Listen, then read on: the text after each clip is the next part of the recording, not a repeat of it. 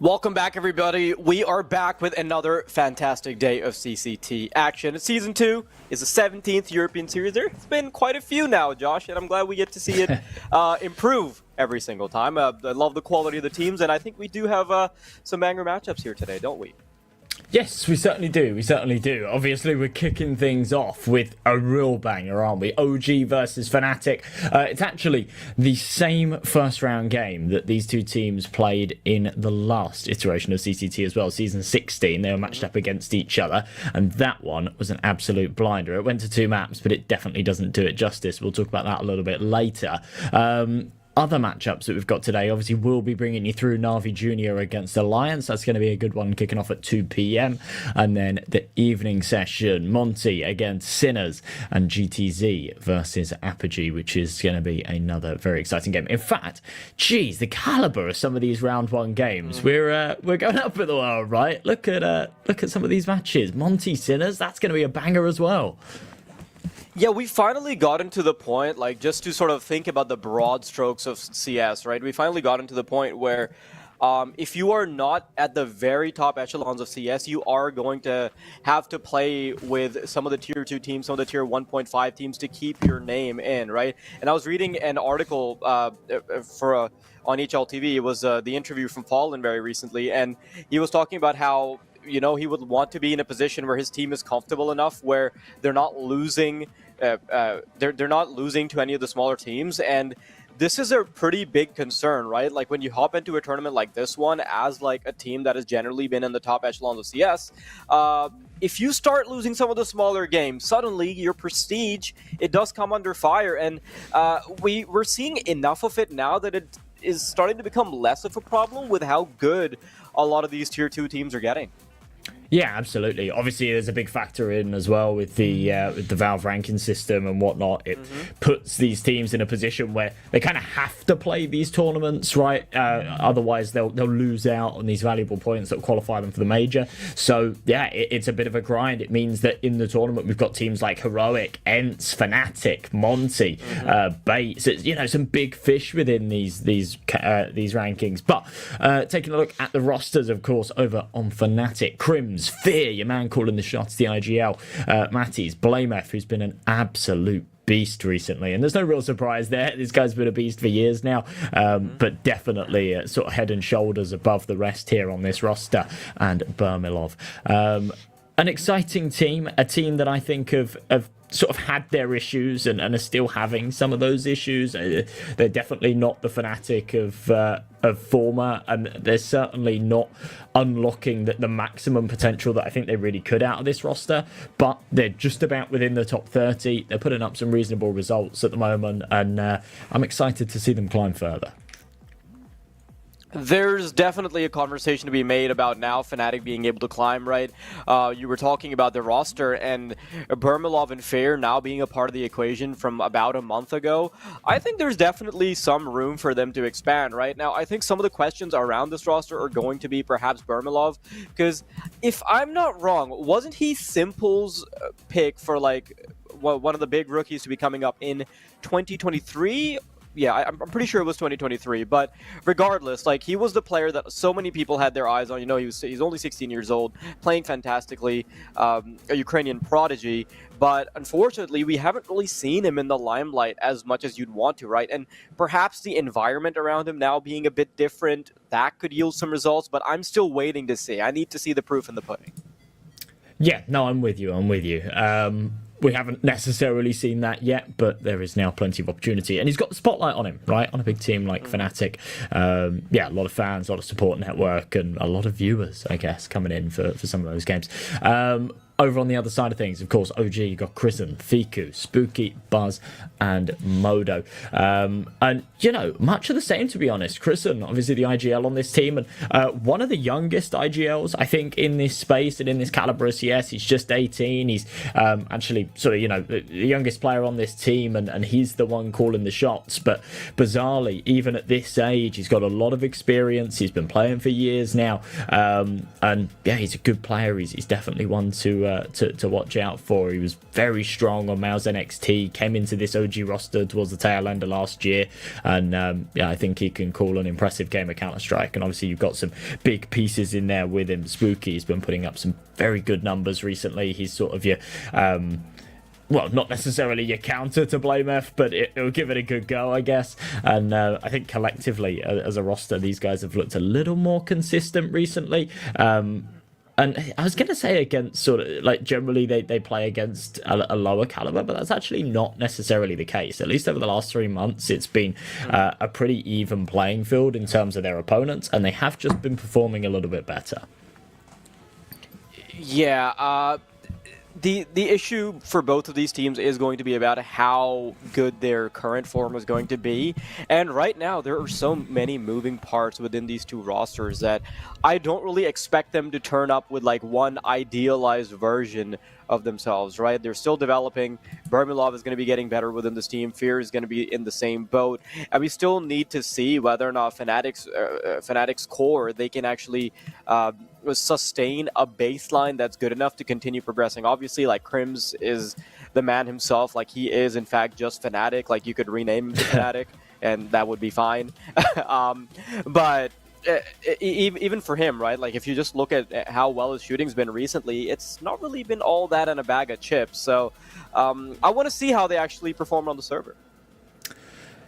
Yes. Obviously one of the longest standing members of any team. And it's such a shame, right, that he went and did that little Godsent project for 2 months back in 2016. Otherwise, he would be the longest standing member of a team, right, alongside, what is it, BTN and I think Rain. Yeah, they're BTN currently... Yes, they're currently like battling it out at like 8 or 9 years or something. But Crims would be the crown of that if he didn't go to Godsent for 2 months. But anyway, looking at the picks and bans, Dust2 and Train gone. Inferno picked by Fnatic, which is an interesting one. Ancient coming in for OG. As I say, the last time we saw these two teams play, that was just 10 days ago in the opening round of Season 16. And we saw Fnatic take it in 2 bites, but it was a 13-11 and a triple OT 22-19 on Mirage. So we did see Ancient come up in that last series, but we're not seeing Mirage this time around. Instead, it will be banned out in the second wave. We'll see Inferno picked and Nuke as that decider if we need it. Now, as I say, this coming to 2-0 last time really doesn't do it justice. I feel like it was so close we could absolutely go to a third map, or perhaps even OG could take it 2-0 the other way. Yeah, it came close enough that there was no telling which the better team was, right? You see a couple of shots in there that work out in the favor of Fnatic, and they end up winning both maps. Like, you look at the score lines, right? 22-19, 13-11 on Mirage and Ancient. Only one of those is going to be played again. That's Ancient. At least it's a guaranteed play because of the fact that it's the second map. That's a non-negotiable right there. But yeah, Inferno, Ancient, Nuke. I think there's quite a lot that can happen here. I would have loved to see a bit of Train action. Personally, like I'm really wanting to see how the meta is going to be shaping up.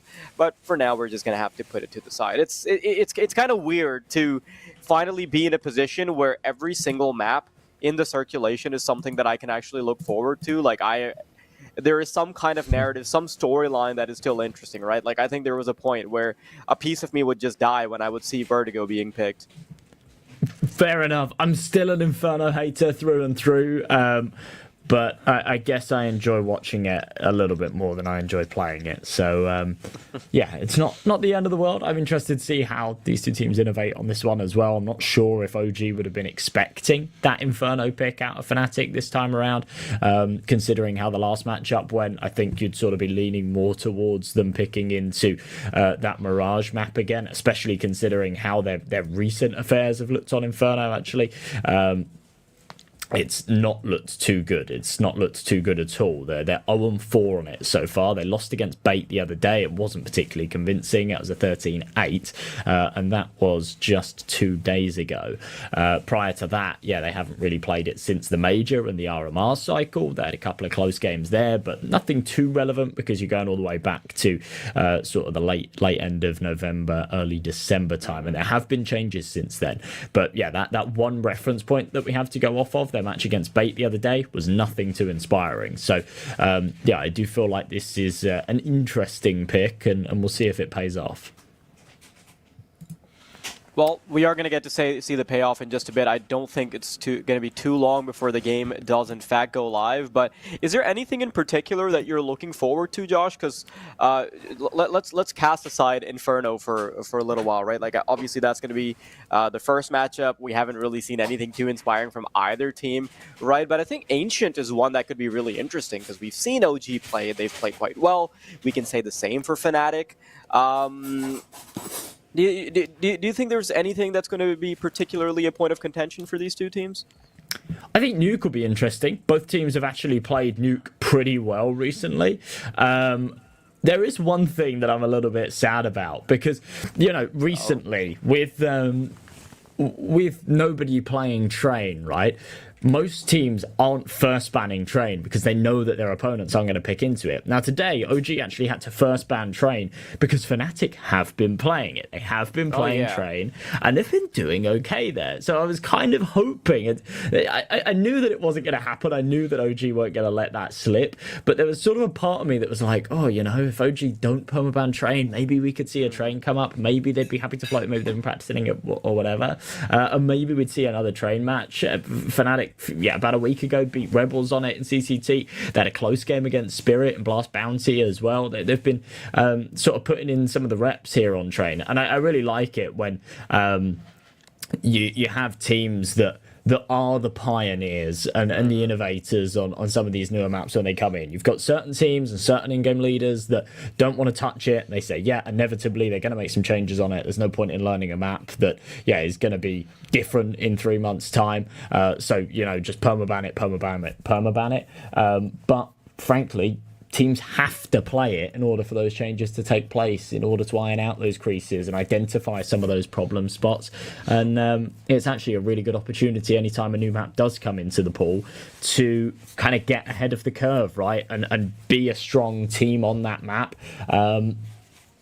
In order to, have somewhat of an advantage over some of your opponents, especially if Vertigo wasn't your permaban, and there's a different map that you don't like playing. You've got to learn one of the two, right? So, I'm always excited to see it at the moment. I think that it's just a little bit of spice, a little bit of flair that we haven't seen in a little while. As you say, sort of a part of you would die a little bit anytime there was a Vertigo pick, and that's been replaced with actually a little bit of excitement anytime a Train pick comes about. So, it's a shame that didn't happen today, because I feel like most of our matches, recently have been just both teams haven't played Train at all. They don't touch it, and it's just insta-banned. But it sounds like we should be getting ready to go in a second. Crims was having some ping issues, so that's what the delay was. They're about to head right into it. Inferno first map as we kick things off. Fnatic versus OG. Fnatic starting off on the terrorist side, and OG stepping into the blue uniform. Alrighty, well, Julie's dropped over to Buzz. Krisen's got himself a smoke. On the other side of things, a very heavy util setup. You've got two players without the Kevlar, and instead, all of the nades to work with, but slower stuff stacked up in second mid, but not spotting. Did Mattis get information there? I think he knows that Kristen went for the jump spot, but Kristen didn't see anything. They were all tucked. Yeah, that's what I'm saying. Kristen might not know that they're up close and personal. It does really come down to just like individual pixels being spotted, though, so I can't really make any claims. I'm not looking directly into their monitors or anything. But yeah, scaling up into apartments, you've got some pressure on Boiler, but this two-man setup towards apartments could actually be pretty damning if they can play things right. Quick shoulder peeks with a knife out. Krisen ready to take first contact. Sees the first head. And now he's wanting to retreat into sight. Call in the rotations. Krisen, first point of contact. Swings out. Headshot found. Mattis will be down. And oh no, they're running straight into the meat grinder. Blame F somehow is able to stop the blades. But Moto is ready with the chainsaw against the trees. But he'll quickly run out of gas. Burmalov and Crims now to defend against a two-pistol retake. Spook already in a pretty advanced position. Up right behind him. Shot to the back of the head. And two clean shots to get it done. What a retake. I said he was a man to look out for this game. And, well, absolutely clinical. They have their backs turned, but it always gets a little bit sticky when they're moving around. You've got to line up that head with the USP. It does so beautifully. Yeah, your two superstars, the one putting up those numbers. It's Blame F and Spooky have come out of the gates hot here in this pistol round. But OG are the ones that pull ahead. Now, with the bomb plant, Fnatic could absolutely justify a buy here, and it seems like that's the case. Galil's out. Fear, okay, has only got himself a Tech 9. He's actually dropped over a rifle, so really being the sacrificial leader that he needs to be, buffing up some of the big boys. Slower stuff again.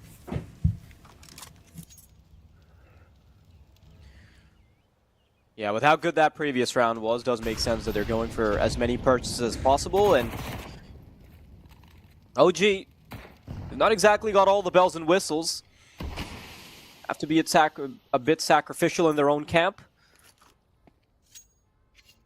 And I suppose the slow nature of this round is going to continue. No wanting to poke around anywhere just yet. Gonna have to wait for the utility to expire. There's still a couple smokes on Fiku and Moto, though, so that's something they are still gonna have to try and bait out. Now, util's being set up to at least start contesting Banana, but a deep smoke from Fiku is going to deny it. 50 seconds, and finally Fnatic seem like they want to make their move. Well, they have to, right? The lurks over towards the A-bomb site have not found anything. OG not pressed any aggression whatsoever.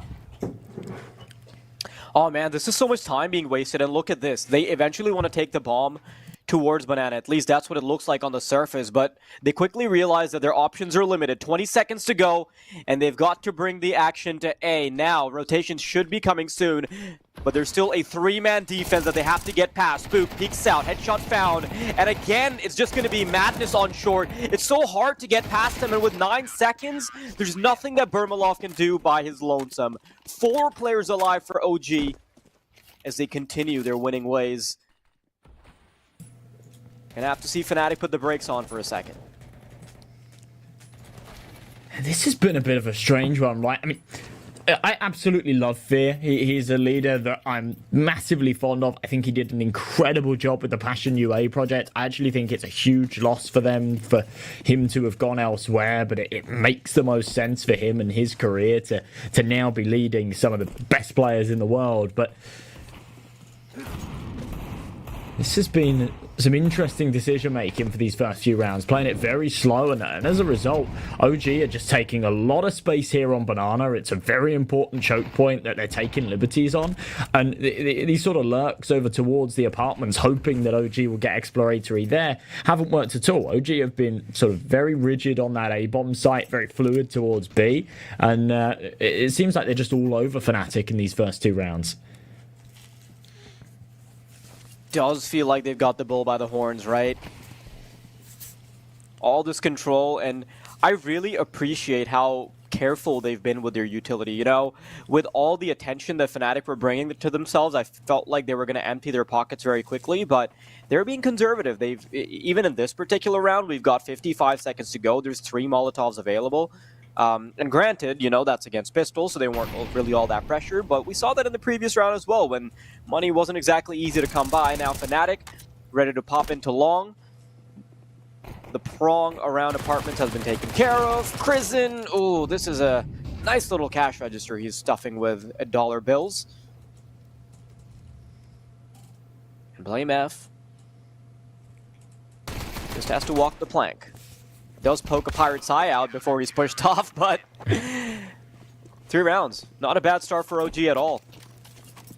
Yeah, not a bad start, especially on your opponent's map pick. I said before, Fnatic, they've made a bit of a bold move going into this Inferno choice. Now, it is one that OG haven't had great results on here recently either, but yeah, so far proving nobody right.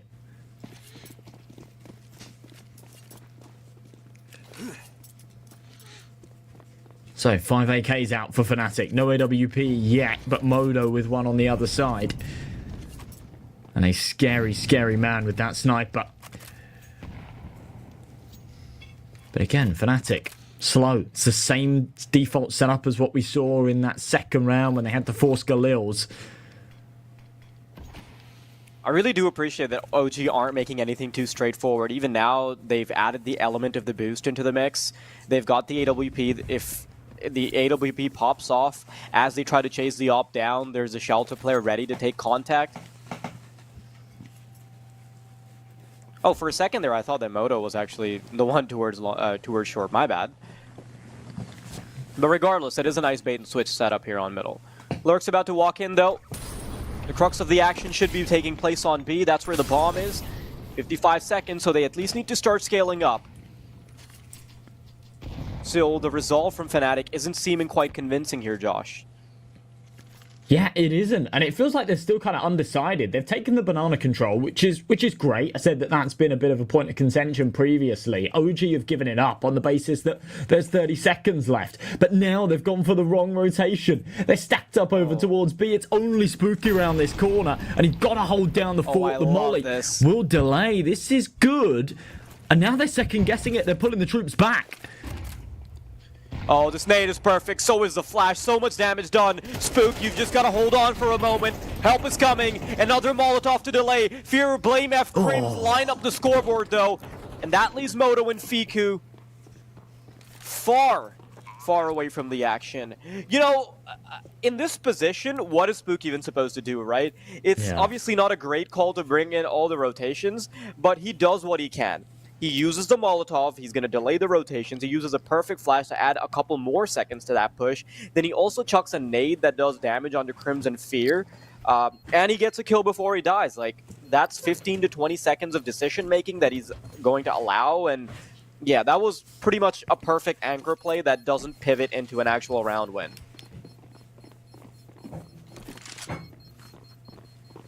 Yeah, it's just unfortunate decision making there from Crescent. If there's one thing that works in Fnatic's favour with this playstyle, it's that you don't have a clue what they're doing, right? And OG just kept guessing their best bet is to just hold down the setup that they were rocking with, because they really had no information there at all. They were acting on a whim. It was a sort of gamble rotation, I guess. But yeah, you're right. There was nothing more Spooky could have done there. He's gone 1 for 1.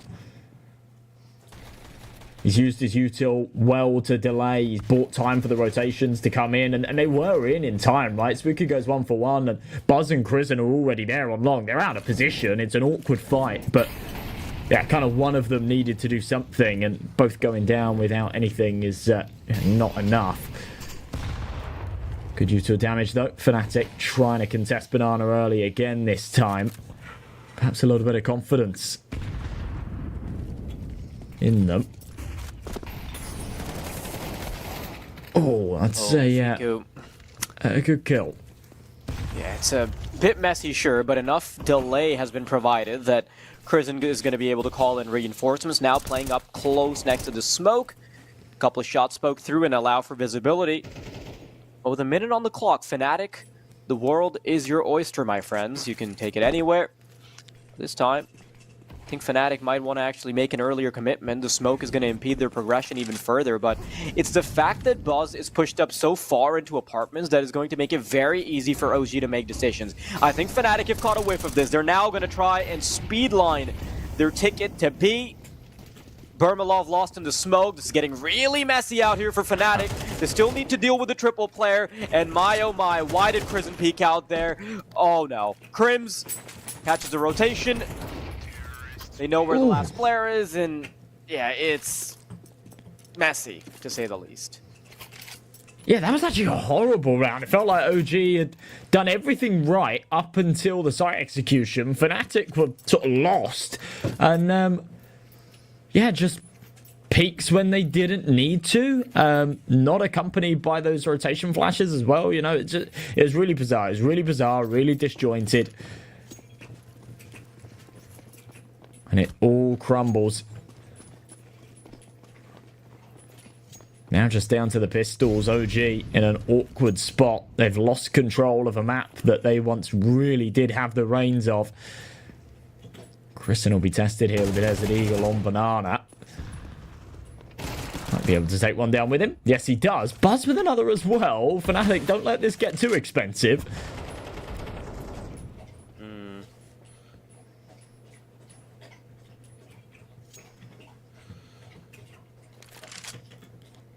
Kind of surprised that they have as much stake in this round as they do.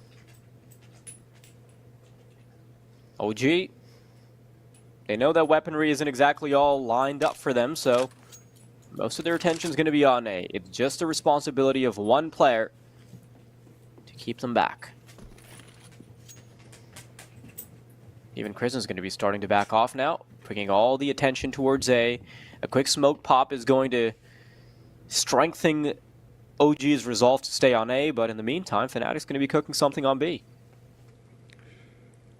Yeah, nobody's home. Again, it's this 50-50 dice roll that OG have taken, and it's not worked. Now, all things considered, for a full eco round to get 2k AKs out of it, they're going to be happy. They're not even going to bother to rotate here, I think. No, hang on a minute. Crissen's... Yeah, no, this is strange. That was really strange. I don't know why he's done that, but with that kill, they can actually play for this 3v2, and they're going to give this a go.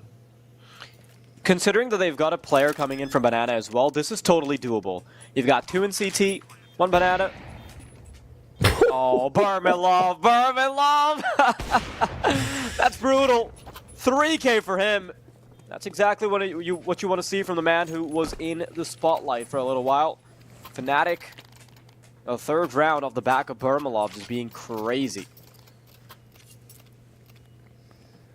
Yeah, that was a couple of beautiful shots, but just a little bit strange there from OG. You know, the stack up on the A-bomb site, it's fine. It's a 50-50. It doesn't work. But then Christian rotating by himself. I mean, I can't believe he goes 1 for 1. It's fair enough, but I feel like there needs to be a call made there that's either, you know, we all rotate together and give this a real stab, or we save these AKs. They haven't gone for either. A little bit of a jiggle. Info gained. Shot fired by the AWP, but not connecting. 3-3. The scoreline now stands. And money, nice and even. Warp out on either side. Rifles on the rest. Util to work with. There's no excuses in this one. But it's a round that has a lot of weight behind it. A minute 20 on this clock. Fnatic kind of yet to make a move. They're back into this default. That's a good nade.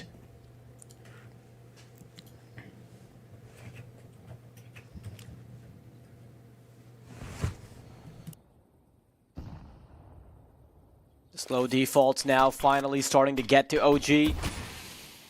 And that's the thing about playing real slow. It'll, instead of you having to make any decisions, your teammate... Oh, hang on a second. Slowly inching up. I have to hold that thought for a while because Spook's about to peek out. 2 kills found. He's got support, and 3 kills is more than he bargained for. A Molotov to even stop them. A 2 versus 2. There is no way this should have come down to still a 2 versus 2. Spook's done God's work already. A 2 KDR on the man, and now his teammates have to pick up the slack. Fiku coming in from short. The AWP, pretty hard to get past, but at least he's chosen the right avenue to approach from, because hitting that shot is much harder. Utility present. A quick Molotov into pit could certainly make things so much harder. There it is. That's the audio cue of them burning up. They still need to find the Opera, though. Barmelov, he's going to have to play shotgun sniper if he wants to get it done. Sees the shadow. Quick flick. Waiting for the second. Peeks out. And yet another performance from Barmelov to get it done. Fnatic thriving off the individuals. Yeah, he is so quick. It's incredibly difficult to sort of fight that position when he just plays whack-a-mole, pokes his head up, finds that first, and then, yeah, especially with the AWP, what more do you expect to do? But look how quick he is with this one. Time to kill on this second shot is unbelievable. I really like how he was super nerdy about how he was playing the angle. He was looking towards the right side, in case there would be the wide jump out, the wide swing, but he would have information of the player dropping towards his left based on whether or not he would see the shadow passing. He sees the shadow, turns around, gets the instant flick. Clean as it comes. He's been a beast since getting this AWP out. He was having a slow start. He was 1-4. Now sat 8-4. He found a 3k in the round prior, a 4k in the one we just saw. Molly not quite landing in its intended position. Doesn't matter. No one's peeking him car anyway. It's another eco round, but this one's got some pistols behind it. OG now about to hit the max loss bonus. So half investment, some pistols, some armor. Considering the success that they found with just the USPs last time around, I'm a little bit concerned now they have the 5.7s. Perhaps there's something more to be said about this round. Probably not. Yeah, that's a shame. Molly split them up as well. Blame F, just too quick with it. And this isn't going to be pressuring Fnatic at all. Got all 5 alive. You can take the action wherever the hell you want. You're only going to be running into pistols, so nothing to shiver in your boots about. Crims follows the action with a nade. The shot's fine. The chaser doesn't finish off the job, but Kind of surprising to see how dominant OG were at the start, but now they're finally crumbling to the slow defaults. And I think part of that is because although they feign presence everywhere, like they'll have some mid control, they'll have some deep banana control, they don't actually get any kills or capitalize off the back of it. So when all is said and done, when the dust is settled, you're left with 50 seconds on the clock and not a whole lot of utility for OG to defend late into the round where they also don't have information. Yeah, it actually is quite an intelligent way of playing Inferno in general anyway. You think about how long those rotations are for the CTs. If you're playing this slow default, you're sort of keeping your opponents guessing. OG feel the need to go for some of these preemptive rotations. They feel the need to sort of guess or gamble and either try and get some information so that they can confidently go for those rotates, which Fnatic are now punishing, or just rotate off of gut feeling. And so far, that's not worked very well for them. So 5-3, Fnatic. They've taken the ace on the trot, all 5 in a row. Surprisingly, their money isn't looking too crazy, considering that fact. A lot of these rounds have come pretty close, but still, they hold on. They maintain that control. Buy back out for OG. It's the rifles. It's that AWP on Modo. I like the way that they've been managing this economy. There's no kind of half buys. There's no awkward over-investments. There's no hero rifles. It's yeah, pistols, pistols, pistols until they've got all the bells and whistles. That is a lot of util damage, though. Oh, quick jump spot's going to be spotted by Crims. Doesn't capitalize, but OG are already bleeding before Fnatic have moved a finger.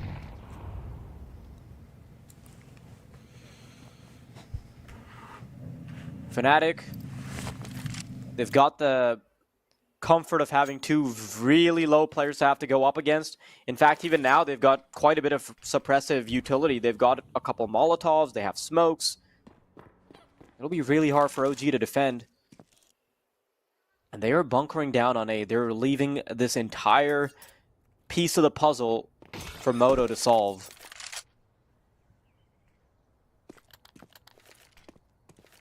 All their resources on A, Josh. How is Moto going to defend this?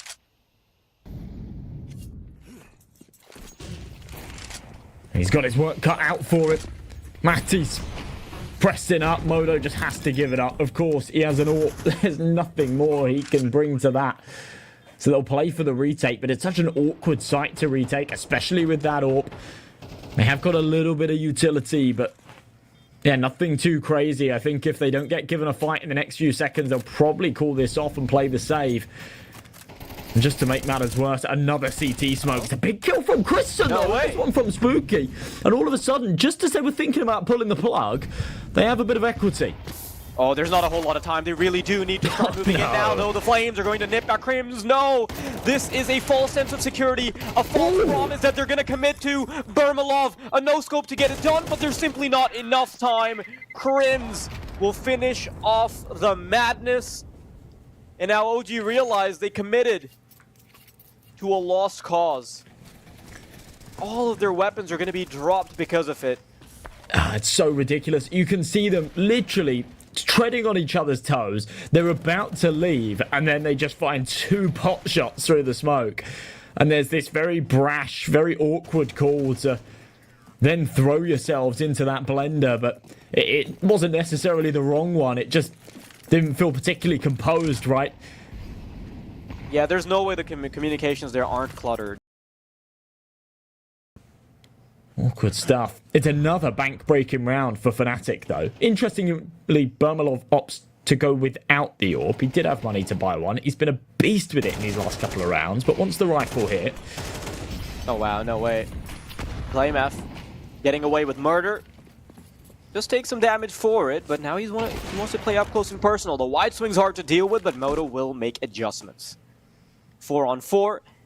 As BlameF is being a problem towards the B bomb site, they've already crept all the way up. Crims! He sees them coming in apartments. 1 for 1, that's fine. And now they've got information on the last one as well. Fiku pushing through the smoke, getting ready for the retake preemptively. There's still a player in apartments that the T's have to worry about. 2 versus 3, playing off of pit, playing off of site. Advanced position being taken by Fear because he wants to cut their blood supply before they get ready for the retake. This pit player is going to have to be responsible for stopping the madness from apartments. Fiku shot to the side of the head, met his This is away with 2, and that's Fear with a crispy 1-tap to get the 7th for Fnatic.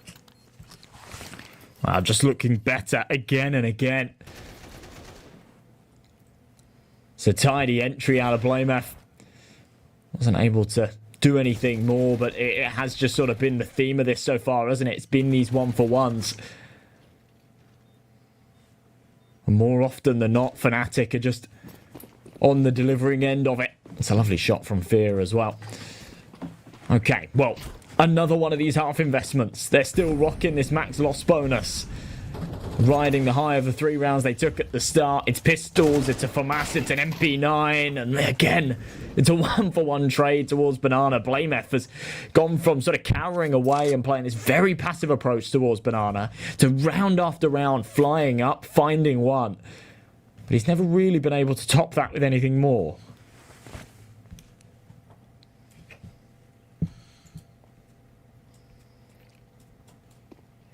You know, one of the conversations you were bringing to the table, Josh, was whether or not Spook's going to be able to match up to Blamef, and I mean, he is. But look around him. We're not seeing the same. And you know, the crazy part is just there's not even like a crazy kill disparity or anything.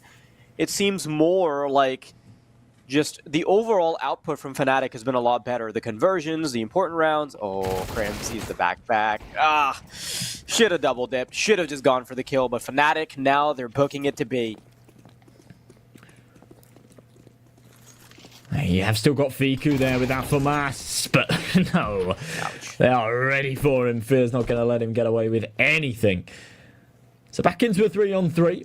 And OG, again, starting off these rounds well, but ending them awkwardly. It's another 1-for-1. An AK found, though, so a fair retake with the rifles. Burmalov's got that AWP. That's what concerns me. He is yet to go down without a fight when he has that sniper in hand. Fear in the corner. And time ticking. No kits on either of them. Yeah, Fear's got cover. The laser sight from the op is going to be protecting him. He just needs to worry about sight. Ooh. Headshot found, and as soon as the second peek comes out, Burmalov should take care of it. No? Doesn't matter, though. Time's ticking down. Burmalov a quick swing, and that is all she wrote, my friends. Fnatic way past OG right now, and after the first 3 rounds, we've not seen a peep out of OG, huh?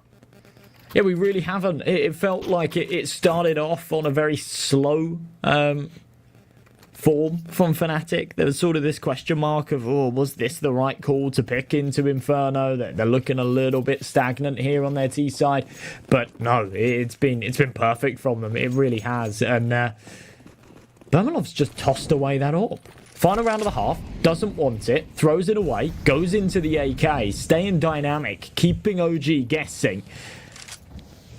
Moda with a sniper of his own, about to peek in from mid. No, okay. It slips into Boiler. This is awkward. 2 kills found. Getting further than this, very difficult for Fnatic with OG getting ready to clothesline them as they're moving in. And one of the first few rounds where OG have had a relatively uncontested advantage. I think we only saw that in the first 3. Fiku, in the meantime, makes quick work of the first 2.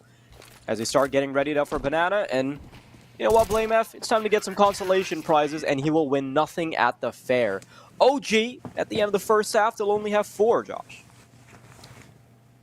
Okay, well, I mean, they've done very well to take that 4th. I think there's actually a huge disparity between an 8-4 and a 9-3 half, as silly as it sounds. Just sort of keeps you in the game, especially if you can win that pistol. We saw some great moments out of Fnatic, though, in this half. Just keeping it consistent. Doing what works. Burmalov with some brilliant plays as well. This was almost comical from Fear.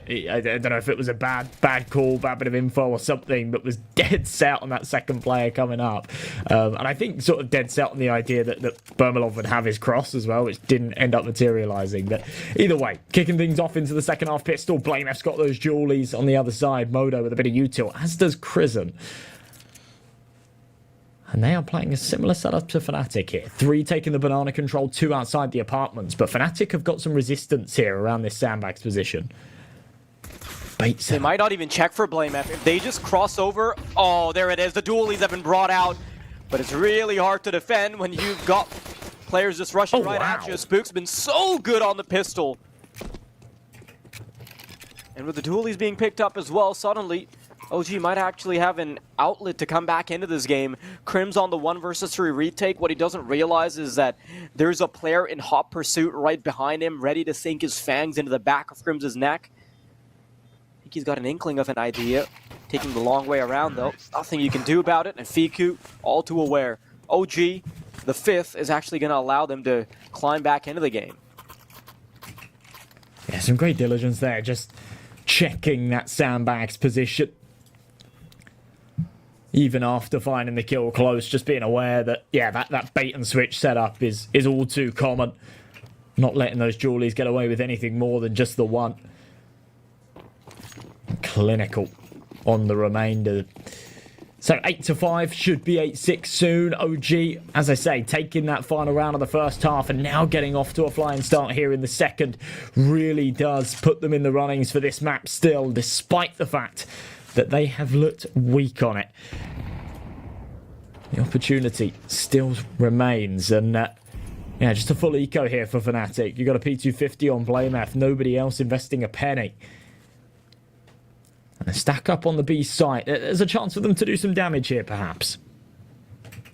Maybe. A couple eyeballs being poked out is never out of the question when you've got USPs. Got a boost up as well. Uh-oh. Prison runs into the pyramids. Shot to the head, and yeah, this is where you reel it all the way back. This is actually a chase that's now on. Quick jump spot. Spook receives a couple of pot shots.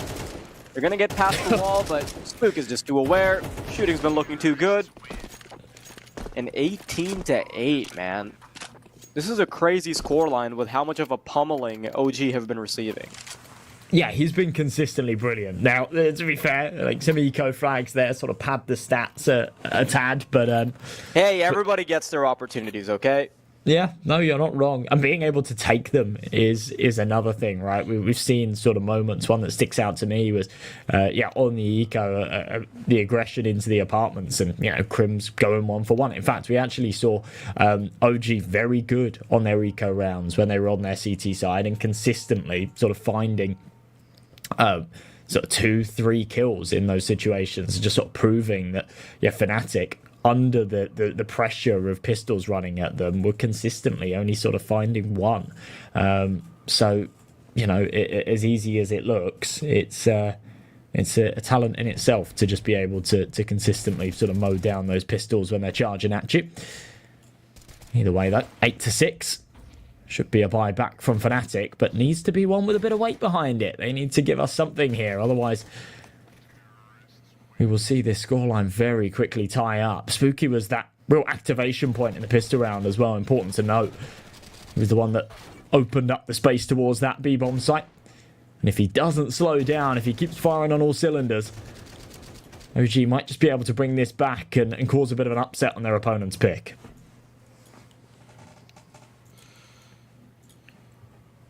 And I'm not going to mince any words, right? OG CT side was horrendous outside of the first 3 rounds. You know, maybe they were able to reel it back in a tad bit towards the end, but that was just them finding themselves enough budget to come back into the game. Now, though, with the pistol going the way it did, with Spook starting to convert even more, this gun round could be a sign of the times. Fnatic much more favored to take this game based on our stake odds. But I think that is going to change very soon, Josh. We still do need to see the potential of the gun rounds, though. The T side often touted for being very potent here on Inferno. And they're going to start bringing out the madness. Lots of utility damage being taken already. Fiku, Spook. Ooh, another chonker of an aid comes through. And the smoke will deny any visibility as well. Yeah, it's important damage, especially in the context of the CT side having these M4s. Even that MP9 on Fit, it's a one hit to the head on Spooky especially. He's the one that you want to try and get rid of. It's been causing all sorts of problems, but he will remain here towards Banana. The rest of the team rotating around to this A side of things, where Fnatic are still set up with a 3-man defense. This trifecta ready to deal the damage. But OG are actually on their way back to B.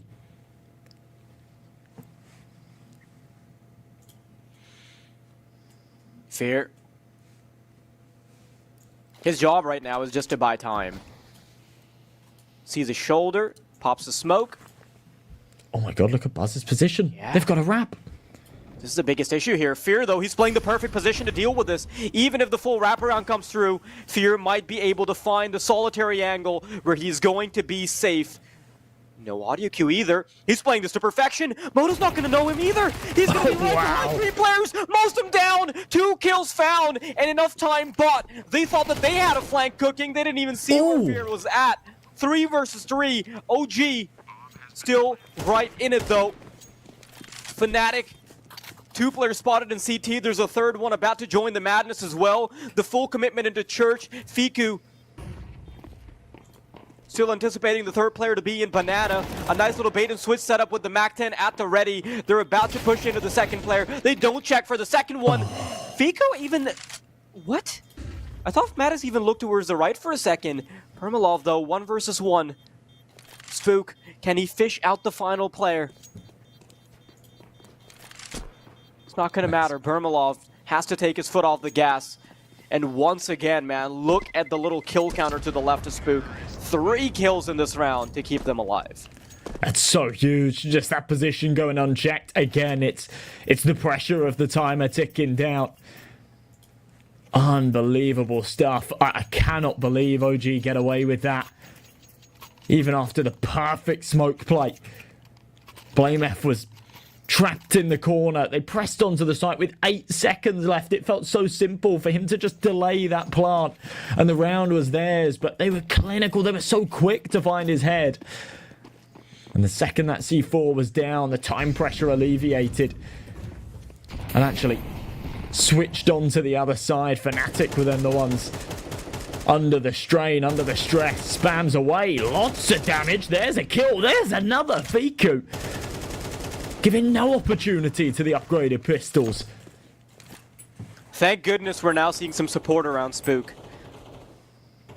Kind of feels a bit like BM, I'm not going to lie to say that, but when you've got a player sitting on 21 kills, you've got no business being in the lead. Look at the enemy team, right? Like from OG's perspective, they've barely broken double digits. We've got 3 players on 10 kills, and then BlameF is on 11. And then you've got a player in your squad that's sitting on 21.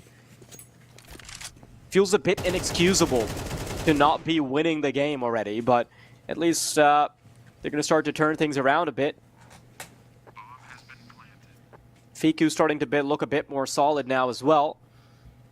And Fnatic, they're in a bit of trouble.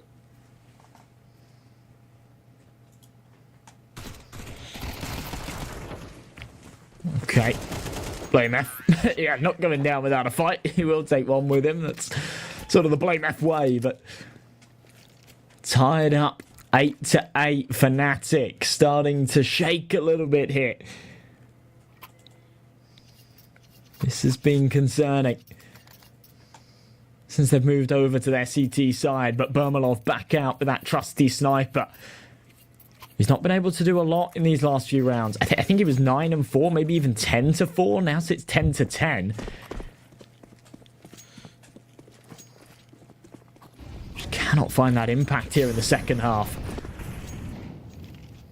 You know, once you wind him up, once you get that ball rolling, he's a force to be reckoned with. But so far, he's dormant. It's a good nade onto Fiku. It's a lot of damage.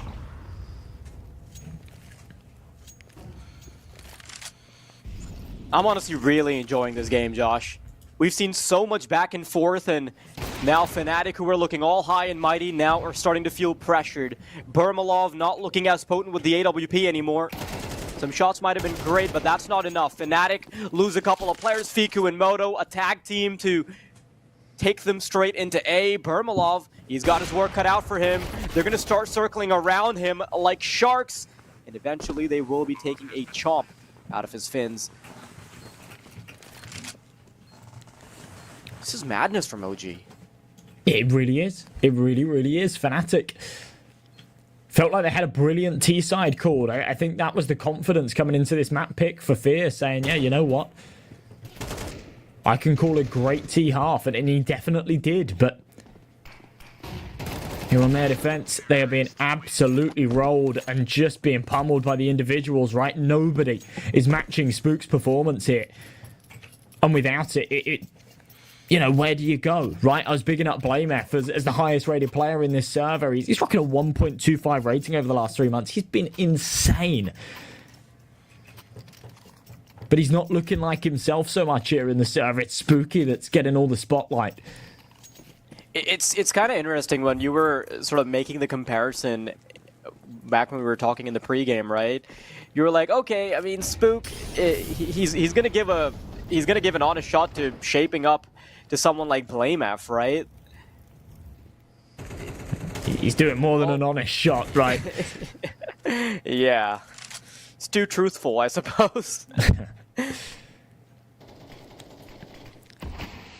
And this is only a round one matchup, by the way. That's kind of the crazy thing. That you look at the caliber of these teams, you look at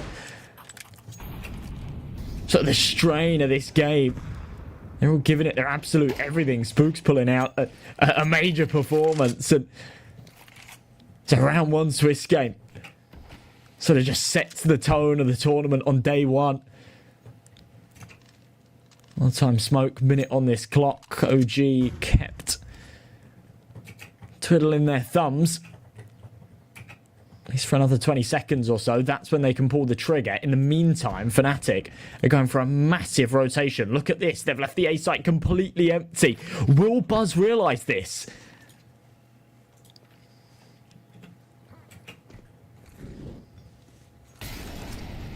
Full stack. Ready to deal with the madness that's about to come their way, but the flashes, they're too good. They allow Crizzen to be ushered into the site with not too much resistance, and there you go, Buzz has clocked it. Yep. Yeah, it's the fact that Buzz was already on the A site, so he relays all that information, and Fnatic, all they're gonna get for their troubles is just shots to the head.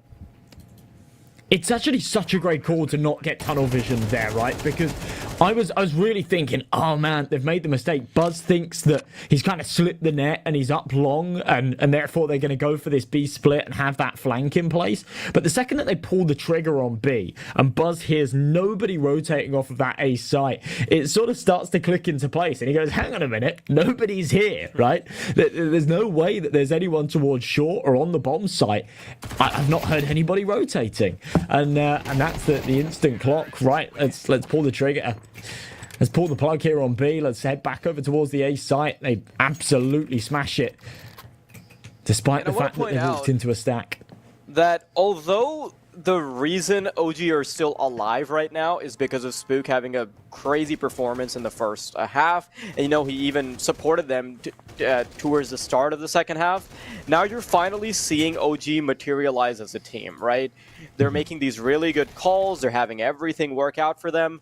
And there are hardly any complaints that I can really bring to the table anymore. And yeah, sure, I guess the kill distribution is a bit top heavy, I'd say, but you've got to take advantage of it when one of your players is popping off. And man, oh man, Fnatic are about to drop their own map pick. It's worrying for sure. It certainly is. It's been a flawless T-half so far from OG. Remember, they were 8-4 down. In fact, at one point, they were 8-3 down. They've taken 7 on the bounce. They're showing no signs of slowing. Oh, wow. But this could be the wall that they have hit. It's Matty's around the corner. He's run out of bullets. Swaps to the sidearm, and he'll find a second. Still fighting here, though. Just get back. Reload. Stop playing for the AK. He's a madman. But a 2-man advantage. And he'll fall away with a pat on the back.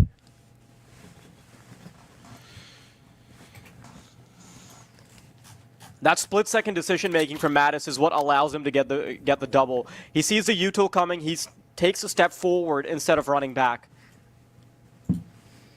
Comes down to Buzz now, though, here. On this A bomb site, Crims. Such a difficult angle to find if you're the player coming out of apartments, because you've got way more to check. And a 3v5, this is a luxury that we've not seen often from Fnatic. The push coming through as well. Not sure why they're going for this, honestly. I mean, you've got all the advantages in the world. Fiku gets away with a kill, but the 3-man push does at least give them some info. There's a window of opportunity where they can have a 2 versus 2 on A, but that's about it. It's a big shot from Bermalov. Just denying any opportunity, and there you go. A second. Finally, he wakes up with that sniper here in the second half, and Fnatic break the curse. They get a little taste of success here on their defense, but is that all it will be? Just a taste?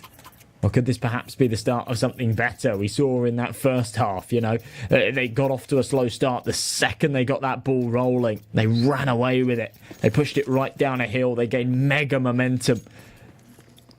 Can they do the same here? Rifles are out. They've got 2 AKs. They've got that sniper. It's a luxury that OG aren't rocking with. They can afford it. They got loads of money. They don't want it. Moto opts for the rifle instead. It's a good nade. A lot of damage.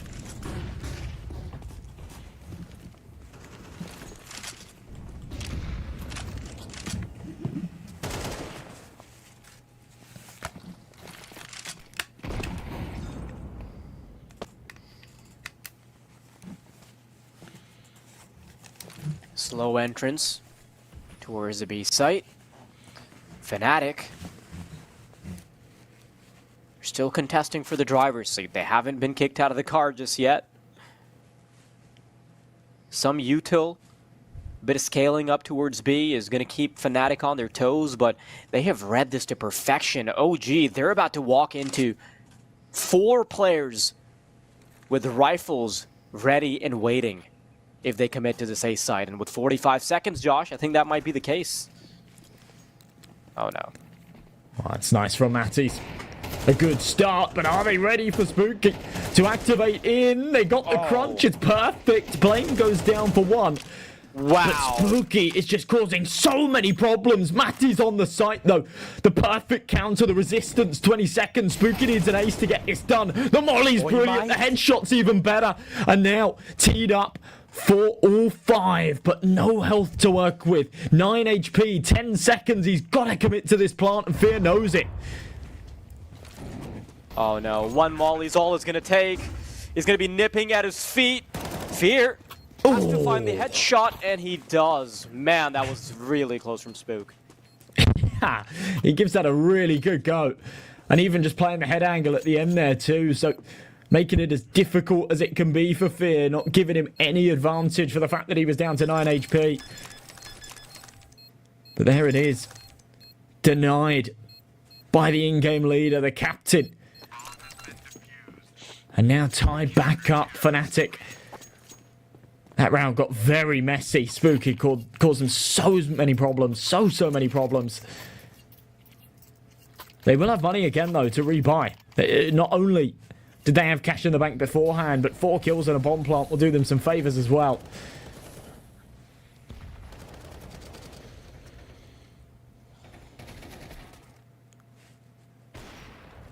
It's pretty crazy to think that Fnatic have looked like they're hanging on by a thread in so many instances. Like, that last round was almost seemed like a guarantee. They had 4 players in position, and then you just look at that replay from Spook.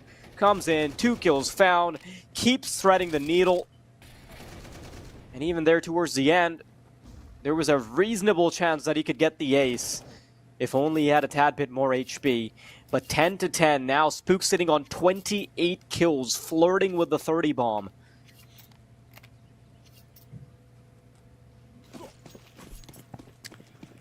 If they lose this map now, it'll be such a disappointing game for Spook. It would be. I mean, obviously, he can't be disappointed in his personal performance, but he will come away from it thinking... Game, right? Like, it's not a bad game, it's just a really disappointing one. Yeah, he'll come away from it thinking, like, man, what more could I have done? And this round, oh, that is salt in the wound. He's having such a huge impact here that he's got to be feeling scared that if he dies, it's a massive piece of the puzzle gone. I'm sure he'll have confidence in his teammates, but he's kind of doing the work of 2 of them here. And going down early through the smoke like that, it's such an awkward way to fall. A minute on this clock. A man disadvantage, but aggression here towards this A brackets area. Bermalov wins the fight with the snipers. Oh no. I think they might be running out of steam now, Josh. Mattis finds a victim. Burmalov back to actually hitting shots, and suddenly Fnatic, they are up by a mile. The good thing for OG is that they're still within punching distance, so they can still very well bring things back, but the pressure's now on. They've been doing a really good job at threatening Fnatic on their map pick, but the job's not done yet. Otto's going to be kicking himself. He's sitting on only 8 kills, not holding a candle to the performance of the top fragger on his team. You could triple his kills and he'd still not be there.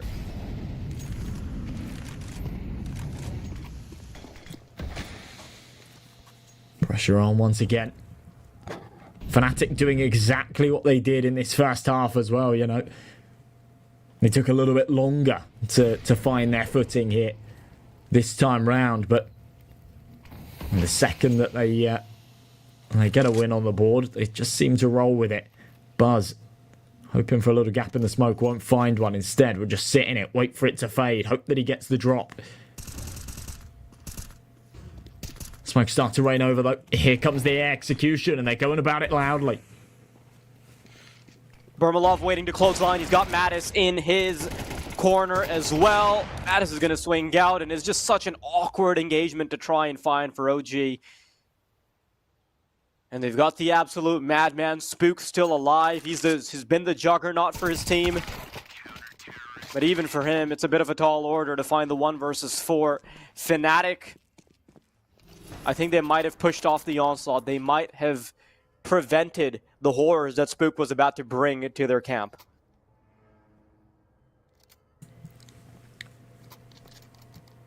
It seems that way. Overtime or bust now here for OG, and they don't really have the money to contest it. This is so awkward.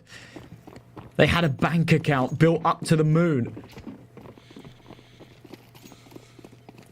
But now, when it matters most, they've run out of cash. A Desert Eagle, a Tech 9, a couple of Galils, a Mac 10 on Chrism. And a hope and a dream to get this one to further rounds. It's great need damage onto Blame F though.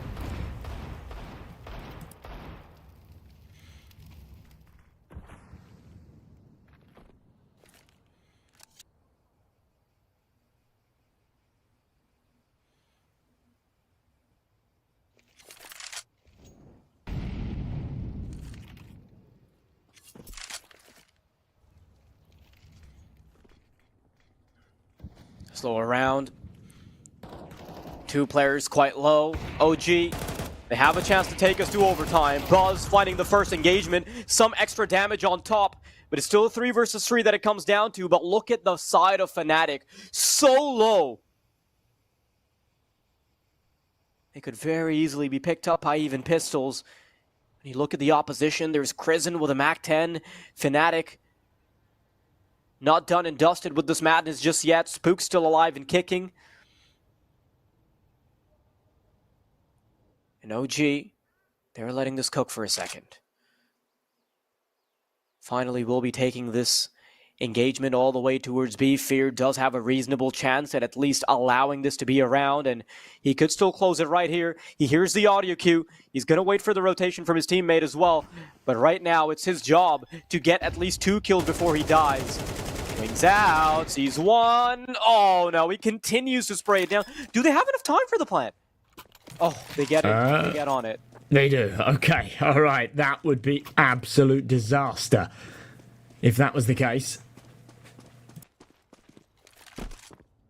Blame no choice but to save here, though. Has to just hold on to this, or you can see he's sort of entertaining the idea of exits, but is it really worth it? I mean, they do have money, so I guess so.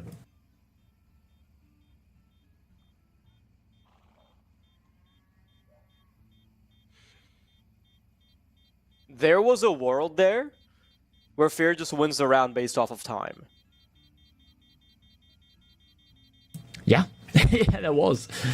There was. That came damn close. And, you know, like, it's kind of one of those situations where most of the time, you know, especially as a pro, you've been in that situation time and time again. You know exactly how much time you have and how much time you need. But Yeah, I don't know. In that situation, I think they were a little bit worried as well.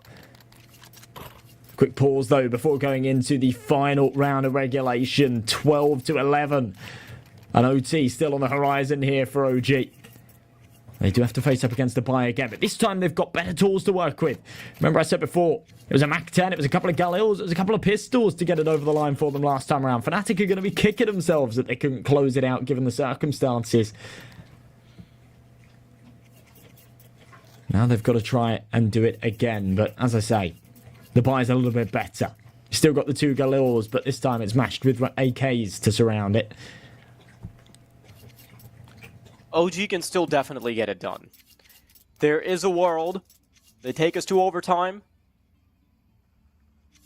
And then finally deliver a finishing blow there. But we need to see the performance being kept up by Spook. We need to see Monte come into the swing of things a bit. There's never really been a real stellar performer on Fnatic in this game. But if Fnatic want to end this now would be the time for anyone to truly step up. Hermalaw's been doing a fine job with 19 kills and 14 deaths, but nothing to hold a candle to the top fragger on the OG squad. Bit of a slower style of play towards the start. Just waiting out the initial wave of util. No presence being shown, no contacts being made realistically.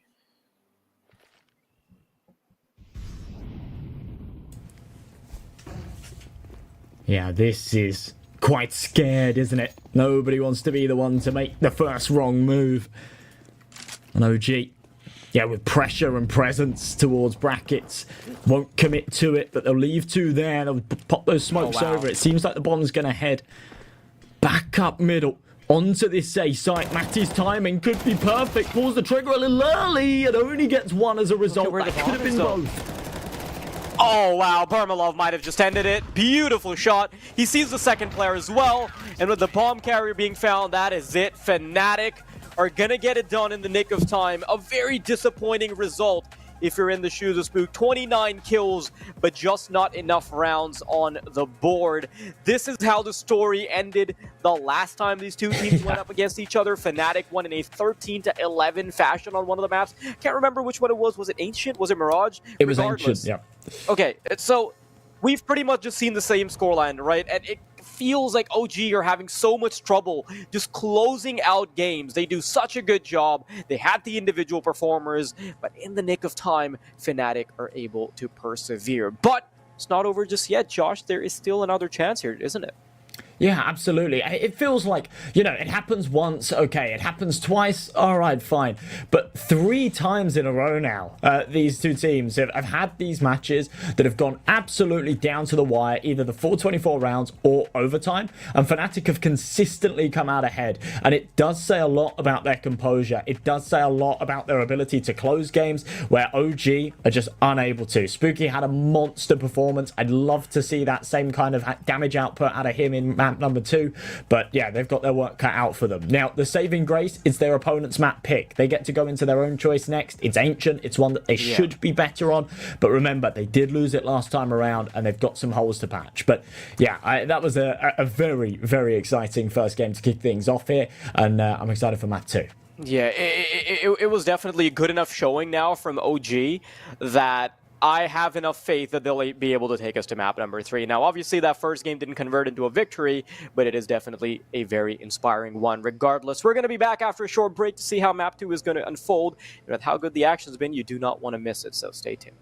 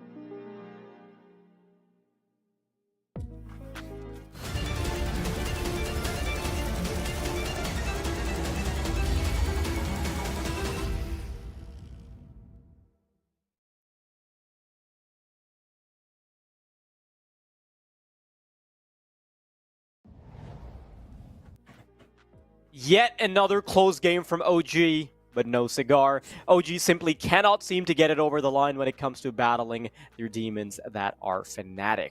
Now, the question is fourth, fifth, what count are we on now? Is a fifth attempt going to yield any dividends? What do you think, Josh? It's actually the fourth, but yeah, I hope so. For OG's sake, even just keeping this one reasonably competitive, I think is important. It would be such a disaster if you play back-to-back opening best of threes against these guys and every single map goes down to the wire, but just still lose it. But yeah, they have looked better on Ancient. There's no doubt about that. I think that, they should be coming into this with a bit of confidence and sort of knowing, you know what, we're playing a map that we're very comfortable on. We're playing a map that we play a lot, actually. They've got 12 reps in over the last 3 months. Even over just the last few days, they've won it 4 times. They beat Aurora 13-0 here the other day. A win against Sinners as well, which is impressive. So, yeah, I think that these guys should be coming in with their heads held high, but we will wait and see. We are ready to get into the action. It's Fnatic starting off on their CT side, OG on their attack. And, well, it's a little bit of util actually dropped over to Modo, so Spooky left with nothing. It's kind of interesting that your superstar fragger is without Kevlar and util for the pistol round. Yeah, you're right. Can't argue with that logic. Especially considering he found all the kills in the T-pistol round on Inferno as well, right? Found a 3k. Listen, it's just that he's so good that they don't think he needs any support. They're handicapping him to make it easier for the opposition. It's a confidence thing. That doesn't make sense to me. Fooling around aside, we're about to see a B pop coming through. Just a quick smoke towards the right side, and nothing really fancy about it. He's going to be running straight into the bomb site. Burmalov going for some pot shots, and going to have to be the full 5-man retake. Fear watching for that second prong to come in. Spook down and out. And I suppose it did make sense that he didn't have armor and stuff, considering he was supposed to be the flank, and it gets really messy into alley. Kills being exchanged, comes out of the 2 versus 2. Still more than half the time is left to tick down. Burmalov moving in, looking for one more engagement. Fiku will be down, and BlameF will find his share of the kills as well. So a really good retake, and I love the fact that they had the awareness to check for Spook in middle. Yeah, it's perfect stuff, right? They counter OG perfectly. I'm not sure if that's something that OG went for last time around, or, there's been some homework done, some demo reviews, but it really felt like they knew exactly what OG were going for there. They play the retake setup on B. You don't see Burmalov over-aggressing or over-committing at all once those nades come over. Yeah, it's very tempting when smokes come in on a pistol round, so maybe try and play through that long smoke and do something a little bit cheeky, but no, keeps his cool. It's actually kind of funny on the retake. He has to go into like a really awkward position, right? Like the bomb's on the site, there's no one to contest it, but Burmalov has to push through cave and go and take a fight in cheetah, just to kind of go and support BlameF there, but either way, they get it over the line. Pistol round secured. OG with the bomb plant. Come in with a force buy. But it's definitely not as powerful as what the CTs are rocking with. Fnatic taking no chances, no bonus, not a lot of util, but firepower to the max. 2 M4s, 3 for masses. And again, playing a very, very passive setup on this B site. They're happy to just play the retake. They've gone all in on middle.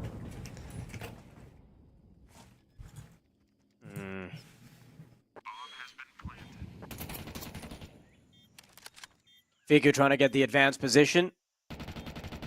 Some information that there's a player coming in from CT, but I mean, when you've got 5 players alive, there will be one in every single area. The time's ticked down so far. I'm not even sure if Fnatic want to go for something this late. They are eventually going to start to commit. Smoke deployed by Mattis to find himself some cover as he moves in. 3 players coming in from Cave, but so is Prison right behind them. Cosplays as one of the CTs, and they don't suspect a thing. OG with their first. Okay, much better stuff. And honestly, sort of Fnatic being punished for this retake setup that they're playing on B. If you give OG an inch, they'll take a mile. You give them a little bit too much room there and allow them to set up those post-plant positions, especially with the upgraded pistols and whatnot. They're going to deal the damage. And Fnatic calling a quick pause off of the back of it. What do they do here? They're on double eco. They're going to force buy, but with the weapons in hand, it's going to be, what, a couple of SMGs, some upgraded pistols. You can't just play your standard defense. You've got to innovate here. I'm interested to see what they go for. Remember, we saw a 4-man stack in mid last round. It fell on deaf ears. What's the plan now?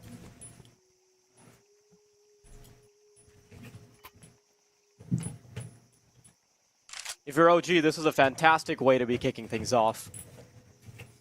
To upset the economy on the outset. In Fnatic, it was kind of an interesting way for them to even go about that previous round, right? Just like to abandon the entirety of the site that late into the game. Kind of interesting. Ooh, Crizin going right in with supportive utility. And Fiku knows that there's an extra player after that initial ramp kill that he's able to find. Crizin, yet another casualty being found. Crizin still looking for more. Barely has any visibility, but is still able to victimize another. It's just Crims remaining with a Deagle in hand, and he can get anything off of this. It'll be a nice little consolation prize, but realistically, we're not getting anything out of this.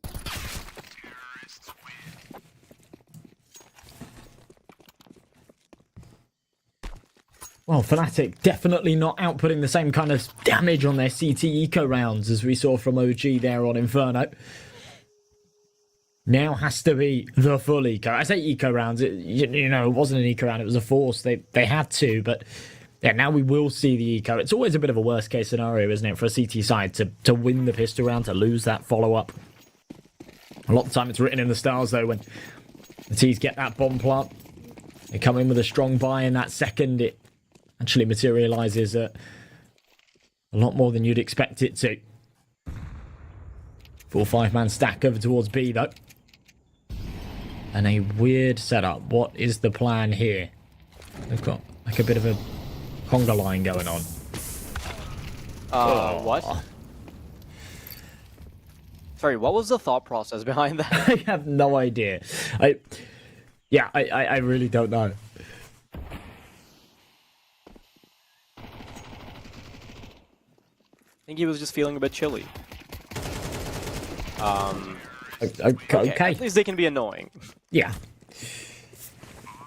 They'll find the one. They'll force that single reinvestment. It's kind of crazy to me, though. OG are sat on $7,000-8,000 this early on, especially after losing the pistol. But there it is.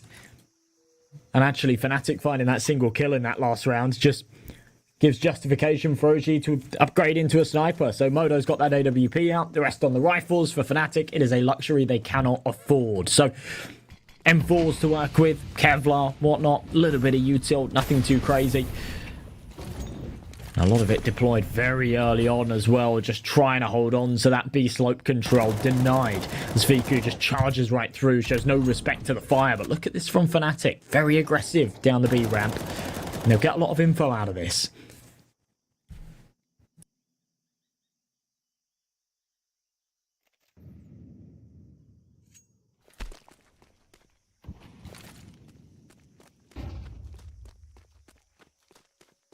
A great start from OG, now looking to convert even more.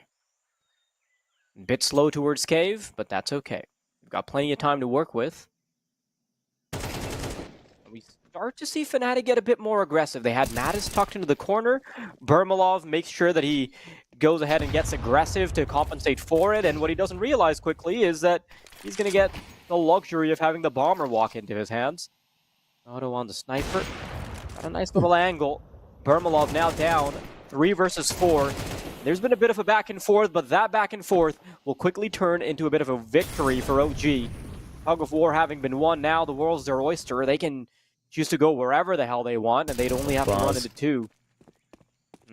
Yeah, didn't even realize that he slipped the net. It's such a fine line. Why are they still running into Blame F? Yeah, maybe 20 seconds. Oh. Yikes! With Fiku on just 7 HP there as well. That could have gone horribly wrong. What bothers me is that they had this information for the longest time. Yeah, this actually felt like a really sloppy round, if I'm being honest. Fnatic, I love the initiative behind the initial aggression, but You know, they find that kill, they overdo it a tad. OG then just back up, they take space elsewhere. You know, if the call's made that there's 4 pushing B slope, then of course you're going to go up red rune. You're going to take all of the space on the map. But then, yeah, again, it goes from almost like perfectly read and perfectly countered by OG to then just this overconfidence play or just this sort of foolish oversight, whichever way you look at it. That's a very nice shot. But yeah, playing into blame when they had the info, they knew he was there all that time. Nice shot from Kristen. He's on that retrieved sniper. And there you go. All right, cleanup crew's arrived. Yeah, I think you and I were still a bit shaken up by that previous round, huh? I guess so. Blame's still in a dangerous position. Oh, he's been spotted. That's unlucky. It's really just a millisecond of a margin. Yeah.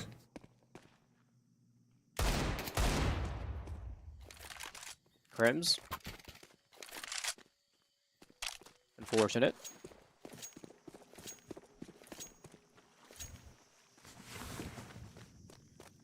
I think 30 years old is about the cutoff for being good with a Desert Eagle. Then you have to be good at everything else. What about Lekro? Ooh, that's a good counter argument. But have we seen any recent good clips from him, like, or are the ones we're remembering from back when he was younger?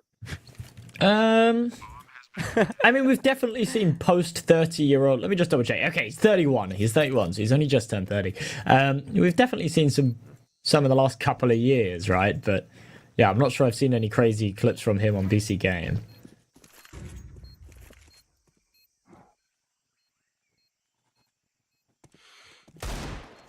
Johnny Speed's Lacro was still scary. Barmalov, nice shot.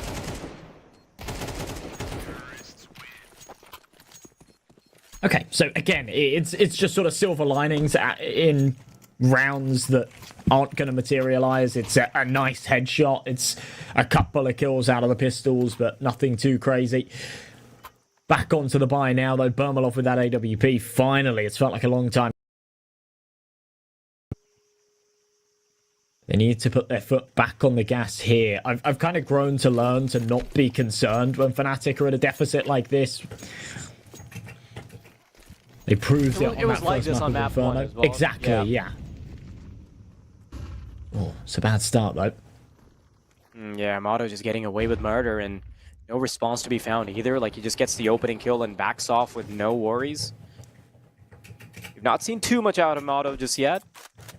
Map 1, he was a bit silent, and I think him being a bit different on that might have actually yielded a map victory because he was being totally out-off by Barmalov. What? Ooh.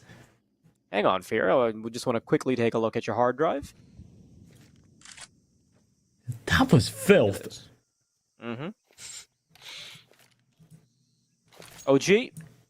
Had to scale into A, though, and A is something that they've largely avoided. They've not really seen too much action here. The AWP is posted up in Temple, but isn't going to find the timing on anyone. A corner plant ready to go. Crims and Donut still willing to fight. 4 versus 4. Mattis, he's crept through the smoke. This is getting so awkward for the T's here. Another head found by Mattis, and all of a sudden it'll just be Motto, the Yopper that I was putting under the limelight, left in that final position. It's a good thing that he backs off. There's nothing he can really do. Okay, much better. Much, much better. I love that from Mattis as well. I mean, the first kill from Fear was criminal. But after how things started with Moto taking out Blame in the first few seconds, I did worry for a second there for them, but recovering it very nicely indeed. And that A-bomb site, just that little bit easier to retake, isn't it? It's kind of why it surprised me when on the pistol round they were playing like a B retake setup. That's not normally the way it goes. You normally put, more men on that B site, play for the A retake, but it worked for them. Didn't work in the second round though. Back onto the buy, of course, OG. Heaps of cash to work with, and they'll have another buy in the next if they can't get it over the line here as well. But pressure back onto the A site, and it's these smoke spams that are doing it all here for Fnatic.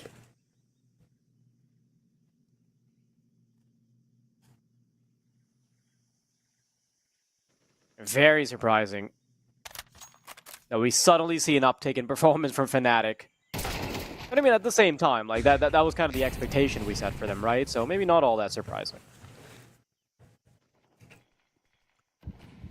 Man advantage, but not for long because Fear's going to make it 3 and Blameth is going to put the final nail in the coffin. So Fnatic chipping away slowly but surely, clawing these rounds back, and again, just like we saw on Inferno, once they get a taste of that success, they just can't get enough of it. And these last couple of rounds have been very, very good. Almost look like a different team. We will see another full investment out of OG, but it should be the last one from them before they'll have to drop down to some pistols.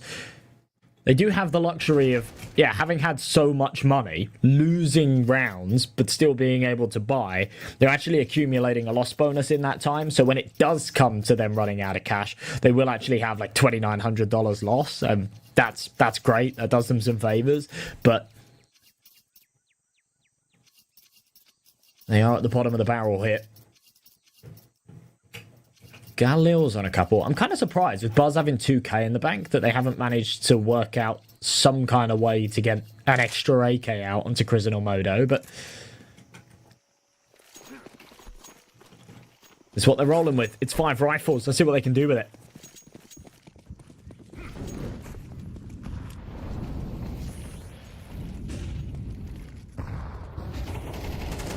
OG, rather Fnatic, getting very aggressive early on. Fear's going to do the same. He's going to bring out that second prong. And it's a 4 versus 3. Early attention from the CTs has been so damn good. And look at Fear. Like, all the time, you're going to see him in these awkward positions, constantly making OG uncomfortable. You really got to hand it to him. You know, you were talking about Fear calling the shots. Seems like he's firing them off, too.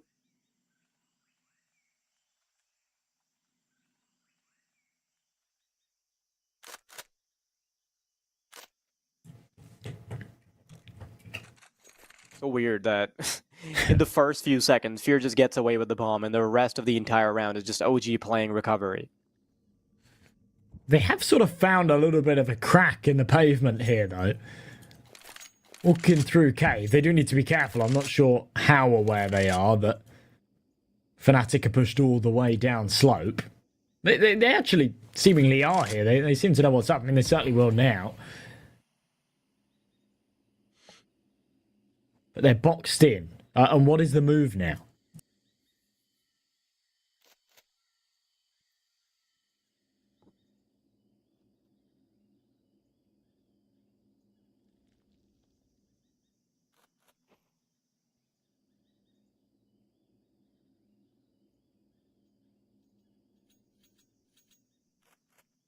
All the good old save.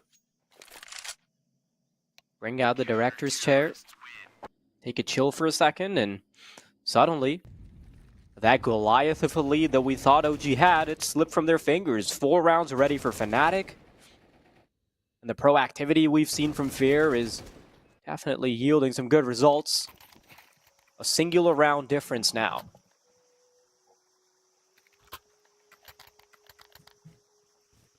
Shouldn't be too long before we see OG run out of steam based on what we've seen before. And you know what?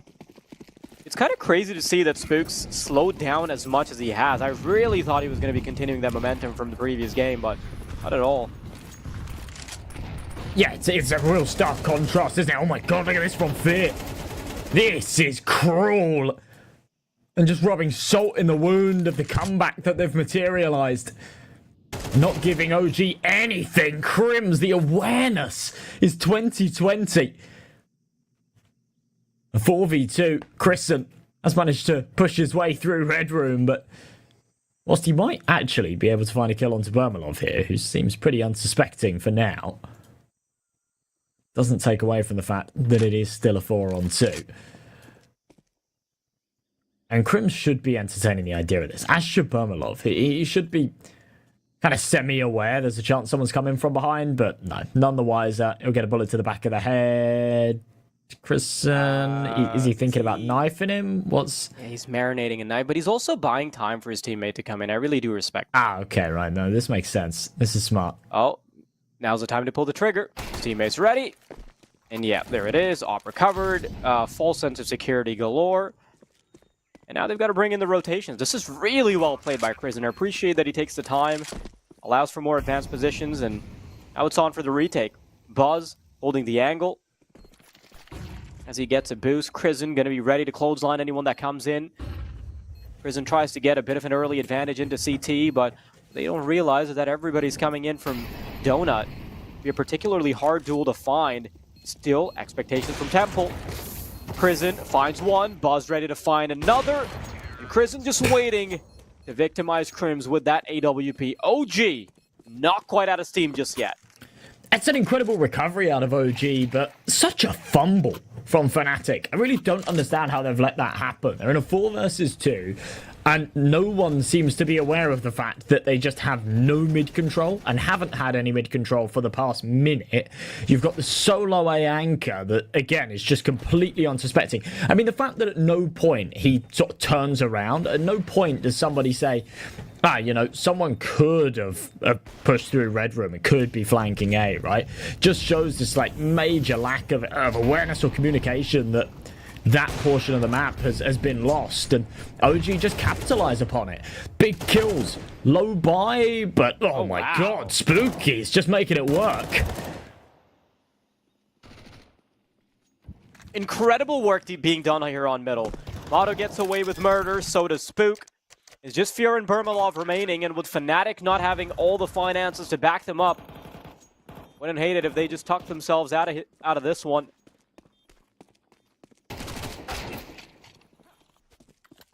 And remember, last time we saw them, OG were the ones that had to play on the back foot. They had to come back into the map, and then they weren't able to close it out, even though they got it pretty close. Now Fnatic, they're the ones that'll have the responsibility to do the same. It's a bit worrying if you're having trouble on the CT side, because, you know, Ancient's still kind of up in the air.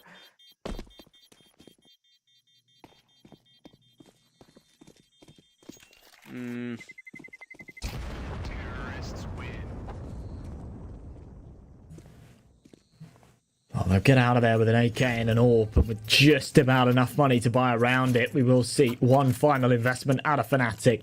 But it's a game that's come in bursts, right? Never we've seen rounds traded. It's chunks of momentum. And right now, OG in the headwind. They're breezing ahead.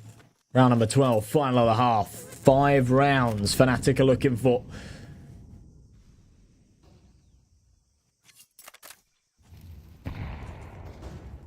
Spooky. Oh, almost catches the timing. Will find the kill. Can't get a second. And okay.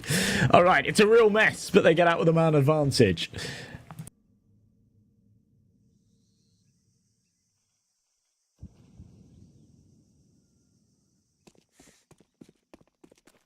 OG, they might finally get to taste victory against the rivals that they have in Fnatic. They've consistently just been shut down, but Crims wants to do that again. He wants to put that on replay. First head found. Buzz, though, he's going to get up to funny business. Crims still wanting to defend. Lines up, and Crims is going to get every single one of them. 3 kills to his name. And a perfect anchoring off the A bomb site. Fnatic, 5 rounds, but that last one as a consolation prize is going to be oh so important going into the rest of the game. A couple of really inexcusable round losses, but they've gone both ways, so you sort of chalk it up as even. Crims gets away with murder there. That should never be allowed. But huge work being done for a man that had a really slow start to this game. Prior to that round, he was 4 and 8. He's now up there alongside Blame, Matties, and Bermalov. No one's sort of been a superstar. I mean, Fear, the IGL, the man that you don't expect to put up the numbers, is sat right as the head honcho at the top of that scoreboard. Fnatic looking for this pistol round on the jump to throw the molly. Crims has seen one on long. That information will be relayed. But do they know they're walking into a stack? Oh no, OG. They've just shut them down. Buzz doesn't even reveal himself until the bomb planter's already committed, and OG gonna have a huge chance to continue extending their lead. If they can play their cards right, they are inches away from having a massive, massive victory under their belt.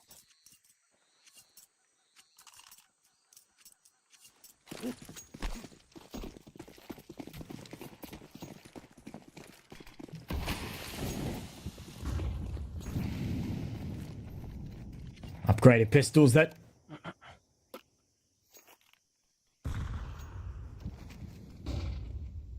And headed over towards this A site, which... no one's really holding. I mean, Buzz is coming up from Donut. He's got this M4, but he will be the solo line of defense, and he needs to go big. 2 might just cut it.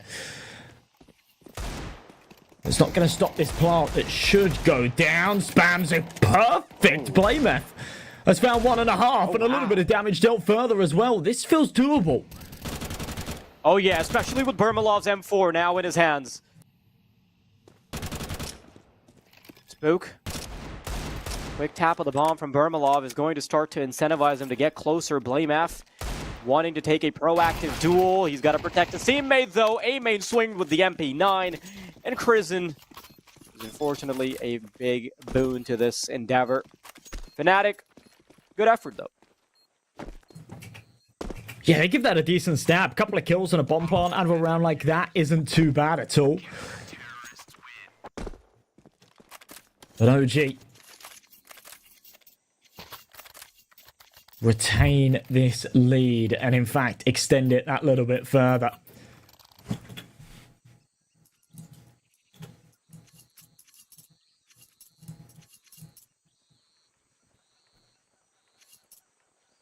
It is going to be another force out of Fnatic though. This feels like a really bold move.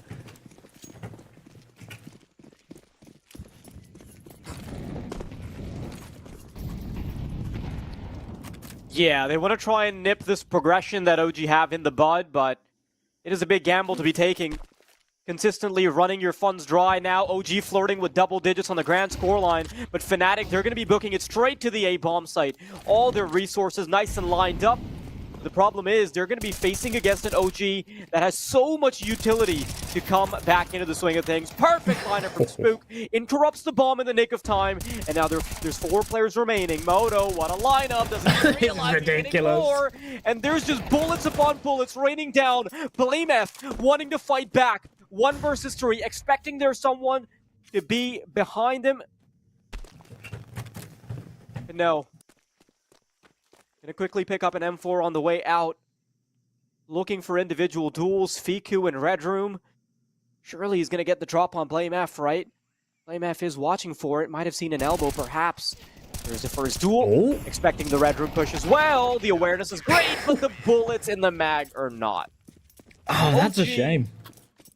They've gotten so far now. I can't believe that he's nearly isolated them there, right? With the crossfires that they had, it felt impossible that he'd break that down into sort of bite-sized chunks, and somehow he did. He just didn't have the aim on that third. Yeah, it just took too long. The spray was too labored. Didn't have enough bullets to go with it. We take a look back at the pistol round in the replay. You can see that's where OG's dominance on the second half started. Seen some good kills from Buzz there.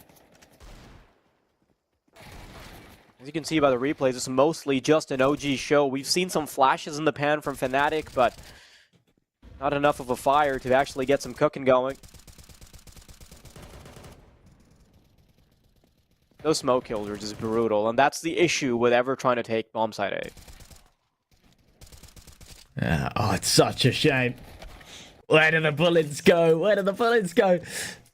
Fnatic back onto a strange buy. Actually, Blame's gone for the hero rifle. It feels like they're sort of throwing everything at the wall here. And actually, had they have just bitten the bullet, taken the eco a few rounds prior, this wouldn't necessarily be getting so out of hand. But time and time again, throwing themselves at these investments. The loss bonus at least is in a decent place. They will have a buy in the next, but BlameF might be down to a Galil.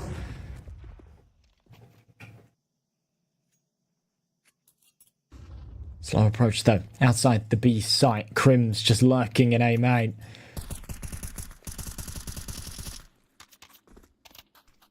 What's the plan here? Minute left on the clock. And to think they're getting it done without Spook. You play that game back, you show somebody the scoreboard, they think that Spook having 29, 30 kills in the previous map, that's the one they would have actually been able to get over the line, but no, it's OG. Fantastic work on the second map. Their own map pick a lot more potent than trying to fight the Goliath's choice of arena. A little opener from Mattis though. By math? Yeah, that's an awkward time for it. What a shot out of Modo as well. You should be able to take another hit. Little jiggle, bang, so quick. And it's disgusting that you actually expect him to hit those shots, but you just grow used to it. OG keeping the rounds coming even when there was a little kink in the armor there.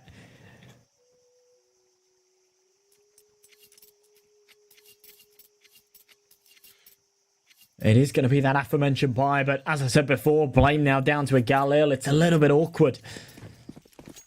They got to make it work, though. This is to deny OG 12 rounds. We were talking in the pre-game about the fact that they've had trouble closing some of these games, but a lot of them have been a lot closer than this. Surely, if they hit map point here, they'll have 7 chances to get it over the line. I don't see them slipping up. Or maybe I've just jinxed them. We'll see. Perhaps. This does seem like a foregone conclusion, though. OG, they've done great. So far, so good. And Spook takes the liberty to go forward as well. Some of the aim that we saw from him in the previous map comes to light. A kill from Krisen. Gonna make sure that that tug of war is still very nicely tugging in the way of OG. Alley control being established. Double peek is good. Buzz finds a kill. It almost just feels like it's a matter of time before Fnatic have to bow out of this one and show something on Nuke, because this is done. This is pretty much over.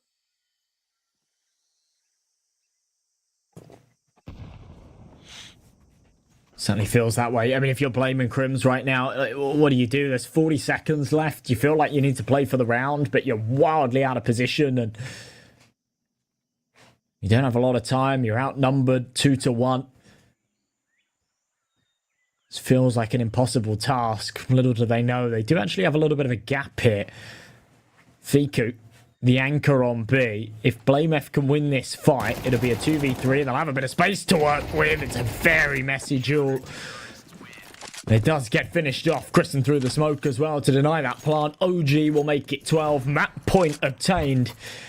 Money looking bleak here for Fnatic. And as I said before, 7 chances to get this finished.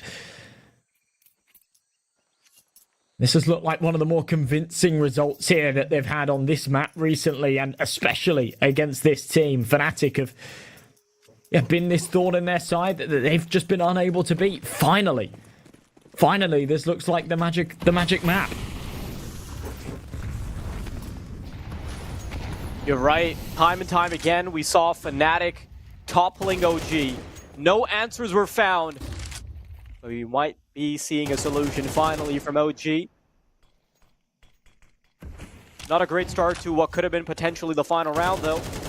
Prison takes the liberty to go forward. Couple shots through the smoke. He's still looking for action. Random damage exchanged. Mattis will finally be down. And it's a 4-on-4.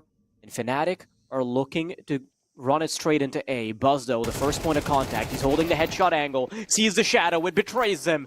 and they take so much damage before the full commitment can happen. But Spooky's a thorn in their side. There it is. That's the kill. Interrupts the bomb carrier as well. And Fnatic, their road here on Ancient is done and dusted. Now they're going to have to do something on Nuke, unless the in-game leader, that is Fear, can do something about it. Pops through the smoke. Wants to try and find a good timing. Is eventually going to fade before he pops through, though. Looks for the headshot. Ooh, he's starting to isolate duels. This could still spell a bit of trouble, but he doesn't check the hard left. And OG, they're going to make it doable on map number 2. Wow. Okay, it actually felt a lot closer than the scoreline really paints the picture, but you start to remember that Fnatic were keeping it competitive in that first half, and then they just completely fell asleep at the wheel. And OG take it flawlessly as soon as they move over to their CT side, proving that their map pick was the right choice, one that they are very clearly confident with. But moving into that decider and Nuke, I don't know. I think that this kind of becomes a clean slate. I think Fnatic are a very good Nuke team, and well, I don't know what's in store for us, but we need to see better than what we saw there on Ancient. That was flat, wasn't it? It was a poor performance. The problem is that every time Fnatic have won against OG, there's never been a super convincing result, right? Yeah. I think there have been maybe one map there that was more than okay, but realistically speaking, right, OG have almost always had their number. They're just having a bit of trouble dialing it, right? So with them finally having the confidence of having a very convincing victory against Fnatic on Ancient, a map that they've previously lost, they might finally be in pole position to get it done on map number 3. Now, is that going to happen? That's still a story that you're going to have to wait and find out after the break.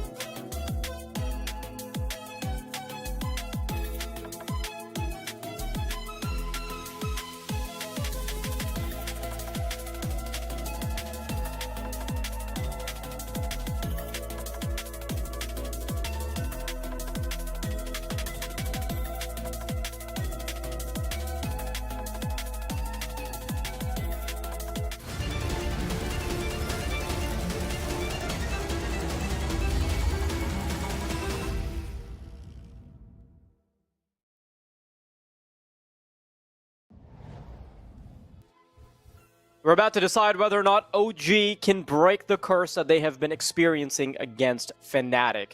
It's been scary for them every time they've gone up against them, but now they might finally do it. Josh, we're one map away from seeing it materialize, and Nuke is what's on the chopping block. How are you feeling about it? I'm feeling pretty good. You know, OG really impressed me on Ancient there. I thought that they just put up a fantastic CT side, and if they can continue that going into Nuke, then they're in very, very good hands. Remember, this is the third map. It's going to come down to that knife round to determine who actually starts on which side, an inherent advantage that comes with starting off on the defense. Plus, if OG do win that knife round, they get to start on that CT half. They can sort of carry through those similar sort of principles that we saw them just executing so well there in that second half of Ancient. But yeah, both teams have had decent results here on this map over the past sort of few weeks. OG beat ESC on it just a sort of week and a half ago. Prior to that, they hadn't actually played it since November. But yeah, there was a win against BetBoom back there as well. For Fnatic, it's been pretty clean. Other than a loss against Spirit, which I think you can shrug off because they're Spirit, major winners, pretty damn good. You know, you can take that one with a pinch of salt. They did beat Rebels on it just a few days ago, and then sort of tail end of last year as well, wins against Eclot and BetBoom too. So they do like this map. Weirdly, they actually have a higher win share on their T side. We have seen that more and more out of teams since moving into CS2. Really liking and performing well on that T half here on this map, which is quite bizarre. It's something that we haven't really seen in Counter-Strike ever, to be honest. Nuke's always been a very heavily CT-sided map. But that doesn't necessarily apply for OG. They do like that CT start, and yeah, they're kind of banking on it here if they want to get the ball rolling early. But it sounds like we are ready to get rolling. So without further ado, we will be kicking things off in our third and final map here between these two sides. It's Nuke. OG do get that CT start that they were hoping for, but they need to make sure that they put their foot down and materialize it. Look at this buy from Fnatic. There we go. Okay, Matty's bought last second Kevlar, but there are only two with Kevlar. Very heavy util setup. Yeah, I'm very interested in seeing how they're going to play this one out. Seems like it's getting teed up to be a faster A-style play. They're going to fish out Hut. They're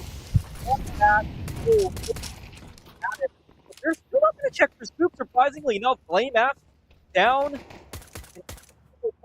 Fnatic. They're dealt the short end of the stick. Crimson Bermalov remaining now. They haven't even gotten a piece of the pie. And I'm so surprised that Spook is just ignored entirely.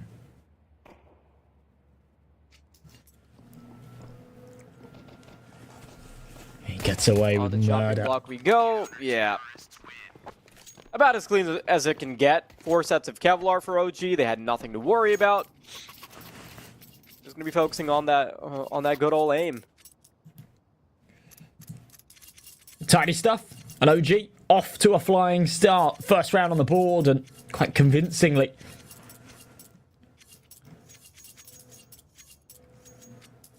And no silver linings there for Fnatic, really, right? They found no kills. They found no bomb plant. There is zero justification for anybody to buy anything. So it is a full eco out of them. Just the Glocks. They'll have money to work with in the next. That's what they're keeping their heads held high for, but it is a little awkward.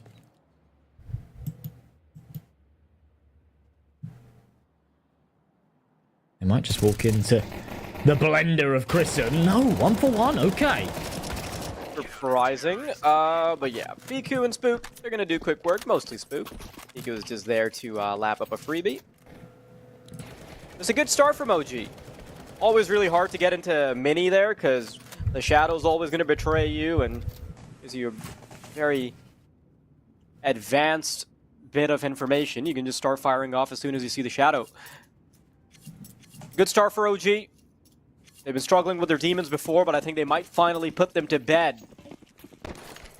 And the Nightmare should be starting for Fnatic anytime soon.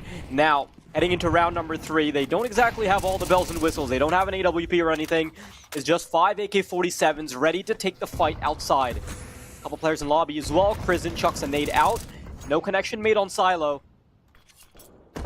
But a bunch of outside control has been given up. They're playing this very conservatively as far as OG's outside is considered. Motto playing off the back of the window. Finds a couple of... Ooh, very messy way to get it done, but he gets a kill.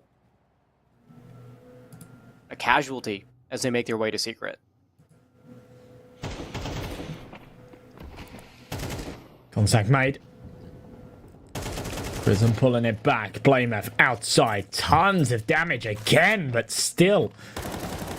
No casualties here for OG. And Fiku being tagged in, what? peeks out, big kill. Fear takes one back. But look how fragile this is. Fear So should have many had players no low. business getting that second kill. Such an awkward peek coming out, but he's able to adjust somehow. OG now, they might have the numbers advantage, but look at how they've been trickled with damage. Buzz, though, waiting for anyone to retreat from Secret, not moving a muscle. Just making sure that outside is still well within their territory. Crims, although he has control on A site, problem is Fear can't actually make his way there with the bomb. Beautiful. He's done it all. Buzz did a really good job there. It's just insane after such a good start from Fnatic and the damage that was dealt. It's these whiffed sprays, right? In fact, the Blameth doesn't finish his meal, does 98 points of damage onto Modo.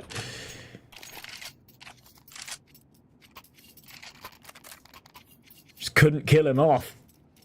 It's a big old problem.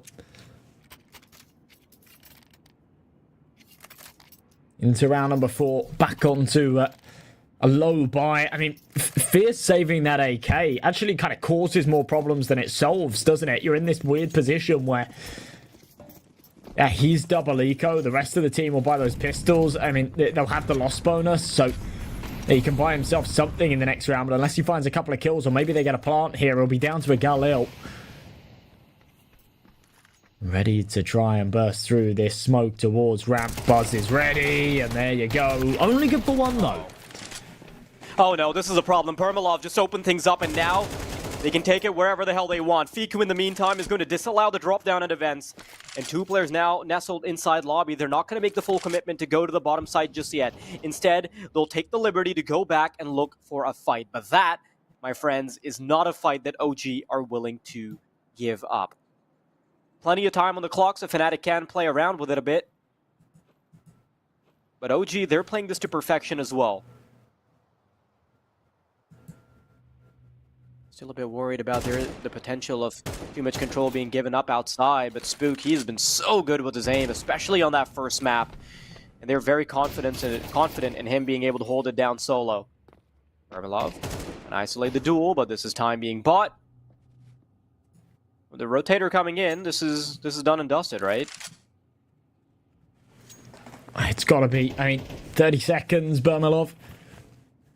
He's definitely shown us some magic. He's got the bomb. Yeah, there's no way he gets up here, though. Kristen's just going to pop his head as soon as it pokes over, and yeah, no trouble. I like how sort of aware and actually structured OG are in these kind of situations. We've seen a few rounds where Fnatic have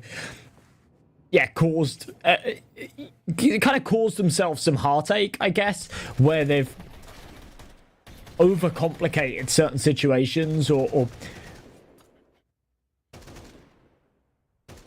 of had a little bit of oversight in scenarios. But yeah, right here, yeah, all bases are covered. You've got a brilliant position. There's no chance of Permalov sort of causing any ruckus. Odds from our partners over at Stake leaning quite heavily in OG's favour. It's not really been the theme of this series so far, has it? Fnatic have been the firm favourites, but yeah, not anymore.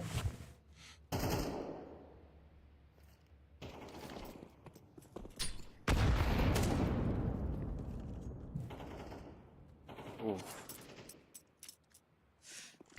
It's gotta be rough if you're Fnatic. OG, a team that you've consistently dealt finishing blows to, suddenly fighting back. 2-for-2 trade outside.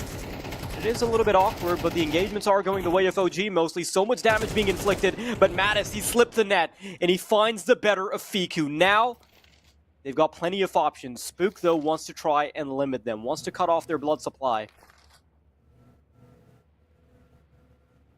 He's trying. I think the idea right now from OG is still that they're expecting the A split. That's why Spook is watching for the door presence. Quite a bit of wiggle room available for Fnatic, though, huh? Yeah, it certainly is. 30 seconds, though, they do need to make a decision and commit to it. 2 players on 20 HP. This is still worrying, and Spooky is back to being the menace that he was in map 1, right? We were a little bit concerned that he was quiet there on Ancient. Check your corners. Love that. Realising that, yeah, he could have just been timed. He certainly was. There's one above him, and he's aware of that too. Poking his head over, toying with Crims. It's just criminal. What can he even do? He's trying his heart out. He's also buying time for Moto in the meantime, who's coming in from heaven. Crim starts to back off a little bit. The flashbang is good. Spook doesn't take advantage of it. Finally does succumb to the bullets, however. And regardless of how well he played that, he would always just be... For Crims, it will be like shooting fish in a barrel. Yeah, the most you can hope for is just keep him busy for as long as you can and hope that Moto can do something, but... And the second he's sort of locked out of that, that is the round done with the bow on top. Fnatic finally break the curse. They put a round on the board. They've got to follow it up, though. A little bit of money to work with. There's not tons of it. They're back down to 0. OG, having got off to a flying start, have another buy of their own. Rifles out. Modo still with that sniper. That was saved from the last. They're good to go again.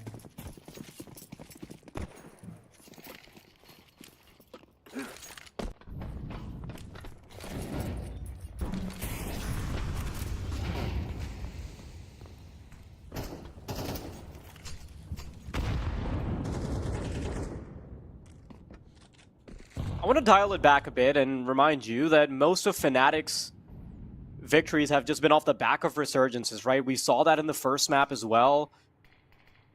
And OG, although they had a monstrous start to this particular map and they've been doing a really good job, this isn't an insured game by any stretch of the imagination. There is no guarantee here, and Fnatic can very well take it back. You've got to remember that Fnatic, they're the crowd favorites for a reason. But OG, an honest shot. I think if you're on OG right now as well, that you're going to have this sort of underlying feeling that you should have closed out Inferno. You should have won this 2-0. Oh, wow. And now you've got to do it on hard mode, and Fear certainly is making it hard, but Spooky delivering the goods again. Hits a dink on Tomatis to make it a whole lot easier for Modo and Buzz to get this finished, but still, having not been finished off, there is a slither of hope here for the Fnatic rifler. He's tucked himself into main. He's worried that there's a flanking from outside. The patience is perfect to Modo with the pistol out, is ready to lock in. And OG back to winning ways. You said before, it's been streaks, right? It's been these resurgences that have won it for Fnatic. I thought maybe that would be the start of something here on Nuke to kick off their campaign, but no. They're allowed one. That's it. Now it's back down to the low buy.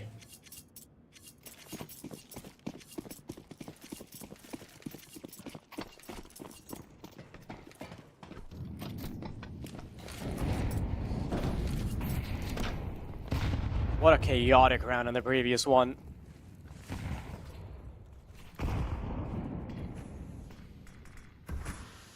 And now, it's a bit of breathing room available for OG. Can't quite recline just yet and have your feet up, but still. A lot easier than having to deal with a gun round. Fnatic wanted to take control outside, perhaps find a few pot shots, but that's pretty much all they can hope for. Outside of Blame F having that hero AK-47. I want to see if they actually prime him for any kills, though. Are they going to use Mattis as bait? I'll have to have the camera on him, just to try and see what's going through his head. And OG are playing pretty bomb site heavy. Like, they are fully committed to just defending the sites. They don't want anyone to be run over by the pistols. They've pretty much abandoned outside as well. Now that they've got control of Secret, it's about Moto.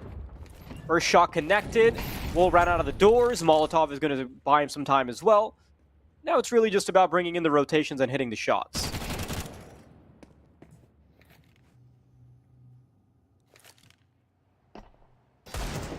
Keep it as clean as you can. Don't want to be going down to these pistols. Bermalov has other ideas, of course. It's a great headshot out of that Desert Eagle. They think they have a route onto this safe site, and they are correct. Fear, Blameth, smashing heads. It's Buzz that now has to stop this ship from sinking, and he will. Fear with the pressure to get that plant down. Cannot get away with it. But OG, it's a little messier than I think they were hoping for.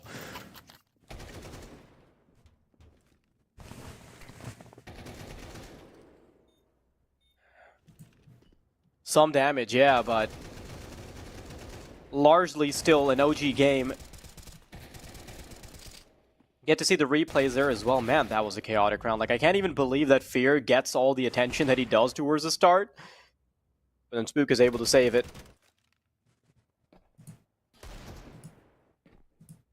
What's the number of rounds that Fnatic need to sort of be secure coming back into things? I don't know, because the thing is normally for a T-side of nuke, I'd say 4 is absolutely fine. But these guys are supposed to be good on their T-side, right? They're actually supposed to be a little bit better on their T-side. So it does concern me massively that they're off to such a poor start here. I think that they are definitely looking for 5. And that's a tough ask. That is a big ask, considering they're 6-1 down.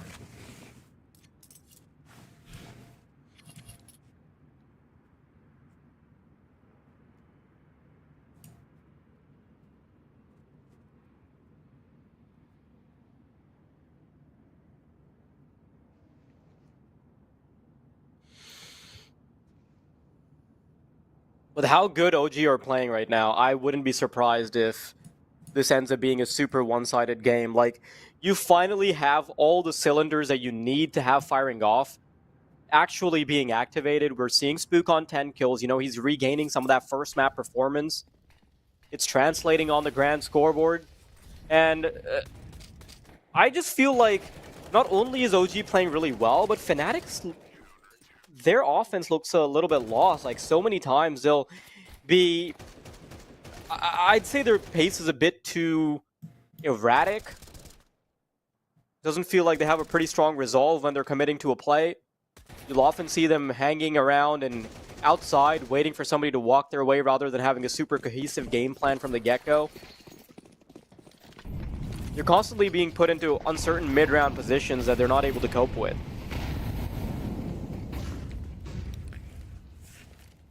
Well, bombarding this A site with flashes, but Spooky has just gone relatively unchallenged, hasn't he? He's continued to play this second vent position.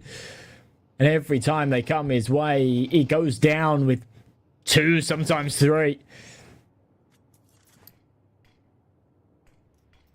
Resmoke onto the squeaky door. Minute 20. Fnatic yet to really make their move. It's been a bit of a recurring theme throughout the series for them. They've been very patient, expecting some OG aggression, and OG really haven't given it to them. When Fnatic won their CT size, they were often looking to sort of innovate. They were looking to get aggressive, especially there on Ancient, constantly get aggressive towards that B slope. 50 seconds now, though. Rerouting to outside. They need to speed this up.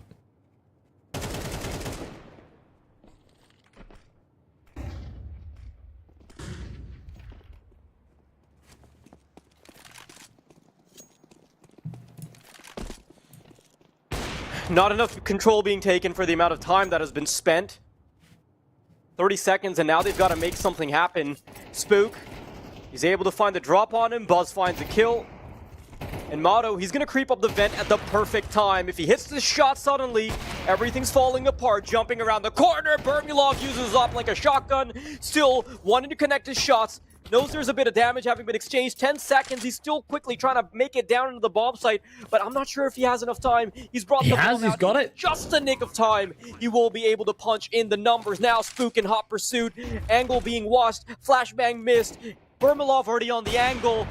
Shots being baited, but Bermulov will not flinch, and he finally puts Spook in the graveyard. Fnatic, what a round from Bermulov. Yeah, that's massive out of Europa. We saw a couple of just incredible moments of brilliance from him on Inferno as well, didn't we? We get a little glimmer again here. OG, despite their successes, now economically broken. But with no loss bonus, they have to go for the force. They'll be on double eco, so...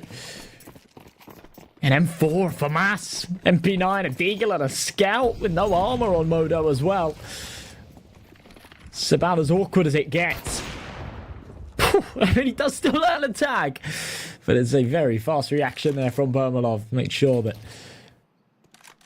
they do get that early advantage. Yeah. Oh, this is scary. Oh no, they call it off. Yeah, that could have actually been a free kill on Crims, perhaps.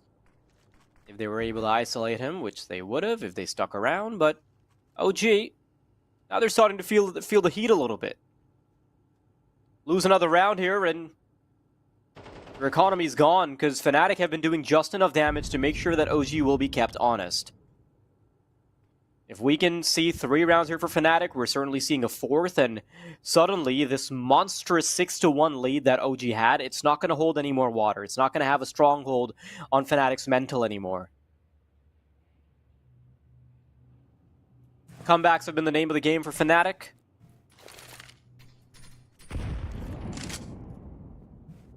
Here we go.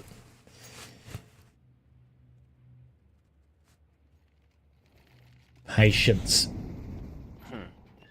Everything here. Spooky tucked in the corner. Knows he needs to smash some heads. They're all in position. They've got a Bermuda triangle defense set up here, and they've somehow started to make this work. Man advantage in their favor. 18 seconds. Fnatic don't really have time to pull the plug and head back to A, so they have to commit. They've got the info, but they don't have the aim. Crims has fallen, and into the blender Bermalov goes. And somehow, some way, the low buy, the pistols, the SMGs get it done. And OG are back in the driver's seat. They've taken 7. And here I was painting some story about how 3 could be guaranteed for Fnatic, how they could take it all the way. And you know, there have been some really nice moments of brilliance. We saw the opener here, but man, the shooting on OG has been so good. Fiku with a 1-tap against the window, and just shutting everything down towards a later stage of that round. 5 versus... What was that towards the end? I can't even remember, but... 3, 5v3. Oh, wow. That is so much damage being inflicted as they're running right out. Bermalov. Buzz managed to start fighting back. Buzz has a perfect angle on the railing, though. Committed to the smoke. Crims isn't going to realize that there's a hawk watching for him.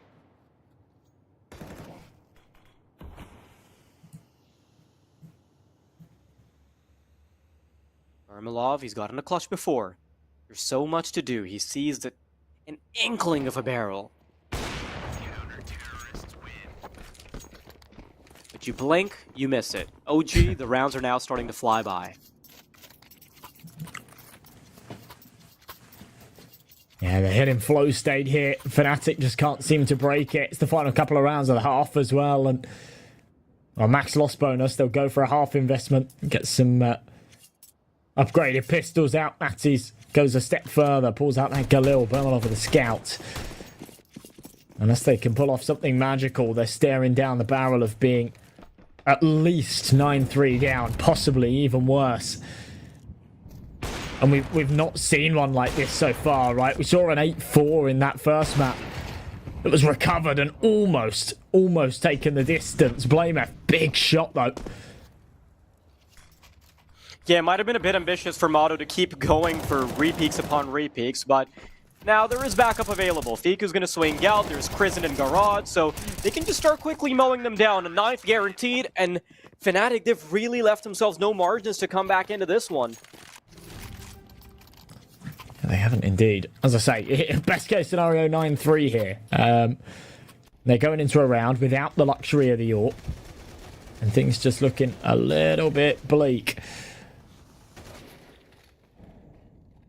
Couple of replays of the half for you. It's really been the OG show through and through. Remember, if it wasn't for Bermalov's clutch, they would only still have the single round, right? It'd be 10-1 right now. They'd be playing for a second. Kristen. Aggressive outside. Will this go checked? This is the first time he's played up close like this. And Matty's, yeah, semi-suspecting, but doesn't hard clear it. Chrisen will take that early man advantage, but they have lost the ramp control. Fiku's aware. But a lot of space being given up. Oh. Surprising that Fnatic can get so far, and Buzz, he's gonna get punished for his troubles, but he is still able to get away with a kill. Sneaks out of the doors, but not so fast as BlameF as he starts to fire off. 2 kills found. Fiku and Chrisen on for the retake, and Krisen's gonna interrupt stuff. Comes out of the doors, finds a kill. I'm waiting to see where his teammate's gonna pop in from. Crims, he's gonna join his teammate to head on over to the A bomb site. Molotov is going to try and stop them. Crim's a bit sloppy on the spray, but he will eventually be able to find the kill. Coming up the vents, Chrisen isn't able to do much as he pops out, and Fnatic, although a 3rd round is found, is it really anything to write home about, Josh? I wouldn't say so. I mean, it felt like a bit of a must, to be honest. If they don't actually end up winning that one, then I think this sort of series is in the bin, which is a bit of a shame, but they do get it over the line at least. Give us something, some glimmer of hope. So pistol round, conversion, gun round, that's the bare minimum that we need to see before we can start to have any faith in Fnatic. Oh yeah, absolutely.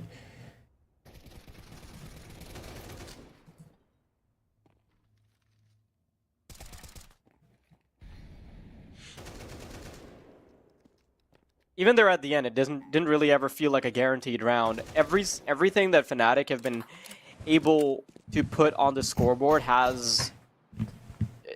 it's felt like a bit of a contingency.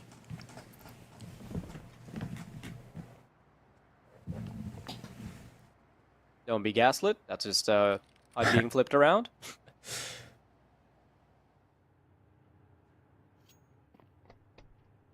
Well, slower stuff.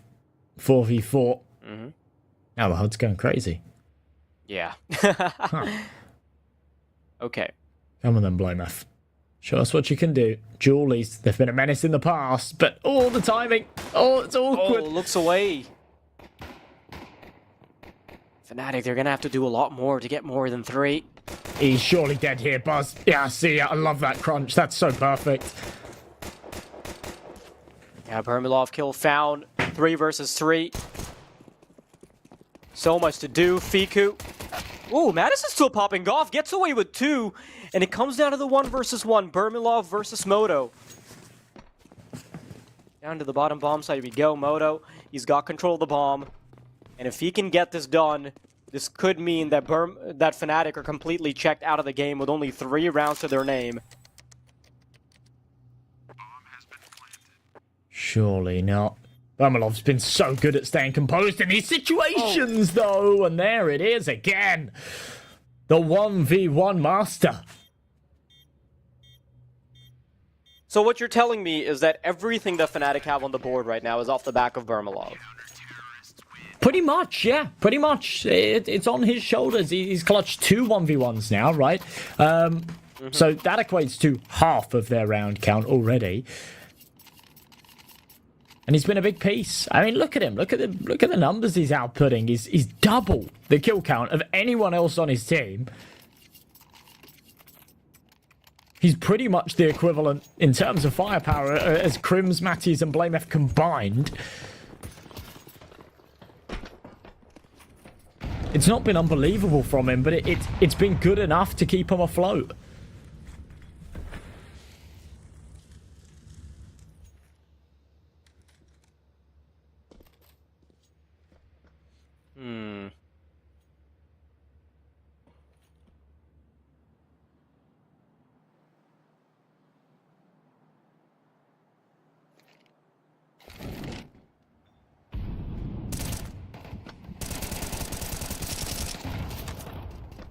Ooh. Play math. At least opening things up nicely. And this is what I was talking about, just having the pistol, having the conversion, what the hell is that from Crizin?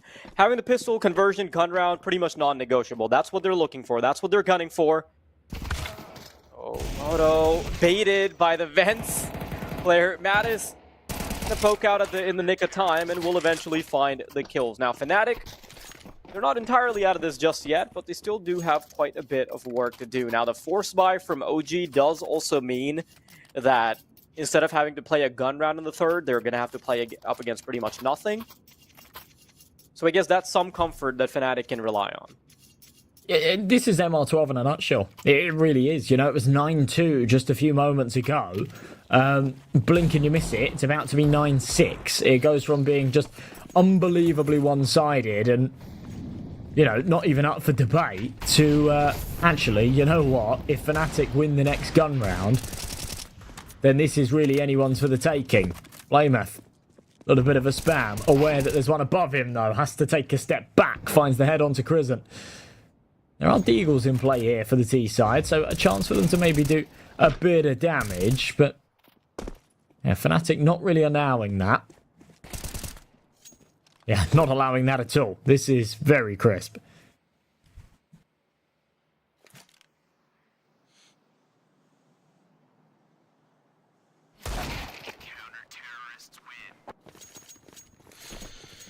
Okay, so couple rounds whiz by. Fnatic start hitting some shots. Now this is a game on our hands again, because so far it looked like OG were just done with it. They were ready to call it a day. But there's still a little speed bump in the form of Bermalov that they have to get past. So many instances where he's made it possible for Fnatic to stay alive. You know, this is still the opening matchup. I can't believe we're getting to see these teams on an opening match, of all things. Such high-quality CS this early in the day and this early in the tournament. Pretty crazy stuff.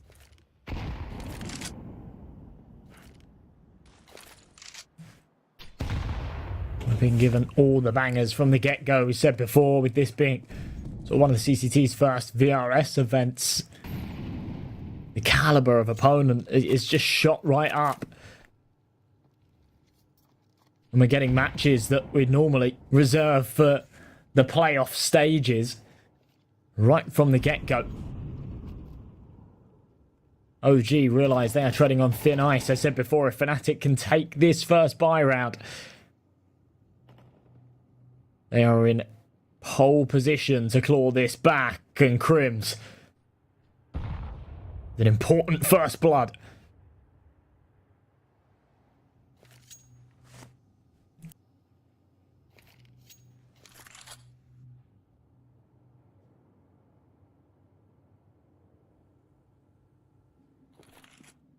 OG, do they let this game slip out from their fingers? The cracks now seeming to widen. Secret control being taken by OG. Bomb site B established. Crizin takes Bermalov down. And that's it. I think Fnatic might bow out of this one, actually. Considering the fact that OG have this much control, yeah, Fnatic, they don't want to risk losing all their weaponry and having to just be economically distraught in the remainder of the game. They're happy to give up the 10th if it means they can save their rifles. Yeah, it makes sense. It's a shame, though, with how this one started. I think they were sort of starting to rub their hands together, thinking, right, 9-8, here we come. Let's snatch this back, but denied entry in this round.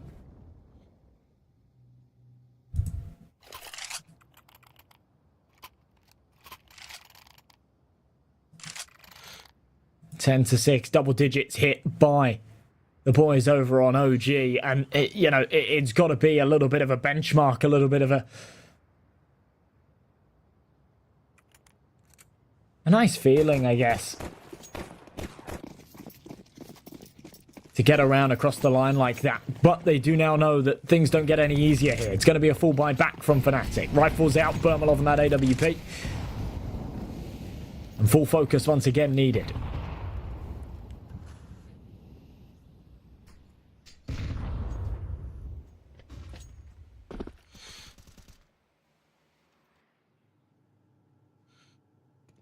OG, 3 rounds is all it takes to finally defeat the curse that they've consistently had against Fnatic.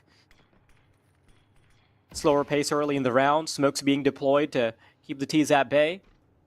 And OG don't want to poke at it for no reason whatsoever. You're happy to let the utility expire. Just posted up in lobby. Fnatic, they don't have a whole lot of information either, but they have a pretty heavy commitment towards the A bomb site. In the meantime, OG want to make sure that the numbers aren't going to be comfortably staying on A. Starting to bring their players towards outside. There is a player in secret that they have to deal with. Blame F, if he swings out, he's going to be staring down at 3 barrels. The diagonal smokes allowing them to get into secret without having to take the engagement with Blame F. Uh-oh. Oh. What? Oh, that's a big kill. I'm not sure how they fumbled that, but opportunities now here. Matties knows there should be one around this corner. Needs to win this fight. There it is. Buzz will drop. And a man advantage for the CTs with 15 seconds left. OG need to get a wiggle on. They don't have time for this. But timing everything. Bermalov looks the wrong way. And they will pounce. Now one more on the site needed. Matties tucks himself into heart. Knows all he needs to do is deny this plant. Can he do it? No. But Modo with the 2v1 will be dealt a headshot anyway. It's an ace out of Matties. He's doing everything in the round. And it'll be a 7th for Fnatic, and it's all on his shoulders. He'd been a little bit quiet before this round as well. It feels like he just comes out of nowhere. Yeah, he goes from 7 kills to 12, right? For a player that just got an ace, you would think he'd be on more kills, but this step up was much needed. He is so aware. The footwork into lobby is amazing. He's able to play with them like a fiddle. Amazing work there. And Mattis really saved the day for them. He goes into lobby, protects himself, makes sure that he takes a great engagement as the bomb planter is committed to the bomb. You can see that he played it to perfection as far as isolating duels is considered. His timing was impeccable. And that is why Fnatic are going to continue to fight forward.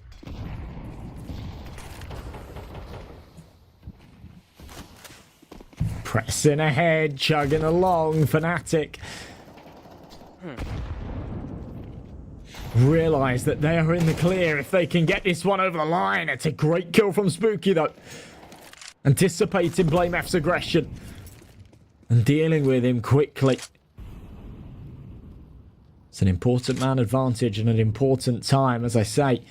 OG's money such that if Fnatic were to win this round, it would go 10-9. It would be anybody's for the taking. However, if they lose it, it sort of goes the other way. OG will be right on the cusp. They'll be on 11. They'll be 1 away from series point. Crimson's timing everything, and there it is. Freebie kill. Back to a 4-on-4. Problem is, he's still committed outside. Oh, Bermalov can't believe he expects it. Even if he doesn't, he's able to react just fine. Spook sees one and gets the short end of the stick in that engagement. Is able to eventually complete the kill, though, courtesy of Fiku stepping in to fight as well. But in a 3 versus 3 with only 30 seconds to go, you can see the doors being shut on OG's opportunities. Mattis, he's been fantastic in the previous round, and he's going to do it again. Headshot onto Monte. 15 seconds remaining as Fear shuts down the first point of contact. Spook, barely any HP, and he's got to find 2 kills. AWP shot missed. Getting ready to make a commitment onto the bomb. Is going to go for the G2 plant to find himself some comfort. A comes through, and he simply can't get it done. Fnatic, my oh my, what a way to come back into it. Oh, this is just ridiculous, especially after how that started as well, right? Blameth went aggressive outside. Spooky just cleared him. He wasn't even able to fire off a shot. There was no resistance whatsoever. They had the untraded man advantage. This is where things start to go a little bit wrong. Crims finds a good timing. I mean, there's not a lot you can do about that if you're Buzz. The fact that Bermalov has read that he could have been caught on a crazy timing himself is kind of nuts, but it's 10-8. It should be a 9th to come here as well for Fnatic. As I said before, the money is just broken here for OG. Maybe a couple of upgraded pistols will come out, nothing much more. Had they have got the plant, then there would have been an argument to be made to, maybe invest a little bit deeper into this. But without it, they have to suffice with what's here. So 3,400 lost to come in the next. Some upgraded pistols, a Galil on Fiku. They can make it work, then it'd be perfect. If not, then it's down to the wire.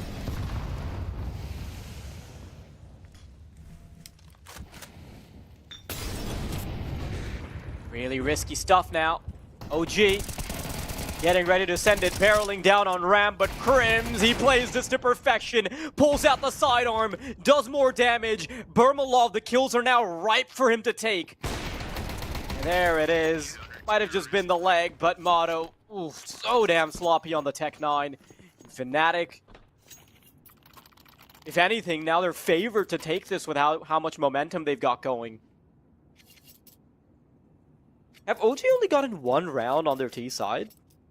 Yeah. Yeah, they have, yeah. And it was a buy round, and it was, it felt somewhat convincing, but also it was the round where Fnatic went and called quite an early save. So there is something to be said for the fact that if Fnatic had have actually committed to it and had a go at that retake, maybe OG wouldn't have even won that round. But, oh, blame. Caught on the cross, knows that Kristen's up top, and there you go, perfect again, Fnatic. I think that they're even maybe slightly favoured here to get this over the line when they're hitting shots like this, and Burmalov just untraded. He'll let them have it, they've got a 2-man advantage. Crazy stuff here coming out from Fnatic, OG. It almost feels like the choke is inevitable when they're playing against Fnatic. Even a 9-3 lead couldn't protect them. Spook, though, he's trying his darndest. Expecting someone to pop through the vent. Crims is waiting to receive if anyone comes down the bottom side, but that's not where the agenda is going. Spook, he has everything to do. But they're not moving a muscle. They're not allowing a single opportunity. I have to do it the old-fashioned way. Do it with just the engagements. Burmalov, posted on the angle, is going to see the back of Spook and is happy to drill right into it. A game of cat and mouse, and as you'd expect, the cat wins. Fnatic, what a showing. Yeah, tied up at 10 apiece, and well, with OG being just 3 away from the finish line for so long now, it's moments like these where you really start to think back to all of the 1v1s that they've lost in this map, all the 5v4 situations where they took that early man advantage and they weren't able to convert. And it starts to hurt, right? It starts to feel sore. You think, man, we've had our opportunities, we just haven't taken them. Now down to another low buy. They're going to have to give Fnatic the lead here, unless they can pull off something magical. It's a great nade. It's mega damage dealt into lobby. Blamef's on fire, but he does get out of there. But here comes the execute. Fear ready. Ready with the chainsaw. He's only able to get one, though. And they're getting into pretty advanced positions. In fact, they've gotten control of the A-bomb site. Moto's going to do his share of the work, but there is still 2 kills to be found. Burmalov can't find the angle. Then it would be a problem, but that's no issue. AK recovered, rather Galil for Spook as he runs down, scurrying into the bottom site. At least he'll be able to get the bomb down so he can have an honest crack at it. They hear the bomb being planted, and now the rotations are on. Down into vents we go. Crims is going to be following suit and taking the same route. Spook watching for the door. As such an unorthodox position to be taking, it gives him a huge advantage because he'll be able to see their feet way before they can see anything at all. When they come out, Burmalov takes a few shots. Crims is going to use that as his advantage. And Fnatic continue what is surprisingly their winning ways. Absolutely gorgeous work being done from Fnatic again. I can't believe Burmalov gets as far out as he does there. You see him on the AWP trying to find that angle. He crosses this bridge of doom. Lucky that he doesn't get caught on a timing by the Tech 9. But ultimately, I think they've handled that situation fairly well. Not easy when you got Tech9s charging at you, flashes popping in your face. OG at least on a strong buy here. Bomb plant, few kills in that last. Accompany the investment. 4 AKs, an AWP, Jiggle, Burmalov, big shot. He's 25 and 14. He's proven himself to be this unstoppable force. Crims with the timing up. Secret as well. Should have a freebie of his own. There it is. They're just not stopping. Even follows it up with the nade. Expects Spook to go for the refrag and he's instantly met with the sheer force of a grenade popping in his face. A 5-on-3. Fnatic so good on their CT side. A singular mistake being made that allowed for OG to get around. But that's it. Everything else has been played to perfection, and where perfection wasn't found, Burmilov was, and he's happy to fill the gaps that the rest of Fnatic might have left. We saw Spook being an absolute force in map number 1, but he wasn't able to secure the map for his team. Burmilov, on the other hand, I think he might be able to. Krizen, his angle on top of the silo might actually give him a freebie here because he's watching forward. Crims does allow for a gap in the offense. But it's not going to matter, because Fnatic, they continue to bite down. Wow. Series point. After being 9-2 down, it was required for Burmalov to clutch 2 1v1s to even get the ball rolling in the first place. And now OG are just looking like a shell of their former selves. That last round didn't even come close. A single kill, no bomb plant, not even stepping foot onto one of the sites itself. It's raining over. Fnatic looking to just get this finished. HG, bang.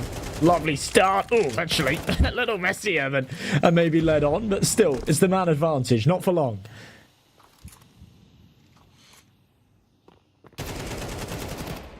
Miku. Opening kill's good. One of the first few times where we're seeing OG on the T side actually have any stake in the matter. Crims is going to make the equalizer happen, though. Oh, it's sloppy. It's okay. Crims recovers. In the meantime, though, they're taking the action back to the A-bomb site. And this might be a decent raid from the side of OG. Crims hears everything. Getting the bomb down, that should be no problem, but it's all about the retake. They're going to opt not to come up the vents. Take the long way around. Go in from Secret. It's just Mattis that's going to come out from vents. And they're waiting for all their resources to start lining up. All their commitments about to come to light. Oh, this smoke is actually an opportune time for Mattis to start poking in. 2 players playing from main. One going for the long wraparound. And so much time has been expended where I really don't want Fnatic to commit for this, but they're still going to do it. Moto, though, in the meantime, ready to sink his fangs into their back. Fiku playing from main, finds a headshot onto Fear, and there is nothing Mattis can do, even if he gets both kills. OG hanging on by a thread, Josh. Honestly, I think it was the right call for Fnatic to go there for that anyway. They've got so much money that they're more than comfortable in buying into this final round. And look at what it's done to OG. All 5 going down means that they're actually down to Galils here. It's better stuff out of them for sure. There's no doubt about that. They've done great to recover this situation, but instead of being in a position where you say, yeah, we won that last round and we kept players alive, we got AKs, we can maybe get out a sniper. Instead, I think we're going to see 2 Galils at least going into this final round of regulation.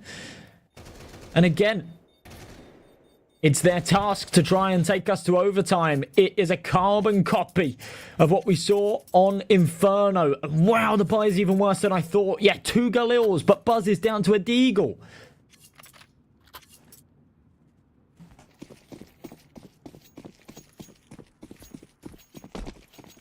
I'm not even sure what they're supposed to do at this point. I mean, the one thing that would really help is if Krizen and Moto, they popped off, but Fnatic, they have such a powerhouse in the form of Burmalov on the other side. This game almost feels destined to go to overtime, but do OG have the resources to make that happen? I don't think so, Josh. could be the last minute and 30 seconds that we see from this game. Spook already down into Secret.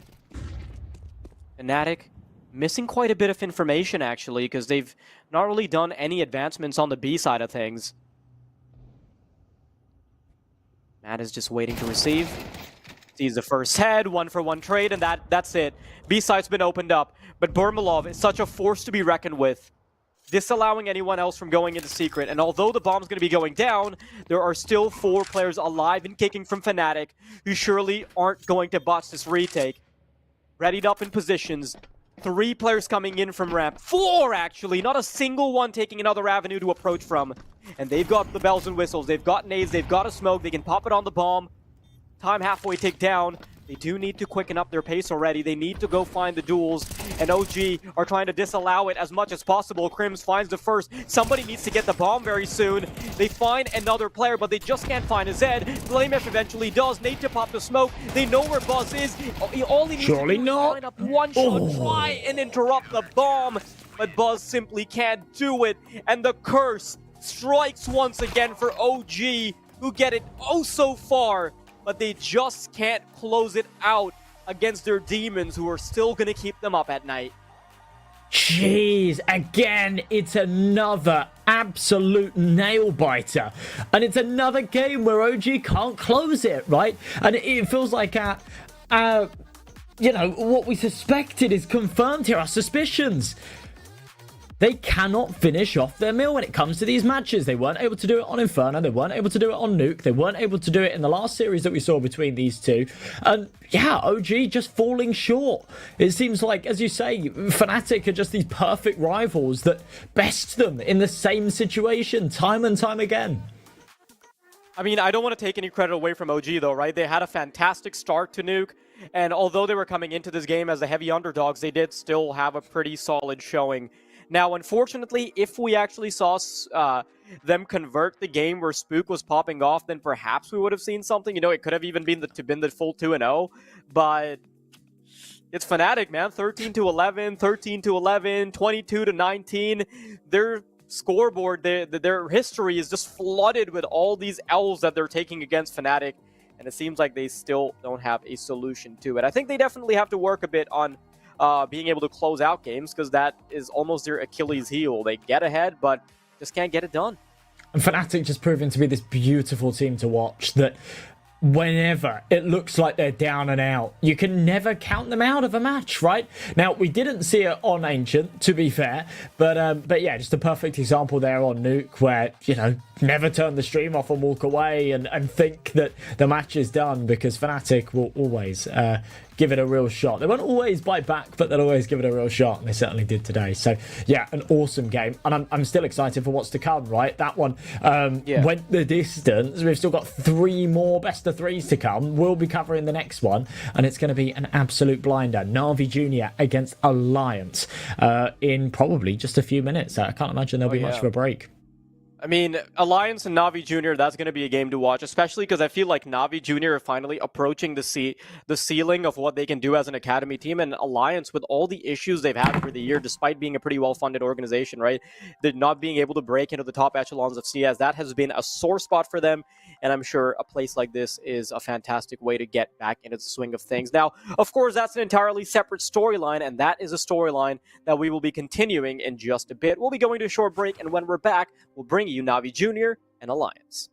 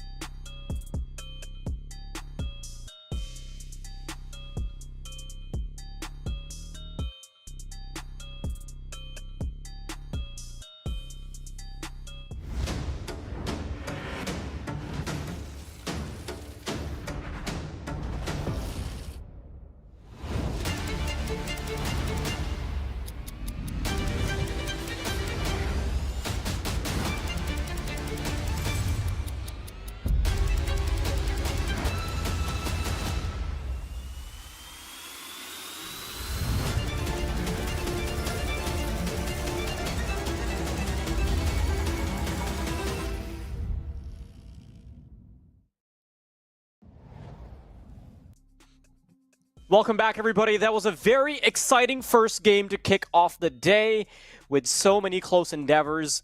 But now it is time for us to move on to greener pastures. And the reason I say greener is because we're about to watch Alliance versus Navi Jr.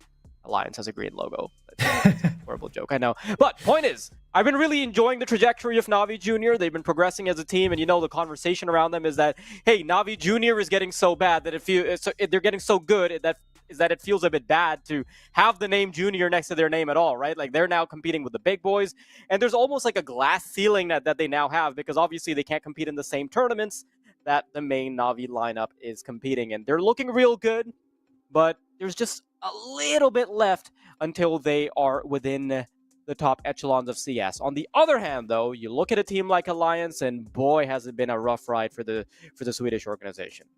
Yeah, it has. They've not had the best of results recently in anything other than sort of domestic competition, right? But yeah, it's a conversation that we actually had towards the tail end of last year, wasn't it? That Navi Junior have hit this point where I think other teams, and it kind of depends on what their situation is with Navi, and obviously they're such young players that Navi are looking to these guys as the future of perhaps their main roster. But yeah, they've hit this ceiling where you can't go any further than Challenger League, so they can play their hearts out. But if they end up progressing any further, they're not allowed to play in Pro League. They're not allowed to qualify for the same tournaments as the main Navi roster. So it is really difficult. But yeah, you've got some amazing players within this team. Honestly, everyone's a bit of a highlight. It always makes me chuckle when you know, Krabeni, the brains of the operation, the most experienced, the oldest player on this team is just 19 years of age, an average age of about 17 and a half to 18. You got Jugas, who's just 16 years old, and he's an absolute demon. Symmetry there as well.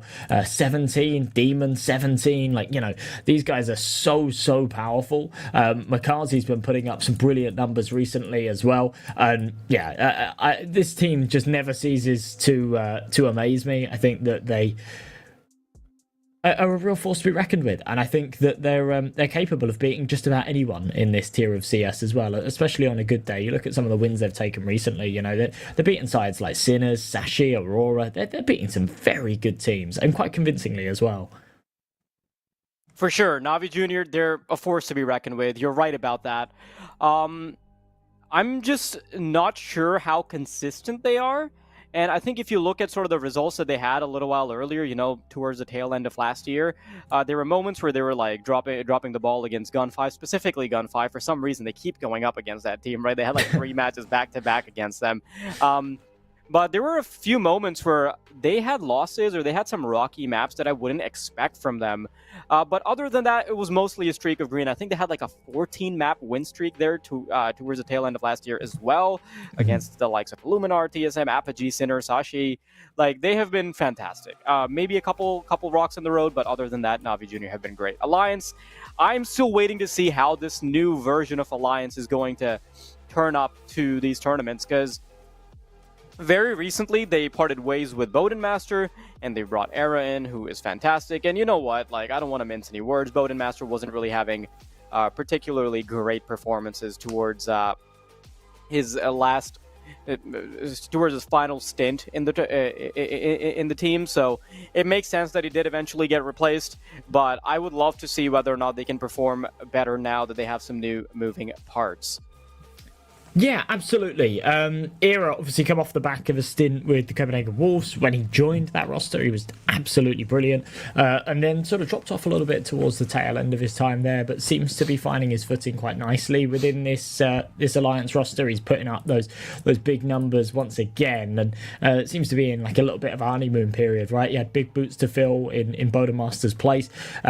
Bodemaster's a player I've always been really fond of. I think that he used to at least be fantastic, but yeah, struggling to sort of keep up nowadays, I feel, with you know, his performance towards the tail end of his tenure on this roster. Interesting with Alliance as well is they have a very capable secondary sniper in Twist, right? So before Boden, sort of Twist was often sort of picking up some of the AWPing duties and always sort of picking up that secondary AWP. And there was always this potential when they got rid of Boden for maybe Twist to transition into a primary AWPing role and for them to get a superstar rifler, but they did go for the choice of taking Era, so they've got a new AWPer in to replace the old. But it does create quite a nice dynamic. I really like it when a team have 2 very capable AWPers, and it means that they can quite consistently and quite confidently pull out second AWPs when the economy and when the map really suits it. Yeah, there's definitely a lot of conversations we can have about like the likes of Alliance, the likes of Navi Jr., right? I'm still not sure if we do have the veto ready. Oh, there we go. Should have no trouble getting it right underway. Speak of the devil.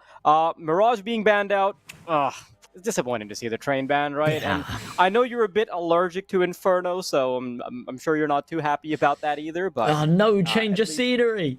No change of scenery. Watch the third map be Ancient as well. Yawn, yawn, yawn. Oh man! All right. Well, it's for Groundhog context, Day. right? For any viewers that are tuning into just this game and weren't around for the previous one, we saw Inferno, Nuke, and Ancient be played out. Ancient was the second map instead of Nuke, but it's just the same scenery for us. So you know, I would have really liked to see Train get a little wet in the rain and all that, but unfortunately not. Yeah. It's actually one that Alliance have been playing as well. They've not had very good results on it, to be fair, but they have been playing it. So, yeah, there was sort of potential there for perhaps that train pick to come out again, the same as what we saw in that first series, I guess. But yeah, both of these teams sort of with more blows under their belt. Fnatic and OG sort of fall into that like tier 1.5, tier 2 category where you know it doesn't feel like they play as much CS. Both of these guys are smashing it out. They're both confident on all three maps here, but we aren't ready to rumble on Inferno. So let's get things rolling. I jumped the gun a little bit there. Alliance don't really play nuke, so that one could be a little bit of a sticking point. But when it comes to Inferno, when it comes to Ancient, they're very confident. Na'Vi Junior are confident on all three.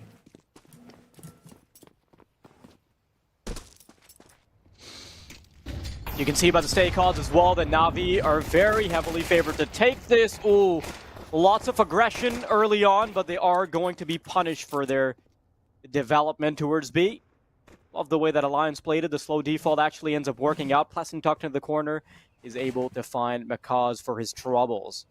Now that opens up the B bomb site. Surprisingly enough, Na'Vi Junior are going for a hard read instead of trying to defend B whatsoever. It's a bold call. It might be one that does not pay off. There is a trade there from Krebeni, and that's going to be confirmation. Or at least they think it's confirmation that it's the B site hit. They're actually wrong. They're just being scored here. They're being toyed with by Alliance, who are sneaky in the apartments. Na'Vi Junior had no control. And now they realise that they've been rused again. Or at least they should in the next few seconds.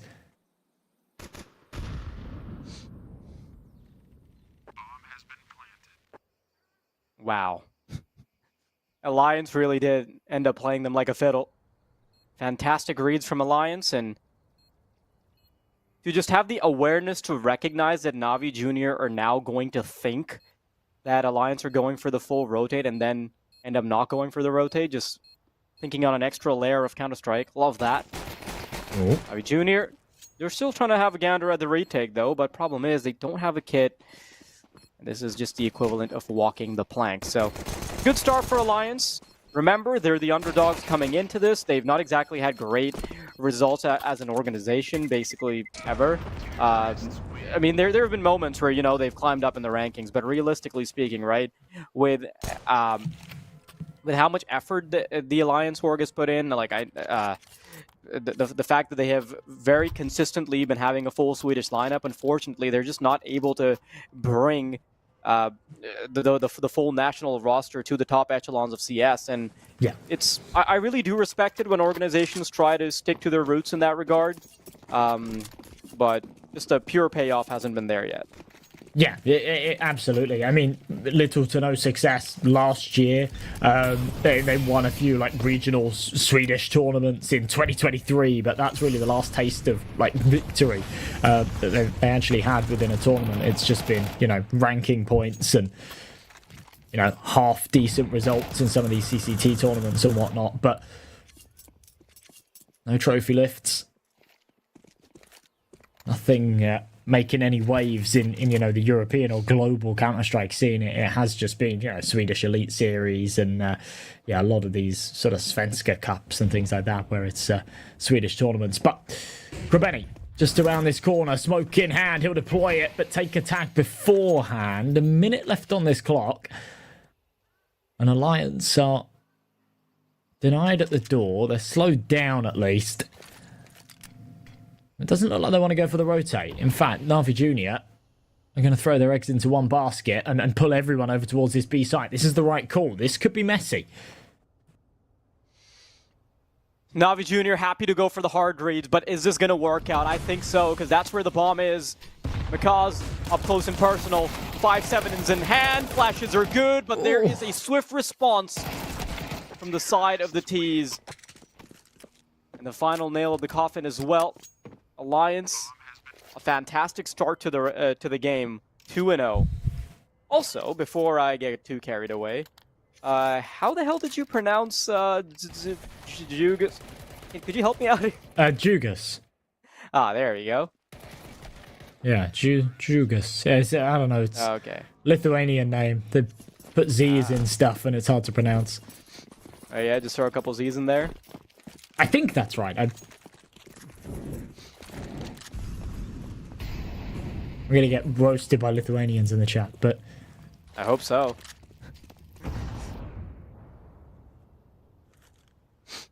we'll roll with it. Just the pistols then. Navi Jr.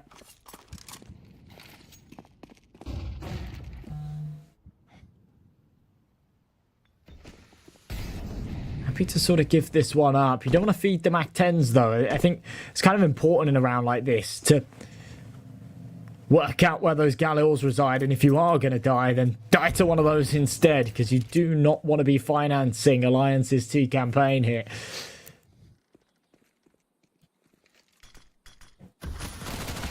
Bless him. Lining him up. He has stolen a couple through the smoke. I'm not gonna lie, King. I am pretty impressed with how Alliance have kicked this game off. Now, I know it's a bit early days, but oftentimes it's feeling so well-oiled that this is just machinery in action. Alliance, not really been suffering too many casualties either. Across 3 rounds, they've only had 4 deaths. I like this. A new look for Alliance would certainly be a godsend for the organization that has really been pouring a lot into this project.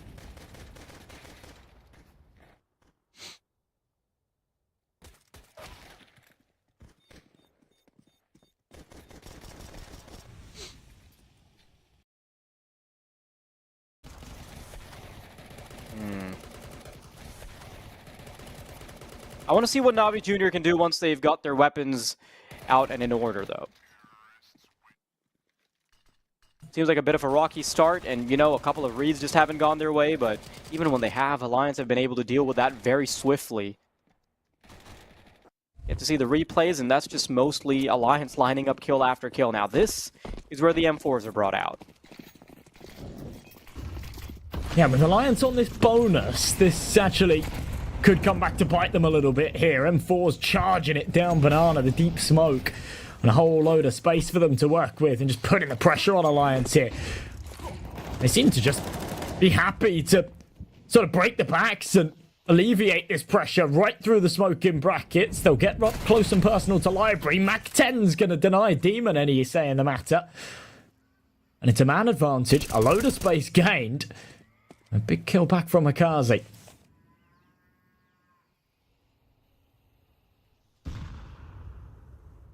Even then, there's just so much damage that's already been inflicted. Twist, unexpected. And he's going to double dip, comes around to try and find Makaz as well. In the meantime, though, so much space being given up to Alliance is just the fact that Banana B is completely left out in the open. This is also going to incentivize the players that are already on A to start getting a bit more exploratory. They need to find some space on middle, because Makaz can't do anything solo. Utility starts being popped off on B. The rotations are going to start to happen. Got to watch out for Twist, who will be ready and waiting in the shadows soon. But this is a round that they really just want to bow out of. I mean, what the hell are you going to do, right? Gotta be careful. You've got Twist around the corner. Okay, Makazi reads it. That's I mean, good stuff. But yeah, I mean, you're right, and this is kind of the epitome of Inferno a lot of the time. If you're on that CT side and you end up losing one of the bomb sites and you don't have a major numbers advantage, then you do just sort of pull the plug on it, even if that C4's only just been planted. But it is difficult. This was the Alliance bonus round. You know, this is not one you want to just be feeding them. Oh, Era. What's ahead, gets dinked, doesn't want to play with fire any further.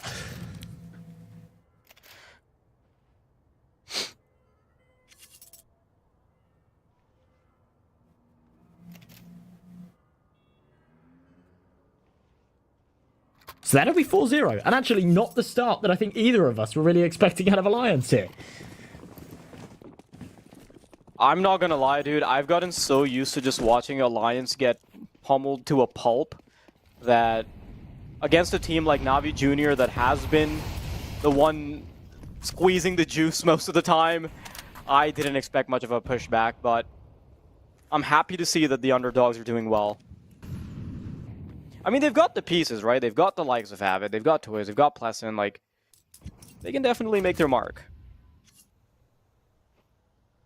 Certainly should be able to.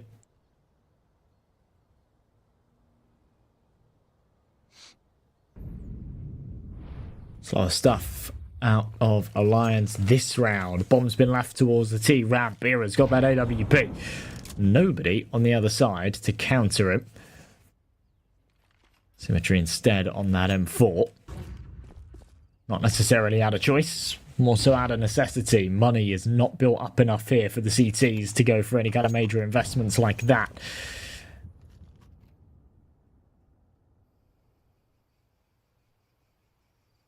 Would have had to have been a glass cannon, I think, but...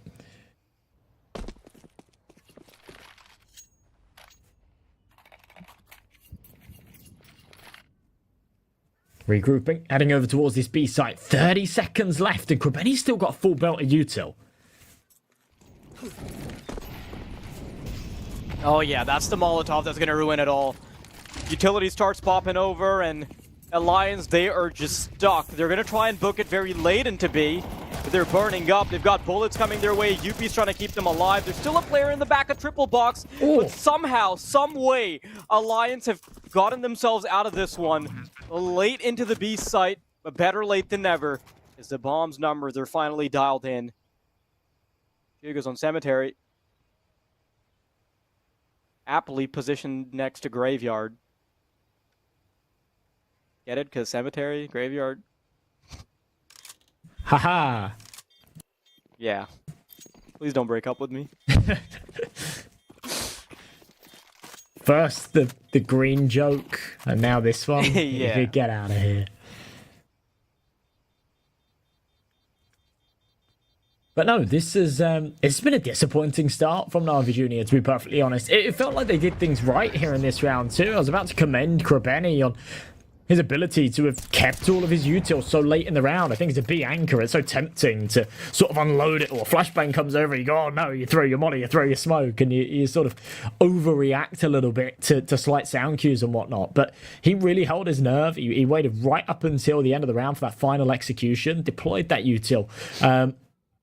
And yeah, I thought it would sort of go a little bit further for him, but yeah, 1-for-1. Teammates weren't able to do anything about it. It's just another save call. And, you know, I said earlier, before we saw that that Inferno map between Fnatic and OG, I said, you know, I really don't like Inferno. And one of my big reasons is this. These long CT rotation times, meaning that so much of the time you sort of lose control of the site, you have to save.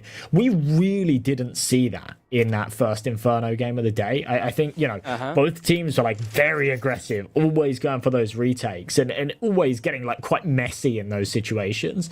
And it actually ended up being quite an exciting game of CS. But this one here, there's so much discipline on Na'Vi Junior. The second that they think that they're at a disadvantage, they're kind of just happy to pull the plug. They don't want to touch these retakes. And yeah, this is the Inferno that I was talking about earlier, I guess.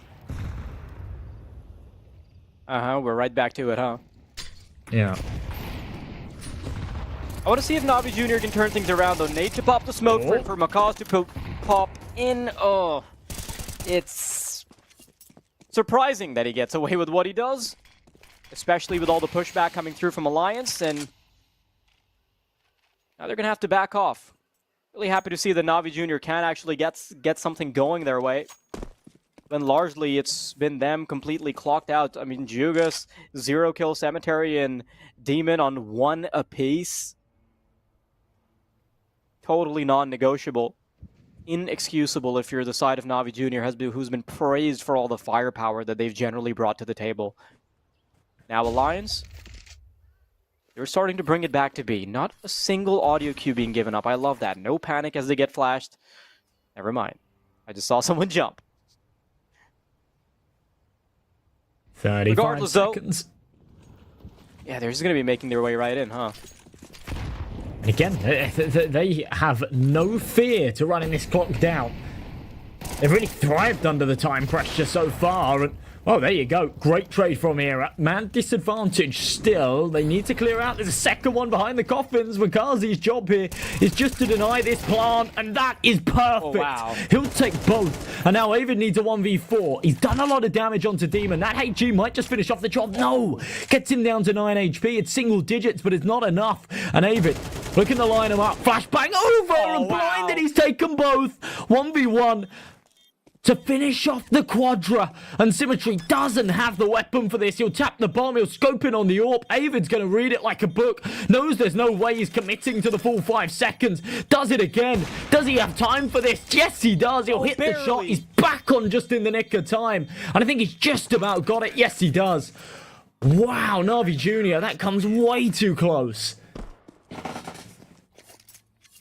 Crazy stuff there in the 1 versus 3. The lineup, as he's flashed out of his mind, he's going to still be able to control the spray down with his monitor shut off.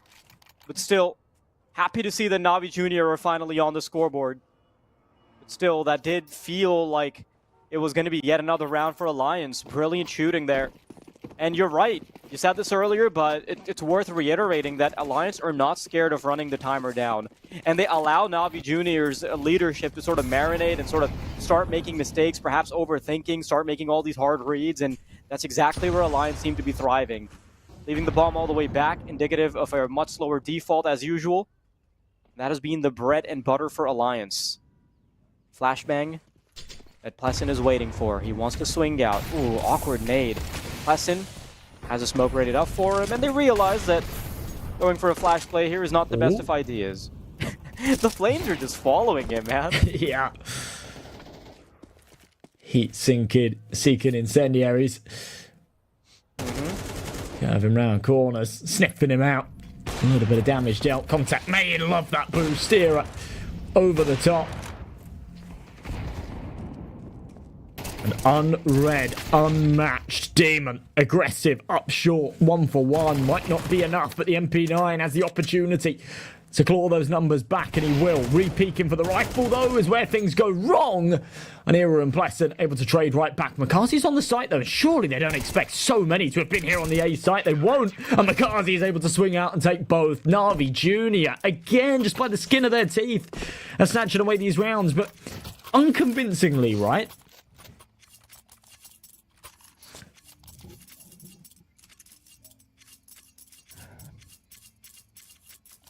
If there's anything that Fnatic showed us in the first game of the day, is that it doesn't matter if the rounds are unconvincing or if the score lines are close. All that matters is the big W over towards the end.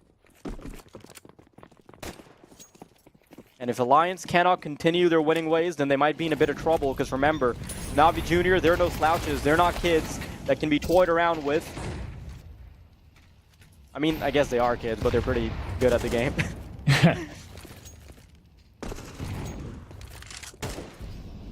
It's like stealing candy from prodigies. Ooh, Jugas shuts down UP. And that buys enough time for Demon to start coming in. They're not watching for him at all. And he gets away with murder. 2 versus 2. Jugas tucked into the apartments is way too low to make himself relevant until Makaw starts to step in. There's a bit of a delay in the bomb plant, which allows him even more time. Now, Jugas is going all the way around. They still think that he might play off of apartments. He's gone the long way around. Both Makaz and Jugas going for long. Era tucked under the shelter does mean that his teammate might be isolated. They can both double peek into Graveyard. Jugas' responsibility is to buy some information from Makaz, but they're both going to line up, and Pleasant will be licking his fingers after that one. Easily gobbles up the kills, and Alliance are on to 6. A couple of mistakes made there, right? Not checking for the long player. They all just get hyper-focused on trading that apps, man, and almost cost them big time. But the MP9 making a real meal of that long-range duel. Runs out of bullets after the first. They're able to just spin around and trade it. But yeah, definitely could have got a little harder.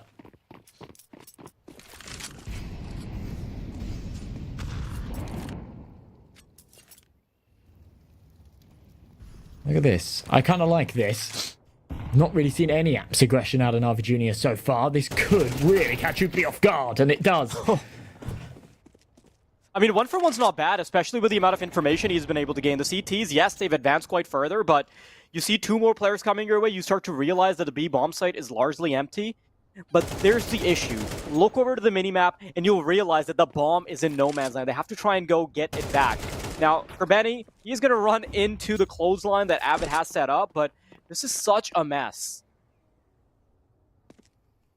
It's all about where that bomb eventually goes, towards the end. It's just unfortunate the kills that they found are so deep, right? They're in second middle. The 2 frags found, you'd think that Makazi and Demon would maybe have some rifles here, and this 3v3 would be palatable. Instead, it's as fragile as when it started. And the numbers seemingly meaningless, because Demon and Makazi have got absolutely nothing to work with. Oh, okay. Pleasant was sticking around to try and deny that rifle being recovered, but whiffs the shot a little bit, backs off. They'll take that bomb over towards A. They'll get it planted, no trouble. This round shouldn't come with any more complications, but yeah, all things considered, I guess Na'Vi have a decent stab at it. They could do with saving that rifle, though. That kind of needs to go back to Krabeni.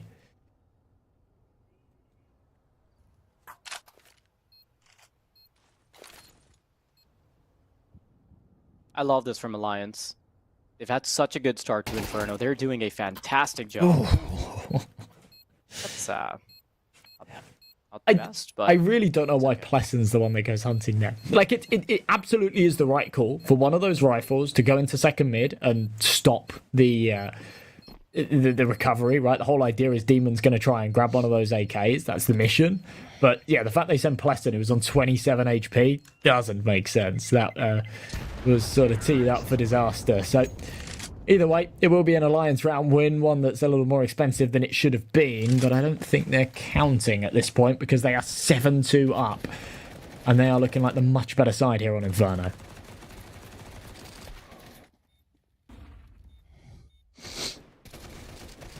Yep, there's no mistaking who picked this map, huh? Yeah, certainly not. Makes a lot of sense as to why they did. Twist calling a brilliant game of CS right now. He's just having the drop time and time again, making the right calls. And the individuals haven't disappointed either. Oh, wow. We're going straight into the deep end of the pool. Cemetery, though, is going to drown the first one. Avid down and out. So much damage being inflicted. Plesson and Twist already flirting with the Grim Reaper. Jugas off angle will be really hard to catch, and UP will fall victim to it. They'll try and scurry back to get the bomb. We took our eyes off of the game for a moment, and suddenly we see an accelerated version of it. Alliance. Is this where they start dropping the ball? That was a pretty advanced way to be taking Banana, and they got punished for it. Cemetery. Good job from him. Alliance already have a pretty big advantage coming into the second half. Now they just want to bolster it even further.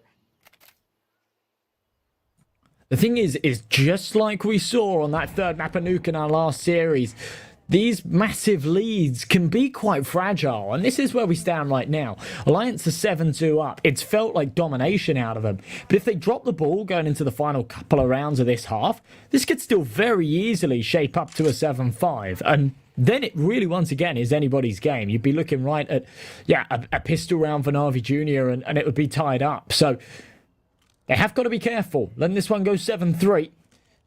It's the right call to go for the save. Twist and Plesson were bombarded by an airstrike and nades at the start of this round.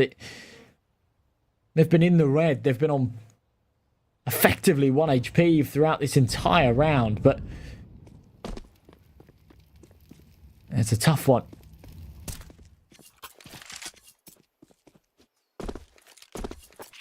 Alpha Junior will make it a third.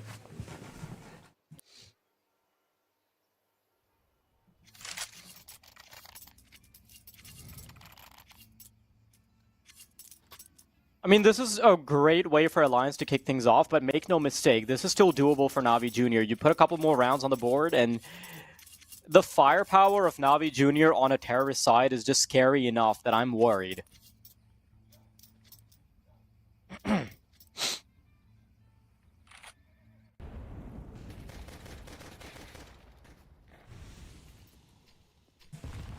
Yeah, I'm kind of in the same boat. I'm a little bit worried here as well. It's just MR12 in a nutshell. It's exactly what we saw on Nuke, I guess. I mean, not quite exactly what we saw on Nuke. We saw the side switch that really turned the tides on Nuke, but I guess just the sentiment still remains that you can't get too comfortable. You've got to be full guns blazing until the very end here in this game now. There's no time to sit back and relax.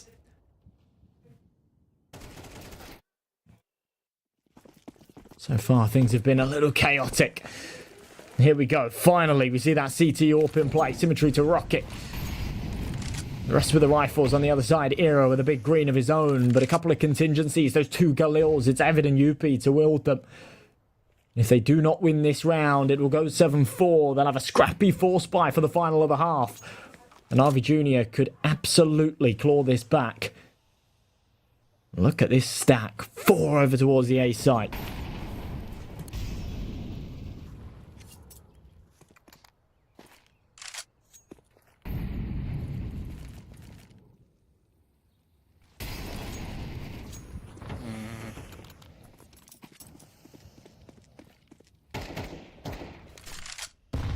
Alliance, they're much slower in their approach on Banana because remember, that was what was working out for them for the most part. They were playing these slower defaults and they were good.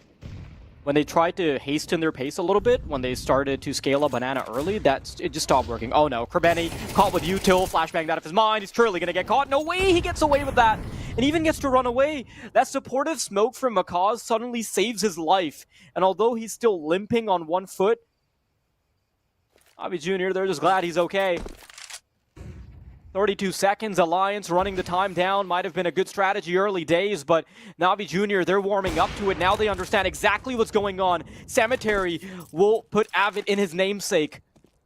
And now they're quickly going to start to scale up A. Era, ready and waiting. Alliance might have one window of opportunity, but there's only 12 seconds on the clock. They need to play this to perfection. Jugas needs to stay alive. One bullet to the head is all it takes. But with 6 seconds, they're going to have to bow out if the bomb is just too far away. They can't commit to it. And it's going to be insult to injury if he finds the Opera after time. He's going to go for it, and he'll get it. Brutal showing from Navi Jr. Yikes. Dying after time. You know, he's just toying with Era there. Just jiggling, baiting out that shot. Era has to pull the trigger eventually. And oh, man. Jugas knows exactly how long is left in that sort of round-ending timer before going into the next. Toys with it beautifully. Final of the half then, and as I mentioned before, a low buy out of Alliance. It's everything they can muster, but it's not a lot. It's a couple of Tech 9s. It's a Mach 10 on Avid. Era presumably has dropped that Galil over. That's why he's not working with anything right now. This is pretty much as bad as it gets in terms of your investment. And to deny Navi Jr. 7-5. That's such a good start. I think they'll be disappointed with this.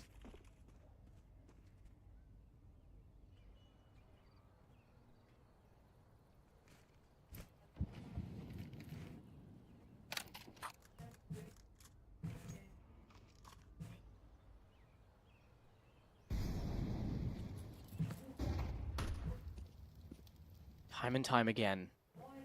Alliance, very slow. A pace that Navi Jr. have adapted to. Cemetery, he's debating switch right here. Kerbeni, not anticipated. He's going to start fighting back, but there is so much time being bought now, and as they're pursuing the offer, they don't realize there's a second trap set up for them. Makaz will find 2, and Era desperately looking to find the 1 versus 2. He is going to be able to give himself a solid chance, though. The big green picked up. Has enough bullets in the mag to find both. And ready for the creep off. Flash is great, and Jugas' flash will make sure the Demon can put Era in the coffin. They used to be right beside him on the map. 7-5, Navi Jr., a brilliant recovery. It really is, and now it hangs in the balance of the pistol round, right? If they can take it, they will more than likely tie things up. They're the ones on that T side as well. So if they do win the pistol, there'll be little justification for a rebuy out of Alliance. You know, sometimes if it's the other way around, you think, you know, you're on the CT side, you're thinking, all right, we can win the pistol, but if they get a bomb plant, they'll have a good force in the second. It's not always a guaranteed 2. But yeah, the position they're in right now, it certainly should be if they can get this one over the line.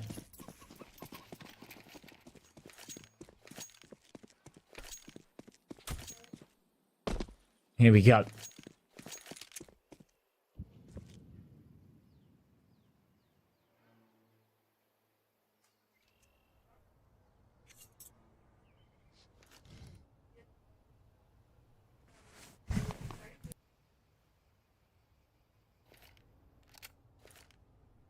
Here it comes.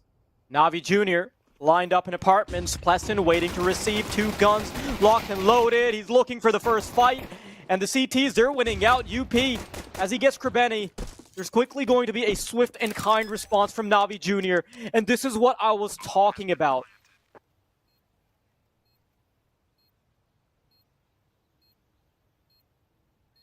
Navi, they could always come back into this game. All they would need is a window of opportunity, and they finally found it. The pistol surely is going to allow them to get on over the second round as well, unless this retake could materialize. Alliance slowly creep again. I can't believe they're getting away with this. UP and Twist, they found a kill apiece, and they aren't going to be able to get onto the bomb. Wow! There is no way I could have predicted that they would be able to get on the defuse in time. I was already starting to fantasize about Navi, you know, getting the equalizer, getting the rounds beyond that, but the weirdest crab walk retake I've ever seen for Alliance to come right back into it. It's frustrating, but they do get the bomb plant, so there's still something here. They could come back out with a buy. They could give this a real stab. It seems like that's the game plan. An AK, a Galil, some upgraded pistols. They're going to have a crack at this. And for Alliance, it's a little bit of a fragile investment of their own. 3 MP9s to work with. Taking the casualties that they did in the pistol. Makazi all the way up through the smoke. Oh, could have gone about that a little cleaner, but still finds it.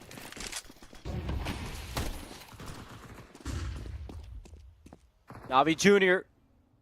still trying to claw back the round that they felt like they deserved. Krebeni deep into CT spawn. Twist having a response quickly. Navi Jr. do a bit of damage, but even with all the space they were able to find, still have to give something up. Cemetery, though, he's still keeping them alive. Yeah. Does he have the read? He thinks that this guy's close, but the second that he identifies that he's not... Oh, no. No, yeah, walking right into it. Yeah, Avid knows exactly what's up. He's got his knife out. He just overthought it. Overthunk it. Overcooked it. Decent effort, though. Not gonna lie. Oh, yeah, absolutely. I mean, beautifully read by Avid. He's dealt with that situation as best he could, to be honest.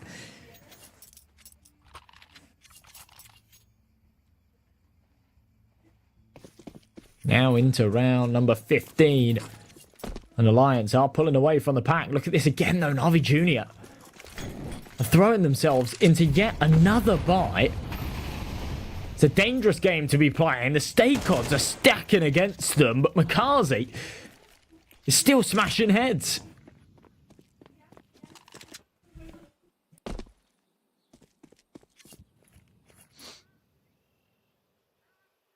I really thought that it was starting to slip out of their fingers. I thought that Alliance, with the pistol round nearly being dropped, such an interesting way to keep themselves in the game with a retake. And they're wanting to further that lead, but they have to get past Navi Jr. So much damage inflicted by Twist through the smoke. 2 kills found, and now this is a much more palatable retake than up against 5. Not a singular prong in Banana. They're already set up in their positions, and there's smokes to impede their progressions, but there's utility available. 2 Molotovs that can be lined up, one for the back of triple and one towards the right side of the bomb site. Cemetery up close and personal, ready with his M4 out to find them, finds the jumping birdie, is able to connect duels, and every single fight is won by Na'Vi Juniors. Yeah, time pressure was just on there. They had to pull the trigger. Jumping through the smokes, giving Na'Vi Junior all the advantages they could. They only had 1 kit there as well, so... didn't have that margin for error. Needed to keep an eye on it. There were just too many moving pieces. They couldn't get it over the line, and Na'Vi Junior, I didn't go full critical, but I sort of semi-questioned the reinvestment. I was worried that was perhaps going to be their demise, but they proved me wrong. They make it work, and now, I mean, there's still an uphill battle for them to pull this back, but they're in a decent position to do so.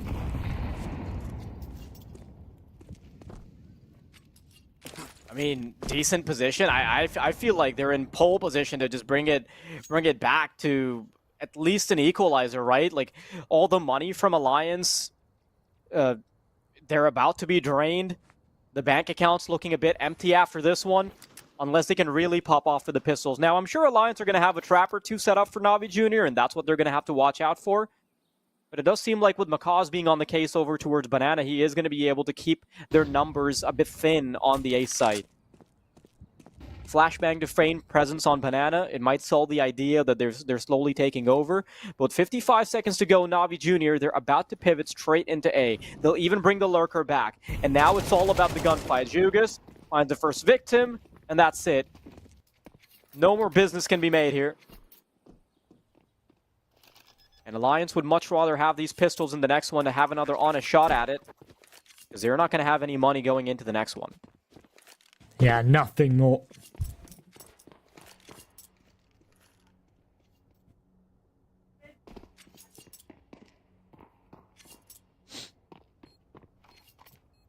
Better to hold on to these weapons and have somewhat of another force buy in the next than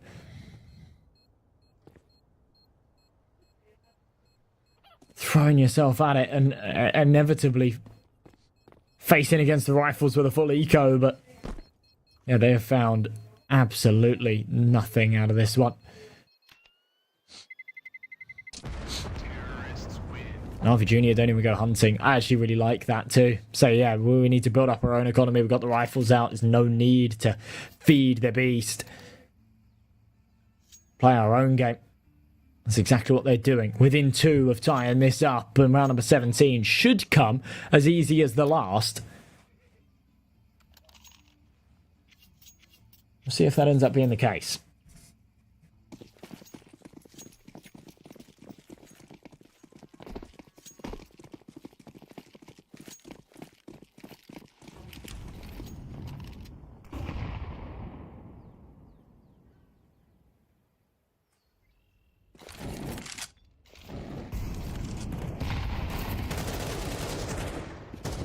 Oh.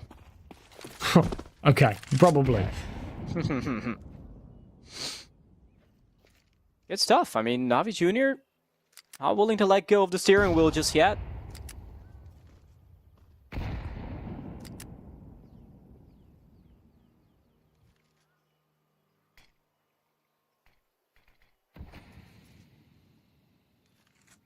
Slowly but surely creeping into B. The 8th guaranteed, and, you know, I'm not gonna lie, I just have to bite my tongue every time I say something like this, because we saw the weirdest retake ever on the pistol. I do generally hold out. But this is a round that is pretty much non-negotiable. I do not see a future where these USBs somehow find 5 headshots after the full rotate. So, we're good. We're good. Yeah. I'm with you.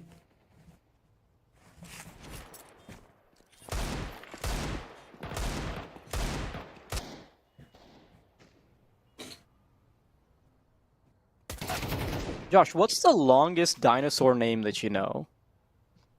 Oh, you put me on the spot. I don't know. They're all kind of long, right? Yeah, like, dude, I just don't get how people do this. Like, I'm personally not a very intelligent man, and I started seeing a girl who could pronounce all the really hard dinosaur names. Like, you know the one with the spikes that goes like it's like, Yep. it's this Stegosaurus, yeah. I can pronounce You them can do all as that well. too? Yeah. Okay. And crazy concept, right? She can say pterodactyl and silence the P. Oh, it blew my mind. And she can say the full version of the T-Rex. You're setting the bar too low. You think so? Yeah. I thought she was marriage material for it, but That makes me marriage man, material like... too then, bro. I'll hook you up with dinosaur pronunciations. Oh yeah? Why don't you put a ring on it then? So we're getting too real. Big spams. Lot of damage. How does Era get out of there alive? Surely, not for much longer. He's got to come in and support from long, or he's just going to leave you behind and dry. And that's exactly what happens.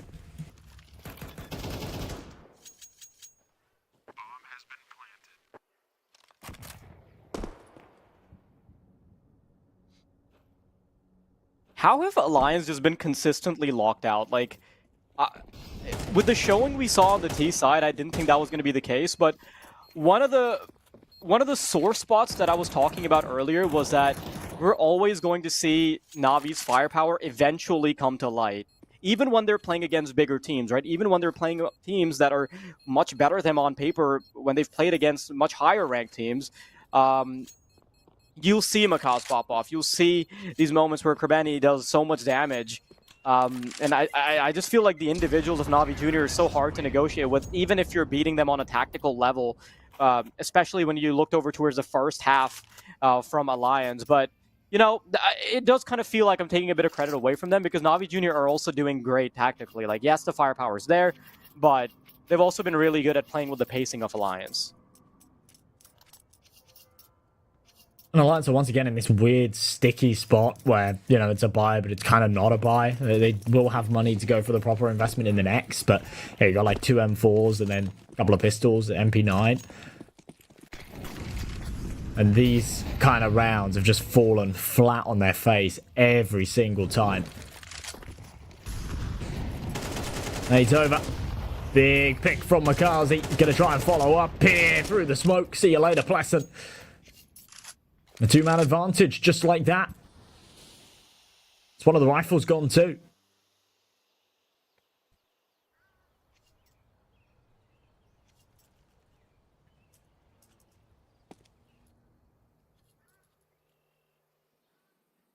More and more dominance from Navi Jr. as the time ticks away. Alliance are still going to have a last arrive, and Navi Jr. decide to stick to the B bomb site.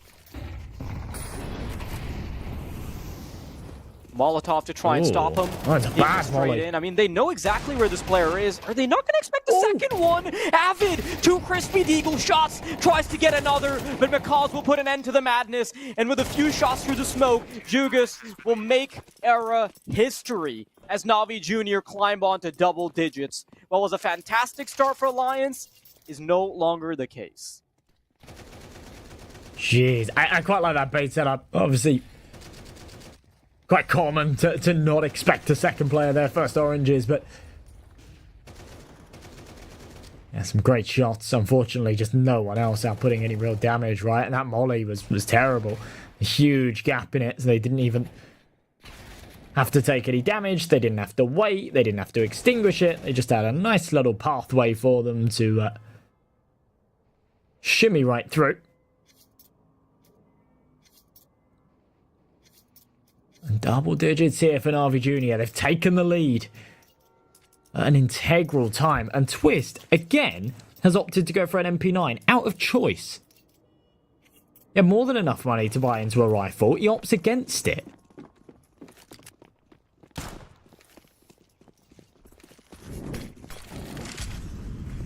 Wow, just look at this take odds shifting back in the favor of Navi Jr. Makaz, ooh, so damn good with the firepower early on. 20 and 10. I really don't get this CT side from Alliance. I mean, Twist, like, if he's going to go aggro banana, he calls for the flash from Pleston. It's like, okay, yeah, MP9, but why?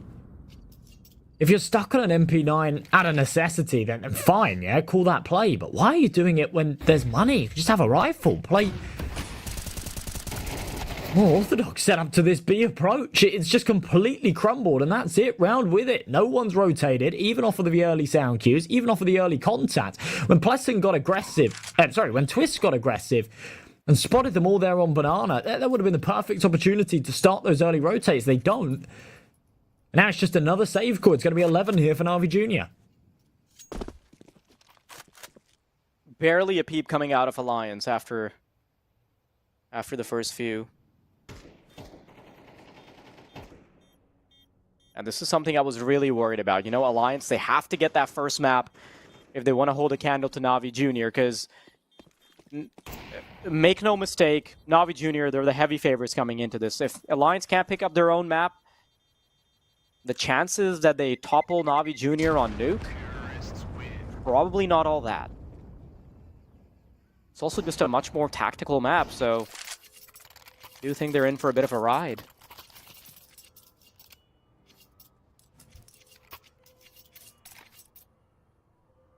In for a ride indeed. Orbs out. Again, rifles on everybody, full util. This is like all the bells and whistles, right? For Na'Vi Jr., they've got so much money. They're actually on the cusp of having that max cash, so they're not bothered. They've got more than enough money to buy out for the rest of the game. For Alliance, it's been a fragile, slippery slope with the money, but they've kept control of it purely down to the fact that they just continue to save.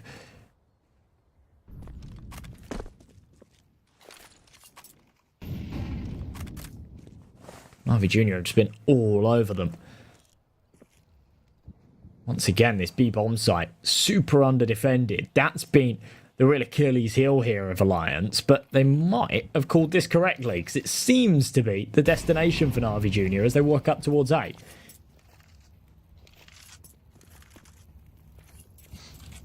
Makaz about to walk into an AWP. Doesn't get caught by Era. What? And that allows him to convert onto a second.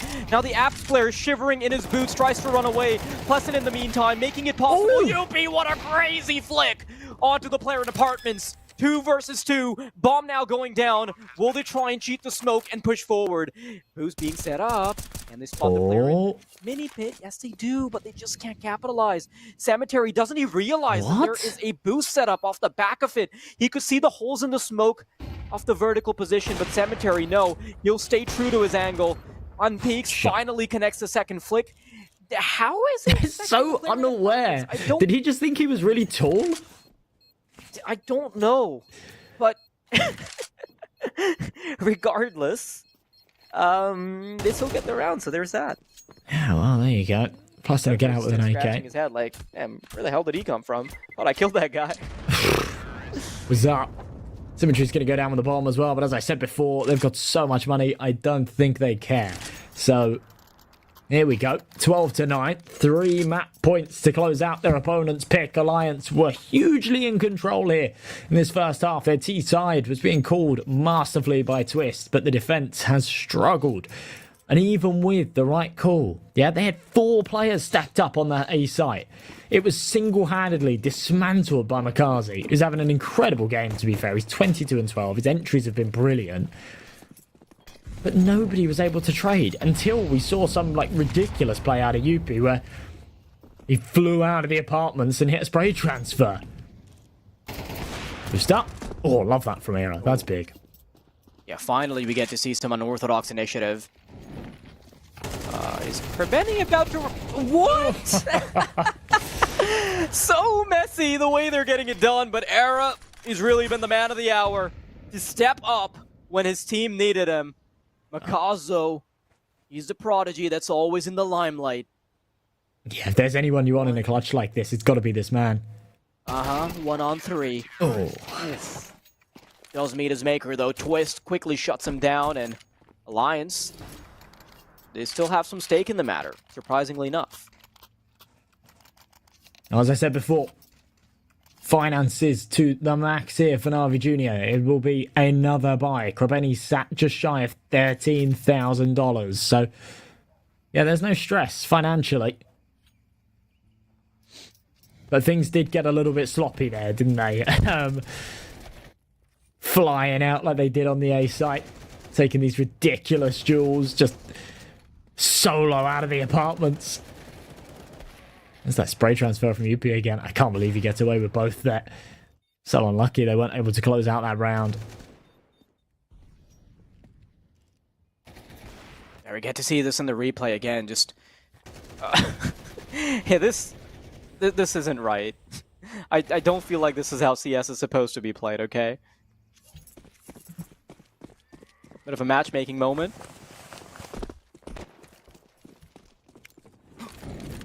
The 2 rounds, I mean, it's not impossible, but the way Alliance have been playing this so far, that's what's worrying me. There's been no real robust CT side output from them. It was just the weird retake on the pistol, and then this previous round, it just came down to Era just popping off. Oh, really hitting the hard shots. Austin's about to run out of bullets. He's got to watch out. Does eventually get caught by Demon, but at least he gets one player for his troubles. A smoke drop. Are they going to try and quickly push through it? Yes, they will. Flash, but a molly combo is going to make it so much harder. Krebeni, he slipped the net. He quickly gets into CT. Arrow's not ready for him. And now Twist is all alone, shivering in his boots, but he's wanting to fight back. Finds the first player, looking for more. Molly flushes him out of the angle, but he's still fighting tooth and nail as he's pulled into the graveyard. Yuppie now coming in from behind and will have the last laugh as Krebeni will be history. Alliance, a singular round away from overtime on their own map pick. That is played beautifully by Twist. Hey, look at the way he maneuvers himself towards the back of the site, staying alive for the entire time and bringing 2 down with it. It's just incredible.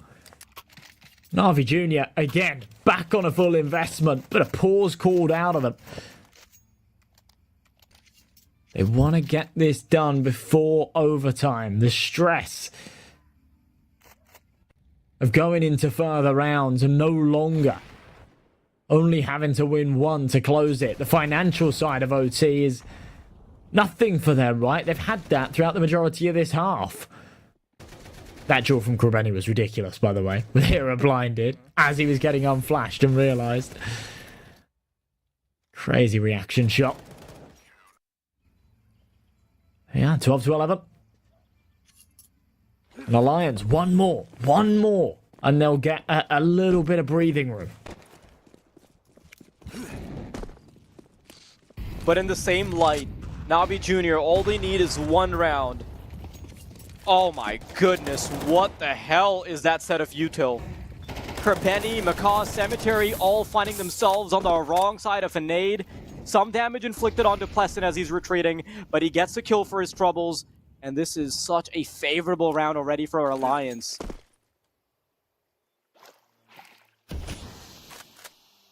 Deep Smoke and Molly combo getting readied up by Plessin. Too bad it doesn't hit anything. The fish in the water just inhaling carbon dioxide now. Okay, time to shine. On the angle. You see how difficult this is from Makazi's POV. Feels like a given. He's been really good against the Operas, though. That's my concern. We will eventually see the A-site crunch. In the meantime, there is some responsibility on the solo lurker to start creating problems. Krebeni, no, he's got out. Still 3 players to contend with. Yeah, there is nothing Navi Jr. can do here. Surely they've just got to walk the walk and be done with. Wow. Alliance 12-12, and it's a late resurgence from them. Would have loved to see it if it was a bit earlier, but at least they'll get us to overtime. It does definitely feel like Alliance kind of lock in a little bit there to get that one closed out, but also Navi Jr. just lose sight of what was working, right? These like very, very aggressive plays where they were just bunching up and trading off of each other.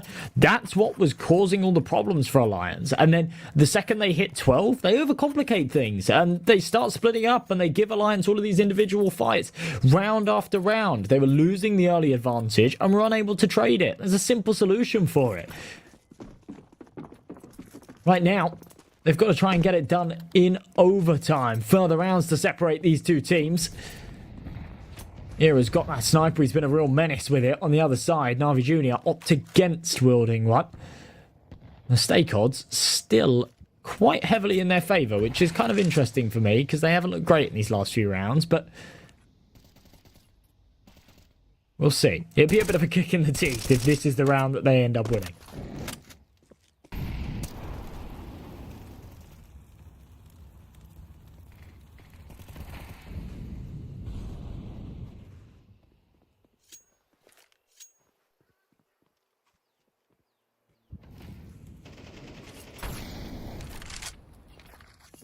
To A site we go. Read through the smoke. Oh no, that's a big one to be missing. Krabeni is going to punish, so is Demon. That is A site under lock and key, and they're finding every single duel, even with all the pieces in order. It's still Alliance to get the short end of the stick. It really felt like they did a good job at making the read, but they're out of it. Na'Vi Jr. Probably not too enthusiastic about the fact that it took them overtime to get it done, but at least they're going to start furnishing rounds on the board again. Man, that charm is so distracting.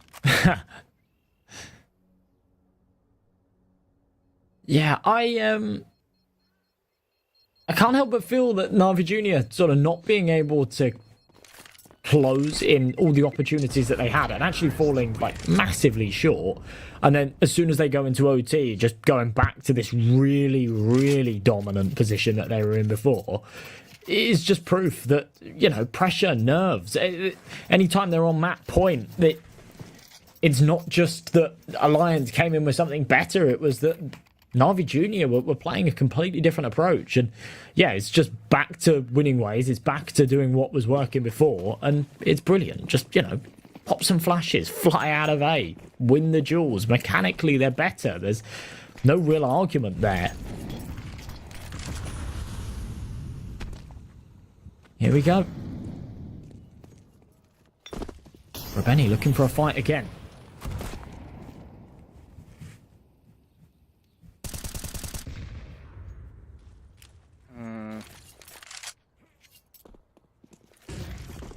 Na'Vi Jr., it seems like now that they're wanting to go to A more often, it's starting to work out once more.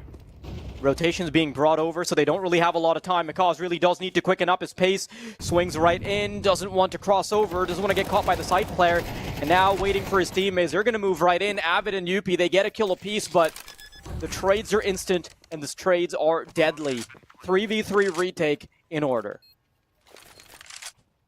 It's going to be a tough cookie to crack here for the CTs as well. They've got kits, but the only man with util is Hero on that AWP. He's got a smoke and a flash, and they're trying to boost him over the smoke to get a sightline.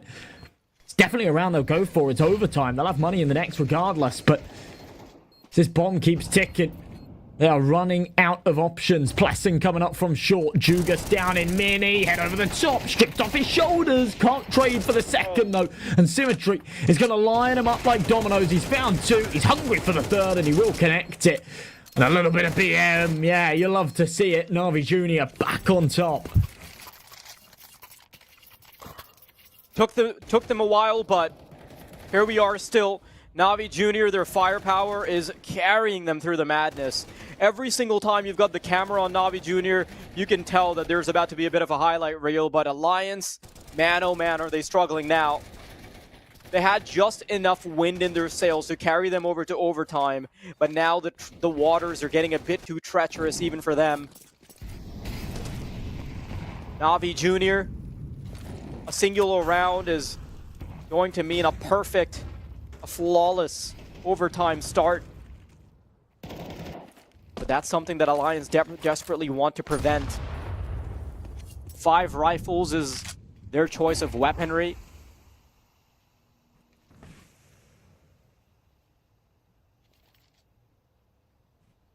Back to a slow default. I love this from Na'Vi Jr. They stay just close enough to have a finger on the pulse in case there is a push, but they're not exposing themselves to anything like an AWP. They know they fall into Era before, but what a nerdy little angle from Era to find Demon.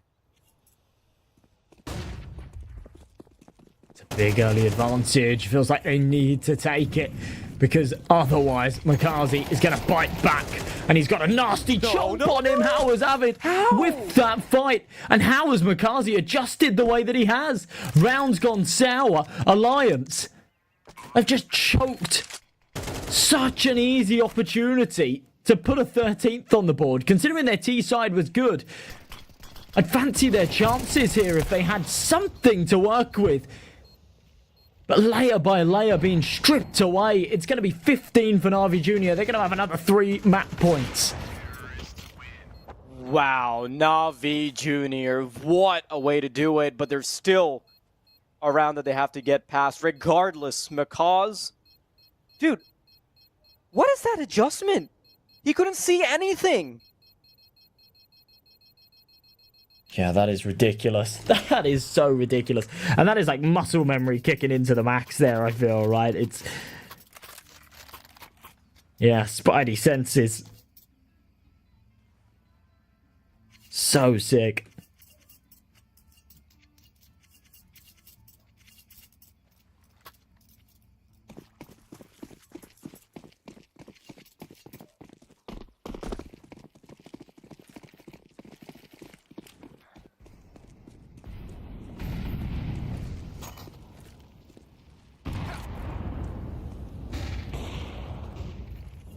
Here we go again. Makazi. Oh.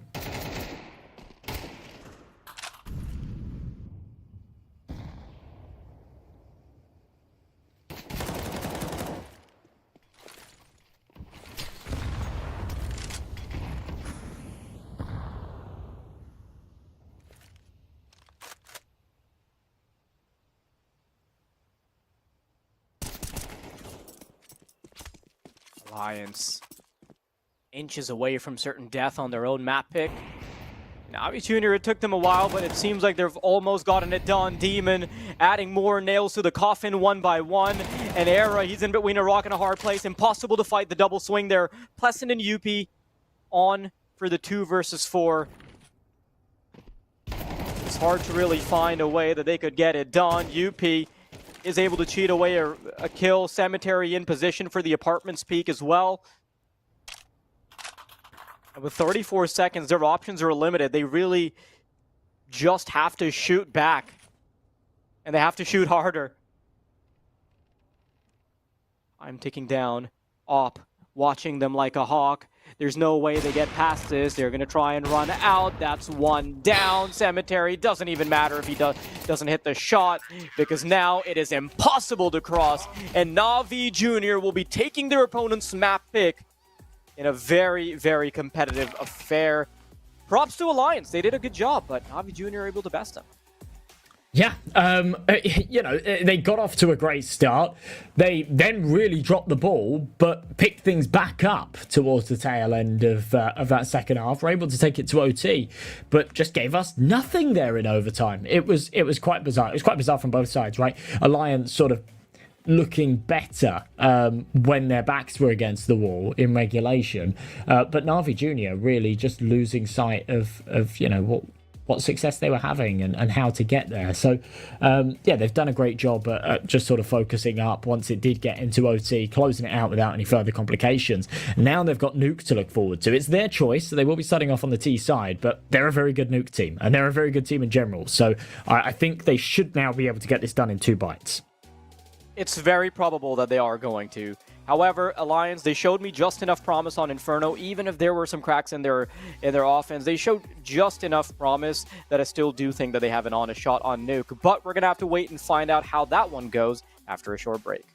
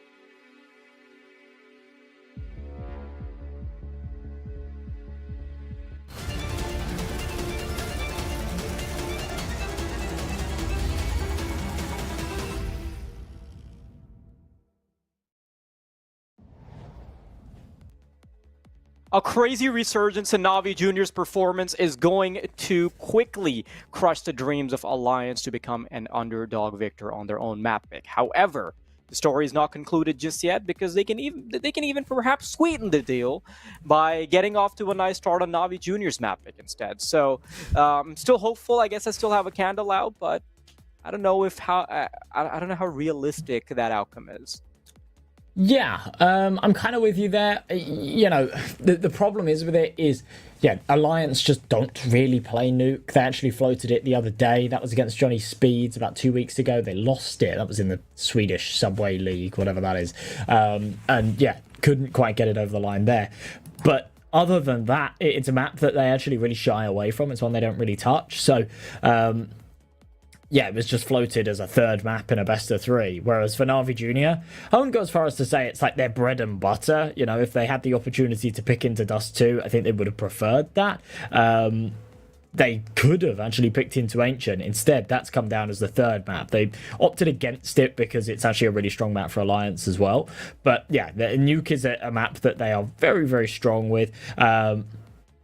Other than Gum 5, who you said about being like this weird thorn in their side that they keep having to play against, they're actually on like a mega win streak there. They beat Aurora on it the other day. They got wins against Sinners, Incilio, OG.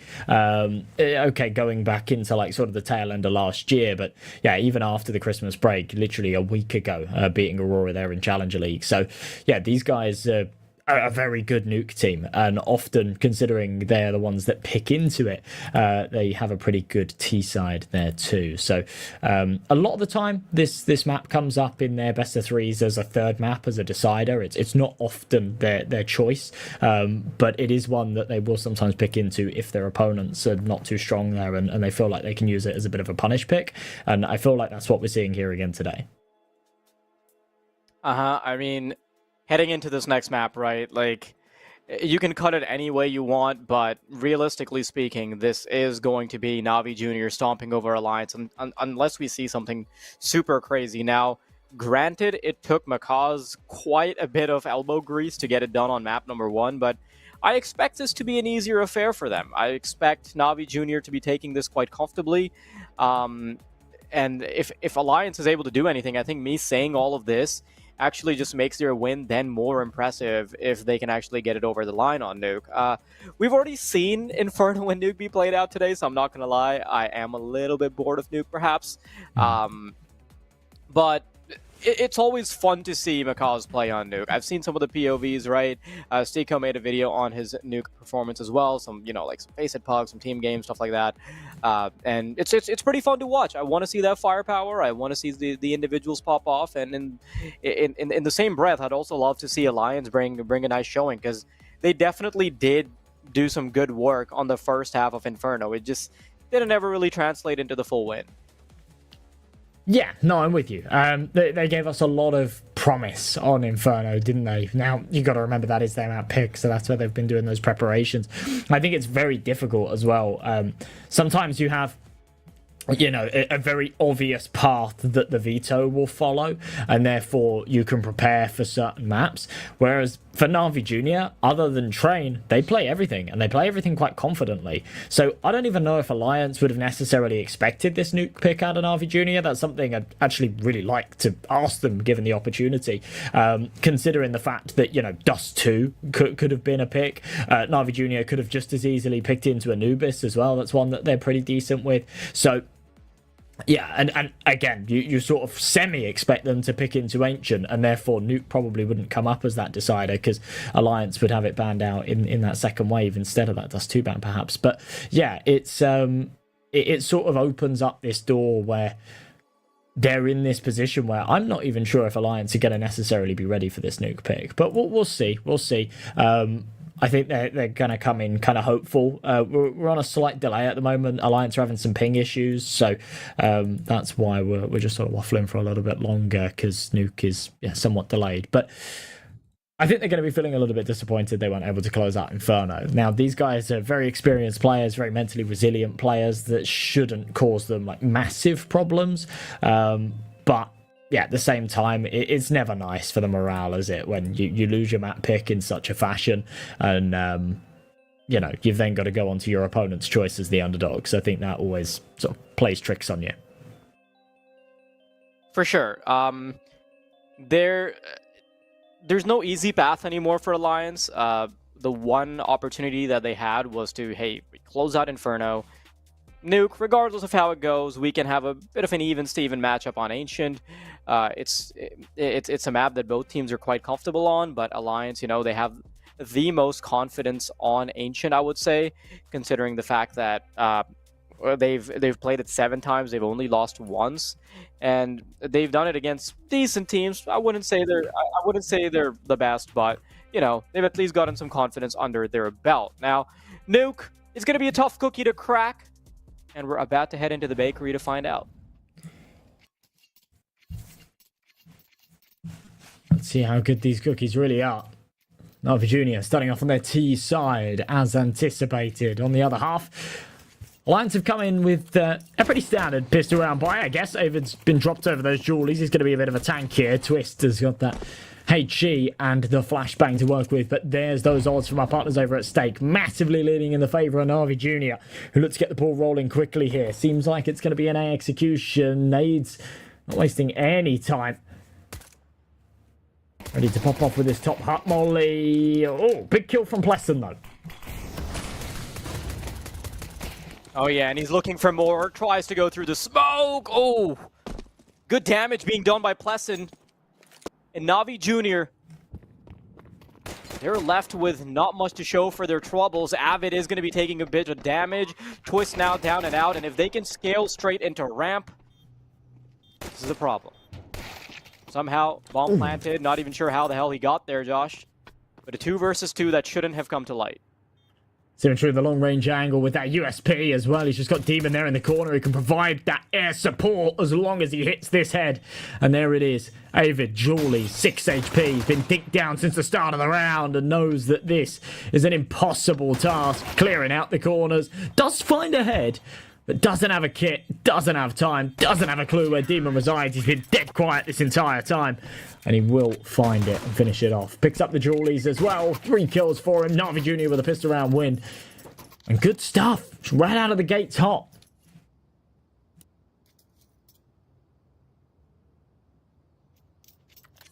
Not a good sign if you're Alliance. Especially with the amount of control they were able to get in the first 10 seconds of the round, with Plesson popping off 2 without even realizing who the hell he was killing. Na'Vi Junior somehow get away with madness. Now Alliance might have to wait a little bit longer before they can get some damage going, but that's not the option that they've opted for. At least their intent is to start fighting back immediately. The weapons have been brought out, couple MP9s, you throw a scout rifle into the mix, and Era's performance on the sniper was quite respectable on the previous one, even if he didn't manage to get enough done to win them the map. Na'Vi heading into A, the 5-7 quite potent if you're playing with it behind a smoke. It's really awkward, some damage onto Symmetry with the knife, but oh, hang on. Plesson's not going to be spotted. He's crept all the way up. They're not going to be watching for him. And he's going to sink himself straight into the back of Dzoogs. Demon, a 1-on-2. And he's low enough that the scout could actually find him, I think. Has to find the bomb as well. And Era, I love this. He's not going to commit to heaven. Instead, goes for the full wraparound, goes into lobby, to make the duel even harder for Demon to anticipate. Plesson did some really good work in the previous one. He's wanting to do it again. Wanting to interrupt this little ball that Na'Vi Junior had rolling. Demon plays the long game, goes all the way around, and that's a freebie. Up against the scout rifle on the last player. Tries to mask his footsteps.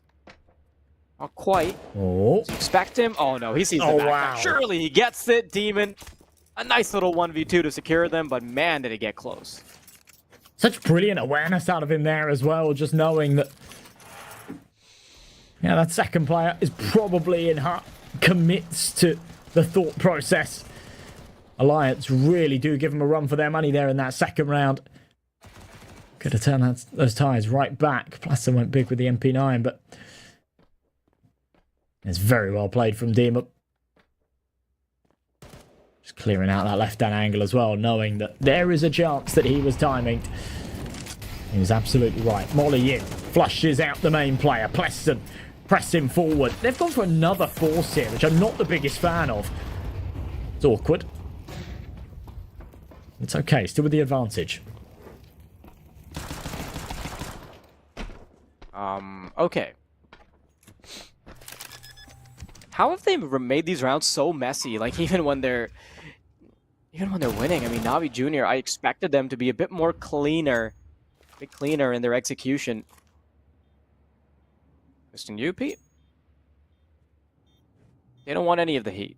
You know, that these rifles are quite important, actually, if you look at how the money's teed up for them in the next one.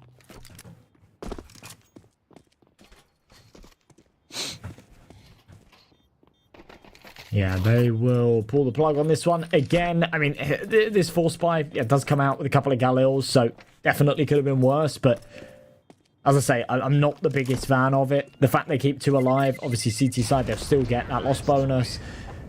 Not the end of the world. But they're now 3-0 down. They don't really have any major prospect of buying into this round. If they do, I think it would be foolish. And they're off to a slow start for a CT side and Nuke. 3,400 to come in the next, though. So they can still buy some pistols and armor around these Galils and have a little bit of bite in this round, perhaps.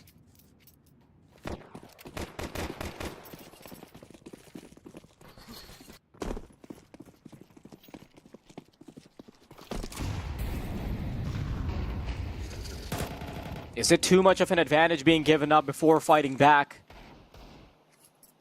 Navi Jr. already having a hot hand coming off the previous map and getting to bolster their advantages even further.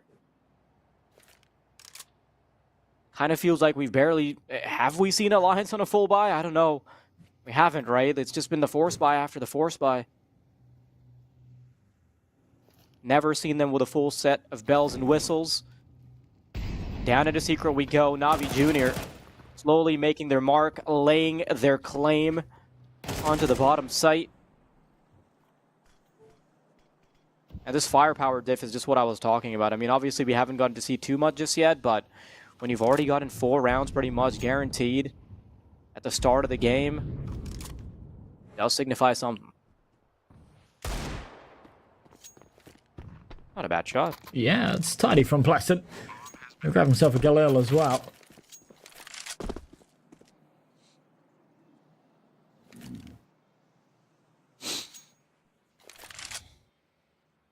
And we'll just get on out of there once again. I mean, it's going to be a buy in the next anyway, so obviously for Pleasant, holding on to an AK is perfect, but yeah, Twist, I mean, maybe doesn't really want this Galil. He's going to hold on to it anyway. 5-7 might be able to upgrade here at 2, as catching him on the exits will only take 1. Regardless, it's going to be 4-0 here for Navi Jr. Ooh, Twist. Okay, I don't... That was wild. That was wild. As I say, he's not a buy anyway, so maybe he didn't really want that Galil, but yeah, fine. Whatever. Nearly died to the bomb.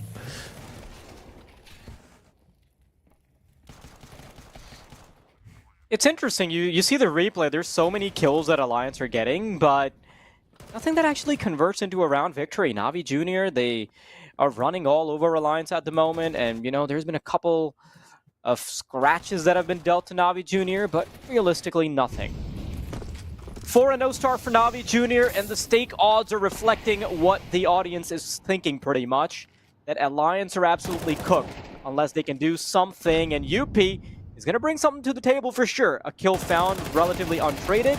Oh no, McCall, he's going to be focused on the wrong idea, but he still gets away with murder against Pleasant. Now, Era wanting to start reestablishing control towards ramp. How is Krebeni here? Krebeni. Yeah, it's ridiculous. He crossed, he went into garage and... Oh wow, this is ridiculous. Please look at Krebeni's angle. I want Krebeni to do that thing where he crouches underneath the scope and then pokes up and goes, hello. Yes, please. There we go. Love that. Love it. 3v3, UP though. In the meantime, this is the thing, right? Krebeni thinks he's cooking there with sort of delaying that headshot and letting his teammates get a bit of space. But actually, in the meantime, UP's pushed all the way up Secret, and whereas he wasn't in position to trade at all last time around, by the time the trigger's actually pulled, he's all the way up Secret. He's there, he's ready. Avid in the corner behind Tetris, denies the plant. No chance. Alliance first on the board. And a better round, a much better round. A couple of unfortunate engagements there, you know, Makazi spamming away, trying to take that long-range fight. It's actually the spams that open up a little gap in the smoke. He spots out a snake in the grass, but yeah, probably could have gotten away with either one and gone untraded, or maybe even two there in an ideal world. Regardless, they're back on a buy. Juga's down to that Tech 9, but still something to work with.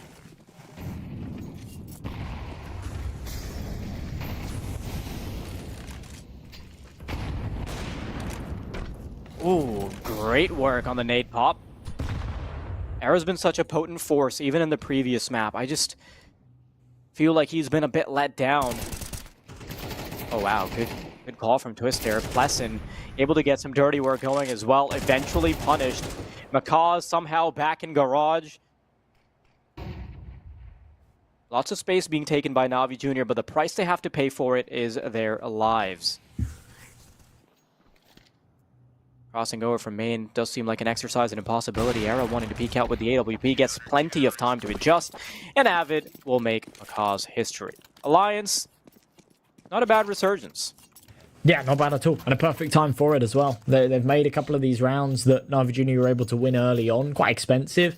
So chipped away at that economy, put it at breaking point in that last round, and then winning it just gives them a freebie here, right? They'll be up against the eco, they'll be able to take a third. Na'Vi Jr. losing control a little bit of a map that not so long ago felt like they could just run away with. We saw those stake odds and they were wild. They were massively, massively in Na'Vi Jr.'s favour. I imagine if after this one we see them flash up again, they'll be a lot closer. Plessin getting it done early with the nade.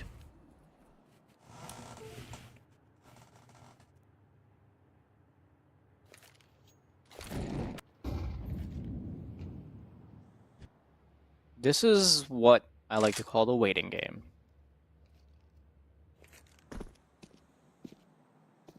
It's a timeout in spirit.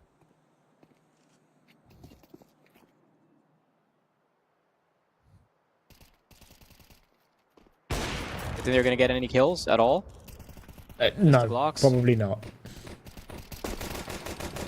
Oh, okay. Benny is so sneaky. Like, I don't know how he keeps getting away with stuff like pushing into garage, getting a cheeky kill with a Glock. It seems like he can always do something or the other individually, even when the odds are stacked against him. I like it.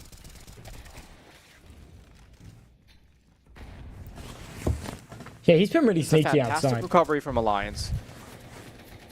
Still do have to get past another gun round before they can equalize the numbers, but this is a good start to what felt like a lost cause on the map pick of Na'Vi Jr.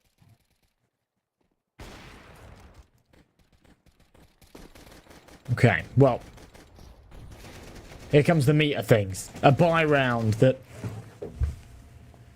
will come with rifles on both sides. Era with that AWP, it's something that we don't see out of symmetry in this round, and it doesn't really surprise me. They're actually lacking on util a little bit here too, the T side, but I think they're still 3-4.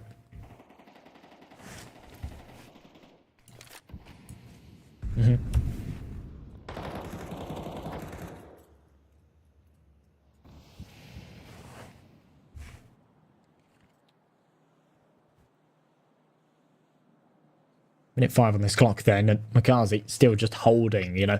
Alliance have been quite prominent at getting aggressive outside or getting someone into secret, but they normally go for that secret push late round, and they've already got that man advantage, and there's sort of reason to do so. There's one deep, but there's no justification for him to press up yet. There's that first. Avid, only good for one, though. This is clinical at a demon. The UP up top makes it a triple.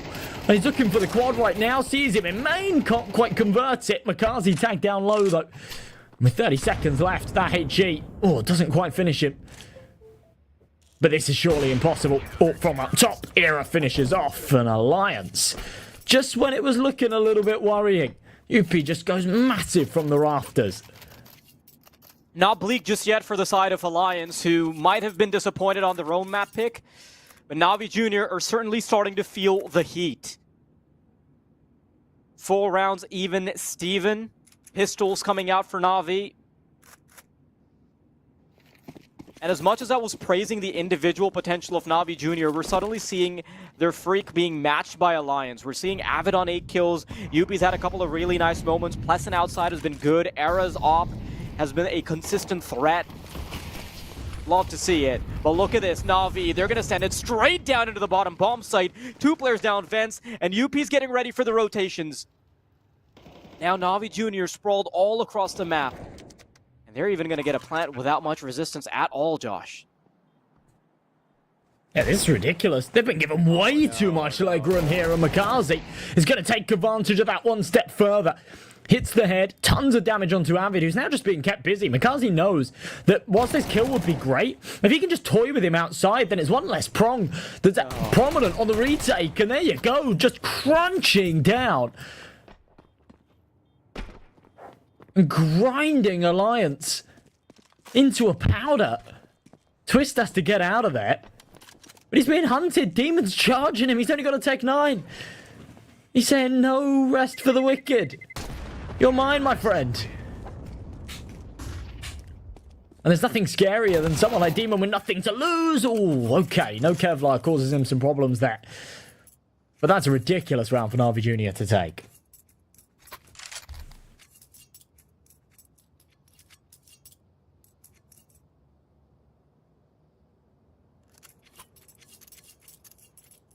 It's gotta be disappointing if you're Alliance. You get all that work done just to be toppled by pistols, and this suddenly breathes new life into the dominance of Na'Vi Jr. that we previously saw. Now, obviously you look over towards the stay cause, and now there's a little bit more faith in Alliance, but still pretty heavily favored to be a Na'Vi victory.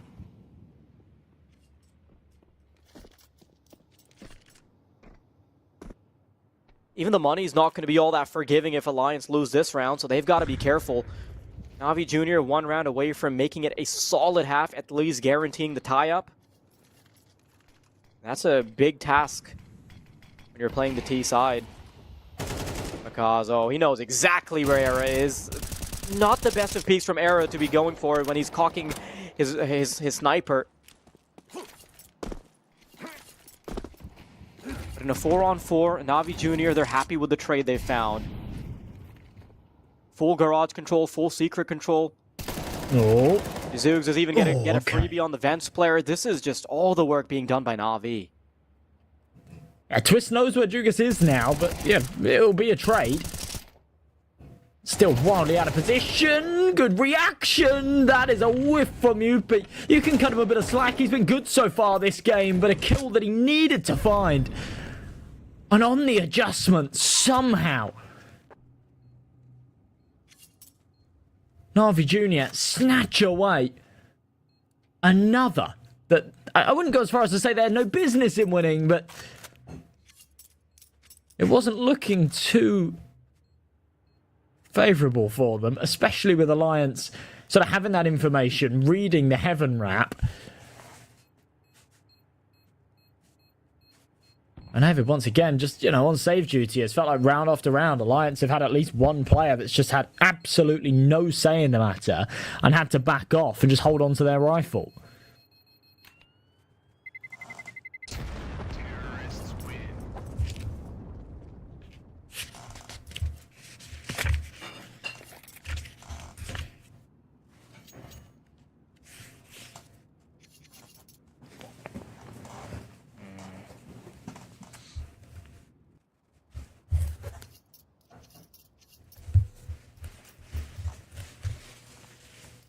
Wouldn't have hated it if Alliance took that tactical timeout earlier, but this is where they really do need them, right? See the money going down the drain. Na'Vi Jr. on the cusp of making it a 9 non-negotiable half if they can just get both rounds. When we see the replays, you can see that so much work has been done by the likes of Yuppie. There have been some really good moments even from Era, but on just a macro level, Na'Vi Jr. have been better. Just more individual firepower, just more pieces of the puzzle that have been working right for them. Alliance, a big ball to be dropping against the Eco as well. The outside control's been such a mess here for Alliance as well. You think about how many rounds Makazi and or Krabeni have been able to just cause these massive problems, sneaking round through to Garage, getting these wraparounds, this Heaven flank going on. We saw it there in the Deagle round as well when they won the Eco. Deuce, love to see it, lights things up, and Era somehow escapes. What is that? How is he still alive? They're not necessarily going to expect a second there. They do. Symmetry and a beautiful shot. There's a second. But do they clear the corner? No. Plesson's going to take another with a P250. And right back the other way, Alliance. Give Na'Vi Jr. a taste of their own medicine with the Eco round. Cemetery would have to get the ace to get it done. Tries to go for the quick no-scope. Oh, it's getting awkward. The knives have been brought out, and Cemetery will lose his head. Plesson, jumping knife to get it. You know things are getting scrappy now. This is ridiculous. How does Era... It's fine getting the Zeus go. It's whatever. It's not a corner that you necessarily check. But how he gets away with it, right? And stays alive for as long as he does. And then no one else finds any kills against the P250s, against the pistols. It's disastrous. Final round of the half. The Zeus position as well. I'm pretty sure it was pioneered by Rob back in IEM Katowice 2024. Up against Spirit in the grand finals. Zugus. Oh, that's bad. That's rough for sure.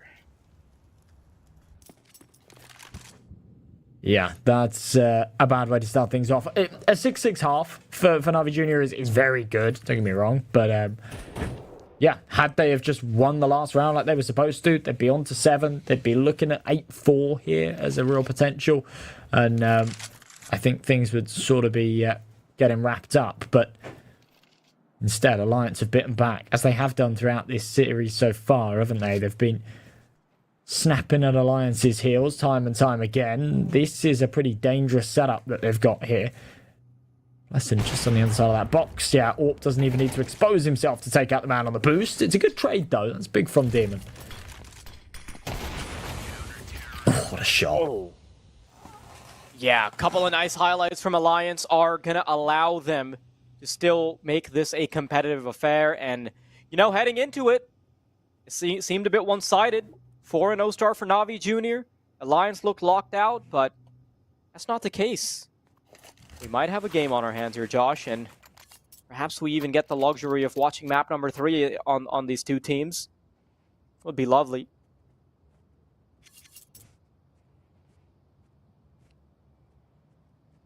We might do. Pistol round hangs in the balance then. It isn't as important as perhaps it would have been if Alliance were 8-4 down here.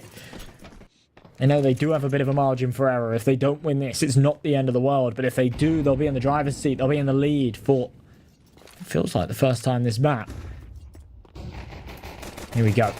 Box to try and send it in. Spam through the smoke. Yuppie's there to find it. But Makazi and Demon responding kind. They'll have the man advantage, but only momentarily because the clocks are still firing. Alliance are not done yet, though. Both players rotating in from ramp. Na'Vi Jr. They have the HP advantage, and now the numbers as well. Era caught on the rotate. Twist. Laying off the back of double doors. He doesn't have a whole lot of HP. 2 bullets could rule them all. Trying to go searching. Tap on the bomb. Not the commitment just yet. They're waiting for Twist to move a muscle, just show anything at all. But look at this. They do not have the kit. Can't believe Twist makes the commitment, and he will finally be caught. Kind of surprised that he even chose his info there. It had been a while. Man. Yeah, that, yeah, me too, to be honest. You either kind of call the bluff or you don't, right? And I think he sort of second-guessed himself. Said, yeah, no, I don't think he's on it. Doesn't open the door. After a few seconds pass, he thinks, I look like a fool if he's holding a 10-seconder. It's awkward. Could have got that done, though. That was a perfect opportunity, really, for Twist. Just fumbles it a tad. 7-6. Na'Vi Junior in the lead then, and with the weaponry to work with as they go into the 14th.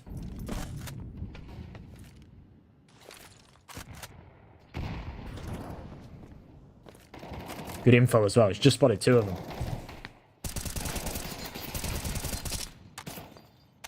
Cemetery quick to mow them down. Got support as well. Tigger's happy to add some damage, and now Alliance, with the full commitment that they've had on the purchases, they aren't exactly getting dividends off the back of it. Of the cheeky little shotgun as well the Demon has ready and waiting for them. Alliance now in a position where they're just hoping somebody walks into their crosshairs or that one of their individuals pop off, but none of them are in a position to actually make contact.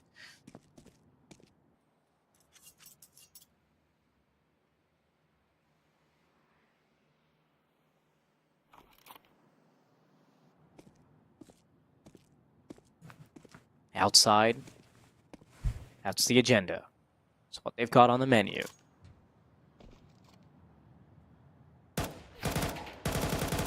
Long-range engagement. Okay.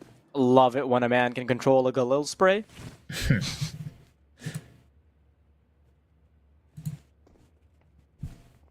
There's going to be the late commitment onto the A site. Can't believe they're still taking a gander at it. QP is eventually going to be caught by the shotgun. There's some pushback, but Era eats a grenade, and that is Plessin being left in a 1 versus 3, and those shenanigans will quickly be put a stop to. It's a really awkward call when the timer gets that low. I mean, at the end there, when Blessin died, there was 7 seconds left, right? So he had no time to get that bomb planted. And realistically, he just wants to die. Even if you're entertaining the idea of holding onto that rifle for the next round, which wouldn't really make a lot of sense, you're in such an awkward position where you're inevitably going to be killed after the clock that he needs to just peek and take a fight, but kind of not win it, right? You don't want to win the fight. He doesn't want to peek into the top hot player and actually win that duel, because then he's going to die to somebody else. Odds stacking in Na'Vi Junior's favour again, though. I'm pretty surprised that they're as one-sided as they are. It's only 8-6 right now. It still feels very doable here for Alliance. But, I don't know, you factor in the fact this is their T-side and you factor in that Na'Vi Junior have been quite momentum-based, and it seems like the momentum sort of leaning in their favour. Krebeni just dodging bullets. Look at these deagle shots. How have they not hit him? There's another one. That's funny.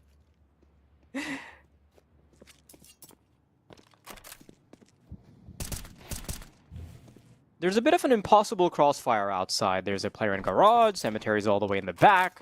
Krebeni can always peek out, so getting anything done with the pistols is a pipe dream.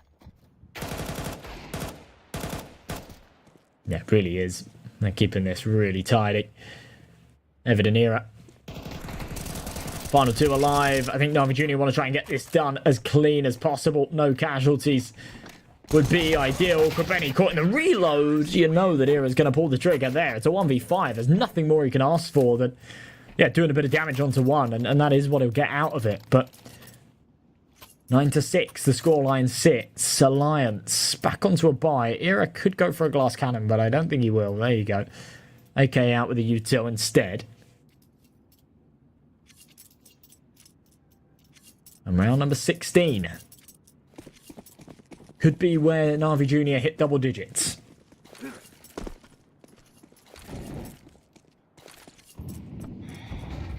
Alliance, this is actually one of their final chances to provide some real resistance to Na'Vi Junior.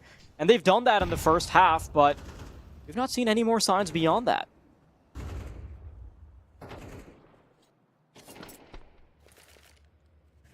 Na'Vi Junior generally just having a much more conservative style of play where they're heavily focused on protecting these sites and getting advanced information on B so that they can call in the early rotation. So that's the game plan right now.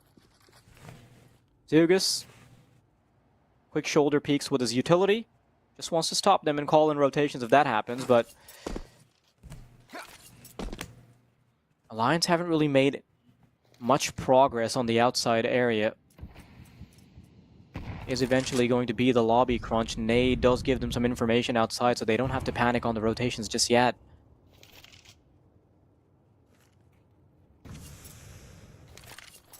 45 seconds. Is Alliance running it too low? Because look at this. First point of contact spotted.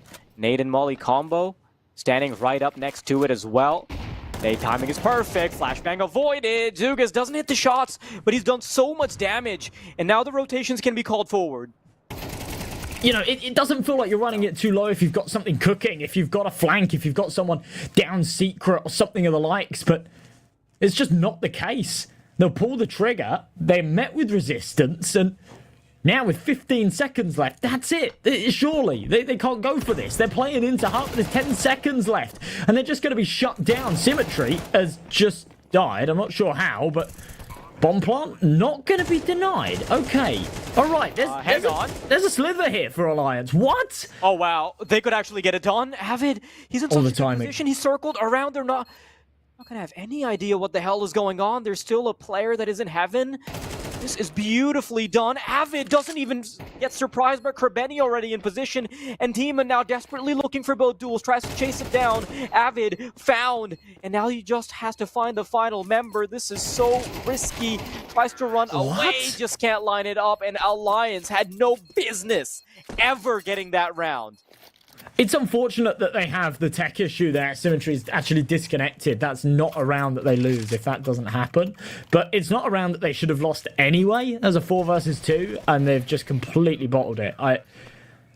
That was really poor. I'm not sure if that was, you know, a result of some messy comms with the disconnect there from Symmetry. Maybe he said, oh, I've frozen, I've disconnected kind of thing, and things get a little bit sloppy, but yeah, there's just no excuse for this. This was a terribly played round from Na'Vi Jr.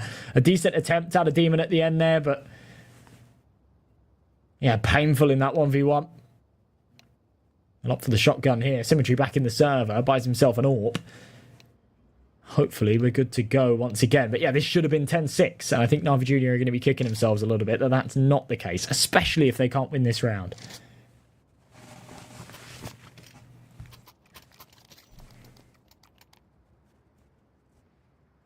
Kind of surprised that we see Alliance be able to get anything in that instance, right? It did feel like Na'Vi Jr. had finally put a stop to them, but there's still some fight left in him. Outside smokes being lined up. There's going to be such a big lack of information here because there's outside smokes. There's there was meant to be an advanced smoke that would stop you from seeing seeing if there's anybody close to door, but Demon's position does kind of negate that. Regardless, Na'Vi Jr., they're going to be a bit in the dark. So much early util usage, though.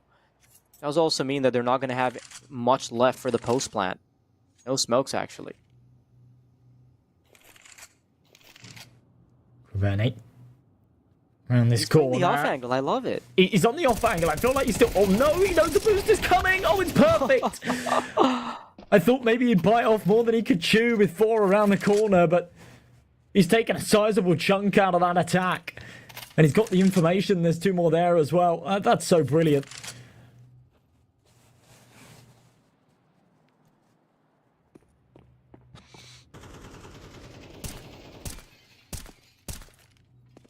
Oof, what a shot. Ouch. Okay, Twist.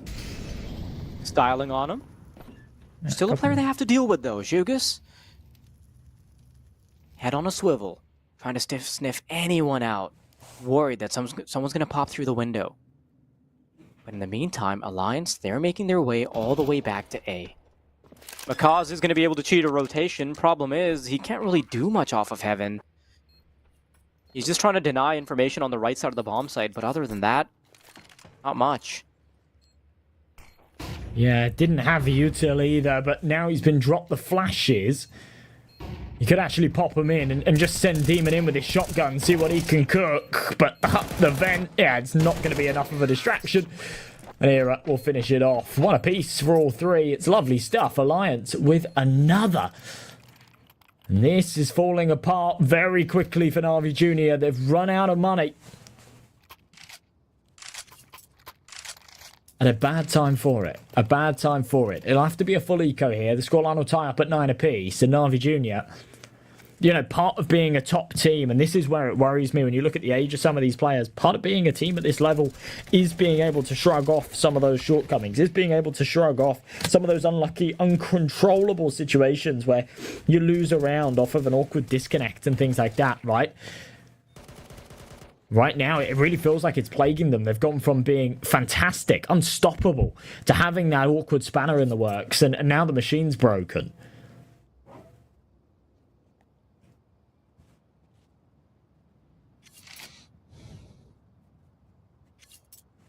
Breathing room now available for Alliance. A chance to recline for a moment, just discuss what's going on. Continue to build up momentum as Na'Vi Jr. will have nothing in their name. $2,000 a pop. They didn't even dare venture into the territory of perhaps buying an upgraded pistol for themselves, with the exception of maybe for Benny, who I think has a P250, but that's about it. Straight into lobby we go. Still taking on a shot at it, but that's it. Quickly mowed down. Okay, P250 could be problematic, and that's an AK recovered, but chances are slim to do anything off of it.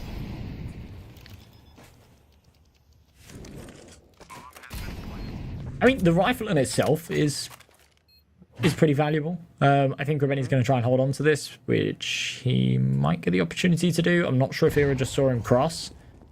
I think he perhaps did. Either way. Yeah, it'll go 9-9. Krebeni will get an AK into the next round by the looks of things. No one's pressing too hard for the hunt. In fact, they're exiting out the other side of the bomb site. So, Alliance keeping all three alive. Building up those finances of their own. It's an important time to have money, right? If they can rack up a bit of cash here, they go into these key rounds. These sort of last 5 or 6 of regulation. With that economic buffer, knowing that if they do slip up at one point, they can reinvest. It's something that so many teams are plagued by in these situations. Krebeni's going to drop an M4 over, allow his teammates to get out the maximum util. A quick pause from Alliance. It's actually their third and final pause here that they're using in round number 19.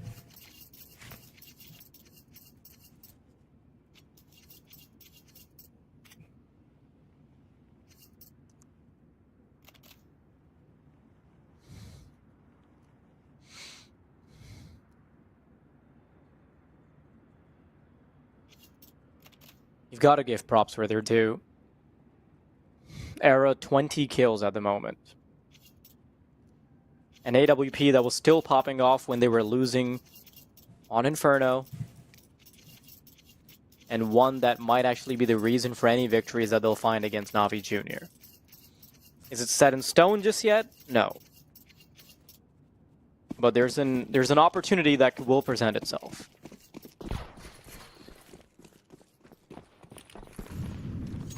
All right.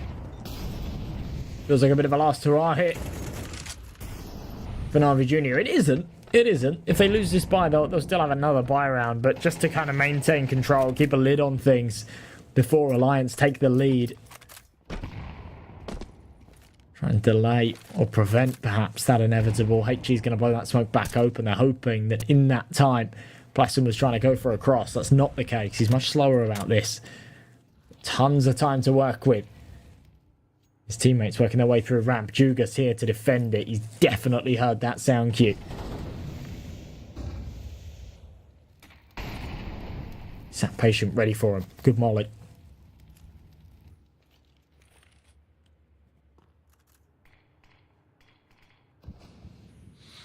Smoke to try and stop him. Jugas hasn't been great on this position. Not quite able to furnish too many kills.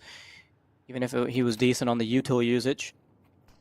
But Alliance is bringing it back. They've been very conservative with allowing information.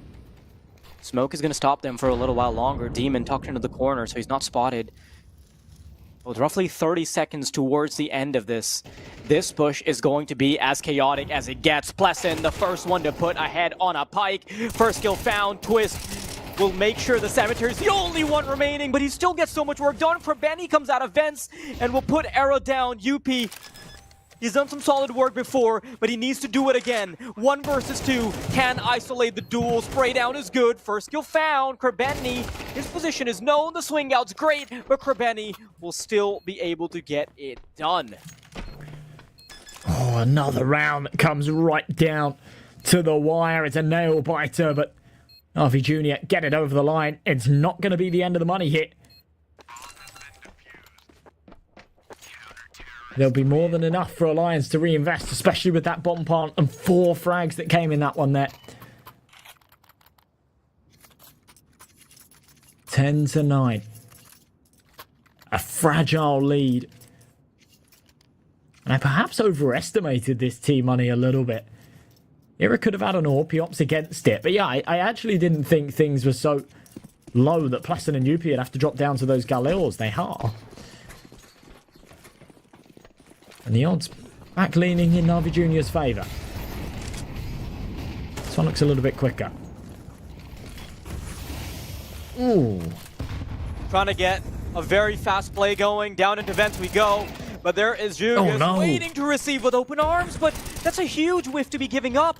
Some damage inflicted by Macaws as he's coming back onto the site. 4 versus 4. Twist swinging out. Macaws trying to throw a spanner into the works. Utility goes out to the back of the bomb site. Twist takes some damage. Avid, though, he's gotten a monstrous double. Demon and Cemetery now on the back foot. Best case scenario, just back out. Demon still wants to take a gander at this, though. I don't know why the hell he's doing that, but I guess he is stuck. Yuto pulled out. And so is the life support on the man. Cemetery.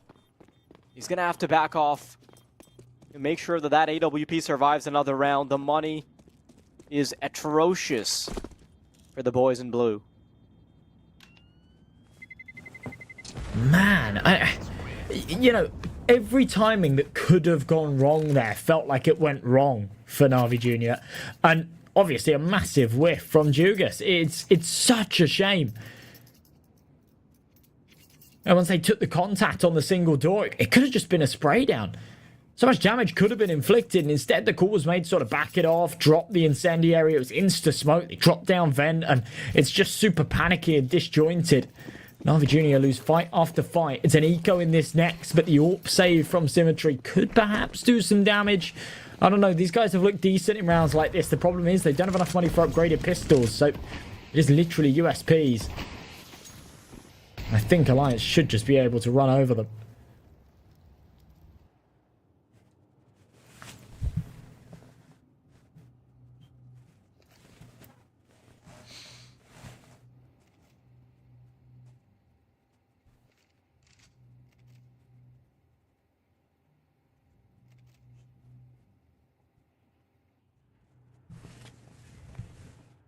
I didn't expect Navi Jr. to ever be in this position against Alliance. For them to actually have to fight on the back foot, that's something you anticipated, Josh? No, I guess not. I know that you can't just lean on it forever, but I really do feel like if they hadn't have had that disconnect, they probably would have just won this by now.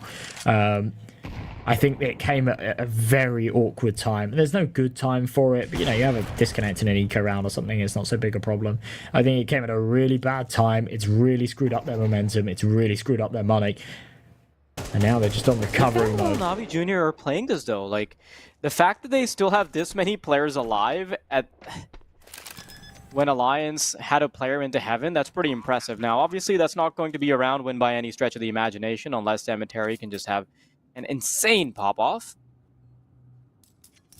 But still, having a couple players alive with rifles, Demon might even be able to pick up a rifle somewhere. That wouldn't be a horrible outcome. Still gives Navi a pretty solid chance.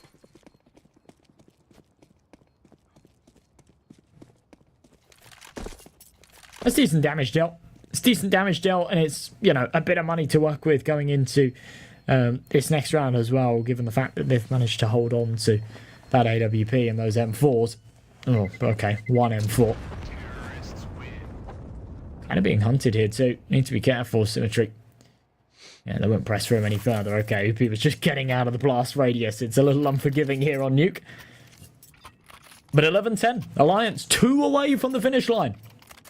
Navi Jr. surely don't let them have this.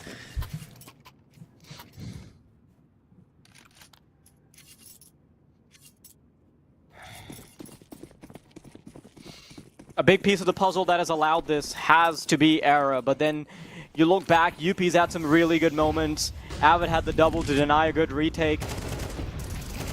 And oh my, Cemetery victim to Plessin's rifle, but Macaw's, his firepower really needs to be popping off now. He's known for it. Outside control established. Krebeni, is he going to make the fatal mistake of running into an op? Apparently still gets away with his life and could be chased down soon. Audio cue's given up. They have a decent idea of where the Na'Vi Junior members are, but there's still a pretty significant advantage. Early into the round, minute and 15. And oh my, that is good damage. Era, though, somehow swings out. It's a brilliant kill. And Jugas might be running into a line of fire. Oh, He what? stays alive. What? That's ridiculous. What are they Era should doing? They're never just get away with feeding him. this. Macaw's about to walk into crosshairs as well. Nade to chomp down Era. Surely this gets him right. No, Era is currently evading the Grim Reaper like he's Tony Hawk. And he's going to take another kill hit. This is ridiculous. No. Some masterful lopping, a tad bit of luck, and a pinch of aim. Jugas. The retake is on, my friend. So much pressure. Double peek on the cards. Jugas wanting to swing out. Bomb already halfway ticked down. He needs to be baiting them. There is a kid available. Not going to be easy. Quick tap on the bomb. Era's gonna swing, wow. and the 4K from the sniper on Alliance. That should never have been allowed. That is just ridiculous. I mean, you know, credit where credit's due. It's incredible work out of Era, right? It really is. But how? How have Na'Vi... That's such a huge throw. The player on the top of Silo on A site misses. Then somebody swings into his crosshairs with not a care in sight. And then Macaw's first misses his shots when he's not being watched. And then he also doesn't connect the nade. So 4 mistakes in the span of like 20 seconds. And it was Krebeni that ran across single door for just no real reason, right? It felt like he actually didn't really have a place the entire round. Remember, he took the contact, found the kill in hut, and then he wanted to jump up Tetris to get top hut, but someone was already doing that. So then he sort of panicked and went towards vent, and then he went towards main, and then he tried to cross back again after the smoke had faded. It just felt like he was really out of place that round. And they were punished big time. Now they face... You know, mad point. They're looking down the barrel of Ancient. I didn't have Alliance beating Na'Vi Junior or Navi's map pick on my bingo card, but glad we're getting to see it. No information, no contact, nothing for Na'Vi with 50 seconds on the clock. It's a good sign. Alliance, they're going to be struggling for info. Because he's been very careful with his footwork to not walk into the line of fire of Plessin. Era. Use a shoulder. Cemetery found the first chink in their armor. Some util being tossed out to Ram, but that's not where the final action's going to be, Josh. McCarthy. Oh no, he's burning alive, and they've flushed him out. Bless him with another. This is finished. This is cooked. We're going to the third map. One of the worst outcomes that you could have expected for Na'Vi Junior.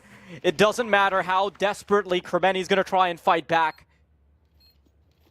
A 4v2, nigh impossible. Jugas, who's not had any input in most of the game.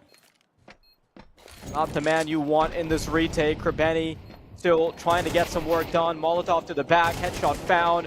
Jugas needs to be big. This is kind of doable. Krebeni walks right in. Avid, though, circling around, desperately trying to get on the bomb.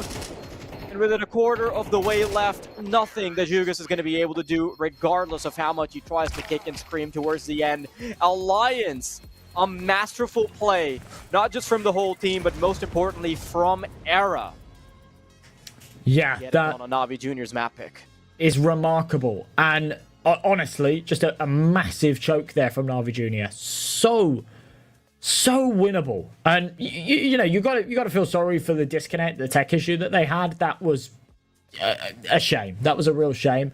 But man, they had their opportunities. They had so many opportunities. They choke every single one of them, and you know, I don't feel like I can sort of sympathize anymore. If it literally did just come down to them losing control after that tech issue, then fine, so be it. But it wasn't. You know, they had 2v4s, they had 5v3s, and they were just round after round playing them terribly. So many instances where they could have closed it out, but they didn't. We saw so many individual mistakes, and I think the one that is probably the highlight, or I guess the low light if you're looking at it from Na'Vi Jr.'s perspective, is how they essentially fed 4 kills to Arrow when he had no business being able to come back into a round that was pretty much a loss. At 11-10 as well, by the way. Like, it's just... Yeah. It's inexcusable, and they're going to have to pay for their mistakes. That being said, there is still quite a bit of Counter-Strike action to go. Not only do we have 2 more games, but we also have another map before we can put a ribbon on this one. Don't go anywhere. We'll be right back with Ancient.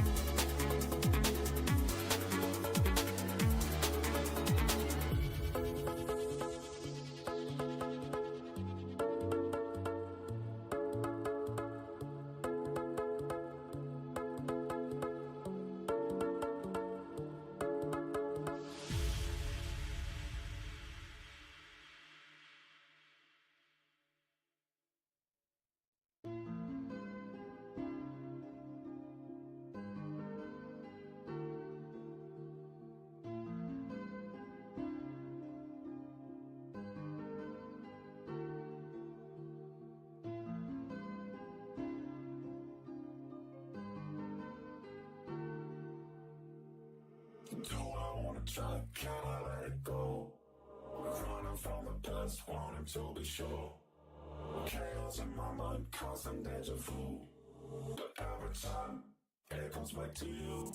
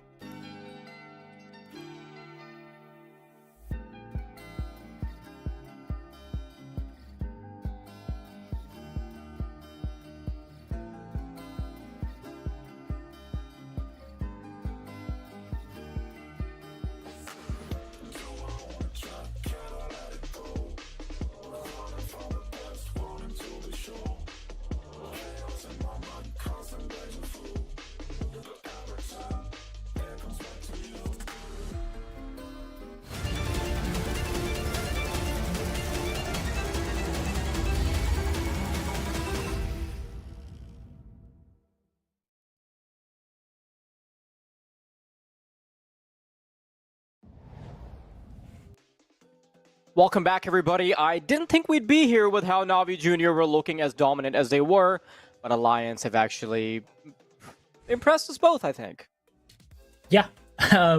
Yeah, to be honest, I actually feel like the tail end of Nuke was more a story of Na'Vi Jr.'s shortcomings and mistakes rather than Alliance really giving us anything too crazy, if I'm being completely honest. But at the end of the day, it doesn't really matter. Them being able to stay composed and actually close it out is something in itself. And obviously, Era's 4K with that AWP, as much as he was fed. You know, it takes a lot to put yourself in the positions for all 4 of those kills and actually hit those shots. And yeah, he delivered on all fronts there as well. So it's going to be interesting to see how this third and final map goes. I'm actually surprised that we're here as well. You know, we do see Ancient as this decider. Now, it is normally the Na'Vi Junior map pick. It's, you know, their best map. It's their most played map. They're very, very good on it. But the reason that they didn't pick it here today is because Alliance are actually pretty good here too. They lost to Sashi in December, but outside of that, they've actually been taking some pretty big wins. They've, just over the past couple of weeks, beat Lil Mix, Leo, and Incilio, and they've had some pretty good results in regional competition as well against various Swedish teams and whatnot. Now, Na'Vi Junior, of course, sort of beating some of the bigger guns in the world of CS, you know, wins against Aurora, Gun 5, Sashi, Sinners, you know, some big names. What's to be expected when you're playing in Challenger League and whatnot, but yeah, I do think that like this third and final map is actually a very, very good sort of deciding ground. Both of these teams could absolutely cause some kind of an upset here. For sure. With what we've seen already on map 1 and 2, there is no saying where this game is going to take us. And as far as the narratives go, right, I feel like Alliance, they have a lot to gain from being able to topple like Na'Vi Jr. Suddenly, you know, you've got a lot of momentum going in to the rest of the tournament. You defeat a Goliath in the opening matchup. That's not materialized just yet. We've got to wait and see. Na'Vi Jr. on the T side. They're going to be going for a very fast play. Up close and personal. Avid's going to be down and doesn't get to use the dualies, but UP's making good work happen. 2 kills found. 3 versus 3. Bomb site control established. Smoke is going to buy them some time, so Jugas can get the bomb down. Era crept up close. They're not going to expect this. They see his shoulder as he goes in. Up close. Jugas down. 2 versus 3. Quick tap on the bomb. They're going to have to go for the swing. Molotov's going to get them off of it, but Twist, the wide swing, finds a kill. They're still desperately trying to find Cemetery. Trying to bait them out. There it is. Now it's got to be the full commitment. Cemetery not quite biting it just yet, but he does have to because the commitments happened. And Twist will be able to protect his teammate. Alliance, what a way to kick things off. Yeah, that's a good round, and dealing with that molly coming as well. It's a little bit premature, but somewhat feels like they kind of have to throw it. The pressure's on, and Symmetry needs to just come and help his teammate. But yeah, a little bit awkward.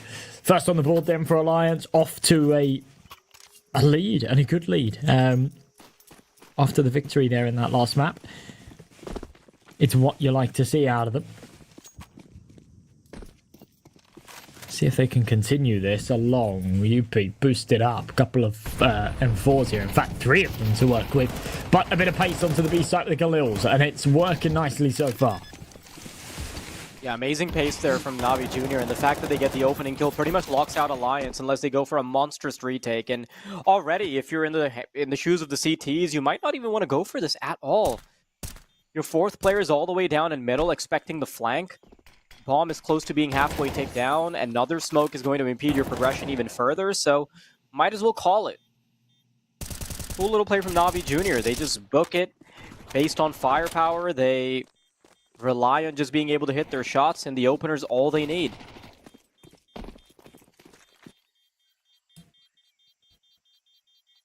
And sometimes the way in rounds like this, and Navi Jr. fighting right back after getting that bomb plant in the pistol. They don't upgrade anything here though. Look at this. They hold on to their 2 Galils, their 3 Mac 10s. They don't get to touch either of those 3 M4s.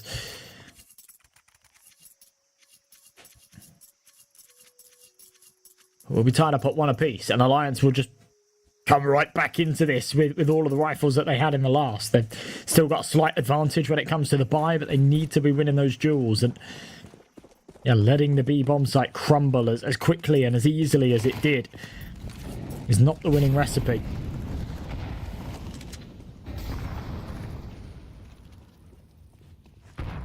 This time the pressure's on ramp, but no one flying up it. A little bit slower here from Navi Jr.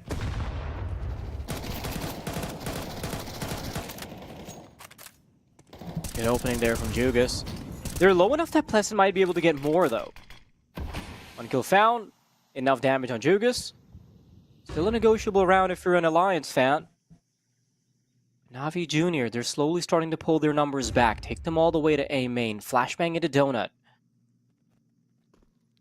I think that might sell the idea that they're running off into B, but the rotations from Alliance are signifying that they've got a finger on the pulse and that they're expecting the A main aggression. UP turns away at the wrong time. Now this gives up the A site completely, a deep smoke.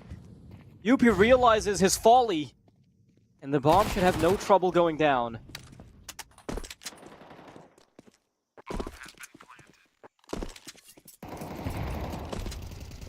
C4 ticking away, but it's not really going to mean all too much when the numbers are whittling the way they are.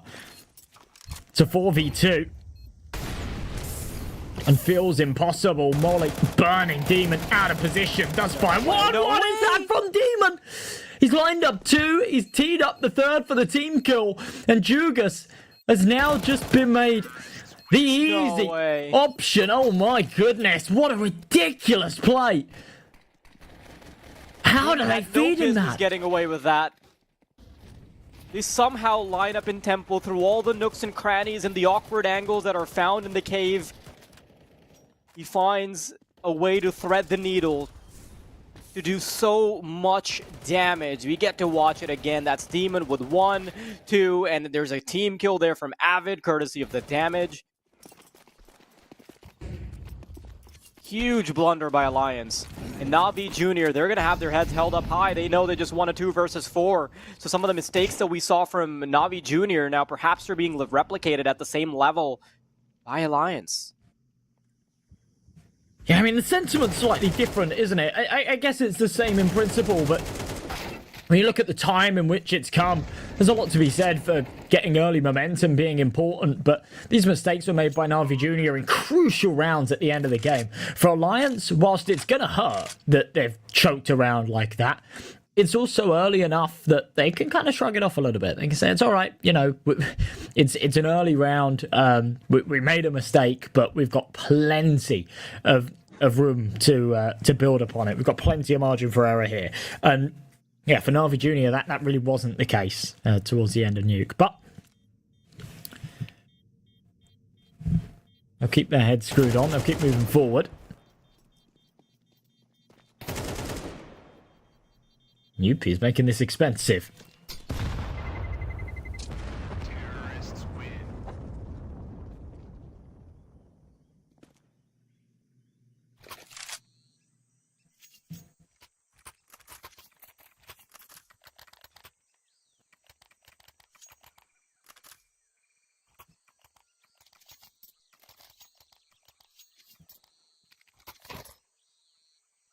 Here it comes. Weapons, once again, out for Alliance. Definitely not feeling too great about the initial botch lead, sure, but you're right. Alliance can definitely shrug it off. Love to see them provide more pushback, provide more resistance, much like they did on Nuke. Both maps have been quite good from Alliance, and I'd love to see a victory from them. Pleasant and Avid, wow. Good control here on middle. And they're able to win both engagements. Na'Vi Jr., they're starting off on the wrong foot. 3 versus 5 to kick this round off. That's a good start. That's what you want to see out of them, especially after that fumble. Proving that, yeah, they're right back to play. They're right back to winning ways. Cleanest round possible. All 5 players alive. That allows them to start building up some bank as well. And Na'Vi Jr., they still have some more fight in them before their money starts to run dry. Demon's going to be making some firepower sacrifices so he can afford all the money, or rather all the utility.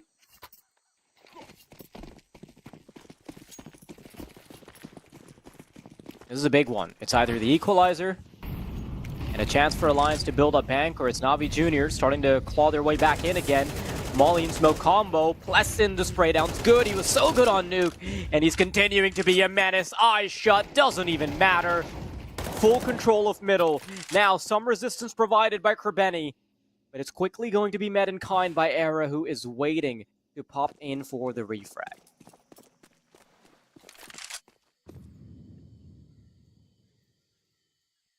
Oh, 2 versus 4 to try and recover. Coming up from ramp, yeah, they've just been spotted. Smoke's going to go down. All attention diverted. Era there to look on the angle as well. A minute on this clock, and they don't really want to be surviving here. Run that risk of dying after time, but if they stay stagnant, then that's what will happen to you. And Demon is going to walk right into the crosshair of Era. Does actually get a couple of shots off. It's a little bit messy from Era, but gets it converted. Alliance with another. And tied up at 3 apiece. We're right back there again.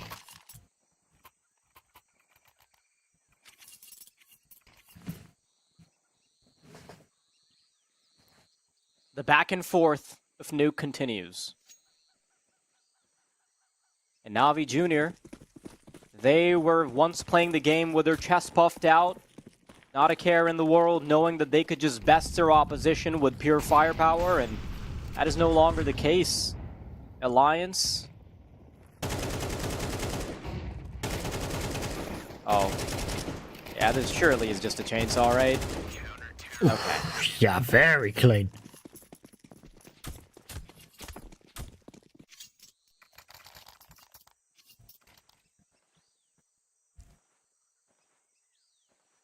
Oh, no bomb plant allowed, so no extra cash for Na'Vi Jr. And again, they're just not looking like the side that we've seen out of them, right? They were very good on map 1, but it did have its problems. Map 2 was kind of the same, right? And now right here, especially your hardest hitter, Makazi, was incredible on Inferno. He had a pretty good showing on Nuke as well. And now having a poor start to this third map, perhaps run out of steam a little bit as they'll walk into Era's MP9. 1-for-1, rifle for SMG, not too bad. And look at the space gain, they've pushed all the way through A main. Okay. Nice kill from Avid. Not even sure how Pleasant spawned there. And once again, it's just Alliance running the show.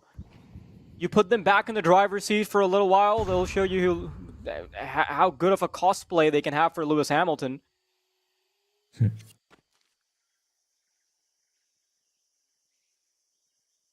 Na'Vi Jr. left in the dust.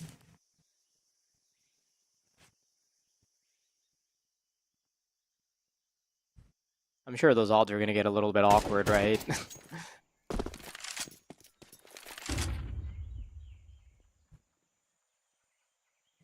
They certainly should do. I mean, this entire time they've, really been like leaning into the Na'Vi Junior side, but we're now on the third map. Alliance are taking control. They've looked very good.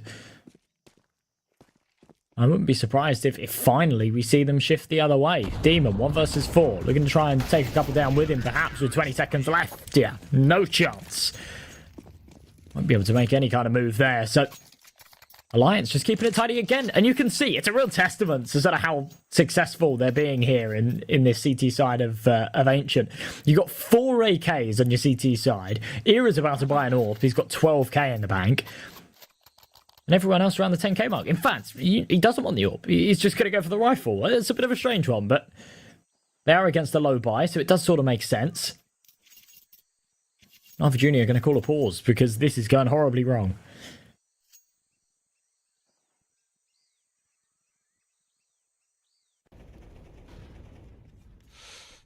Not the expectations we came into this game with. I thought we were talking about a heavy favorite. But they're currently being schooled by the veterans on Alliance. It did always feel like Alliance often just had like a team that wasn't as good as the sum of its parts. But they're doing pretty well now.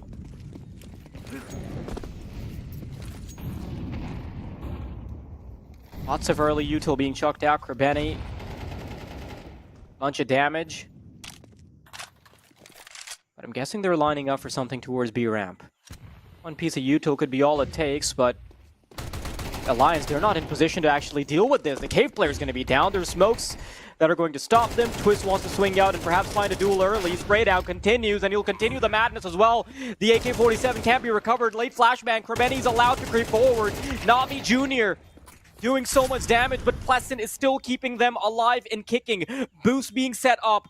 Is the player in the corner going to be spotted? Cemetery. There it is. The smoke's going to give away his ruse. Demon playing up close with the Tech 9. And getting past the smoke is a big one. Here it is. Oh my goodness, Era! What? No way you see that coming if you're Demon. Yeah, that is clean. And very fast out of Era. The reason for the rifle as well, you know, and that round gets a little too close, I think, for their liking, considering the disparity in the buys, but yeah, you've got to remember, Era opted for that rifle over the AWP, and it was absolutely the right choice, but it came down to that 2 versus 2. It's perfect.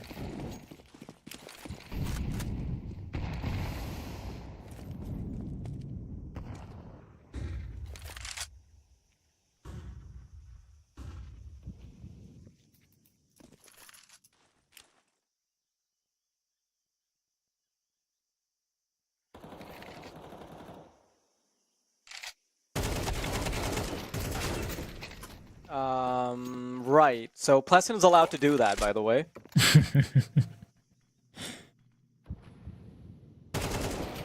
Okay, at least Yuga's gonna get something for this.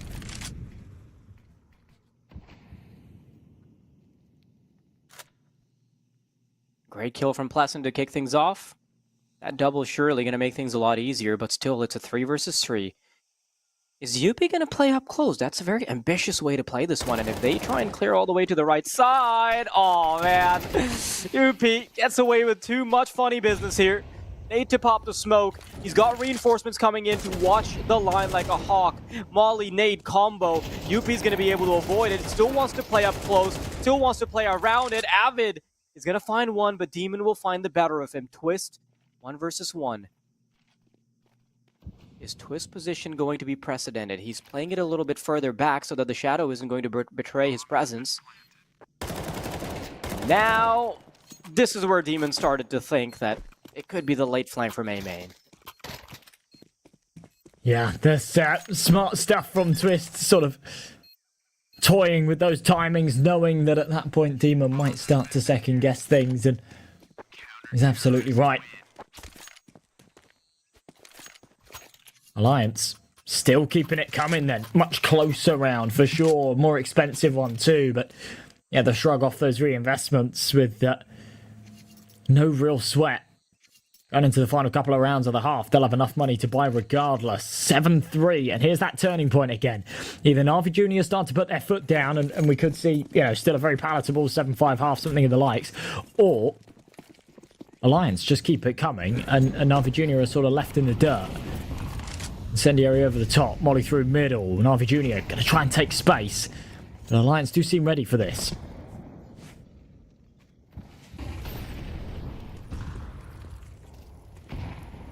Alliance surprisingly have been all too ready for everything that Na'Vi Junior has thrown at them.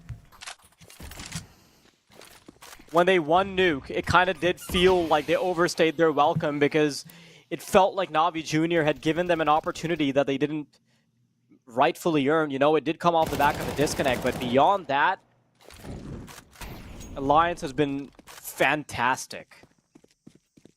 Maybe you can chalk up that one round to the disconnect, but what about everything else? They're looking better than Na'Vi Junior. I think it comes down to this sort of level of you're feeling frustrated that you didn't just close it when you needed to ages ago, when there was that easy opportunity to just get it over the line. They had those problems, and now it just feels all too easy to blame. Oopie. He's found the important kill on the cross. He can hear them coming, relaying that information to Pleasant, who's here in Donut. And Na'Vi Junior are just being given no room to breathe. They're pressing for this control because they want to try and narrow these numbers. Before committing to the plant, they're actually doing a decent job of it now. And okay, they get it over the line. That is chaos there on the A-bomb site. And I don't know, Alliance making a bit of a mistake. Yeah, it did feel like the time pressure was on Na'Vi Junior, and they could have waited it out a little bit longer, but they simply didn't. They allowed Na'Vi Junior to go for the comfortable duels when there was still a whole 25 seconds remaining on the clock. Some mistakes being made, you see that from Cemetery towards the end. The 1v2 being allowed.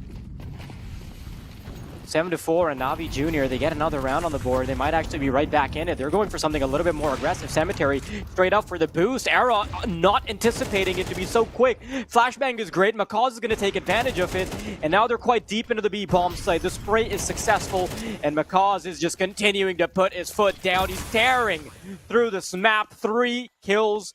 He could even find the 4th, but it's Pleasant coming in from the back. 1-on-4.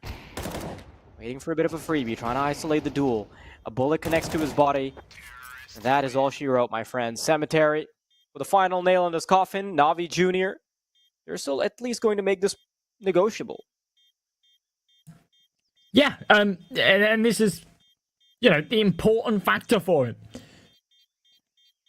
5th round, find a pistol as well, and all of a sudden they're right back into this. This is CS2, and what we've been seeing all day, right? That's exactly what we saw earlier on too.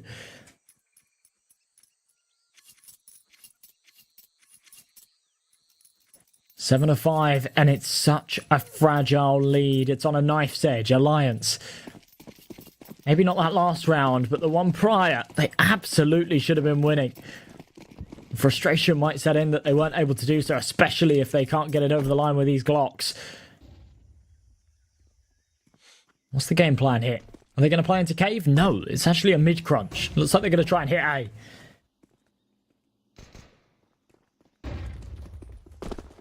Alliance straight into Red Room. Down into CT they go. Cemetery is a bit too afraid to actually chase them down because he knows that somebody could be waiting. Jugas, as a player walking to his crosshairs, is able to find one, and now he just needs to buy time for the rotations to come in. Wow, he's doing a whole lot more. 2 kills, even getting more damage. A 3rd added to the tally, and Twist will be quaking in his boots as he sees more and more bullets coming his way. Surely, there's nothing he can do. Yeah, there's nothing he can do. He's gone down and out of it. The 6th on the board for Na'Vi Junior. Perfect. It's exactly what was required from them.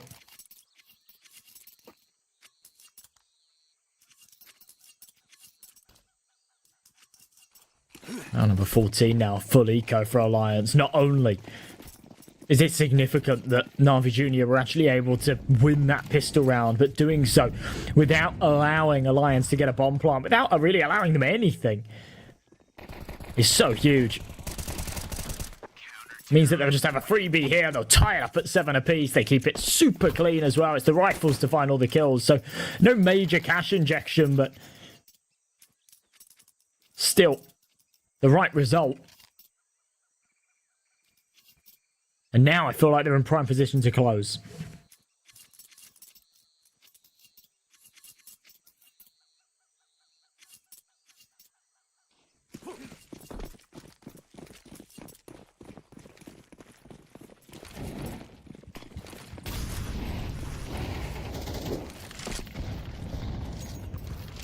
Na'Vi Jr.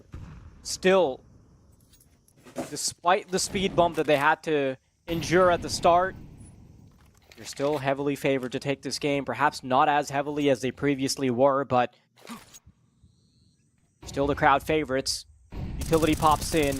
Alliance getting ready for the madness on A, but they're taking so much damage as they walk in. Jugas, another kill found. A 1 versus 3 when all is said and done. Twist stuck behind the box, and the more he waits, the more dangerous it gets. Have to watch out for the A main flank. Have to watch out for Donut. Is able to flick in time. How does he make that adjustment happen? Another headshot onto Demon, and surely this is not the way they get this done, right? Is that how Alliance stay in the game? Oh. Pot shots missed by both parties. Macaw's the prime individual of Na'Vi Jr. tasked with the responsibility of getting them past the equalizer. Keeping his footwork on. Nicked by a bullet. Twist crosses over. Smoke. Flash. Bomb. Everything's picked up. And he's gotten just enough time for him to creep all the way forward. Is Macaw's going to catch a whiff of this soon? 25 seconds. It's all about who finds the other first. Crossing over, though, that, my friend, is an exercise in impossibility. Na'Vi Jr. That got close. Yeah, when he took that fight into CT, you know, it's such a gamble. It's such a thin margin. Where so easily you could just connect the head and that's it. They snatch away a crazy round they had no business in.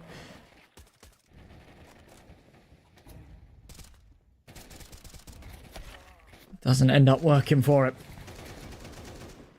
One hell of an attempt, though. Can't believe Krabeni whiffs that initial fight, right? It's, yeah, more and more of these sort of mistakes shining through. These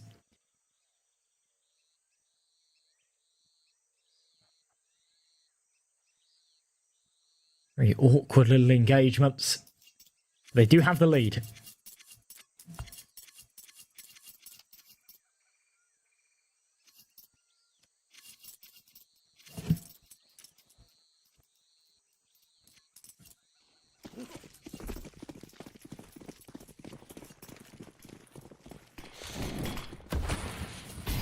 Alliance are going to feel really sore after this one if they can't convert a game that they had all the bells and whistles in, all the marbles were in their bag. Na'Vi Jr. locked and loaded. Look at the side of Alliance, it's just pistols, Nerf guns, with the exception of Twist.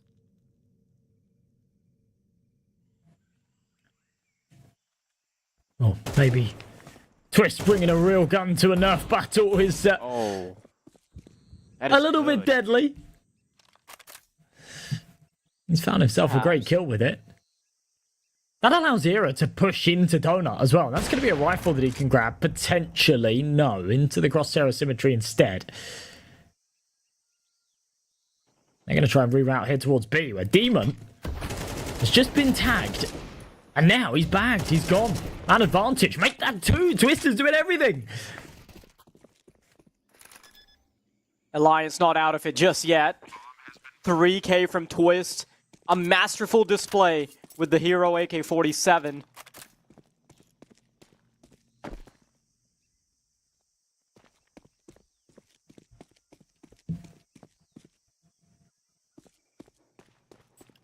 Jugas. Oh, he's got Na'Vi Jr. second guessing themselves. I mean, The hell could they have even done in that instance, right? Like, you just get torn apart by an AK-47. Pinpoint accuracy coming out from the man.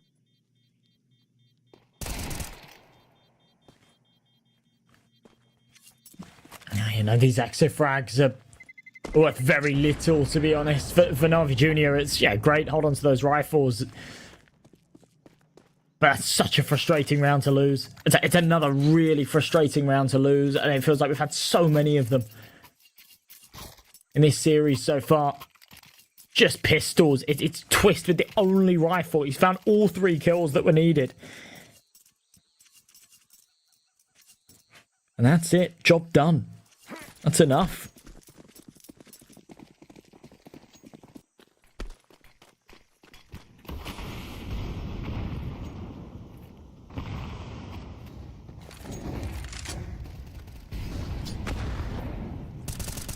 Oh wow, Alliance, they're gonna feel so much heat as they're trying to come out of middle. A bunch of damage peppered onto the squad of Alliance. Era the only one that gets away with full health. That's because he's nowhere near the action. Smoke's deployed on middle. Cuts off pretty much every piece of information that Na'Vi Jr. have. Now there can be deep aggression into Red Room. All information on Cave. But I really like this initiative from Na'Vi Jr. They're going to take the liberty to actually peek into A main so that they have at least some kind of leverage if there's the full A crunch happening, and that's exactly how things are going to unfold. Jugas, good kill to find. That makes it important for UP to be the second prong that activates. Makaza's going to be down, surprisingly enough. Didn't expect UP to win that battle, but Era's trying to be a problem found by Kerbeni. A 2 versus 2 when all is said and done. 30 seconds left. And Na'Vi Jr. They've got control of the bomb, but Kerbeni's so low. If he misses this AWP shot, it's round over. But does Plaston expect him in the corner? The answer is yes, and Kerbeni's a little slow to the trigger. Demon. All by himself. Deep peek, but only the pistol. No chance. And there you go. All right, Alliance. Oh man, this is kind of how it ended on Nuke, right? You saw Na'Vi Jr. just run out of gas at the very end. Brutal. And for Alliance, this is certainly a victory to write home about if they can get it.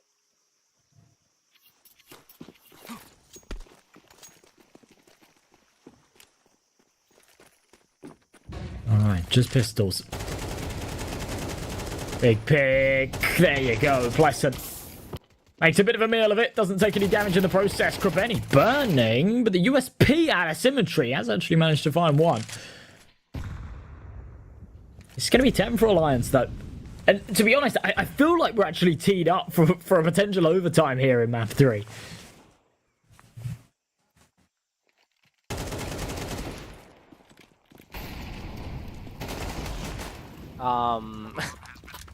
Okay.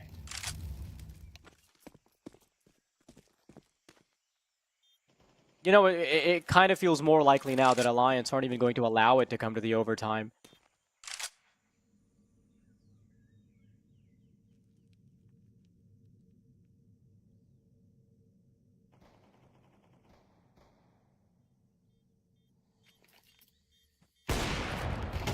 Oh.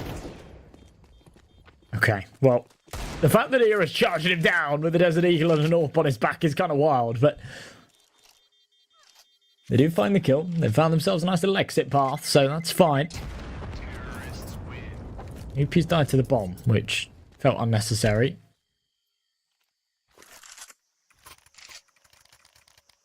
But either way, it's 10-8. Why did UP die to the bomb there?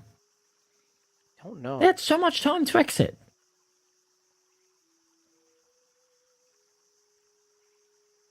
Is that just me being nitpicky, or is that just a massive waste of money, right? Look at, like, how he now has no cash and could have had money.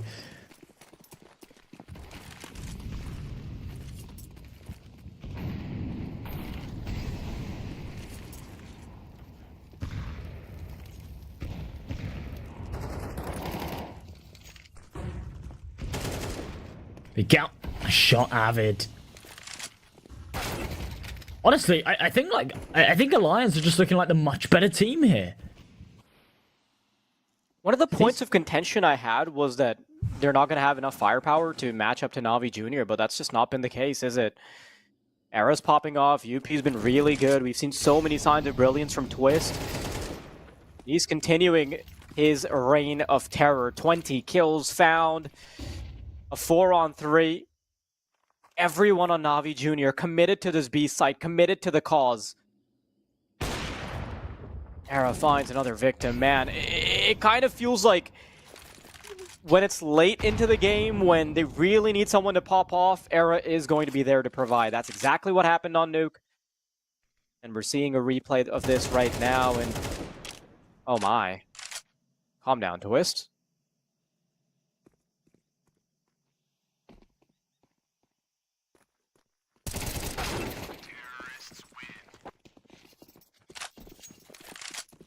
Lions are just rolling on them right now. And again, it's this very, very commanding entry. Look at this again from Avid. He's by himself. He just flies up onto the B site. Now, I'm very surprised here that no one comes up with him. He's kind of just left high and dry. The second closest player to him is Twist, and he's outside a cave. But just taking this initiative and pressing like they are, it's so perfect. Na'Vi Jr. forced to call another pause here because things are just going so horribly wrong.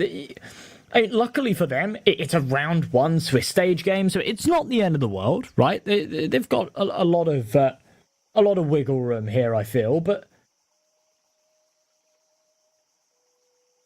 this is not the way to kick off your Season 17 campaign, right? These guys were the hot favourites coming into this match.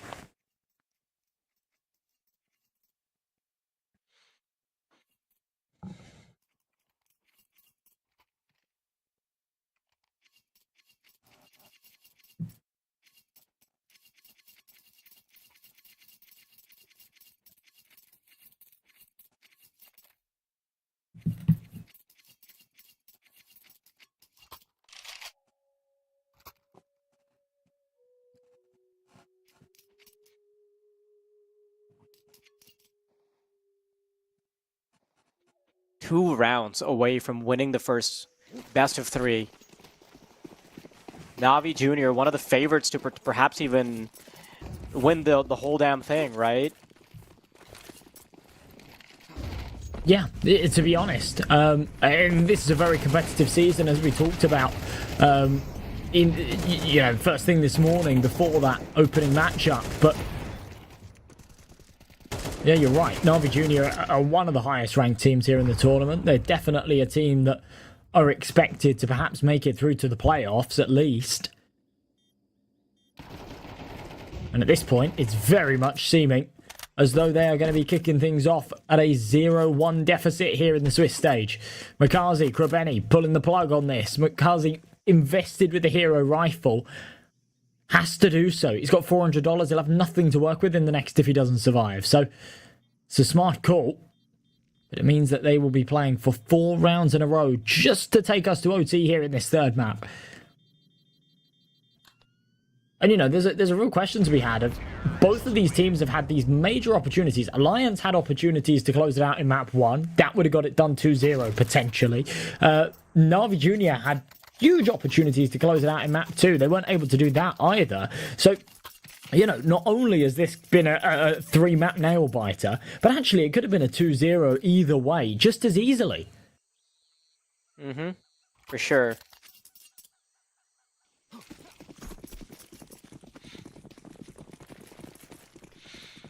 Inches away from the 2-0, and Na'Vi Jr., they're probably kicking themselves thinking that all they needed was a couple rounds, just a few moments of brilliance would have ended it all. But instead, things are about to unfold the other way. Alliance on the cusp of winning out the first game in their tournament life. Oh, Monte. Oh, how has he got away with that? He's barely taking any damage. Literally 10 points of it. Despite getting super aggressive and just evading all the spams. David, oh my, okay, hold your horses. A 3v2 and Symmetry on the site. He's got an AWP, so they're low HP. Doesn't matter, but he doesn't care either. He'll rip them to shreds. He's not going to make it all three. And now a 1v1, and they're both low. Oh! That got so Jesus. damn close. Cemetery, I mean, crazy work with the AWP. The 1v1 at the end. Navi Jr. hanging on by a thread.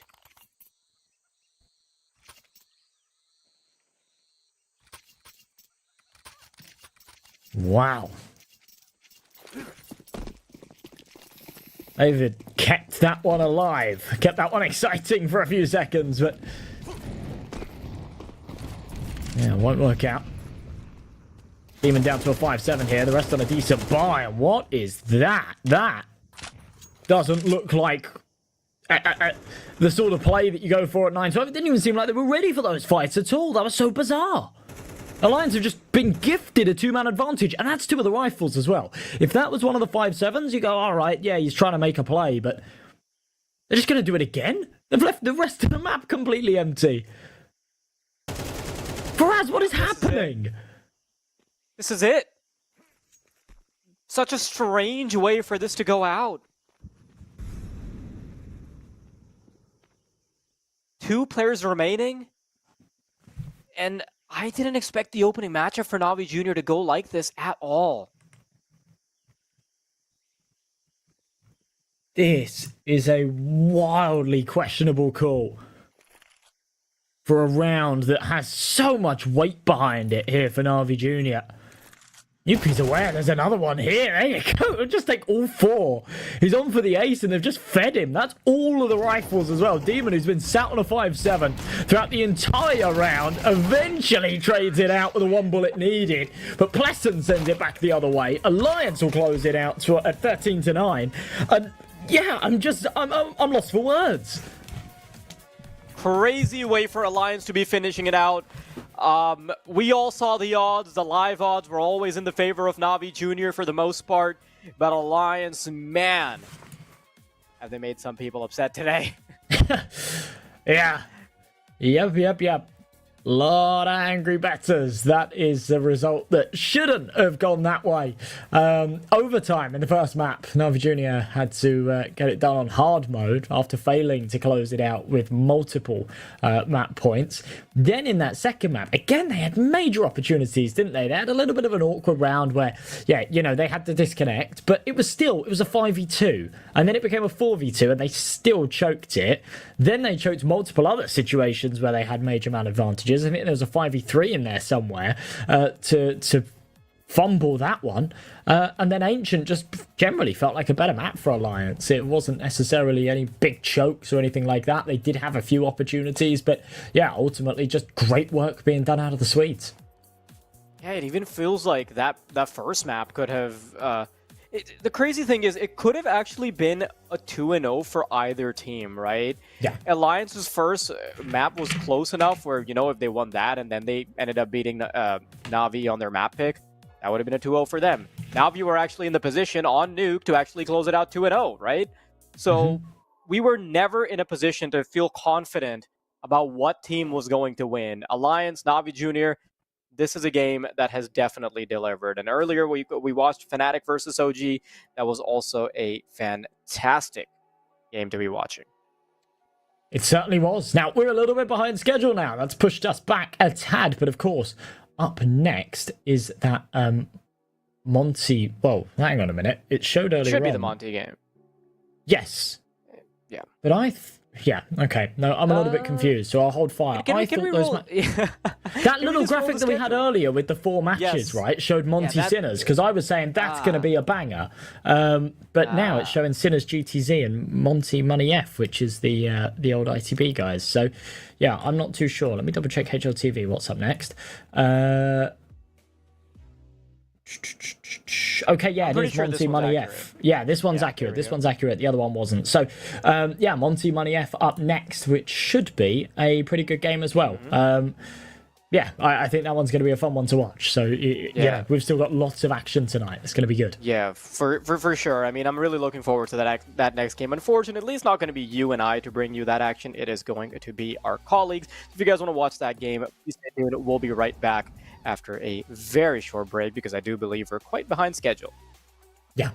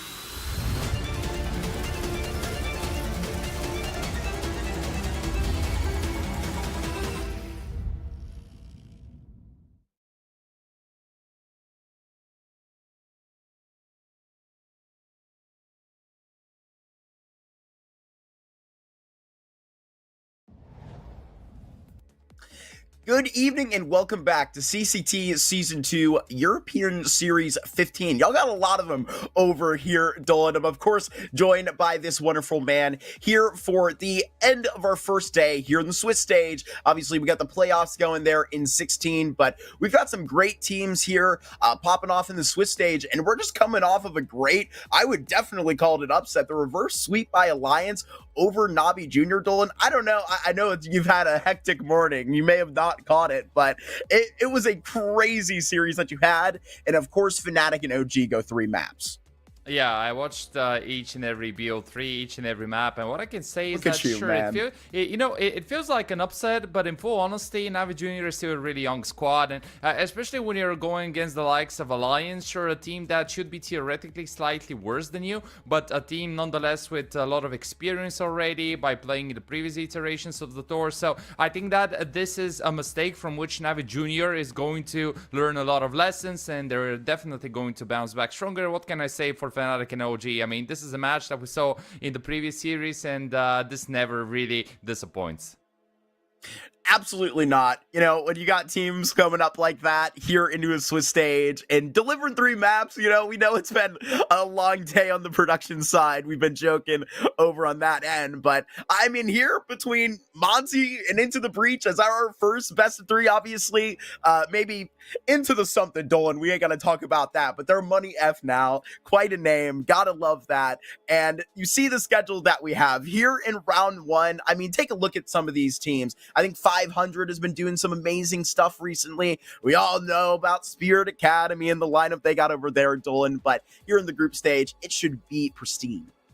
Yeah, it's a stacked Swiss stage, right? I mean, even if we have a closer look at our upcoming BO3s, either if it is Money F, Monte, GTZ Sinners, or any other team, it will not get any easier progressing deeper into the Swiss stage. So overall, each and every best of 3 matters simply due to the fact that you can find yourself at a point where a single loss or a single win can actually make the big difference. And overall, with all these exciting names like Fnatic, OG, you know, the youngsters of Spirit Academy, Navi Jr., the well-known Tier 2 teams like Sinners, like Alliance, even Sashi Bait if you want to. I think that this is probably, in my eyes at least, one of the most exciting series so far in the tour. Absolutely. And I mean, just in, you know, the back end of these storylines, how this happens outside of the game, obviously, you know, there's been a lot of attention to it, right? But if I can, you know, move off of the attention to Money F, look at these guys. Look at Dia the Destroyer all the way on the left. Dolan, I'm going to state my bias off the bat. I think that's how this works, right? I watched this guy lift the trophy with my own eyes in Dallas 2 years ago, and I think that before that, I knew this guy as absolutely a monster, but that was a disgustingly rated tournament for the man. Ents went on to have a stomping victory in that, and since then, unfortunately split up, but has found a pretty nice home here with a couple of former faces, right, over with Hades from Ents, so that's going to be nice. A little bit of a Polish duo over here with this squad, Dolan, with a couple of these academy guys that have come up with a youthful mix to bring together an interesting squad. Yeah, and honestly, since the beginning of the year, wow, oh goodness me, Monte has not been doing such a bad job, you know, having the likes of Hades and Dika just leading with their previous experience, obviously coming out of Vans. We have the newer, younger guns like Gizmi and Rio. Obviously, Gizmi now tasked with quite a hefty job, I have to admit, you know, leading this team, giving the calls, obviously quite difficult when you're such an inexperienced guy. And a quick comparison that I shall need to make right now, the last month of Monte has been so much more successful than the very last time that we saw Gizmi and Rio join the main team back in 2024. And I think that if they keep on leveling up, if they keep on giving this good example that these young talented players can actually step a level above in comparison to what they were previously showing, I think then Monte can proceed with finding a couple nice wins, because let's not forget that currently they are in the playoffs of Series 16, now making their debut in Series 17. Sure, it's not one of the most difficult opponents on the opposite side, but you need to start your march with a bang. You need to show that you can be a consistent team, one that keeps on improving day by day.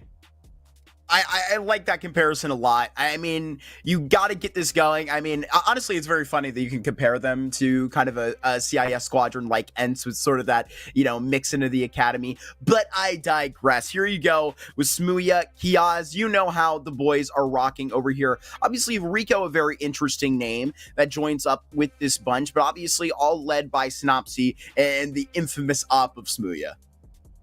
Yeah, when we have a look at Reiko in particular, in the opinion of the majority of the tier 2 analysts, he's actually the hottest looking Polish player, at least was back in 2024. And when he joined ITB, now Kon Boniev, I was super excited about him because he brings the extra firepower that the team was lacking. Unfortunately, we all know what happened around their previous organization, and I think that this is probably going to be their last affair together, because Synopsy is going to be joining Bad News Eagles, at least according to the newest news. And then who knows what is about to happen with the trio of Red Star, Kios, and Spunya. So overall, I want to see a Moniev who, has the extra liberty to just play without any pressure, to show that individually they're good, that they still have what it takes to show a higher level of team play, and of course to do whatever they can. Probably they're also a contender for a playoff spot, but they will need to prove it against the likes of teams like ENCE, like Spirit Academy, like Monte. If you did I once again say ENCE?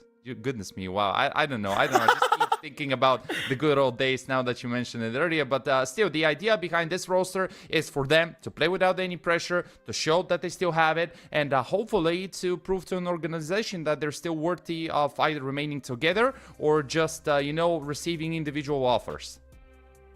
Absolutely, right? I think they say to fear the man with nothing to lose, so to speak. To just waltz into the Swiss stage and see if they can just throw it at the wall. See if they can get it to stick, because they're definitely not a team to be underestimated, right?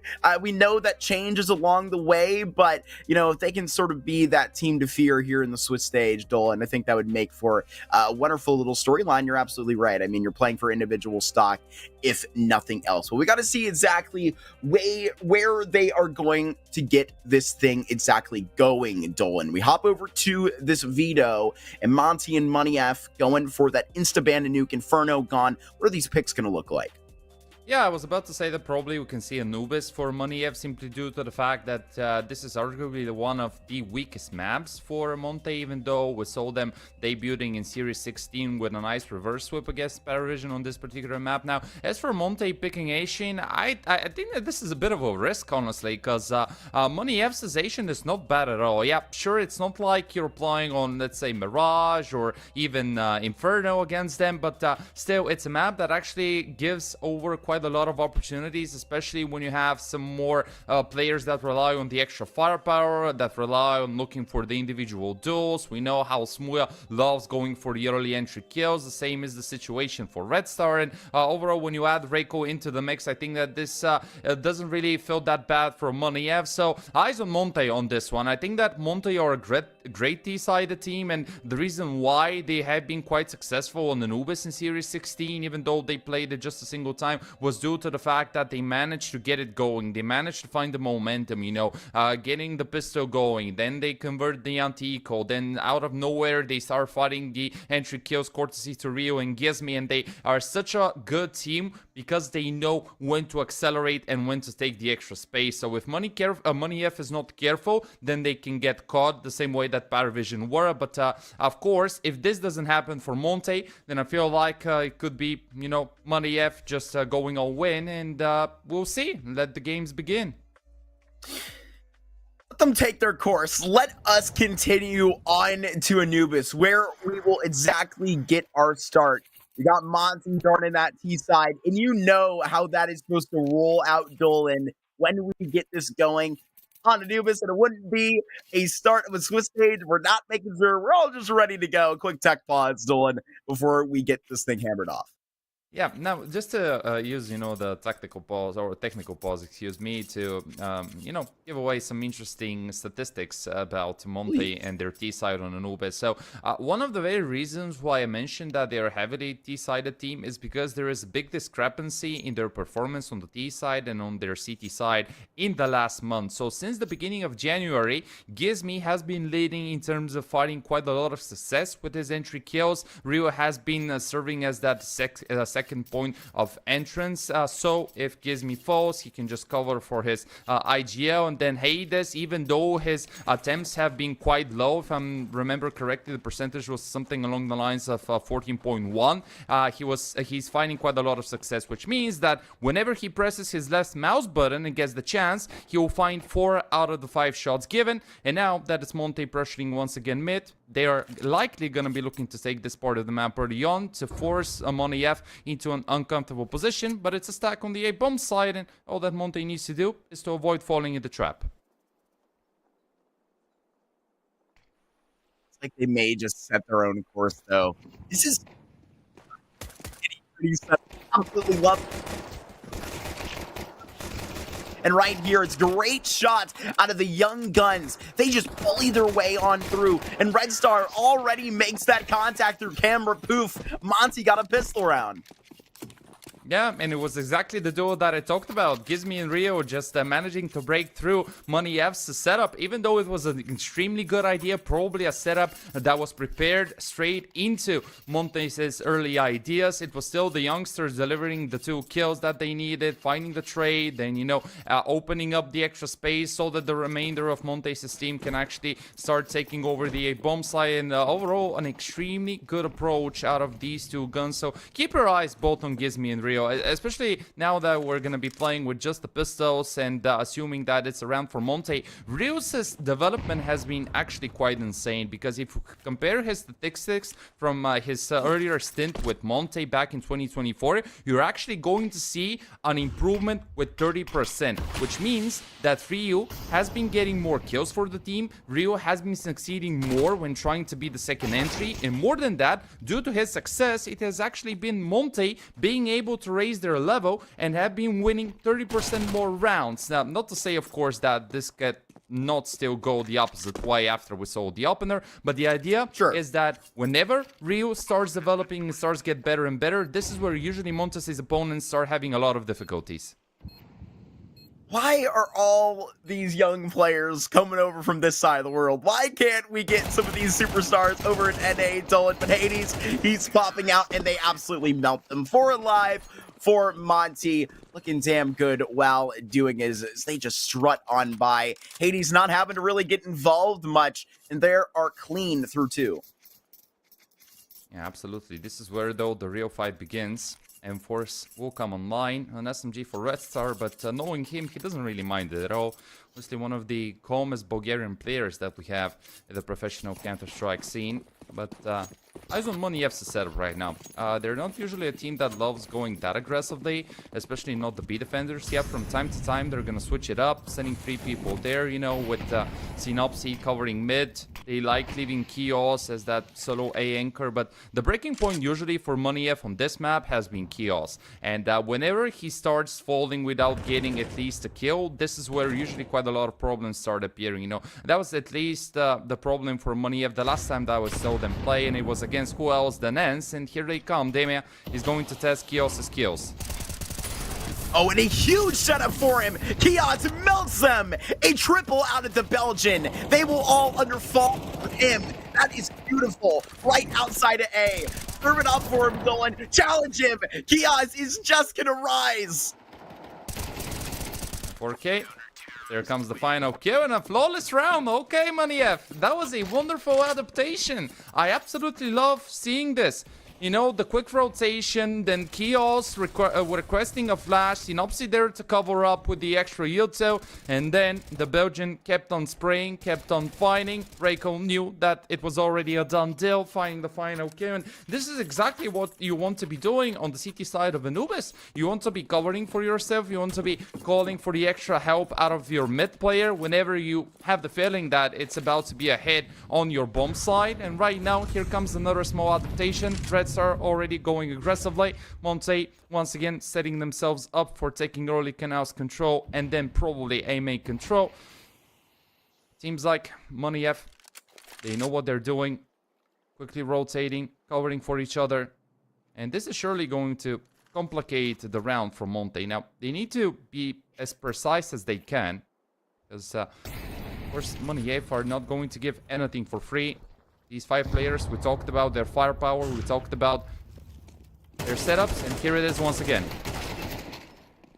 Look at these shots. Dia goes 1-for-1 with Kiaz, but Smooya in the back pocket hasn't had to be called upon much yet, but he's got the pressure put upon them. But look at how much time he's actually on the transfer. Monte forced to make a decision now. Thankfully, they're still up in this with almost a full belt on Gizme. But here comes that nade, and Dia doesn't get too big of a bite of it. They need to make a call right now, and it's a really uncomfortable position to be in. They decide to go around the world, probably looking to find a pick towards mid. Reiko needs to be careful, but if he picks up one, which will happen now, this is surely the round. I think that this is it. There's just absolutely no way for Monte to go through it. Reiko even with a second, and this feels like a done deal. It's just so impossible. Dika needs to find an instant kill. He does. Opens up some extra space, but time is low. 15 seconds. Maybe enough time. Red Star and Smooya will not go aggressively, and actually somehow Monte managed to get the bomb planted. Let's see. The retake is on. Yeah, after respect for trying to hold that flank in middle, Smooya, he tries to go quickly and repositions over towards blue. Diha, low HP right below him. That might be the key to this transfer, but re-end his life and just finishes the flank. The headshot onto Smooya. Monte, look at the way they put themselves back in that round. Props to Monte. Absolutely. They managed to somehow recover in this really tough situation. I definitely thought that whenever Reiko started fighting towards middle, that this was it. He picked up the first and even managed to grab a second right before going down. But for some reason, Money F were actually a bit lost around the map. And right here, Dika, that was a good and such an important kill out to Synopsy. Not really sure whether the CT player had to necessarily be in that position, you know, giving his head on top of the speeder, just fighting. Maybe he was a little bit overconfident, but that was essentially the kill that led Monte to success. Takes his odds now, replicating the success that the T side has found so far. Still Money looking good for the CT side. It's a bit of a push spotted by Demia, and as he fires a couple of shots, now he needs some extra help to manage to get away to safety. Just some gaps. With the information collected, knowing that Money F are up to something here early in this round. Gizme leads from the front of the pack, takes just a little bit more map control. Reiko not done here with what is happening in the business of canals, picks up his smoke to cause concern, and has Ryu down to just red health, all the way on 4, next to Hades on 11. Another slow approach. They're taking their time. Something honestly quite unusual for Monte on their T side of Anubis. Switching it up, trying to test the waters, trying to see what they can make out of it. And unfortunately, so far, nothing given. Reiko picks up a second as well. And now this surely means that Monte will need to go win 3 people against 5. It will be tough. Red Star around the pillar. Dodges the flash perfectly. Gets me in first, and he has just been gunned down. Hades up top. Diha remaining. 24 seconds to their death. And we'll see if you can attempt to fade away. This all heard. This swung. And a big answer back there by Money F in a round where they had a lot of decision to make on their own account. That's why you saw the aggression in the canals at the beginning. Needed to play. Cooked it up through that back end. And just endured and survived well. 2 on the board here. And you're going to see these Glocks come out. Maybe a couple of Tech 9s around that bruise, but Monte, you can call it reset. Yeah, out of money they are, and they will need to save whatever they have. Not even a single flash invested. Honestly, in these type of rounds, I'm a huge fan of just seeing teams investing those extra $200, $300 into a single smoke, a single flash. I think that it's quite useful just for you to try and inflict some damage over to Money F, because the 2 rounds that the CT side has secured so far have been quite clean, you know, with Kios's 4K and the previous one where they gave away only 1 in the process. Obviously, this is what you want to be aiming towards, you know, not only winning rounds, but do so as cleanly as you can so that you can build somewhat of a stable economy, because Monte is a team that will consistently test you. Monte is a team that knows how to properly accelerate, knows how to take the extra space that they need. The moment that they see a gap, they're going to try and exploit it. But the Red Star, when he's on the opposite side... Oh, what? Yeah, quite difficult to do so. Yeah, man. I didn't even get to get my stopwatch out. 3 fades through the smoke, all the way at the line, and then I don't even know if you can count Monte having seen one member, rather, Money F seeing one member of Monte there. That's ridiculous. That's one of the quickest aces I've seen. Quickest finishes I've seen, excuse me. Monte, that's actually a really good time for a tactical timeout. One of the things that I love mentioning in my cast is that Anubis is a T-sided map, but the moment that the CT side gets to 3, 4, even 5 rounds, this is actually a point where they can feel quite content of the job that they have been doing. Already with 3 early on, with 6 rounds played, now a 7th. Money F surely putting themselves in a much better position, and Monte will need to address this. Let's see the strategy. It could be once again a really slow approach, even though I would prefer to see something a little bit faster, maybe for them to try and push mid, you know, with the double molly, one for the left side, the other for the right side of mid, then throwing the extra flashes, try and contest the player who potentially is going to be flying out of camera, you know, just something different. You can also hit that B-bomb side if you want to, because if you give too much time to Money F, we already saw how quick they can be with their adaptations, and now it's Canal's control secured by Money F, but here come Monte looking for a pick somewhere around Arch. Untimely nade. Timely position though by Diha. In a awkward battle with Red Star, still just muscles that one out. Reiko, right where he needs to be, right on time. Could get a triple. He's just awkwardly onto the Khalil, and he does finish the job. This is an insane hold here by Money F. You are not getting through, not at the hand of this young Polish man.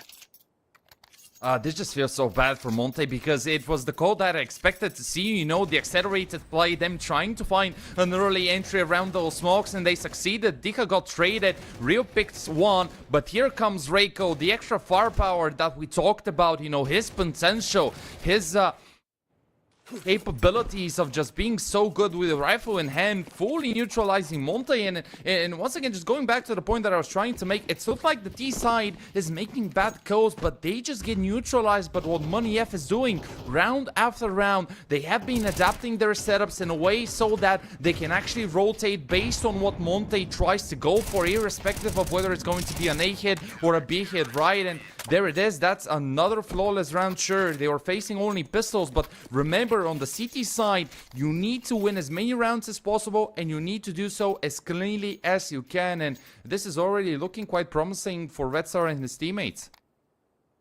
A couple of these just feel so quick in succession. They are laps ahead on the track right now. It feels it's only a difference of 2, and I feel like Monte is about to show a new part of it, right? Hades 1-7, AWP opportunity, and all considering that they're getting this done. This is all individual efforts. They've just been hitting the shots, but right here they're setting up Hades too, and it looked like the fight presented. But Gizmi looking back towards middle, he's just going to be cementing some IGL and IGL violence synopsy out of the beginning of this round. Yeah, nice punish out of Gizmi. But we already have 2 people in the red zone. Deja has lost 40 points out. Will be a full stack for Money F towards the B-bomb side. Interesting call. They're just gonna risk it all onto this one. And seems like Monte are actually more than aware of what is going to happen. Deja has spotted a couple. This now gives some extra bits of information over towards Money F. The reason why they're right now trying to rotate over to the A-bomb side, they still have enough time considering the slower approach out of Monte, but Hades is there to punish. Taking this 2-round lead, and somebody will need to go huge on the side of Money F if they want to somehow recover it. Keeps the B side online. Smuya and Red Star have been quietly rotating through Game Ender for the last 10 seconds to try and put a conversation piece to this. Looking at the back lines, Hades will have this one locked down. Real will have the bomb plant. We'll see if this does get caught. Easy shot, that is. And Red Star now served up. Smuya on 1 frag, but this is done. And Monte just has new teeth on it. Hades with the 3K in the round that he served up with the big green. So I would say you're on rolling now. Yes, you are, and they definitely need their individuals to step up. Gizmi has been having a little bit of a slower start. Of course, he's the IGL, a guy that is responsible for making the proper calls and not that much of bringing in the extra frags in the fragging department. But Demia 4 and 6, actually Demia has been the best performing member since the beginning of January for Monte, and to see him having a bit of a slower game together with Hades are probably the worrying signs that we're currently seeing. Of course, Rio looked really stable, at least in the opening 3 rounds. Dicha, somewhat of a stable KD difference as of now. On the opposite side for Smuya, a couple of M4s, and well, Synopsy waiting to see whether somebody will test him. Looks like he's about to just be so inclined to take this fight. Hades clips him. That is the nature how this thing will go. Smuya does hang around, has to hold on to something, but Monte and this have spread their wings quite far, all the way out towards canals. All of the rest of this real estate that they do own does lie. Red Star, look at this position. It's so quick onto Diha. Now you have an option cut off. With a minute remaining, Dolan, they have to make one quick, and it seems to be obvious on the platter. Yeah, they will once again test the A-bomb site. Smoke deployed. Here comes the extra Yuto as well. And they need to hope that it will be Rio leading the charge with a couple of entries. No way. That's such a big fight. And they are just magnetic with those headshots. Bomb about to go down. Once again, it's Red Star, but this time he's got Reiko with him. The kit on the back. Look at these positions. Just so hard to clear. Reiko taking this fight, has to know that there's something lying in balance, and what a shot! That is hit on the stairs, and now Red Star would have to do it all, and he is just clipped by Hades 2 rounds in a row. Hades has such impact, and Monte is just on fire. Yeah, they're starting to catch some extra heat. Hades and Demia leading Rio as well. Wonderful entry to open up some extra space. And I think that that was a great example as to why Monte could be an extremely dangerous team on the T side of Anubis. Because you decide to just have a peek, you know. You decide that you can actually face them. You can be playing from that off angle, you know, in hopes that you're going to be picking up a kill. But no. This is not the case. They throw quickly the util. They right shoulder peek into an instantly won duel. And then with the advantage that they find is how they start working to create something bigger. Hades lands a lovely shot. Remember what we said. Whenever this guy presses his left mouse button and is the one to look for an opening kill, he will nearly always be successful. And Monte, okay, now starting to look better and better. They absolutely needed it on such a T-sided map. Moniev could still breathe freely, double up, set up alive, and they're looking to actually, once again, spread their wings. Reiko is going to be supporting Synopsy towards middle. And Red Star, probably the guy that will get tested. What a shot! That is absolutely cleared onto Kios. I got a feeling you're going to be putting the pressure on. Doesn't stick too well.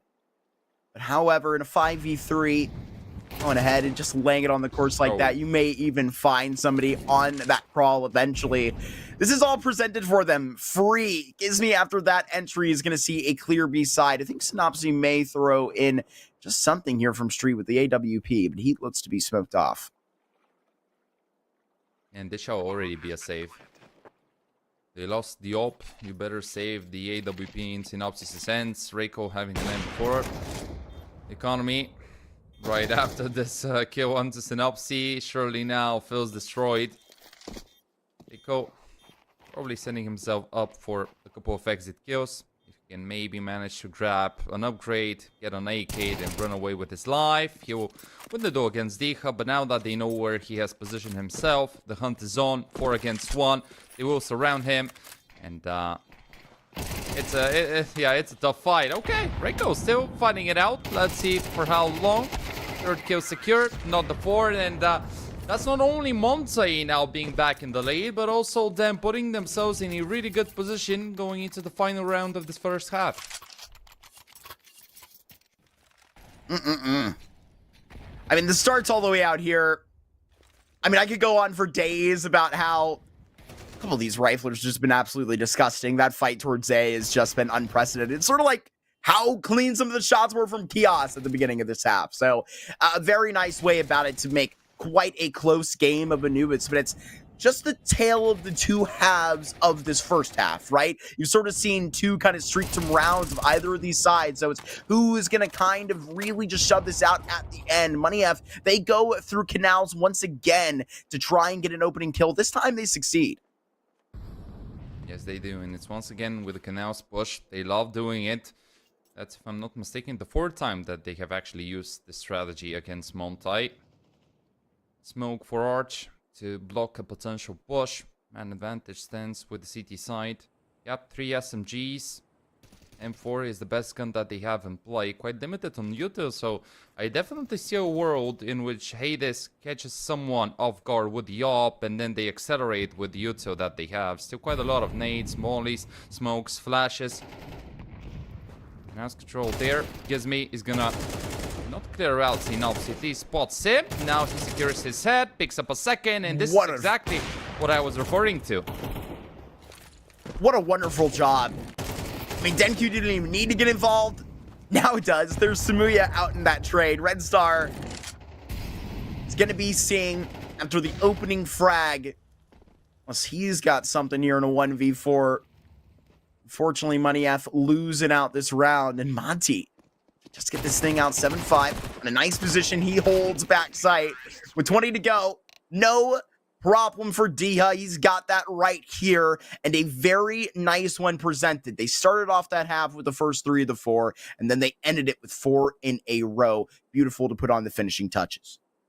Definitely. Good recovery. Monte get away with 7 on the T side. But now, the big question that we have going into the second half is whether those 7 rounds are going to be enough. Because I feel like Money F are not really disappointed with themselves getting to fly from the CT side. This tells me that it's their comfort zone, right? 4 was going to be great, 5 even better. Of course, we have a bit of a technical pause. And overall, the thing with Monte is that they created a bit of a winning streak for themselves simply due to the fact that it was the individual starting to step up, you know, with Gizmi finding a couple of nice early kills, with Demka also now having a neutral KD, with Hades picking up a couple of lovely shots and a couple of nice frags. You know, yeah, sure, Rio slowed down, but Diha looks stable, and I think that this could be the working formula for Monte, especially if they want to begin this BO3 by sealing away their opponents' map pick. As for Money F, Reiko has looked solid, on point, 12 kills, currently top frying. Red Star once again silently somehow, you know, picking up the kills. Yeah, sure, we saw a lovely triple spray through the smoke, but still, nonetheless, he has been one of the players who looks to have a really quiet game, and then you have a look at his scoreboard and you see, you know, 11, 12, I don't know, 15 kills after the end of the first part, and you're like, wow, this guy is actually shooting quite hard. And I think that he has been one of the biggest reasons, not to, of course, be biased due to the fact that he's also a Bulgarian, but at least according to the statistics, one of the biggest reasons as to why Money F have been successful. One of these points is really just getting that spark. And it just lit at the beginning of this half, right? It was Monte that get that headed into their T half with that pistol on their backs. Another play towards A. There is another half to this time. Ryu right behind this smoke with Dooley's just to go crazy. And he's got 2. That should be good enough. Smoothie and Synopsy, they're going to be in here, but just look at the frags like that. The bodies drop, and Money F is at risk of losing their second pistol round and Anubis. Smoothie got to put on right now with these dualies, but he is overwhelmed. Yeah, nice setup. Rio grabs the double. Could have even ended up picking 3 and staying alive. This is the exact spot that he used to play from back in the days when he was forming part of Monte Gen. And it is Monte stealing away the second pistol round. Good beginning for their CT side. Sure, you know, Money F cannot really feel that bad due to the fact that they managed to get the bomb down. So now they have some extra dollars to work with. Smuya immediately picks up the AK. The rest of the squad likely expected to play with the Mac 10s, Tech 9s. Actually, only one Tech 9. Okay, not such a bad buy coming out of Monte F. So job gets even a little bit harder for Monte now that they also pick up the better guns. And as for Rio, really curious whether they will be aggressive on the CT side or they will just remain and play from the sides. We talked about how, according to the statistics, they have been doing worse on the CT side, but not when Gizmi picks up the first kills. A very nice shot that he's got out. They need to get active here and just hold on to this thing. Because they can just put a stomping halt to it just at the beginning of this process. But due for Smooya on the AK to just try and scrape around. There were so many frags. Monte, they were just popping all the way out. But look at Dia on this flash, hungry for it. And I don't know if he's going to be satisfied with just one, but just going to be bait here with 19 health. And he could just extend this life here with 2 other players in this setup with him, Dolan. Yeah, Hades still there playing from tempo, covering, and well, that was a bit of a messy spray, but still does the job. Red Star and Reiko, the firepower of Money F needs to combine, but Gizmi and Real will say no to this. And even though Monte have 2 players in the red zone, this is not going to mean absolutely anything, as Gizmi becomes the big hero of this round. A triple kill for the British IGL, as Monte, I'm pleasantly surprised with just what I witnessed, right? It was first Gizmi throwing the counter U2, creating a gap between the 2 smokes, which he exploited to perfection to find the opening kill, then went back, received some more Jutsu. We saw the combination between those B defenders with the flash setup that Hades provided so that a peek can happen, so that Monte can find one more and extend their lead. And from there onwards, it essentially became a child's game for them to hold on, and it's once again Gizmi with an opening kill. Awkward on the exchange. Oh. And look at these nades. They're hitting so hard, Dolan. You've already got 2 at the start of this one. And Dia, a new and happy FAMAS user, gonna flash himself right into E-Box, ready to just wheel and deal. And Ryu will steal that second kill. But really, it's been impressive by Money F in order to keep themselves in this round, making it damn winnable. And Hades, gotta disrespect this, fuels his way out of this smoke, but he has it just timed well. Beautiful work out there by Monte, and that's already double digits dropping in their lap. Yeah, standing 3 away from closing out their opponents is Mapic. Hades has started picking up some extra steam. So does Gizmi. 14 kills for the IGL now, equalizing the score with Red Star at the top. But let's see. Money F still not out of opportunities, still inside the game. AK is online. EOS and Smooya, a significantly slower game for them in comparison to what we have been seeing out of Red Star and Reiko. But the thing has been that Monte's individuals have been firing a little bit harder than Money F's ones since the beginning of the second half. I know that we've just witnessed a couple of rounds, but this is the moment where you need to start activating, because Monte's utility has been on point, and that's another example. Great start that they get. And it's even Red Star that they just rip out. It wasn't too long ago we were praising the man you see on your screen, Reiko, for his just dynamic B-holds that were really, really pristine. But at the moment, you need to kind of find their way back uphill. Pick your poison at the moment. And Kia, as he's back towards his own wheelhouse, we'll see if he's able to find a clue in the investigation. He needs a 3-on-5. But it's so difficult, right? Look at what Monte is doing. They're not moving. They're remaining static, and this is exactly what you shall be doing. Hades expecting for somebody to be peeking soon. Reaction shall be good enough. Smooya will test his luck, and the shot misses, so okay. Some luck, but not in the second meeting between the two. Damia and his teammate already in the opposite side of the map know where their opponent is hiding, and with Kios being out of the equation, I think that this is it unless Smooya goes huge. But how can he possibly do it? 25 seconds on the clock.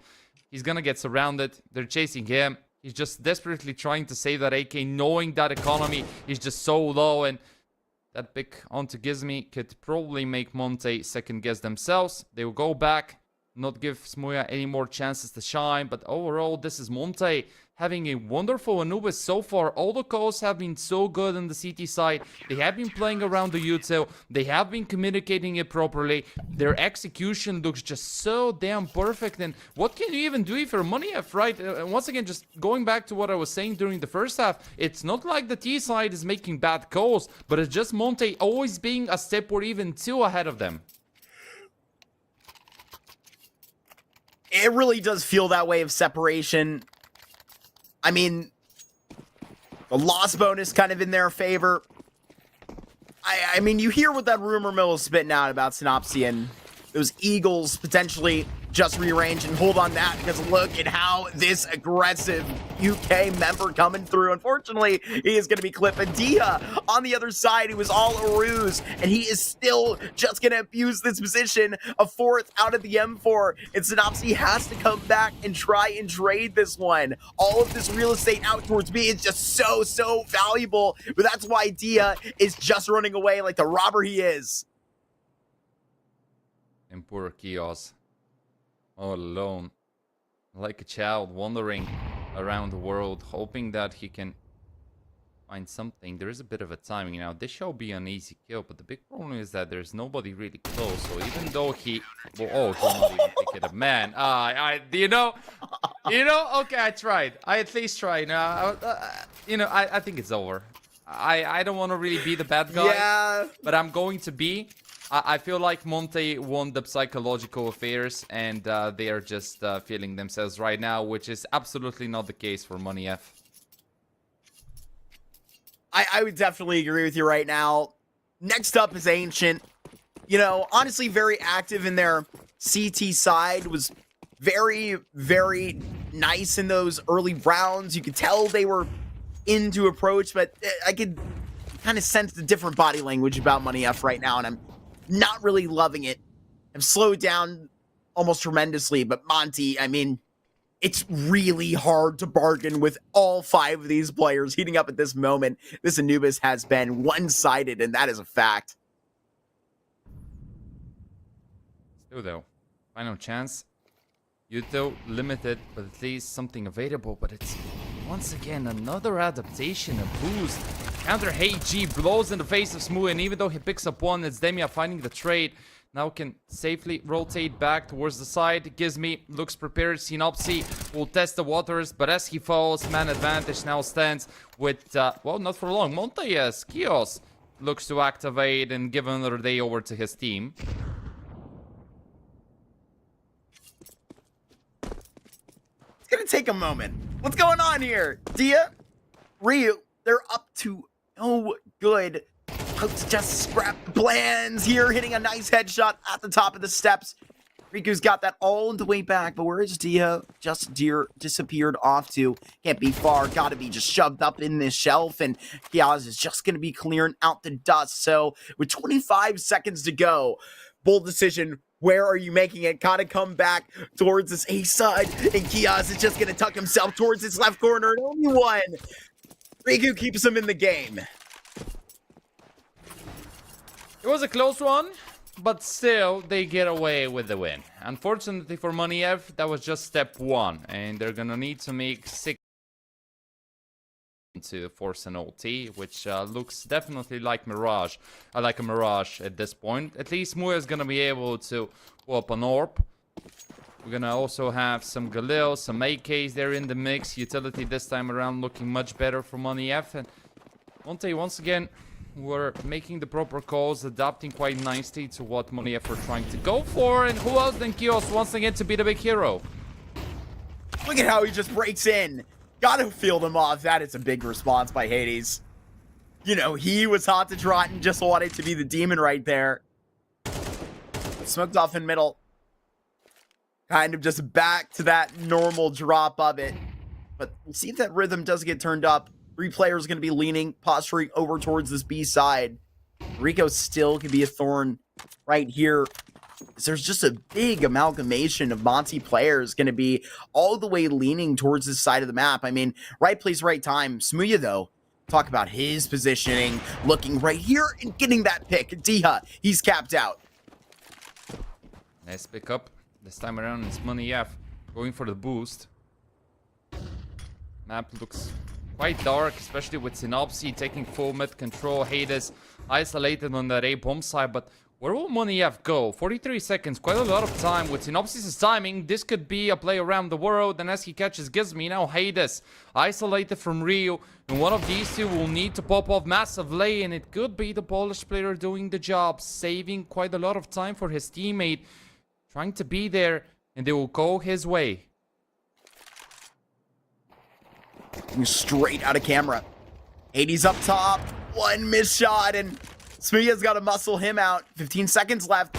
And you can just tell that they are just lurking behind. Why waste time? Get that bomb down now. And Money F is going to be rolling in with the bomb plant. But they are still scraping on 12, but have to get 5 in a row to force OT. Okay, slow one is slowly starting to get equalized. Now at 2400 for both sides. Monte, they will need to play around the hero M4 because from the dollars that they have available in their bank accounts, it's not going to be quite a lot. Double flash in Gizmi's back pocket, some upgraded pistols here and there, some Kevlars brought in play, but overall this surely feels like a round that Money F shall secure so that they can live to tell the tale for another day here in Anubis. Fight is not over.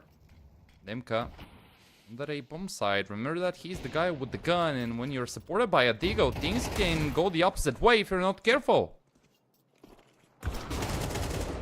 Just around this big shot that's landed. It's not landed on it. I mean, they go right into the den of that beast, but not afraid of it. M4 whipped out. This shouldn't be a problem. And they deal with it eventually. It's awkward up that stretch, and Money F really are in this. I mean, at eventually this point, you're going to have to just keep getting over that hurdle. The same height with these kind of half-cooked buys that are out. Monte got to get back on this chart, slowly losing control of this game. Okay, let's see. Now we're talking once again. Another full buy round coming in. Both teams having what they need in order to either close it out or remain alive one more time. We has started landing some better shots. Reiko and Ristar have slowed down just for Synopsy and Kios to be able to start finding those openers that were not there for Money F in the beginning of the second half. And looks like right now the T side is interested a little bit more in that B bomb side. Will they commit? Gizmi already pushing, looking to adapt as Monte will try to hold on. Breaking right in, even through E-bots, an immediate trade. Look at Ryu, right place, right time, dances around this smoke. Awkward bomb positioning. They are turned on the corner. Monte's chance is now going to be shredded. There's 2 back-to-back on the stage. Red Star certainly broke a leg. Do you even commit now? I mean, there is a defuse kit, quite a lot of Veto, even a smoke with 2 flashes. Demia is gonna join the party right now, so seems like Monte want to test and see whether they can close it out right here, right now. I would go for it. You got that just little bit of time, but maybe that's what they want you to think. Right here around it, it's Red Star, of course, to finish off the job that was just delivered in a bloody, bloody massacre. That's 9 now, and you see the eco facing off. Monte got to swallow the pill now and just take it to the course. It may mean Money F gets double digits, however.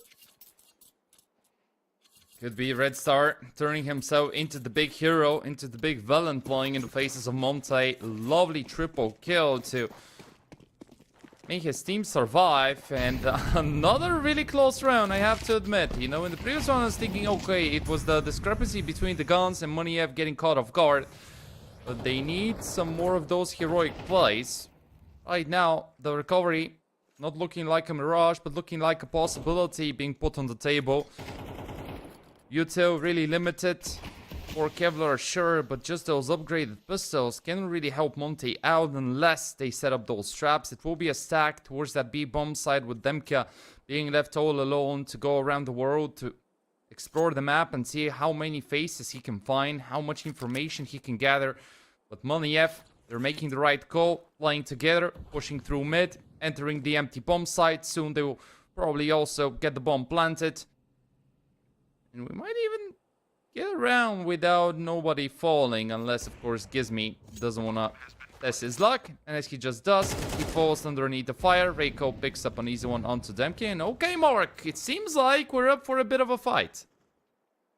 Yeah, this definitely gone from bad to much worse for Monte right here, but there's experience where there's also youth, and not a reason to panic. Still can get a very good buy into that next round. We know that for damn sure, but right here, you're just being hunted by the Sharks.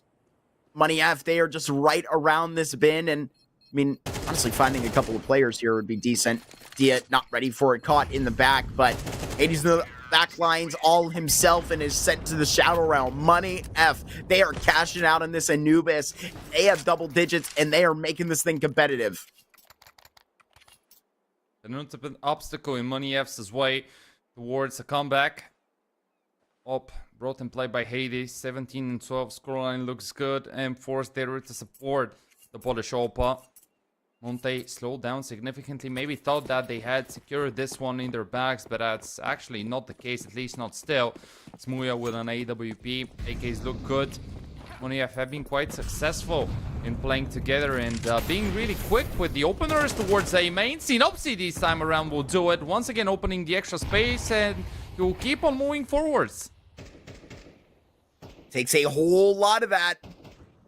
Even just getting that resistance all the way through. Heaven Smoke put out. MQ, how does he actually deal with this situation? It's a 1v1 tight angle. A1S wins that every day of the week. And you fade back. This is where the spotlight is going to shine over here towards B, where honestly, at the moment, it seems to be a draw. All the nades back in that pocket, but what is Red Star up to? Wants to phase in on this smoke. It is Money F that they've gotten this far by really just sending their luck, testing it, and that's why they best through this smoke. That's why they phased through it. It was Red Star that made the difference on this site last time, and Ryu's got double time on this stage, right here where he needs to be. USP is pulled out, and Monte, that is how they finish it off, thriving through the chaos, and with huge shots on it. That is where they put down the map pick of Money F, but dang, did they have to work for it in the end. Yes, they had to. They definitely had to.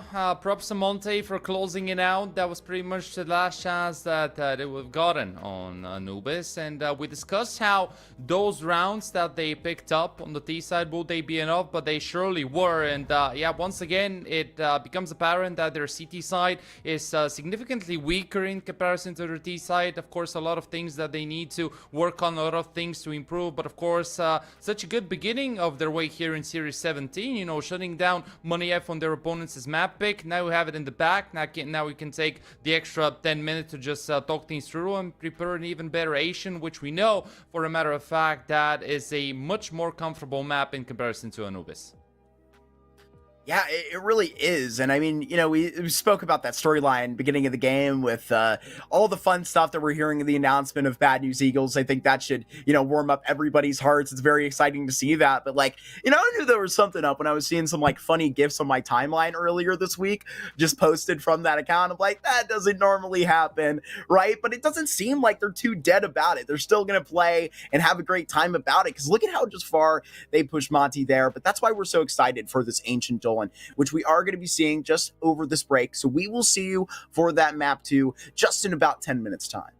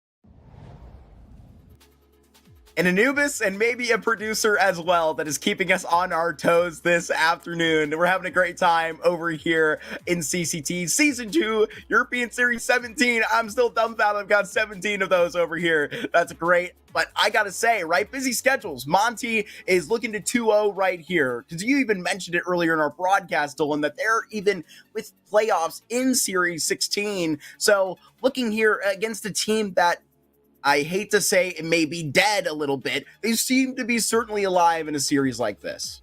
Yeah, that's the thing, and the reason why I started my cast or my words mentioning that for Money F, it is super important for them to play without any pressure, because we saw how it was Monte actually winning deep psychological war. It was Monte playing with aggression. It was Monte looking confident, looking much better on the CT side than their opponent. And overall, I feel like you don't need to run out of fuel, because Money F is still a squad capable of doing a lot of damage. We're still finding ourselves in pretty much the beginning of the Swiss stage, right? It's not like we're finding ourselves in the playoffs or, in an important do or die match. You have quite a lot of space to work with. You have quite a lot of chances still ahead of you. And even though if you, theoretically at least, end up dropping this BO3, it will not be the end of the roll. But sure, we all know what the things are outside of the server. You all know the rumors about BNE going back together. We know with Synopsy joining the squad.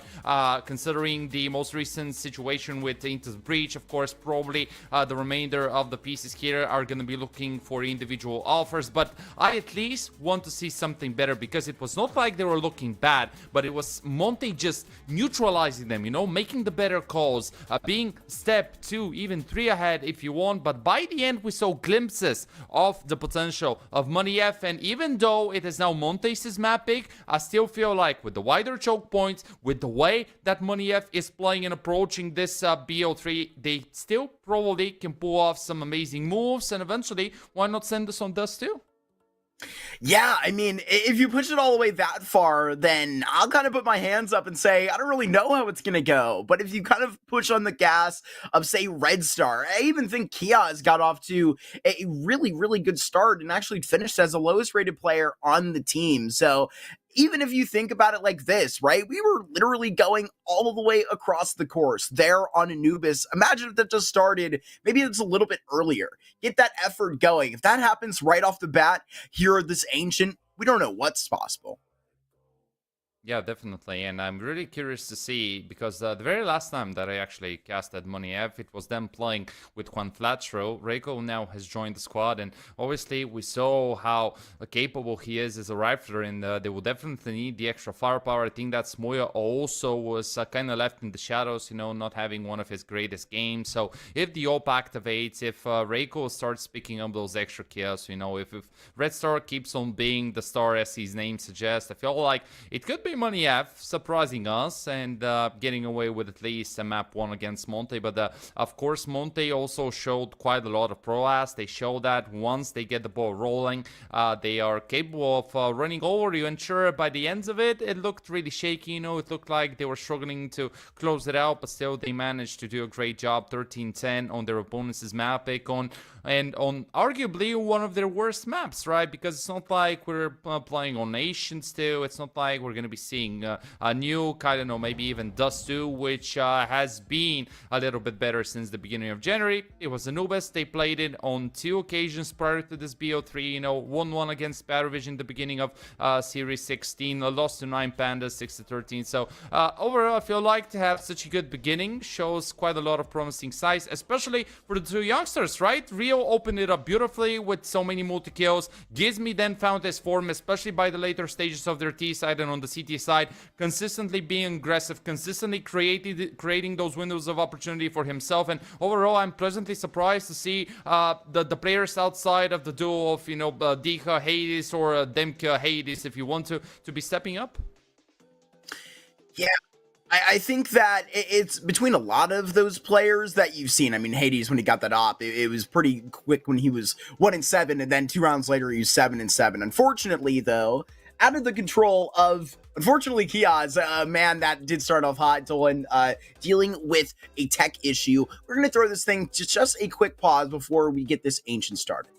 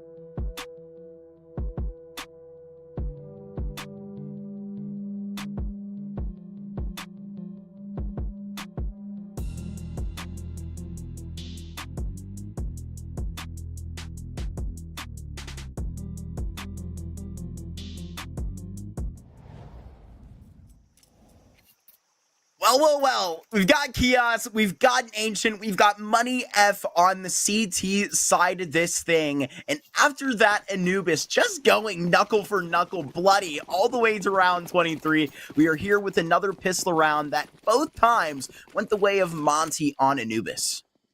Okay, let's go. We needed to wait for a little bit more, and the action starts already. Smoke takes the early damage. Rio dodges the AEG, smoke deployed. It seems like Monte are really interested in hitting that B bomb site, but they need to be careful to not get surrounded. Look at these shots. Instantly.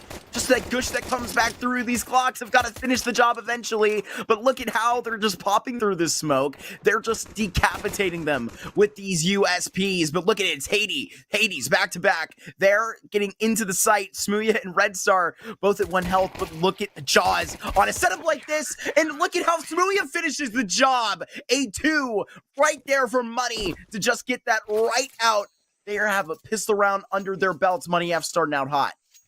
Yeah, printing those dollars. Incredible hold by Smuya, considering that both him and Red Star were really low on points of health. A couple bullets were needed for Monte's duo to close it out, but that was not the case. I really like the proactiveness that we saw out of the CT side, you know, putting quite a lot of units on B, you know, players playing from the side, a couple more pushing from cave, you know, trying to pressure Monte, trying to make the circle as small as possible so that they can feel out of their comfort zone. And here it comes, quite curiously for me, actually, the first tactical pause after just a single round played.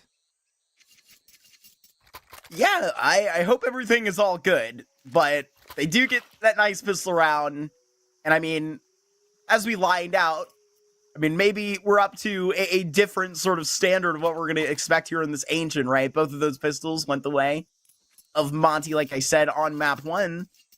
Could be a very nice lend into it.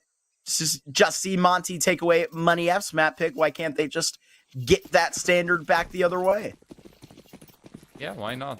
And as we discussed a little bit earlier, it's not like Ancient is one of the very worst maps for Money F. Sure, a map that probably feels a little bit better for Monte, at least according to the most recent score lines that they have been getting. But still, if you manage to start landing those really nice shots, especially on the CT side, if you keep it proactive, if we keep shutting Monte, not giving them the chance to even plant the bomb, well, then maybe you can actually have better chances, and Red Star does exactly this. They just cut them down. At least they get on the green for the bomb plan. However, it's mollied off. You're just gonna get suffocated out eventually with the MP9s that go to just farm as 5 alive out here for Money F. Nice hold by Red Star, and the moment that he picks up 2, his team already knows, putting themselves in the proper positions, keeping it as quick as they can. But here comes Money F's first more significant obstacle, as Monte will be able to pick up the better guns. The full AK squad online, some bits of utility there as well. Usually in the majority of these type of early rounds, you would see Gizmy trying to put himself towards middle, you know, throwing the early smoke, which you're seeing right now, then getting a flash AG so that he can start fighting for mid. But instead, this time around, Monte going for a completely different approach, straightforward A hit, nobody home. Smoke for Donut, smoke for CT, and Synopsy, who has fallen so that Monte can not only plant the bomb but get a man advantage into the retake. Yeah, this is the perfect call up for what you might expect for a symptom of sort of the bonus buy with a lot of these SMGs, catching them very quickly into middle and out of position for a clean execute onto that A side with a post plant that looks bulletproof right here. Diha is going to be staring down the backhaul right now. Hades cuts out all of the hope from Red Star, and at least one, and then done. Rico goes off with the second with the FAMAS, so hold on. It would take a whole lot. Smuya has a kid on his back and the kill as well, but looking like they're just too far. Rico with that frag as well. If only the kit was in the right hands. That is Monte that get that round, but boy, are they bruised walking out of it. Yeah, still they're going to be happy with it, you know. Not allowing for Money F to save something more than the AK in smoothest hands. Well played by Monte. Straightforward approach, default one. Throwing quickly the smokes, accelerating the pace, throwing the flashes, realizing that nobody's home. Money F already putting more units towards mid. Obviously, an approach that the majority of the teams on Nation like going for because it's so much easier for you to retake the A bomb side in comparison to the bomb sides of some of the other maps like Dust 2 and Inferno. And, well, this seems like history will repeat itself once again with a small difference that Red Star is the one to this time potentially receive Montes' delegation. Ismi trying to be successful as an individual, lurks out of the mid smoke and just stays for a moment, gets this kill right out of Cheetah. Now it's a little bit of map control that is going to be brought back by Monte, but on the awkward split, it is a Red Star that just cuts them down as they lurk out of a main. Now their plans have just been uprooted. How do you adjust with the minute 10? Interestingly, Monte, I initially thought that it would be once again the straightforward they hit, but they decided to just slow it down, test the water, see what responses will come out of Money F, and exactly the slowdown was what costed them those early 2 duels. Now it's still a recoverable round, 3 on 4, but Smoo is in a good position, shutting down 1, confirming where the remainder of Monte are about to come from. Incendiary thrown to denying them the chance to find an entry for that B bomb side, and with 4 people standing there with Synopsy covering from middle, it surely feels like a done deal unless one of these 2 individuals goes huge, and it has to be Rio. Has to. Even up top, Synopsy will go down, and it can't be him. It's Money F that they rise to the occasion. Beautiful work on both ends. In order to save Shifty as well on those rotations, Red Star started us off just there at the double box. You called it yourself, trying to go back to that same play, right? Just right off the bat. That was quite literally just denied straight off of the bounce. It's Money F that have got off quite to a start of this Ancient. Yeah, and the greatest news for Reiko and his teammates is the fact that now Monte is out of money, so this one shall be a relatively comfortable and easy close out unless Rio tries to make it a little bit more expensive, but he's gonna be unable to do so. Bro, Money F, they need a really good beginning of their CT side. We already talked about their firepower and how good they can be once they get the ball rolling, simply due to the names in the squad. Because sure, you have Red Star, Smuya now with an even better beginning of the first part, 8-0, and we talked about how it was exactly the Brit having a little bit more difficulties on Anubis, but if he starts finding his pace, if he starts picking up more and more kills, if Red Star keeps on being at the same high level, if Reiko shows that he's once again capable of delivering multi-kills the same way that he was doing in some of the rounds on Anubis, then I surely feel like Money F are going to put a much better fight, and Monte will need to sweat so much more if they want to close it out cleanly. This could be sweatable, right? A shot and a very killable Kiaz may not get the full attention. AK picked up here in the house, and that's Smuya. That's a full HP player that is going to be snapped out. Time of problem as well. Snopsy reigns down below with only options on the table here in the bomb towards B, so you may just see this AK saved right over. Yeah, this is what he was fighting for. He knew that at this point, he cannot really contest the round simply due to where the C4 explosive was dropped. But getting away with an AK, not bad. 2 kills, making it as expensive as possible for Money F, which is going to hurt their economy in the long term, right? Because right now, Smuya, Reiko, and Reds are gonna need to reinvest their dollars. Sure, Chaos and Synopsy are gonna still have those AKs, but going to be a healthy investment. And imagine what could happen if Monte get a round or two. This is going to put Money F on their back foot, and I have seen it quite a lot of times, especially on a map like Asian. The CT side winning a couple of rounds, creating a bit of a winning streak for themselves, getting to, I don't know, 4-1 scoreline, 5-0, 6-0, whatever you want, and then a single round that is needed for the T side to actually break through their opponents and to maintain their economy under control. So let's see whether this is going to happen. It's a shifty situation, exactly as you illustrate, because there it is the weight that just flops right over onto this Monte side, an advantage that they have now by only 1 member. Rico disappears into that smoke, but there still seems to be something consistent about this, and it's pressure towards awkward engagement up towards Cat, but it's taken care of by Dia. Look at how Kiosk gets right past it. He can line them up. That's beautiful work. Remnants of Red Star just a round to go, but a 1v1 that he's got against Dia, and the swing Kiosk. He's got the triple and the 1v3 at the end. I don't know how he got away with it. What actually happened there? That was such a weird exchange of kills. Monte, they starting it up beautifully, you know, when we're going to see it on Stakes' replay. Right here, the gap found of Rio, the first, then the second, and you'd surely think that at this point it is Monte having everything that they need. Reiko picks up just one, but it is still Diha covering. Nice shot coming out of the open. Then right here in the first couple of seconds, it was actually Kios not realizing that there were not only 1 but 2 players standing on his left. An easy double kill found by him, left shoulder peeking to the final duel to save the day for Money, yeah, but nonetheless still such an expensive round for them to have. And while this is a victory, definitely what you want to have. Look at their economy. It's once again being down. Sure, you're going to be playing with an AWP, couple of M4s in the mix, utility here and there, but Monte are still going to have 2 rifles, 2 Tech 9s, and there is a saying in Bulgarian that from pistols hurts the most, and those 2 Balkan players, Synopsy and Red Star, definitely know what it feels like. Ooh. Instant trade on that now. And getting that little bit of space will allow those pistols, as you say, to go to work. And T, unfortunately, got a little bit uncomfortable. Hades, only a P250 here, could do the job, and that's beautiful. That is pristine onto this site. And the M4 that is going to be exchanged back into the hands of the Polish man, getting back into the situation.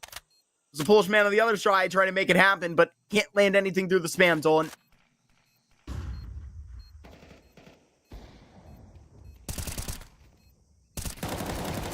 One. Reiko needs to trade, picks it up. There is a defuse kit. They still have enough time. There is also a smoke, and Reiko. What a shot! That's actually an important kill. Yeah, and now they have a chance. We'll hop on bomb. There's no real teeth to this. It would take an absolutely insane kill to turn around. Just will not come to the Ukrainian. Swallowed up here by Monte at the end. But oh my goodness, has Money F just gotten so much better as the series has gone along? They are seriously a threat on this Ancient. Yes, they are. Indeed, they are. And this is what I was referring to, you know? Them setting up the AK for success, finding a kill, then Hades activating on the P250, picking up an M4, a couple more trades with Monte buying so much time for themselves. And now, have a look at what Money F is going to be playing with. Remember what I said, that whenever you start winning rounds, those are some great signs. Sure, perfect, nice, 5-1 scoreline, you have it, but then you consistently lose 2 to 3 people each and every round, and you need to reinvest what you have. Of course, Muyas' AWP is something that was saved after the end of the previous round, so it could come in handy, especially now that Synopsy has an AK, but it gives me still to say his last word together with Hades, and what a big word it is. Yeah, Rico just literally flips a coin walking through a smoke like that. Has gone his way, has not gone his way. Why not give it a shot here? Smuya gets that opening frag and seems to be pretty fruitful over towards that B side, but certainly had the opportunity there, just couldn't close that deal. Monte, this is a big fight that is won by Synopsy. B closed maybe for the moment. Quite weak. Red Star with the 5-7, and you know that there's still that op layered to work with. Headed towards A, where they've had most of the success, but that is where Smuya lies in his den. playing together with Restar. Test the waters, and he'll pick up a really nice fish. Demke still alive, still looking to activate. He needs to be the driving force, and as he activates himself, this is now a chance for Rio to get the bomb planted. Demke will cover so that he can pick up his second. And what is left for Synops? I think that this is already a save. I mean, 18 points of health on AK. Will you try it? He will. This low of health, there's just no way. Again, but to the 1v1 like this, it's Snopsy. He will just wait and be patient for it. The 10-second defuse duel, and there is just no way about it. 1 health, and he has got it through. No, but Monte, literally, with 1.2 on that defuse, they grab it at the end through the skin of their teeth. Too close for comfort. He was literally probably somewhere around 0.5 seconds away from grabbing it, for sticking to the full 10-second defuse and settling it right under Demkes' nose. But wow, this one will hurt, especially for Money F's fans. And now it has to be an investment. Absolutely. Loss bonus too low for them to have something better. Upgraded pistols, some nades, and Synopsy, who deals quite a lot of damage, and it's Rio actually the first person to fall. That is just an SMG to get picked up by Synopsy, so not a big reward. But Hades picking up this one creates some extra space for Monte so that they can enter the B-bomb site. Demke looks clean once again. Good beginning of the map. 9 kills, only 5 deaths, as the T side keeps on shutting players down, and now Money F on the back foot. They've gotten, honestly, a pretty decent bit to have the confidence at the beginning of a round like that, because you need to force back in again. I mean, keep in mind that Synopsy pulls it seconds away, right, through eco. So the fact that they're bolstered down like this is a little bit more impressive, right? I mean, Monte, sure, they're supposed to be moving on and getting the confidence like that, but you win that round right at the end, it maybe puts a little bit of a burst of energy and, you know, sort of the shock, the splash of water in the face that Monte need to kind of wake up into the back end of this T side, sort of like their counterparts did on that first half of Anubis. Definitely, and right now Monte has started picking up some extra steam, only Rio being given in the process.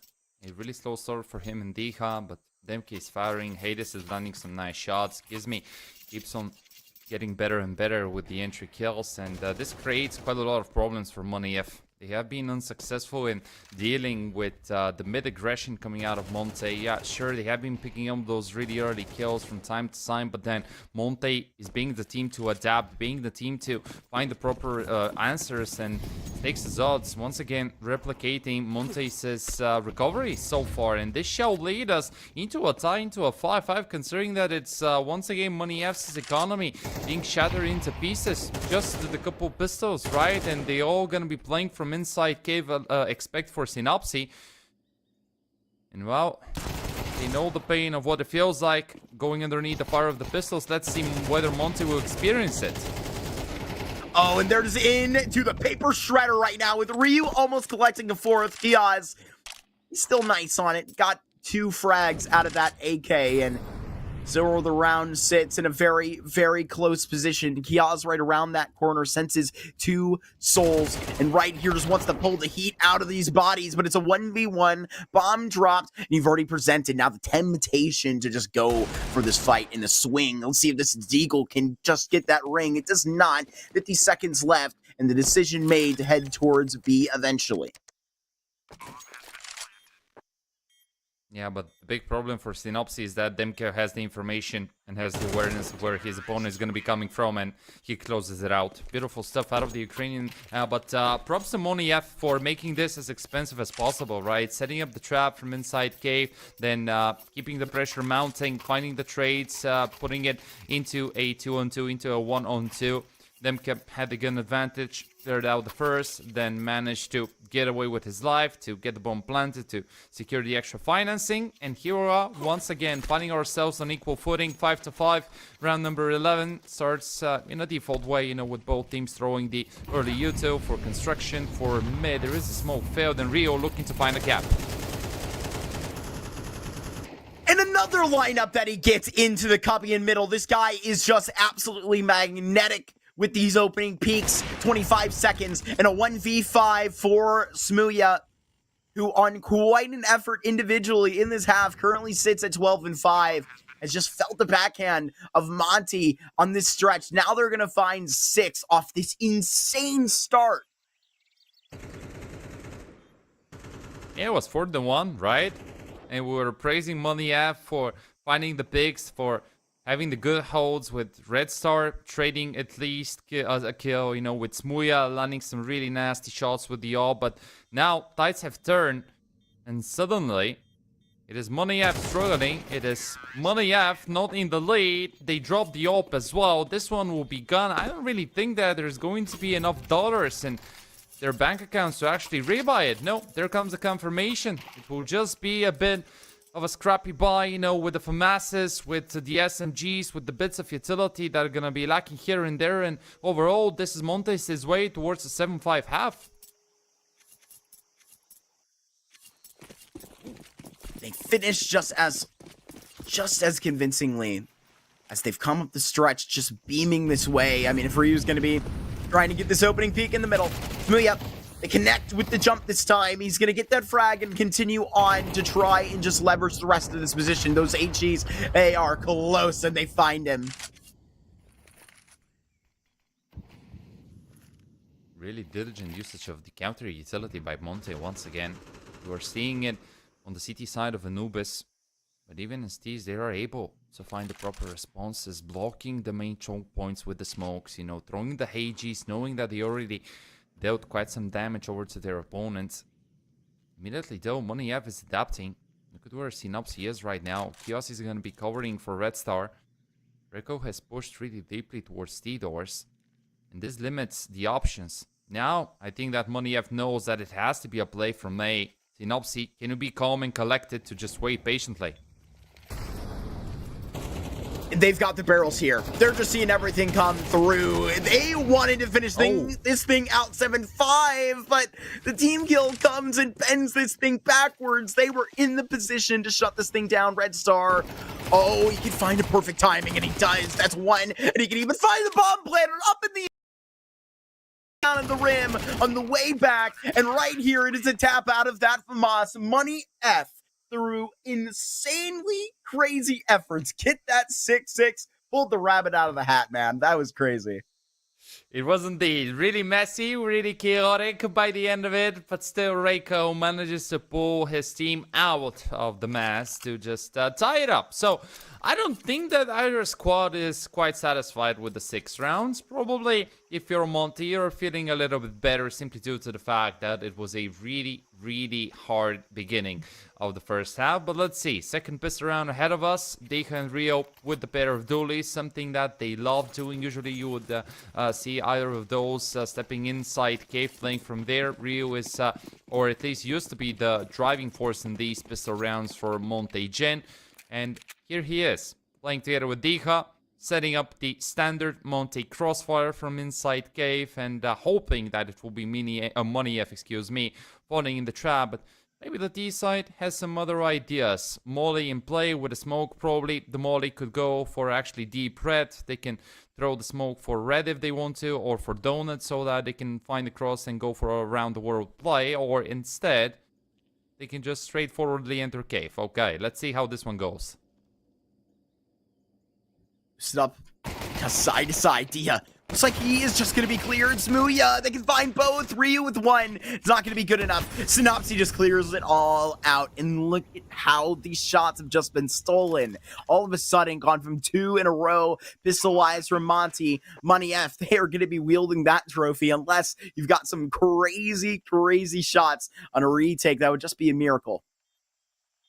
That was a ballsy call and a ballsy play out of Money F. Honestly, you know, especially coming into a match against Monte, this is something that Monte's players love setting up. On each and every CT side pistol round, you would see Deja and Rio just combining their efforts, playing with the double pair of dualies, standing inside cave, because this is just a tendency in their gameplay. And Money F, they didn't throw the smoke, they didn't throw the molly, they just group, play together. Sure, Demka is going to make it as expensive as possible, picking up 3 kills, but this is still Red Star and his teammates managing to break through this defensive setup and getting away with an important pistol round.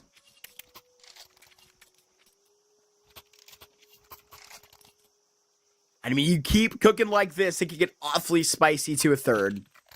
This is the ingredients that require them both and resulted in Monte stretching to that map 1 victory. The investment on top and the premium rifle onto Hades here, so quite an interesting bunch in a play that's going to be put forward by Monte that has an inkling to go aggressive towards B.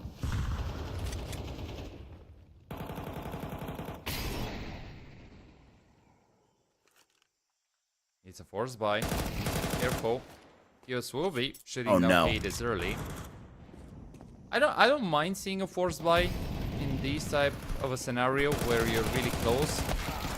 But I have to admit, Money F have been quite careful with clearing out their corners diligently, throwing the util, another flash, they have the extra space, spotting another, Synopsy clears it out, Leak falls, and then will follow the fate of his teammates. At least give him the respect of showing himself first. Almost got decked completely through that smoke, and thankfully they were able to hold on to Kiaz, so not too rough up the exchange. Money F, they've started off this T side, just rolling that ball well, and right now I think they're going to want to get this thing heated out into Dust 2. By that time, this thing would be all up in the air. Obviously, we know that Monte, they got a semifinal in front of him over in Series 16. That would be crazy. It's even funny, right? We mentioned Sinners also, and a campaign similar to that. They just lost over towards Bait, I do believe, over in that playoff race. You're going to see Sinners after this, but a packed schedule. And these games, right, like this, I mean, you got to take every one of them seriously. They're all just so tenuous and stressful. And here in the first game of the Swiss stage, it's already going awry here in map 2, and Synopsy leaking through. It's just these pistols. We'll see if Monte can cause some damage here. Something to keep track of, Dolan, as the stress and the pressure gets raised. Oh, definitely. And even though it's just an opener, even though it's both teams' first match in the Swiss stage, you can just feel how the level of competition is honestly much higher in comparison to the one in the previous iterations of the Champion of Champions Tour Season 2. Because not to take anything away from the previous squads, but we already talked about how packed both teams' schedules are, you know, playing in Series 16, you know, now in Series 17, playing in some of the other tournaments, and it's not like you're facing weaker opponents. No, I mean, okay, sure, in the case of Money F, 5 players that will probably go their separate ways due to how circumstances went, but apart from that, you know, we have some great looking young teams, Navi Junior and Spirit Academy. You have Sinners, who have been on a winning streak in their last 6 best of 3s, and you have Gizmi, who once again goes aggressive and picks up 2, not making it a third, though might be a problem as Muya also grabs one onto Demkia. India showing up. It's a very nice trade, super important to hold on to, and this is a Monte round that they can be proud to hold on to. Smoothie would have to have a very nice journey on the way back up, where you just around that corner is now just made that little bit of contact, and he finishes the job. So a 7-3 alive. Monte have just got that first on that CT side to calm the nerves. Yeah, being proactive is what could be the working formula for them. We saw the early pressure being applied. Once again, Gizmi leads the charge similarly to his initiatives on mid on Anubis, being the first guy to enter into a fight. Grabs not only 1, but 2. 2.5, we shall say, of course, due to the extra damage dealt onto the third player, but Money F have created a bit of an economy for themselves, so back to having the AWP, the AKs, and Red Star, who's gonna look to enter early. Just catches a little bit of a clip on the way down, but they're going to catch some shots out of the AK as an immediate response. Beautiful work on the entries. Just goes wild on par for the course. And right now, you're literally just locked out of B through 30 seconds in this round. And it could be a safe. Could very well be Rio tucked in a corner, stuck there, will remain there for the remainder of the round. And Demkia and Hades. Oh Oh actually, my gosh. Never mind.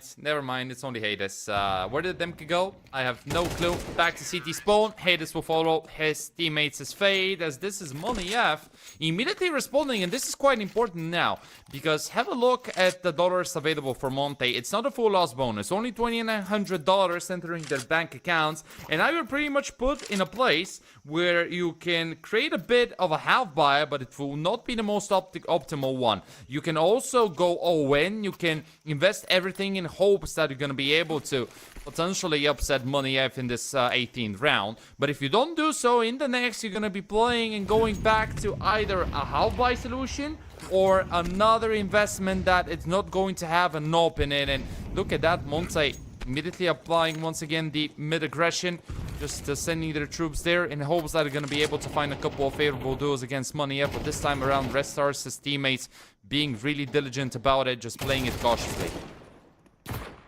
Go right here, just on this ledge, and Ryu on the other side. These two just went out it right there in the cave. So the revenge found, and I don't think Ryu wants to be done here. And I think Monte needs him to extend forward a third, and he keeps possibly trying to deal for the fourth. Finally caught up. Immediate trade onto Red Star. Monte still within a 2v1, but a cap on a round like this could mean so much. Yeah, bomb planted. Has a smoke to at least try and isolate one of the duels to try and buy some extra time, and maybe he can actually find it onto Hades. Oh no, this clutch would be devastating. Dolan Synopsy down to low HP. He's looking for it, and he's got it. Kneecapped and gotten onto that bomb. So Monte, they just avoid disaster and keep themselves on top with only one member alive. They're going to be taxing themselves along the way.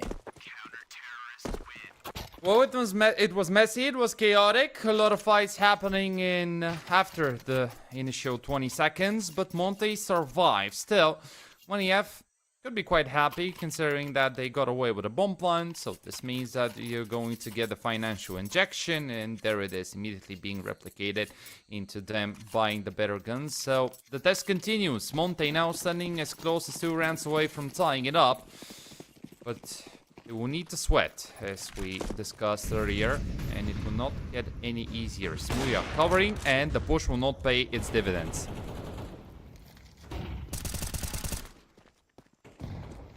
You can silence Kiaz out, but it's not going to really stop the concern. Spams that are going to be really bugging through on that A approach.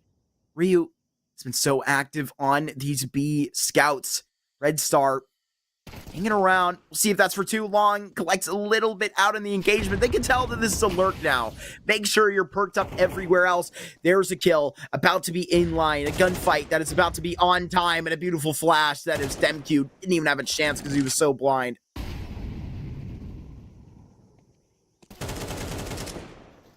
Nice pickup. That was an important kill because this alleviates so much of the pressure, and now Dika will be the sole holder, but he is a dead man. Nice shot landing, and all that is left is Gizmi, the Brit.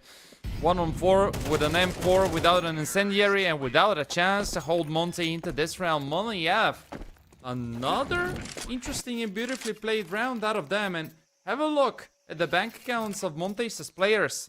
Empty, or nearly empty. So isn't it time for a bit of a tactical timeout, you know, just to talk things through, to make sure that everyone is on point? Because, I mean, what do? Do you just upgrade the pistols and hope that you can force an OT, which seems like the case. They will not invest, just saving whatever they can. And this is Monte F's chance to actually get to a 12th, and suddenly Stakes' odds have switched fully. It's now Monte F being favored.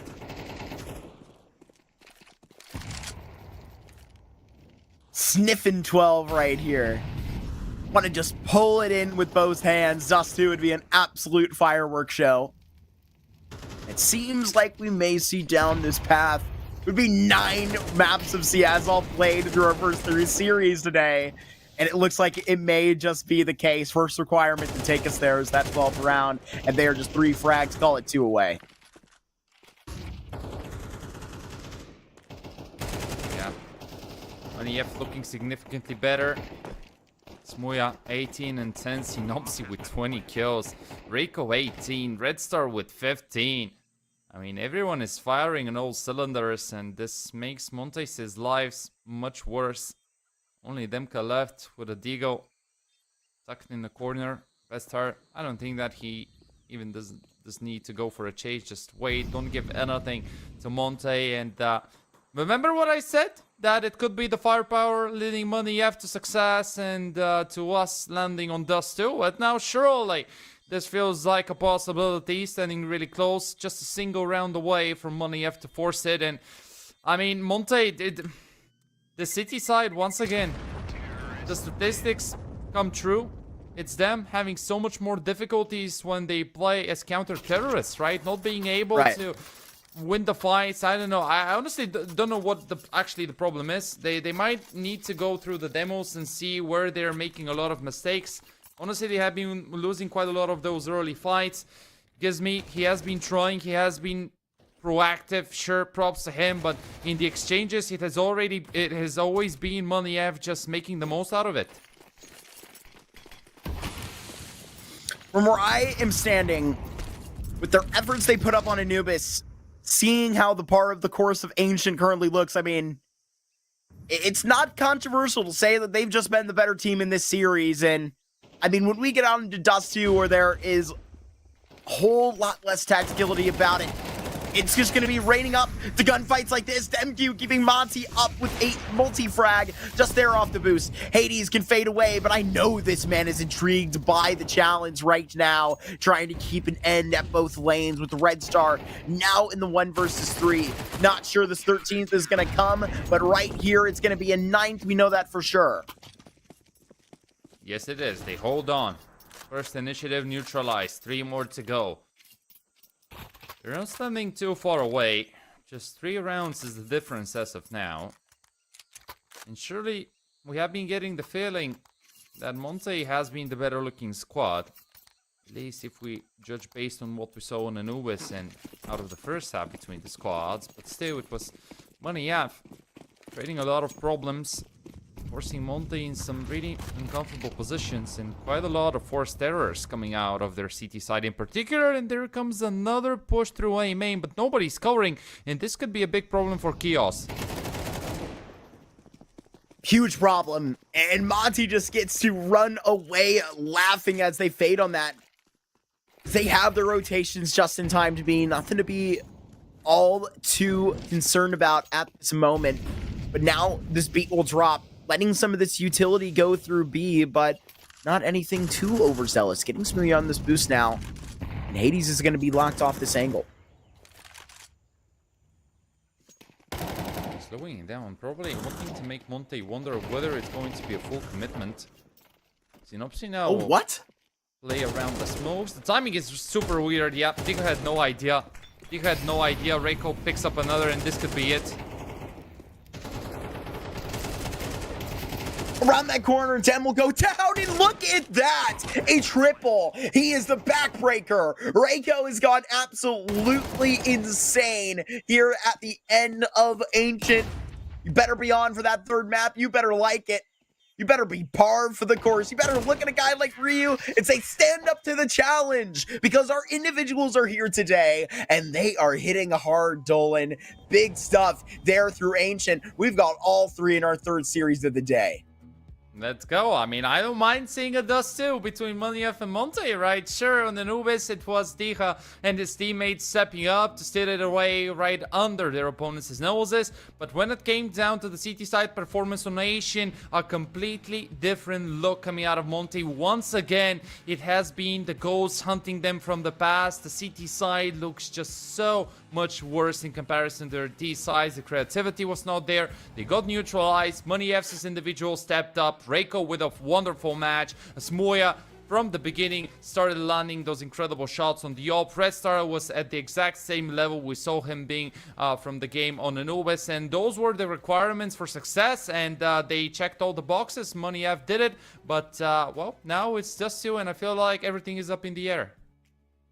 I gotta say, man, I think this is exactly how we're gonna want to see it strike off here, right? If Bad News Eagles fans are watching along to see their new returning IGL and they're seeing a series like this, well, for any Counter-Strike fan, just to see, like, a dead team, right, will like define them as what they are through really unfortunate circumstances. This ITB team months ago is so very exciting and great pieces that you're going to see reorganized, right? But serious chance to just go out. It's a best of one essentially at this point, and you are the hotter team. Dylan, to me, this looks to go one way, but in a little bit of a break, right? How do you let this shift? Is there some sort of conversation that is emitted? If you are Diha, if you are anybody on this team with a little bit more experience, what are you saying to the rest of the boys, Dolan? Probably what you want to talk about is the CT side. I think that overall the T side has looked good. Yeah, probably not amazing considering that we saw another 7-5.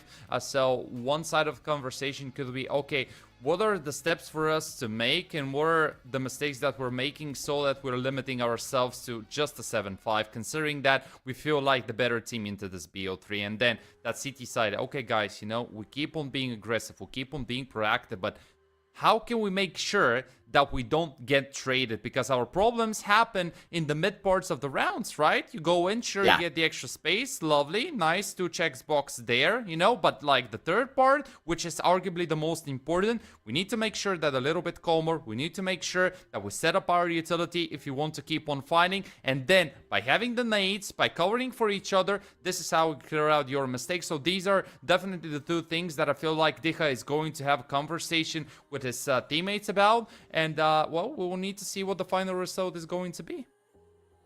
Yes, we will. Yes, we will. Dang, looking forward to that pistol round. Both of these maps, either team that has took both of them has ended up closing. Dust 2, we know. Our expectations there are to be flipped. So after a 10-minute break, Dolan, I know that we can guarantee quite a ride. We'll catch you back here over that flip. Dust 2 going to be a banger.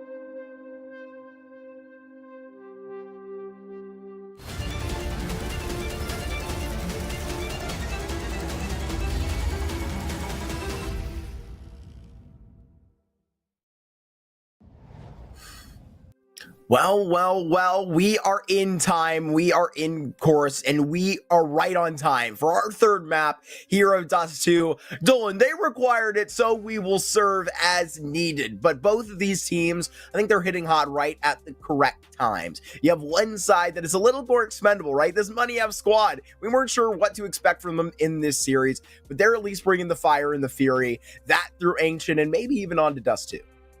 Yeah, definitely the heat was felt by Monte during the second half. And going into Dust 2, I feel like the conversations have already been made. We talked about how Monte's main goal is to get an improvement on the CT side and to just try to grab as many rounds as possible as these. Because I feel like the discrepancy is there. It feels like Monte is the better team in so many of those occasions. But, you know, those final touches of the CT side have not quite been there, and this is exactly what Money F has exploited, you know, by fighting some extra firepower, by bringing in Reikos' potential of picking up so many multi-kills with, if you want, Smoya being extremely sharp with the ops, something that we didn't get to see on Anubis, but the moment that he starts firing, he starts putting in the extra numbers, with Reiko in the mix, with Red Stars' wonderful performance, this is where you can actually get a really dangerous Money F. As for Dust 2, I still favor Monte. I still feel like they are the better looking team. They are the more solid squad, having the better fundamentals. But of course, you never know with the extra firepower on the other side. I really got to agree. And I think, like, Monte favored into a matchup like this. You know, if you're following along with the norm and you want to keep this thing consistent in the scoreline, you need them to keep the absolute heat down. We hear that Monte is going to be winning the knife round, and we'll see exactly where they're going to want to start off on either side of this Dust 2. But honestly, Dolan, I've been quite pleased to see Dust 2 back in the map pool, regardless of how, you know, the conversation may be in the popular opinion, right? I think it makes for a wonderful third map in circumstances exactly like this, right? Coming off of two kind of chessy maps of, you know, the tacticality of an Ancient and an Anubis, right? But now you're just going to see guns ablazing when we know these individuals are hitting so well. Yeah, and this will be a true test for Monte's CT side, because in my eyes, Dust 2 is not as tactical as some of the other maps. You know, it's not like you're going on to an Anubis where you need to be really precise with your rotations, with the timings, etc., and all these stuff. But you need to be really focused, and I think that Monte winning the knife round, excuse me, and starting on the CT side is a much better option. But with the big but, that if they start dropping the ball and if they're not really good at reacting to what Money F does, then we might have an early big discrepancy in favor of Smoya. So let's see. The start begins. Monte are gonna stick to their CT side, going for the default setups, whereas Money F straightforwardly hitting the B bomb side. Just like that second half of Ancient, and he's gone one and done. Does more the same. And right here, Money F are going to be locking down B site. Smoke on the door. Only one option, but to just try and hammer in immediately. And they've got that, but they haven't got the kills that they've needed. And even just dropped in the back of the head. Money F viciously come into this Dust 2 and rip that pistol around. Yeah, classic Money F's T-side pistol round. From spawn, they throw the early smoke for doors. They enter with a single flash. Then they go through Monte's B defenders, not giving them any chances, any responses that Monte tried to go for. Were completely neutralized by Synopsy and his teammates. As right now, this will be the CT side just keeping their finances in their bank accounts, knowing that they don't really need to fight and invest, which is honestly a decision which I dislike on a map like Dust 2, because I feel like, yeah, probably the round is going to get reset. Yeah, I think we're not. Yeah, just going back to the point that I was trying to make, there are several maps in the competitive map pool on which I feel like you're pretty much obliged to go all in and invest whatever you have. Those are Dust 2, Nuke, and Inferno after you lose the CT side pistol round, because you have so many more chances to upset, and maybe we can see it with the USPs if they're not careful. Demke with another. Yeah, it appears we are live, and this flash long got to just take out the trash on these ecos, but right now, one man's trash, the treasure on long right now with these rifles picked up, and maybe it's just a dream, but they have done quite well. That's 3 bodies that they do muscle out through eco efforts on long. Yeah, considering that it was just a round play with the USPs, taking 3 kills, not bad at all for Monte. They could be quite happy with the amount of damage that they dealt. Still, Money Up held on. A wonderful spray control out of the Galil there demonstrated. But here comes the first more significant obstacle. Up immediately going in the hands of Hades. It's going to be a glass cannon. Oh, okay. I mean, that's what I was referring to. This is the Opus's paradise, and here comes Hades, neutralized in the early seconds by the Molly, but Gizmi is going to be covering, and as he catches the first, now they know that there are a couple more players coming their way. Oh, and that is a huge kill. That is just plucked out of Sui. And right now, it is Hades that is just going to side all of that on Cat Fades away. Kiaz has to respond. Now with those 2 players been removed, Molotov to just try and get out with a couple of those door fights. Audio cue for the CT player as to what lies ahead in that next split up with that flash off it for DemQ. No swing, but that Molotov in response. Yeah, good counter utility usage once again by Monte. Those small details, the flash given by Gizmi, the incendiary, just those small details that end up forcing Monayev to play for the bigger of the 2 bomb sites. 50 seconds, still quite a lot of time ahead of D side, but I mean, how do you break through Montes' defensive setup? Because this one looks so good. Look at where Hades has positioned himself, looking at the right direction. If he falls, there are 2 more players standing on the side. It just feels unbreakable at this point. Time low right now, 28 seconds. They'll go for the direct contact, but as Hades lands a shot, I think that this is it. 22 to go. Oh! Another fight won. They can quickly make up for some of it lost, Dolan. With this positioning on Cat, how do you cross? It's these next couple of seconds that are this most important. There's that smoke from the Molotov. He just gets that little bit on the left side over. 4 HP combined between these 2 players as a Red Star punches in the digits. That bomb now down. Yeah, but look at those HP bars. Rico and Red Star combined have 4 points of health, but this is an op. One shot is all that Red Star needs. And if he lands it, maybe there is a way out for Monayev. It's got to be clean on the AWP. Both of these players slow in approach. This time ticking down. No kits on the backs. Now this player spotted out towards Goose, and the headshot that is now supposed to player towards CT, but they still can't win the round. There's no kits about it. Monte have nonchalantly been pushed out 3 rounds in a row by Money F at the start of this Dust 2. Oh no, this is a round that will stink. They at least managed to get away with an AWP and an AK, but this should have been Montes' round. It was the 3-on-5, and they had the proper positioning. They had Hades covering long doors, you know, finding the first still traded. But, I mean, 2 more defenders, if I'm not mistaken. It was actually the Demka and Diga standing on the side. But they lined up for Reiko to find those 2 kills, opening up the extra space. And Moniev got the bomb planted, and they saved enough time for themselves. Lack of a defuse kit leads Monte to another loss. And now they will need to somehow make their way out of this sticky situation. Good weapons for both sides. U2 good. Once again, 3 people standing around A, with Gizmi currently standing inside lower tunnels, but it's only Red Star standing there, somewhat close to try and be the lone lurker. Smoke for mid doors given, and Smuya is gonna miss his shot. Yeah, very important on that, and Hades is just gonna cop all right on that angle. Actually, copped out right back towards Cat. They have enough bodies here in order to just stop the bleeding, but now this next scratch is going to be over towards Cat, and Hades wins a big fight. Red Star just one-taps Ryu, trying to get through upper right now. Diha, where this thing's actually in the business, the cooking, the mixing up the ramp. It's in a 3v3. Keep an eye on the low HP of Monte, but they are finishing the job. That's for sure onto these first few. 45 seconds left to make the next move, Dolan. Yeah, but all the units currently stand on the A-bomb side. I'm not really sure how aware Moniev are of this chance, especially after Red Star picked up the earlier kill onto Ryu. They're trying to read the situation, they're trying to adapt. CTs, they run out of time, now need to make the adjustments, but it could be Red Star finding a kill, and as he does, Fubismoy also covering, and things start to fall apart. The only guy that can somewhat pick up all the pieces is Hades.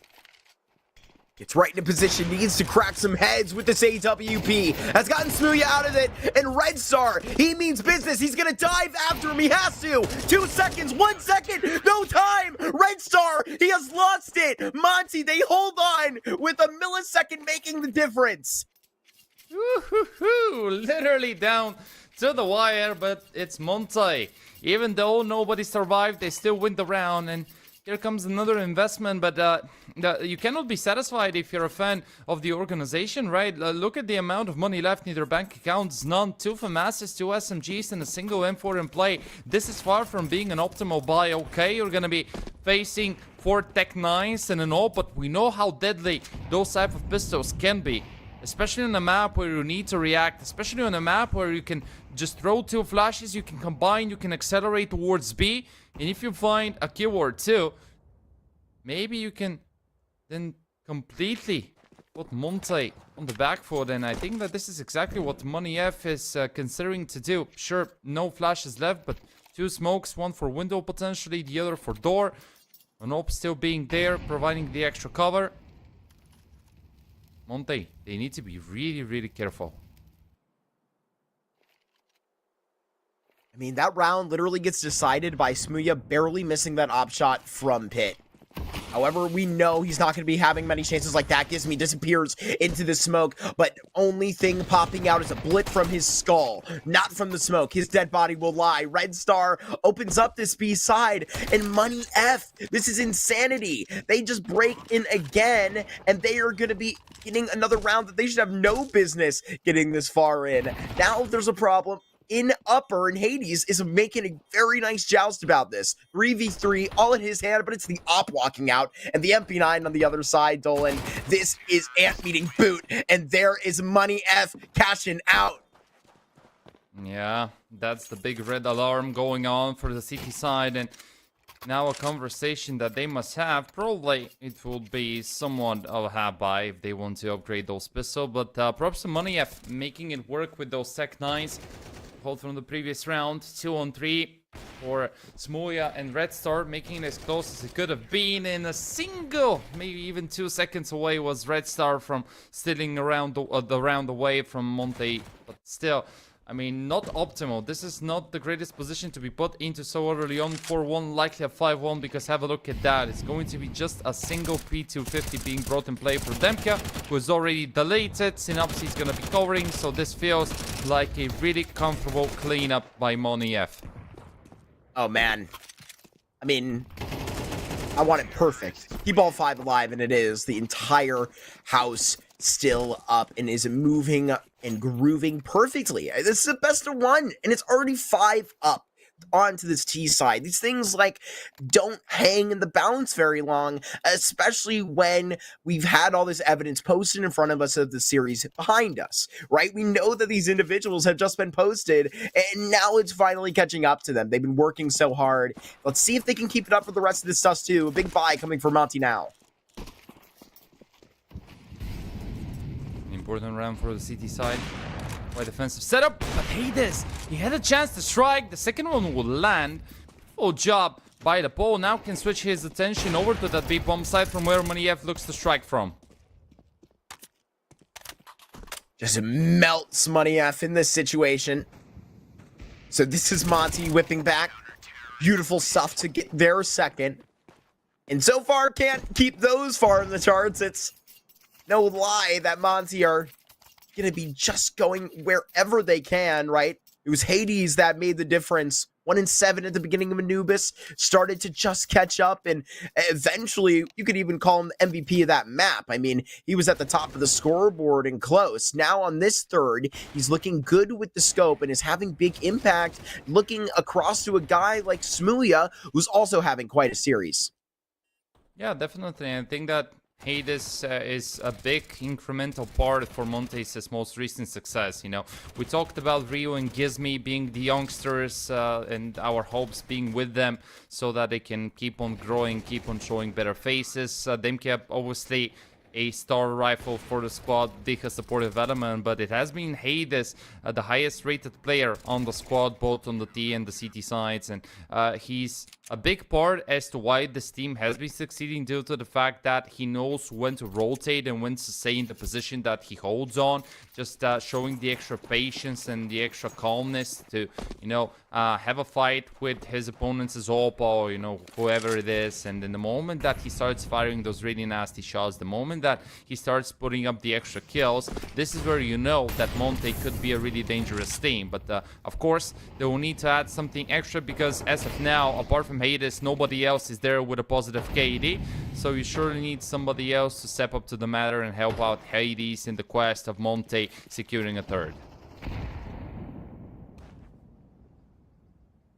There's a pace difference here, you can tell. Dia going to be left on an island.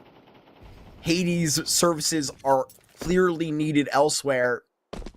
And Money F, on that same stance, before gotten business thrown right back at them. Now they are trying to set their own foot, but gotta reach back into that toolbox. There's only those 3 smokes on the hip, so nothing to really kind of lie about it, but there are worse problems to have.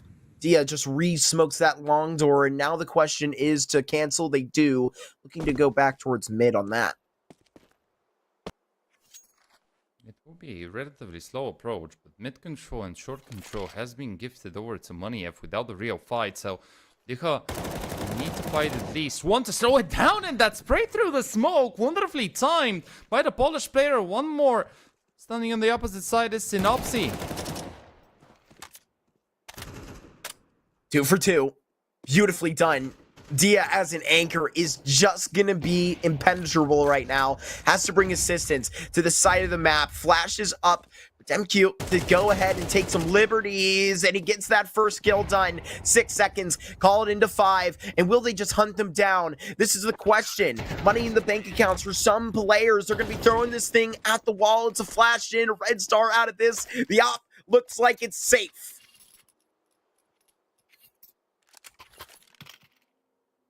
Wonderful play by Dika. Nice timing of the spray through the smoke, then turns his attention away for just a second, expecting for there to be a second player coming out of long doors. Shuts Synopsy down, and this pretty much secures the round for Monte. Okay, 3-5 now with the scoreline. Back to the pistols and the op, something we have seen already. Pay its dividends off to Money F, but Red Star is not going to be successful with finding the early opener. Just a quick glimpse out of what is happening towards this part of the map. Now they will need to reposition. Still some Mewtwo to work with. 3 smokes, a flash. You can just play it slowly, and it will be, once again, probably Money F just wanting to see what rotations and what answers will Monte go for, and then adapt based on that. They caught them off guard a couple rounds ago. Oh, man. There it is. That was a great example with the boost being thrown in the mix, but this is still a position from which Monte needs to be careful, but hey, this definitely is. Beautiful shots to go ahead and get back up. Red Star in that mix with Hades to get that trade back. No long-range Tech 9 shots happening here. I'm afraid par for the course, and Monte are about to make this within 1 round. There's a situation going to Dia twice. Can he just get out again? 2 frags over on long. Ended the round, keeps Monte prompted and really going forward. Well, I mean, packed up like this, forcing an eco, you're about to see its eye game. Looks like it. Definitely looks like it. Money F's economy still not looking so solid, and they're gonna be forced to play with just a single rifle. Synopsy.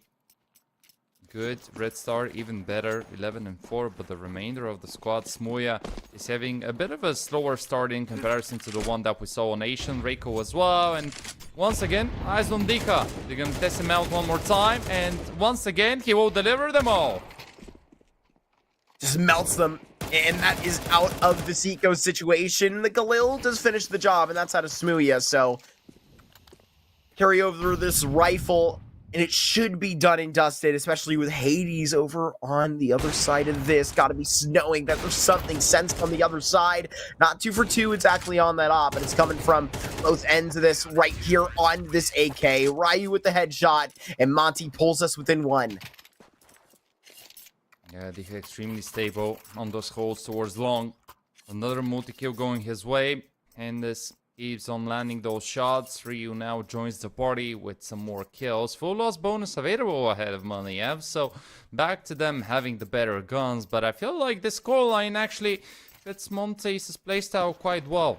5-5, considering that they are a team struggling in terms of finding an actual impact on the CT side. To have a tie going into round number 11, not bad at all, and Hades once again set up for success. Instantly delivers, and almost quite possibly for that second at this tie game. Right here, pushing it back from Cat. Money F for scrambling at this idea. But back towards business. What a crazy fight that you are never going to win in a million years. Better back off, and at 1 HP is taught a lesson. Gives me the IGL, seeing not such a great look from Money F, middle of this thing. Dolan, what's the call? What's the replay? I think you're having quite a lot of comfort with having Dika and Demka supporting you. So just wait, here they come. You know already that it will be Money F playing from short, and you need to just be really patient. Right on this angle, it's got to be the headshots and the strangle up from all of their hopes coming from this Cat play. One more person out towards the middle, and it's just a lifeless corpse now that Ryu's done. Headshot perforating through. And Monte, they are not done with this series. It may have took them all the way through, but now meeting themselves at the end of the first half with the lead. Let's see if they can just make this a 7-5. Yeah, I'm talking about the calmness and required, actually. You know, it was exactly the call that I expected to see. Nobody overpeaking, nobody getting overzealous. Instead, they just wait for Money F to try and make a move. They adapted beautifully, and they're gonna do it one more time. Dika falls back, being covered by not only 1 but 2 teammates, giving all the long control over to Money F. But immediately have a look at that. The call is just so good. Dika is gonna be playing from car. Sees one. Now he knows that it's an initiative, and everyone is on point. Literally, Monte just need to wait and keep on picking those kills. Money F struggling big time. They are just outclassed at long. It is a fireworks show out of those CT rifles. They just batter them down. Bruised. I mean, look at this. We started off this series with Chaos literally coming into this pistol round looking so crisp. A couple of multi-frags on that Anubis, but eventually dropped off. This is a guy underperforming next to his young IGL. And this Monte squad, they are making up for it. And Money F doesn't know what to do. Yeah, they felt lost, especially by the end of it. Once again, returning to the psychological affairs, I feel like Monte are being the team, grabbing the extra confidence right now, and we can definitely judge by the way they're going to be playing the second pistol round. A lot of utility brought them place. He nopes, a deep push, and he goes straight into the dough. 2 quick kills picked up, and now this actually puts Money F in a better spot. Okay, kills also holding on. That's what I'm talking about. And Money F again would go ahead and get 2 pistols here, unless these Monte players are going to be around trying to wrap for the end of this game. Nothing through lower. This is their concern at this point, but look at the setup on the minimap. It just looks so freaky. 3 of these players just triple back to back to back. You are going to be blasted out of existence. Good luck trying. And right here, wait a minute, why is it working? They've actually got these peaks on tap, and Hades, he does get successful for 1, but it is a matter of time, and Smooya decks him 2 in a row on these pistols. Back-to-back maps where you're perfect 100% shooting. Money F, they just got to do the hard part now. Yeah, it was a near flawless round, only Synopsy being dropped in the process. You get to save the Kevlars, the defuse kit, quite a lot of things, and it will be Monte not securing the bomb plant out of dollars. They're going to be saving those. It is not going to be a force buy. So let's see. That was the beginning that Money F needed. They're still not out of this one. Sure, it feels like Monte is the team playing a better Counter-Strike game right now.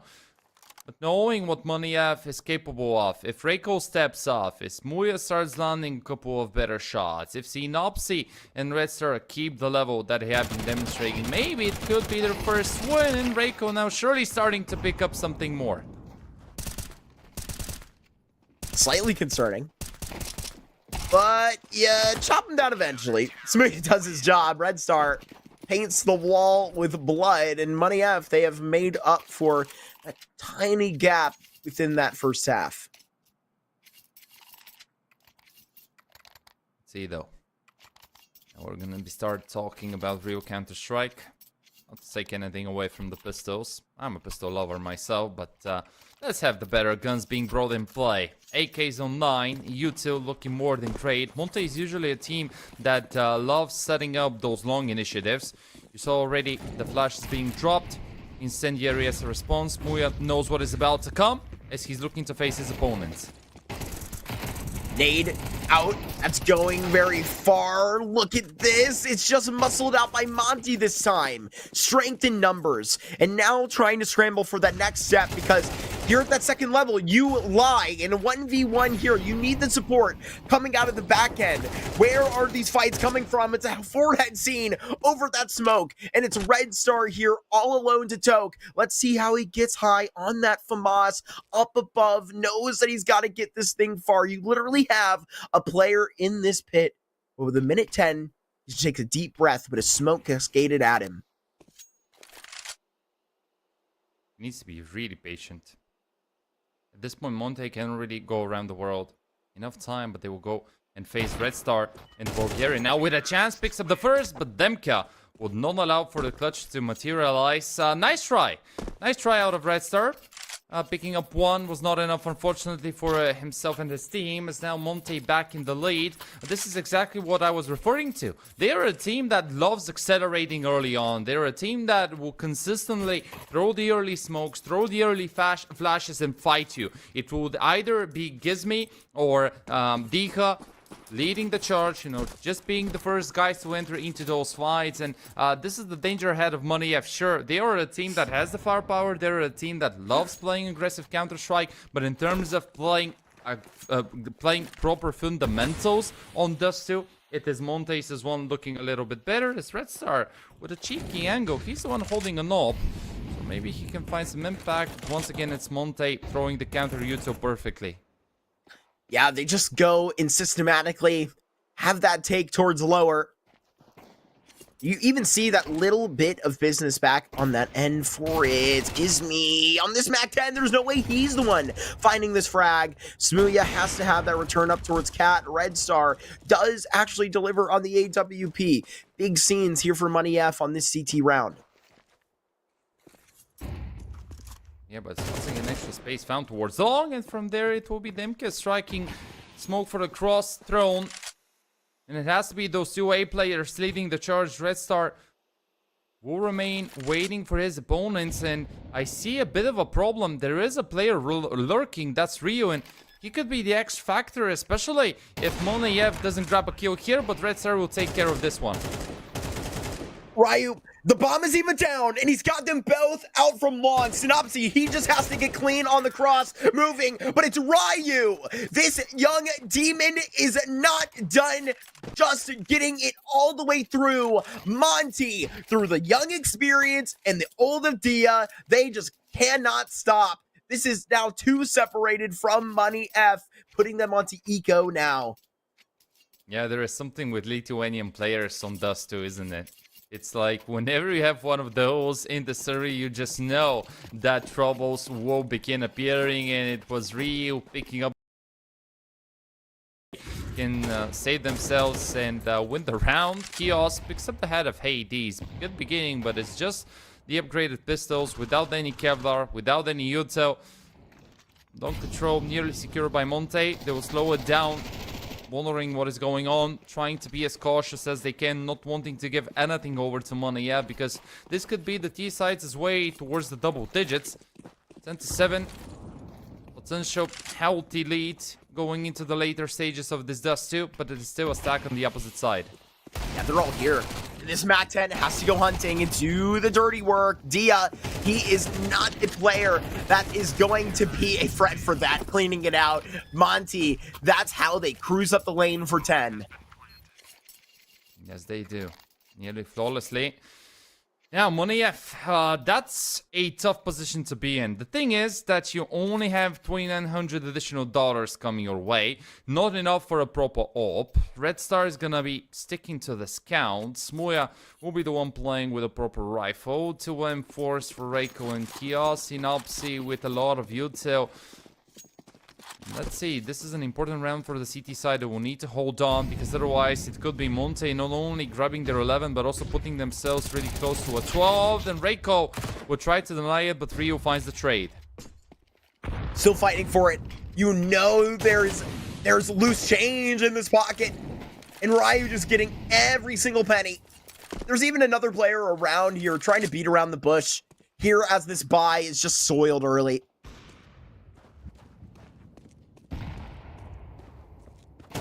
They were Still hanging around. Oh my gosh, stolen. Oh, oof, oof, oof.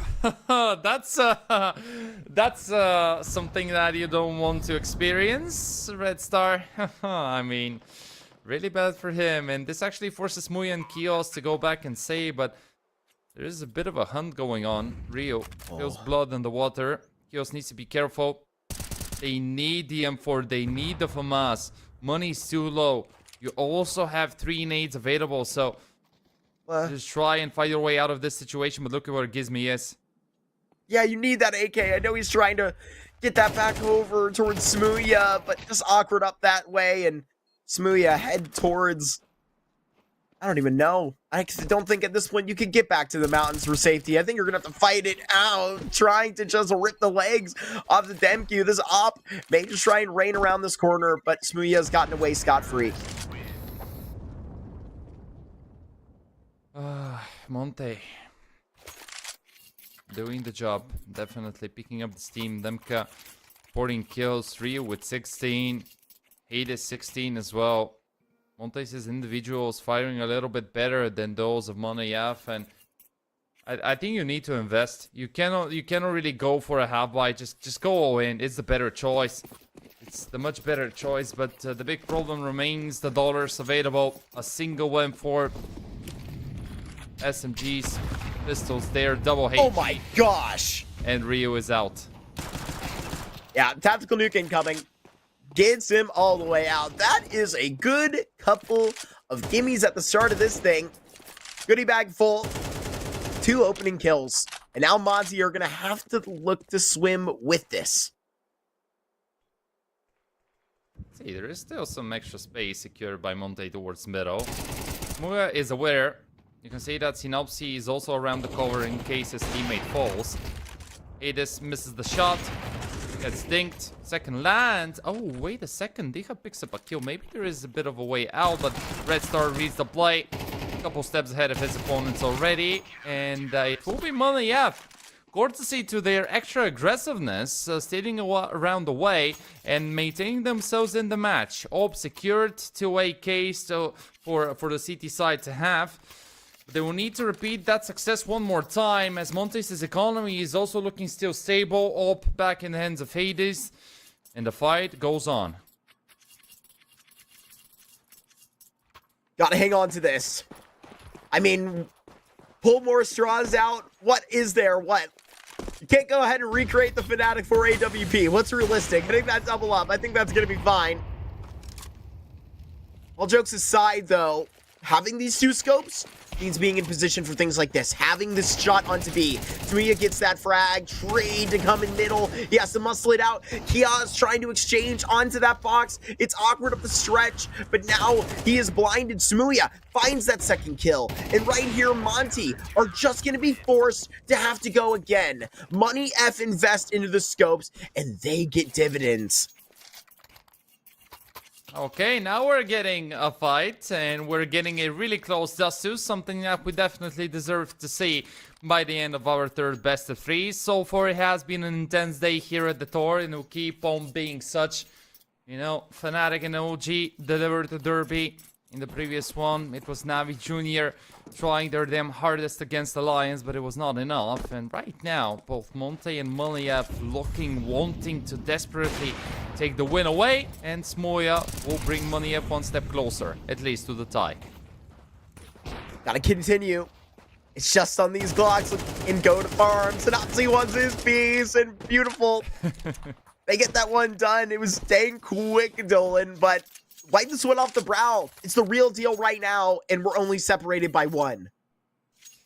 Yes, we are. Suddenly, the lead is gone or nearly gone for Monte. The ice has melted. Muliev have done the job, and here comes Monte's first tactical timeout. I really like the timing. I feel like it was a must at this point. It was a must because Muliev have taken things in their own hands, have started firing. Good level of coordination, especially between the B defenders. We see it in Stakes' replay.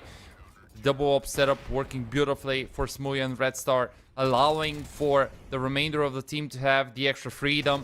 You can leave Red Star on a lonely island. You know that he's a reliable factor. One shot is all that he needs to land in order to slow down Monte, and from there onwards rotations can come in quickly with Smoya covering mid and with somebody else, let's say Synopsy, playing together with his usual Oppa. So there it is. 2 ops, 1 for Smoya, 1 for Red Star, round number 22. An important one for either squad. For Monte to want to put themselves as close as a single round away for the win, or for Muliev to tie it up at 11-11. And they even just gave themselves another bye, right? I mean, if this thing goes south, which currently headed that direction, the body's hitting the floor, and Diha here just witnessing the crime scene. Look at Kia's already in the back lines. This thing is in a chokehold by Money F. Kia's still investigating, hasn't made a peep about this. Dia is going to be stuck in these doors in kind of an off angle, just getting cleared, and Kia's continuing into T-spawn, finally meets his maker. 1-4 for the IGL. An impossible clutch that will never happen. And here they are, recovering. Muliev will tie it up. It was 7-11, if I'm not mistaken, when we started thinking about Monte getting away with the win. But little did we know that once again it's going to be dramatic, that once again it's going to be close, and once again we're going to need all the 24 rounds in order for us to know the answer to the question whether it will be either Muliev or Monte getting away with the win in regulation, or whether OT is required. Tech9's brought in play. Util barely any, severely limited. But we all know what the saying is. I'm not going to repeat it. A lot of rounds going back and forwards, and even though Muliev has the gun advantage, have all the artillery needed, they need to be careful, because from pistols hurts the most. Walking it up with these. Rico's still just shoved up onto the shelf. These Tech9s. It's definitely not enough. Not for Monte, not today. You need to find a way to try and break this. That re-smoke onto Cat. Money F can do this all day.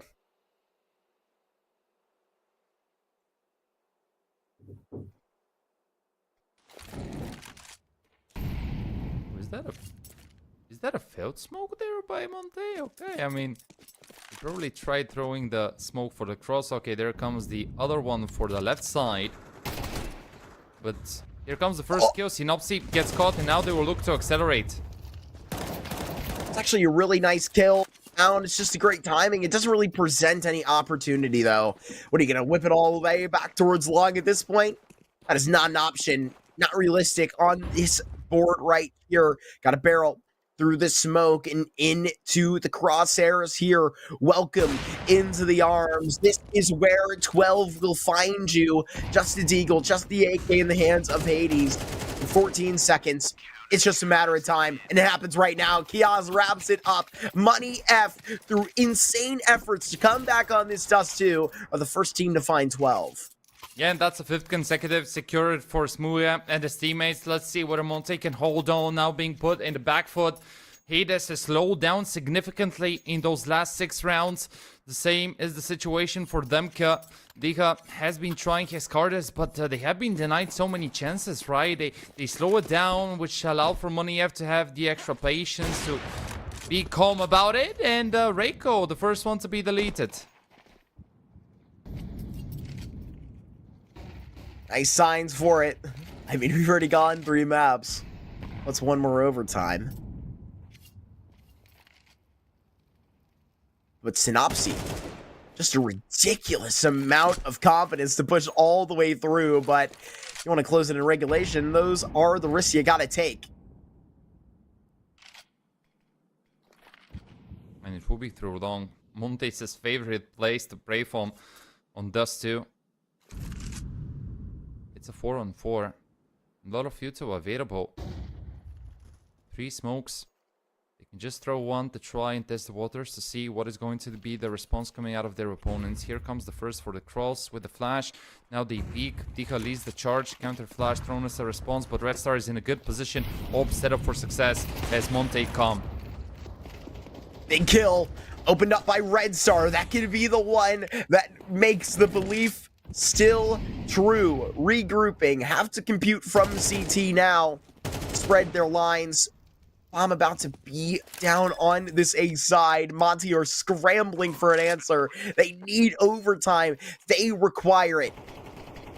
Resmoked on Cat. Gimsy not going to be seen.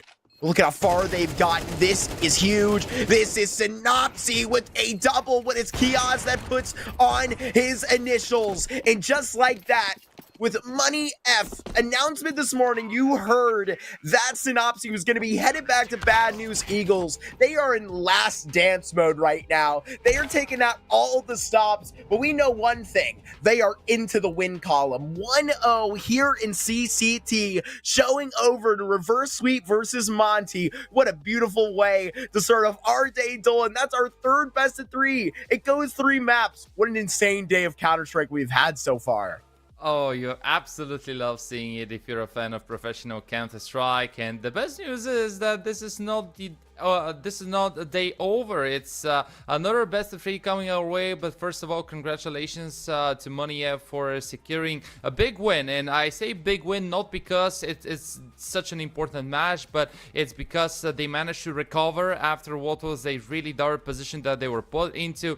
7-11, they were trailing by 4, but they managed to pick up the pieces, put them all back together, and eventually get away with the win on Dust 2 and close out the series with the reverse sweep. So props to them. Sure, it is a last dance. Sure, we already know that it will be Synopsy definitely leaving the squad, but in the end of the day, we wanted to see Moniev just delivering that extra firepower. Reiko had his moments. Smuya performed wonderfully on Asian. Red Star has been outstanding for the squad, and of course, with the other 2 pieces just doing their job from time to time, delivering the multi-kills or at least kills that can actually make the big difference long-term wise. I feel like Moniev could still be considered like a dangerous team capable of inflicting quite a lot of damage. Yeah, I gotta say that it's been absolutely a pleasure to watch this young Polish player. I'll say young, I mean 25 years old is still pretty young, but compared to what we got out there, I gotta watch my mouth with how I say that. But I think the last time I casted this team, it was Jean Flatro that was on as that 5th, so I mean, what an introduction that, you know, you hear a lot about this guy, right? You talked about it in the pregame. This guy held in a lot of great public opinions around that CIS region, is getting a very nice shot right now. And I would say the stock for all 5 of these individual players certainly raised. It's always a great time to see Smuya out there hitting shots like in the prime that you could still possibly see, right? We're talking about 25. There's another guy that is still very young and can go and do it again, has been playing since like 2016. So, I mean, this is great. I mean, wonderful stuff here, but Monte got to be scratching their heads a little bit, don't you think, Dolan?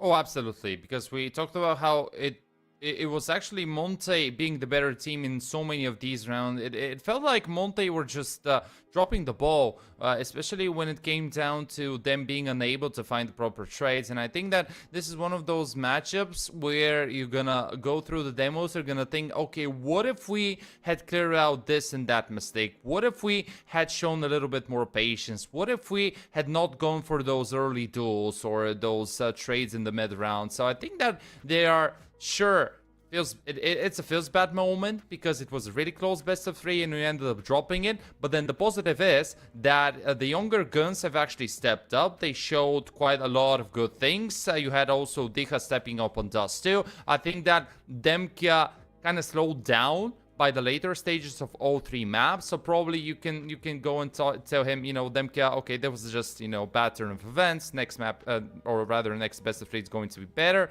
Hades show what is made of on Dust 2. So overall, sure, it's a loss. It sucks, but it's the first game of Series 17, and you're gonna get plenty more chances to prove yourself. Yeah, it's nothing to panic over. It is one that, sure, there's frustration, but as you say, I mean, with how much online competition these guys have to look forward to, a semifinal, even on Monte's end, right? I mean, it's good every once in a while to have that shakedown, and it's not like this isn't literally into the, it's money F, baby, and they're cashing out. I gotta say that it was really wonderful to see them going like that, because I mean, they're still themselves. It's a little sad. You see how this thing turns out, right? But I gotta say, the character's still there. Smooya character's still, hitting shots and moving and grooving like it. But it was really a wonderful series. And I mean, we're 9 maps deep into this thing. 9 maps deep. We got one more BO3, Dylan. How is that gonna try and reach the standard that we have seen set today?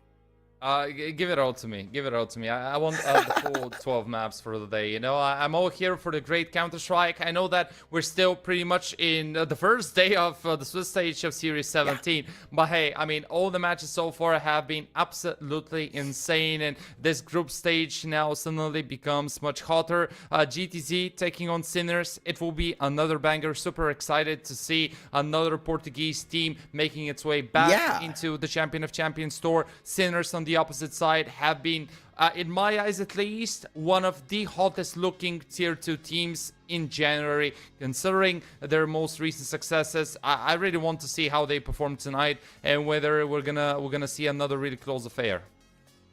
Looking forward to it as well. We do know that the Sinners are just coming out of that quarterfinal loss. Yes, that is a quarterfinal loss today, just versus Bait over there at Series 16. So looking to have a nice bounce back series. Going to end the night on a great note.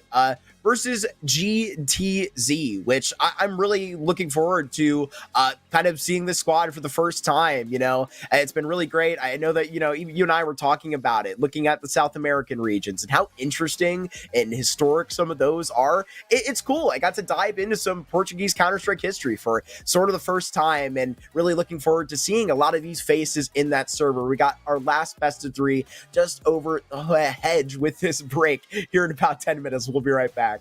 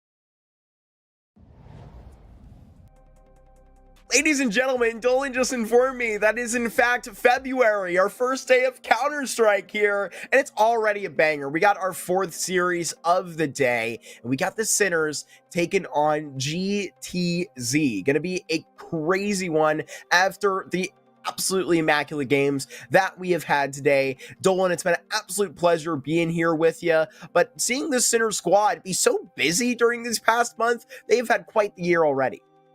Oh, definitely, yeah, and I think that they have been putting in the hard work, because the thing is that whenever we mention Sinners, at least in my eyes, at least back in the days, I was making the reference towards Oscar, but since 2025, this is no longer the case. Now we're gonna get to see a new squad of Sinners, a team that now consists of some of the younger talented players, combined, of course, with the experience of some of the guys, which we've already seen quite a lot of underneath the banner of Sinners.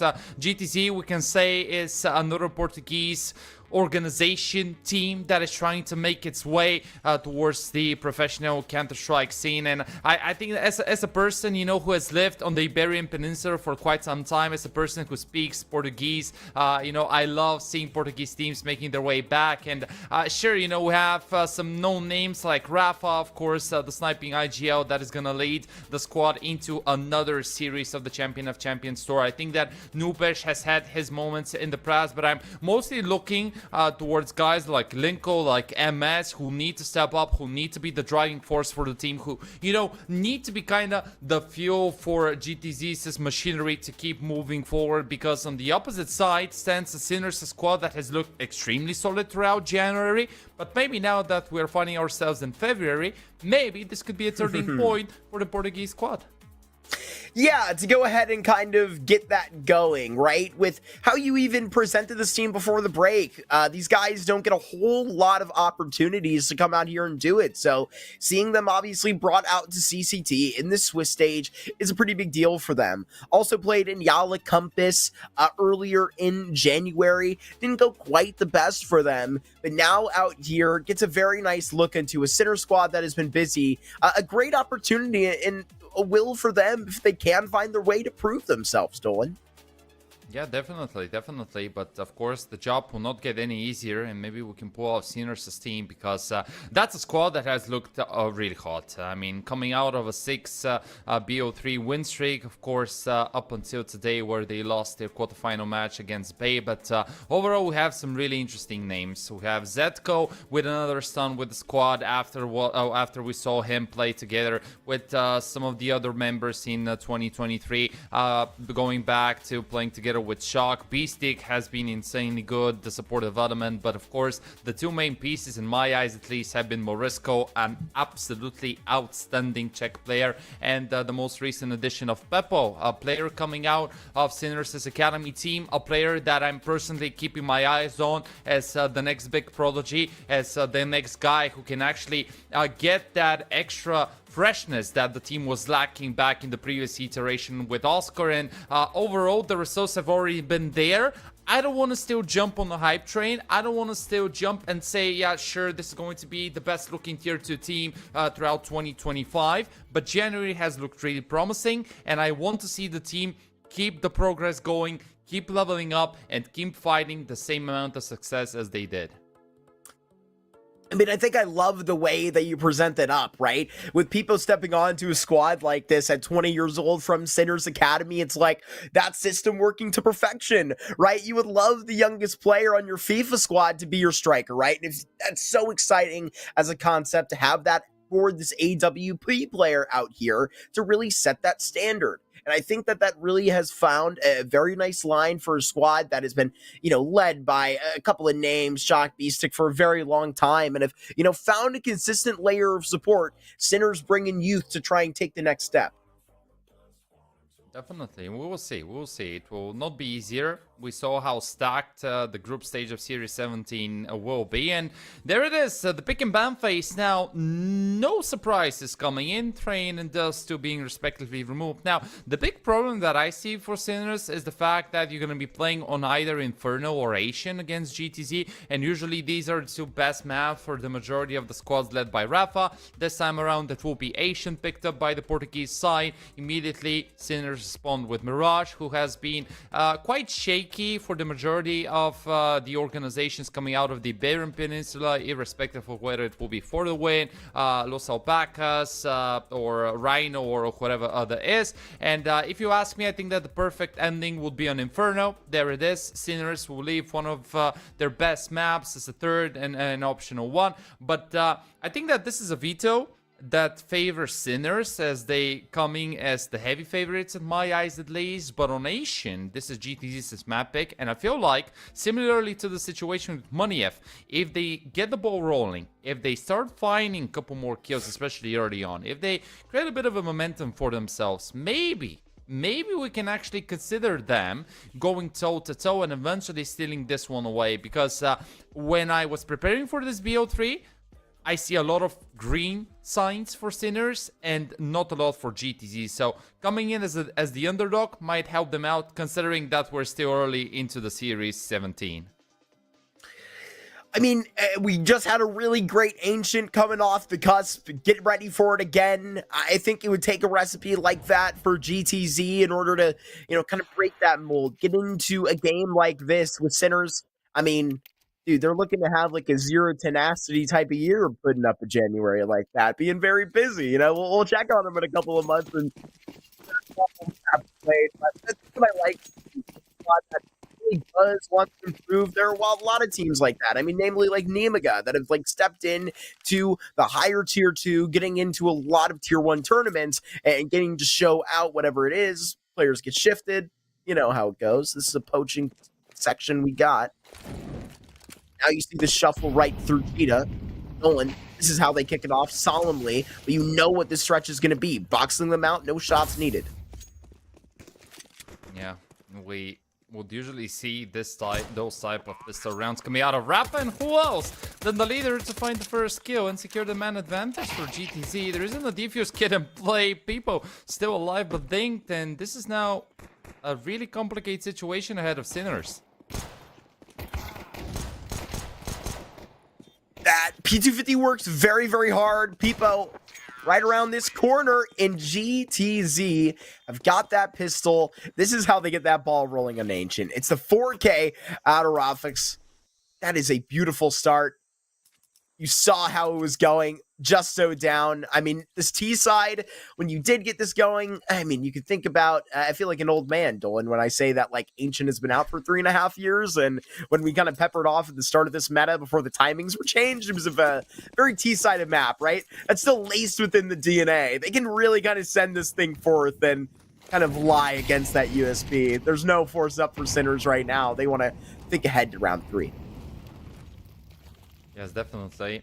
And here's actually a really interesting fact. So one of my very first casts in English, prior to me joining the CCT, was actually covering a game of a mix of a Portuguese team called Buenas Tardes. And interestingly, it was actually the trio of Snappy, Rafa, and Nupesh being part of it. So I I don't want to get it personal, but I really like that we're seeing this trio now going back into the tour, playing together with Linko and MS. Obviously, guys who have the potential of becoming great players. And I really like the comparison that you made with some of the other tier 2 teams, like especially in the Mega, because I feel like both GTZ and Sinners are looking towards the longer term development. It's not only the fact that you need to get as many wins as possible, but you also want to make sure that you're making the proper steps and you're moving into the right direction, as Linko is definitely moving towards the right side of the map. Great headshot. Molly onto Game Ender. Shock is just going to be soaring past it. Big shot onto MS. And really, this bomb plan is going to be teased. There are other concerns by GTZ. This smoke that's going to be put down, they still have this space in towards cave. All you got to do is put that bomb down. Easier said than done, especially when Shock is on that other side. Heat-seeking M4 frags, but right here, Snappy, right where he needs to be with that MAC-10. Huge kill. Yeah, but maybe there is About a way time. to push. Yeah, the danger is still on. That's the big problem, because GTZ is the type of a squad that knows how to slow it down and knows how to play around those really weird timings, like for example the one that we just saw. Flash given, but people in Shock will remain passive. They just need to wait for the smoke to fade, and then they will have a window of opportunity. Bomb can get planted safely. Rafa still has a flash, can probably throw it if he wants to set one of his 2 teammates for success. And Shock and people without a defuse kit. Is it doable? Do you even want to test the waters? It will be dangerous. Oh, they just clear it out, though. It's a measured risk, and now they can take the calculated play. What a great start for this T side. 3 in a row posted, even after the wonderful effort by Shock. Yeah, definitely. That's the good start that we're looking for GTZ to pick up. 3 in a row. Doing nicely, adapting. It was a 3-on-4 at this point. Snappy with a nice kill onto Marisco. Definitely a target which you want to shut down. And right here, the timing that Nupage found was just so weird. Because if you're Sinners, you think that, okay, sure, you know, we cleared out cave. We have a couple of players playing from the back lines. Everything shall be good. But no. The Portuguese team is the type of squad that knows how to handle those tricky situations. Snappy going to handle his opponent. Linko will join the party as well with a kill. Rafa will follow the example given by the rest of his teammates. It's an MTB bomb site for the Portuguese team to play with. Soon they will realize it. They will enter. They will get the bomb planted, and they will get to a 4-0 start. Sinners struggling early on, and you know there are days where things just do not go your way. And I know that it's still quite early. But what about the argument that they come out from a relatively tough loss against another team that also forms part of the group stage of Series 17, right? Because we talked about how Sinners is a team who was consistently there, who was consistently being on top of Tier 2, maybe even joining the teams in Tier 1.5. But for the squad, the biggest problem was that they never managed to actually make the final step to get to a major, right? And yep, in the context of the Champion of Champions store, you want to have a fresh start. You already added those younger talented players like People, for example. You have been doing alrighty, grabbing quite a lot of wins in Series 16. But I mean, today you lost a best of 3 against Bait. Now it's a tough start. And I want to see something more, because if Sinners keep on having those difficulties going into the rest of the rounds from this first half, maybe we might start to notice a couple of dangerous signs. Yeah, I gotta look for the symptoms now. Especially early here for Sinners. They're about to get another really strong buy into the beginning of this half. It's got to be the turnaround for this. Start to see a couple of these individuals turn it up, but nothing to panic about. I mean, this is how a couple of these halves can really begin to spiral. No need to really get unjust. Look at this start. Look at the opening kill that is finished. And Shock has also got one more. LBJ has got that frag back. Zedko, he sees a shadow and gets the back clipped. And LBJ gets out right behind it. Nice, great early initiative out of Sinners. Pressuring T-doors from 2 sides. Zedko activates the moment that his teammate went in to look for the kill. Double pressure on the shoulders of those GTZ players, and right now all that is left is Nupage and MS. It's a 2-on-4. They will have the bomb. It will get picked up. But barely any util available. Smoke and a Mole. They will need to first of all look for the direct contact in hopes that they're going to be able to shut somebody down and then proceed with something more. Mole thrown, you can see that they're really scared of the potential deeper positioning out of those Sinners players. Flash given so that they can check out the cross. And already with the amount of information that Sinners have, I think that from here onwards it shall be a relatively comfortable hold. Zedko gets that contact as well. B-Stick on the other side. They can just play off of one another. MS yet to frag. Honestly, interesting engagement on this fight. Zedko forced to play, and look at how it just pays off in the end. Unfortunately lost his life. The fire do be hot. New York get pushed into the flame, but it's Sinners that finally responds. Okay, this is what I was looking for. You know, the aggressiveness, those contact plays, the coordinated pushes. Saw it in the replay, followed by Zetko's push out towards ramp, and then it was B-Stick, and once again Zetko combining, knowing what was about to come. Rafa picking up in AWP, good start for the leader, 6 kills for him, usually one of the more passive AWPers, not the one that would usually put in the big highlights, but instead he's the type of a player who knows how to position in order to counter an initiative on the side of their opponents. But Snappy, window of opportunity, and he gets the frag. Immediately traded. Heppo at the beginning of this one, though. The damage done and escaping, fading. The AWP not ready for it. And another Sinner start that is going to just get better with time. B-Stick gets that kill over on B. But look at how the A site has just been presented. A free site.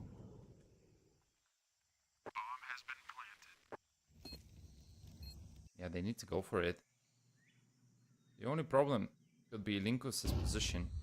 But all of the CT players have defuse kits. Shadow is spotted, so we say goodbye to OMS. And from here onwards, it shall be a relatively easy closeout. You have a smoke as well, you have a flash. Just play the bodyguard system. Timing. And he does not win the fight. B-Stick gets onto the bomb. Hold on to that E key, sir. Gets that second round on the board for Sinners as you hold on to that scope. It is looking very nice for you right now. All of that cash flows back to your side. Got to deal with one more GTZ buy before you reset.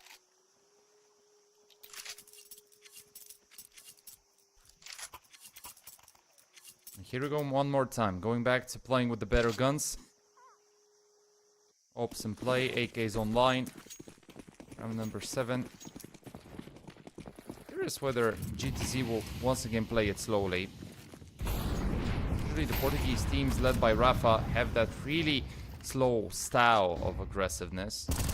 Waiting to see whether one of their opponents is going to go aggressively, go for a peek or two. Then they will proceed with taking some more mid control. They will slow it down once again. And somewhere around the 30th, the 20th second, they will enter a bomb site. Bit of a main push there. Small adaptation coming out of Sinners' A defender. Risco spotted, immediately throws the counter util. Nothing significantly big happening right now. Just both teams trading real estate. Seems like the call has been made as GTZ looking towards that B bomb site, especially with the timing found towards mid. Later left to cut for rotations, U2 soon to be prepared, and Sinners, can they hold on? A lot of info collected here by Shock. Delivering that nade. Molotov delays them, but is about to fade. The leak here through into the main. There's no contact. They're all just hiding in the brush. Layer on house, and just looks back in. Great op kill that you just snagged through. Snappy finally activates, and they were aware of it just so well. Still layers within that cave position, and a really big frag that is found. B-Stick goes ahead and opens up the bottom of the ramp, Dolan. This thing has been turned on its head. Let's say it's still new page and Linko. Will be difficult and maybe actually impossible. Linko, last man standing. defuse gets in place, so a really quick defusal of the bomb. And this is Sinners now standing a single round away from tying it up against GTZ. You know, a much better job. It was a really slow start. It seems like the Czech side has started picking up some extra steam.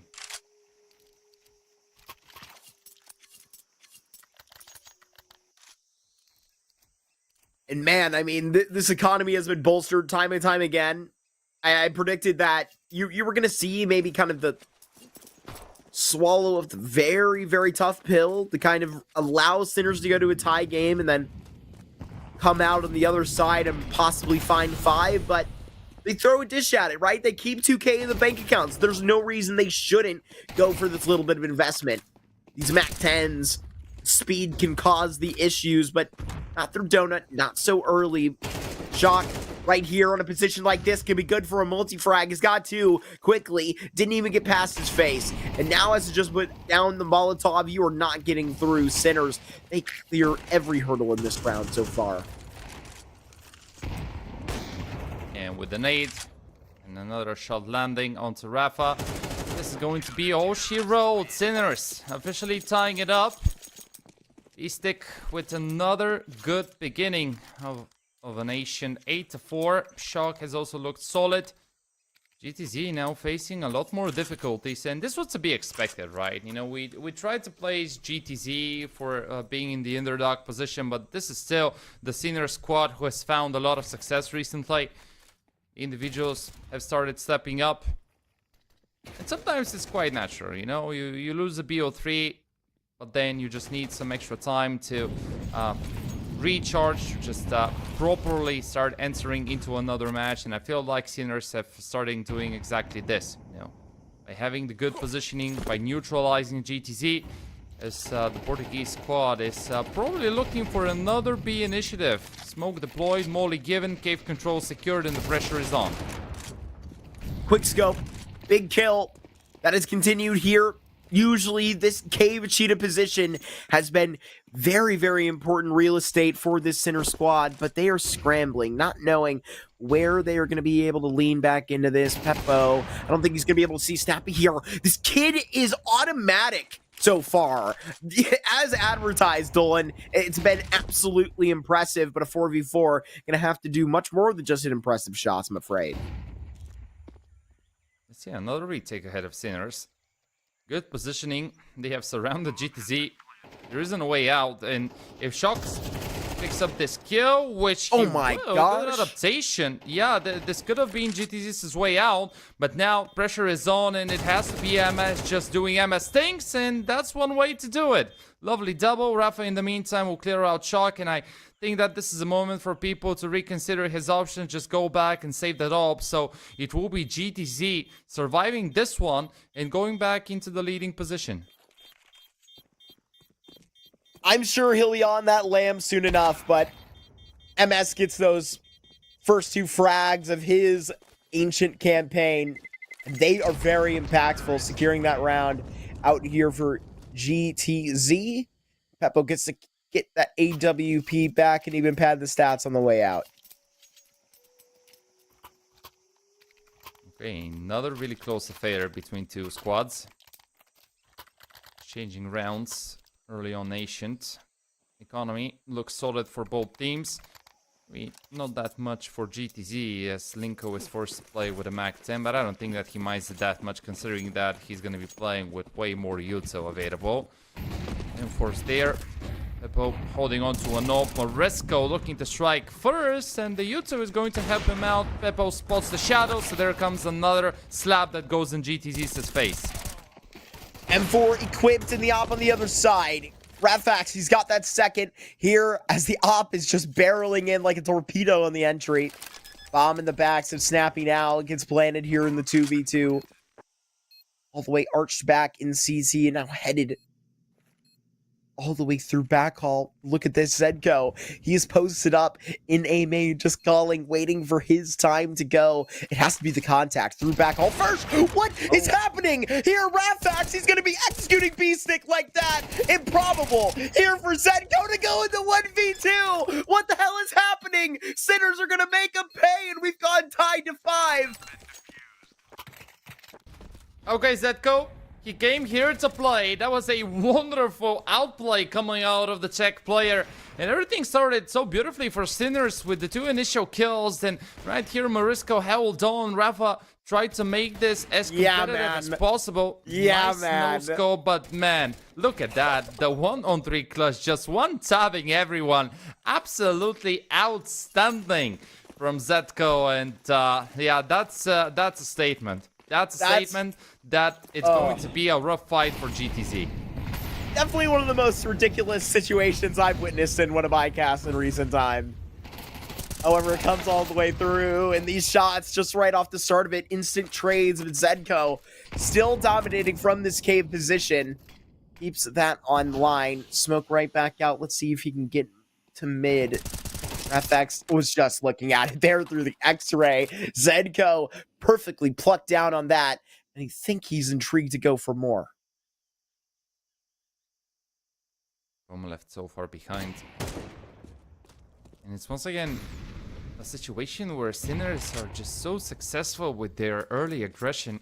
Something that was lacking during the first 3 rounds that we witnessed. Sure, 2 of those were played with pistols, so probably not a big argument for us to have.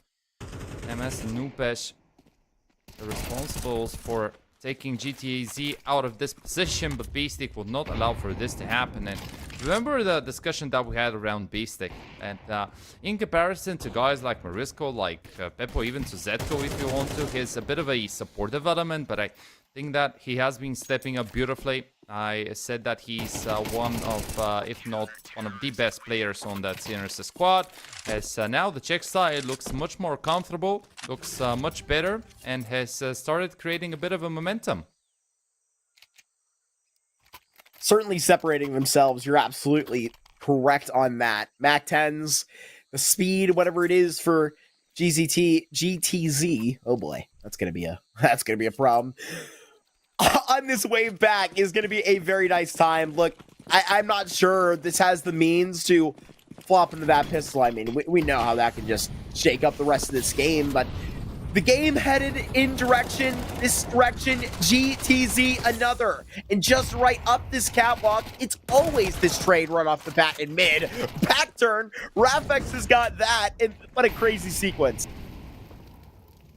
Indeed, once again, it's the early aggression that Sinners go for. Let's say, though, it's a 3-on-4. Man advantage stands with GTZ. Rafa trying to extend the lead. Spot Zetko.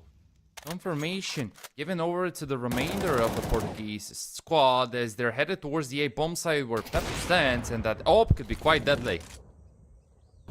Stands on it, gets one. Molotov out and puts the game at 1 minute to a 3 versus 3, regrouping into middle, just taking a quick breath, seeing this prong out towards A main still. You know what's on the menu here for that T side. Peppo faded back towards this direction B, a gambling man, even with all of this information, but just well enough, close to answer the call of duty. Now that this bomb is down, it's going to require the adjustment. We're going to have to get on that lamb. A kit is going to be on the back of Zedko and Peppo. But it's going to have to be through the fights. Thankfully, no advanced positioning. That's going to be too concerning. So, a retake, but with half that tick left. They're running out of time. They need to be really quick. If your kids are in play, Beastic looks for the opener. He'll grab it. Do you even continue? But there's that headshot on that bomb. There's no way. Beppo on this defuse. 7-5 half for the Sinners.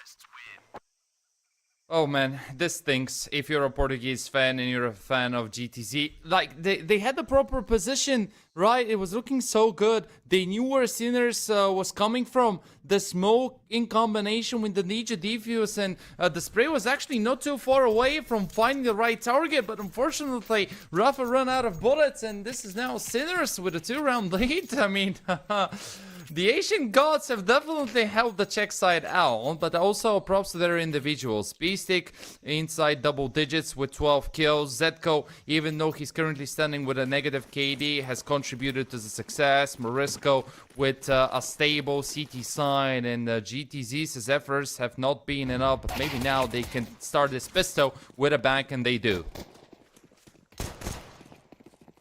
PT50 again. Shock gets that headshot. Oh, these dualies. Prime position. This is green grass to go ahead and just try and get a multi-frag. It's one, but the dualie is working hard in middle, working very damn hard. Get 2 in a row, and Zedko will be all left alone in a 1 versus 3. Difficult. He's a repeat. Who gets around it? Oh, no. Yeah. Okay, GTZ is still fighting. I really like it. I really like it. Now, you know, you need to start trading rounds with Sinners as soon as possible. And, of course, your way towards the tie begins by you securing the second pistol round. And more than anything, it was the city side win. So the extra financing will come in handy. Of course, Sinners cannot really invest considering that they didn't get the bomb planted. Instead, wait, is that? Oh, okay, never mind. I got baited by Peppo. Okay, nice try, nice try. I respect it, you know. I was like, oh, what the hell is going on, you know? But he decided to resell it, so Sinners will just play together. Couple of Glocks, maybe try and deal as much damage as you can. If you're lucky, get to a bomb plant. If not, get it done so that you can play a proper 4-buy round. Interesting exchange. That's 2 in a row. Oh, we're losing to Glocks now. And we actually are. What a course of events. Sinners, what a way to win. That's a round of all time. Wouldn't you agree, Dolan? I don't even know what to say. why does it have to be... No, listen. Why does it have to be like this every single time? You know, I start mentioning that it's a proper round on the side of a team. You know, they have the good guns. They're playing against pistols. Nothing can go the wrong way. And then out of nowhere, Sinners just say, no. Hold my beer. Here we go. P250. Couple of headshots. You keep the pressure going. And now this is actually quite problematic for GTZ. Because how it works is that it's much more harmful to you to win the city side pistol round and drop the second to either pistols or a force buy. And I mean, if you lose it to pistols, you lose the mental game because you're forced to invest due to the really low extra financing coming your way. It's only 1900, so in any case you're going to be out of dollars going into the next round. And right now this is actually a window of opportunity that if Sinners takes, it might lead them to the double digits. Why can't GTZ just get this pistol round back as easily? Oh, the 5-7. I know it can. What a position to find yourself. Oh. And you flip the pan. That's 3 kills on that position. MS will paint the wall with blood.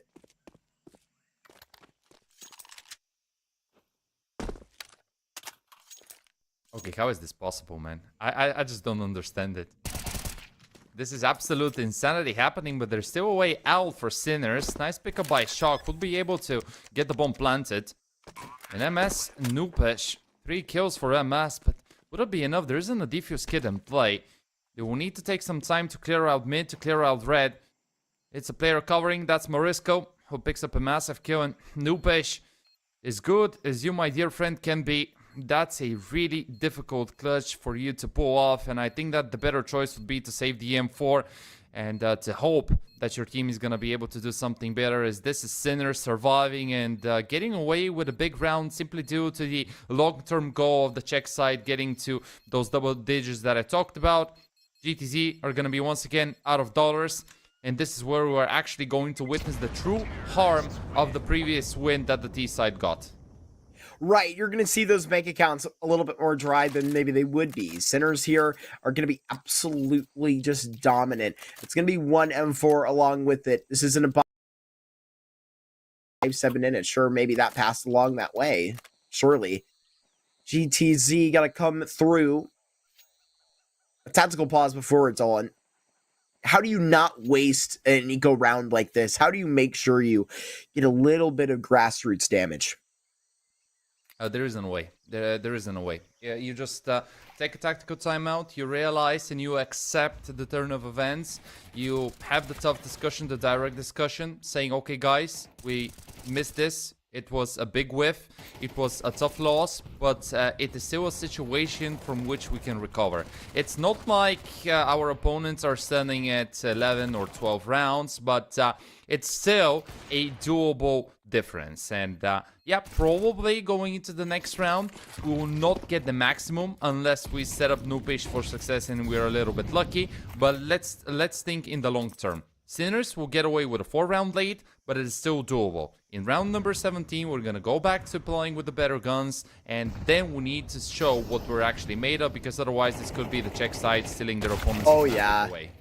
Oh, yeah. I mean, with the ridiculous nature that we have had so far, the round may not go that way, but I'll hold my breath, actually. Big kill that comes through on that 5-7, but Shock just sweeps it all up and in the dustpan. Only member that is not right in with the rest of the bodies is MS hanging around with the Desert Eagle.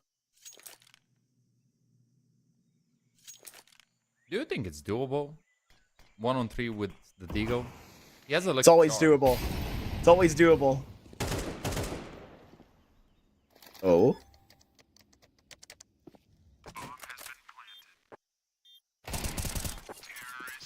Okay, And not they- today. Yeah, unfortunately not. Sinners with Shock, longest standing member, big win. Let's carry this one moving on forward. 3 rounds away from stealing their opponent's map pick in rather quick fashion. On the back of that second half, I think it was 7 of the last 5, and obviously dominating in front of your eyes here in the first half. Second half, geez, words are hard. Yeah, but the eco round that they pulled off surely makes the big difference as of now. Let's see what the decision is going to be. Probably a straightforward A hit. I don't mind it. The pace will be quick. MS will need to find at least one.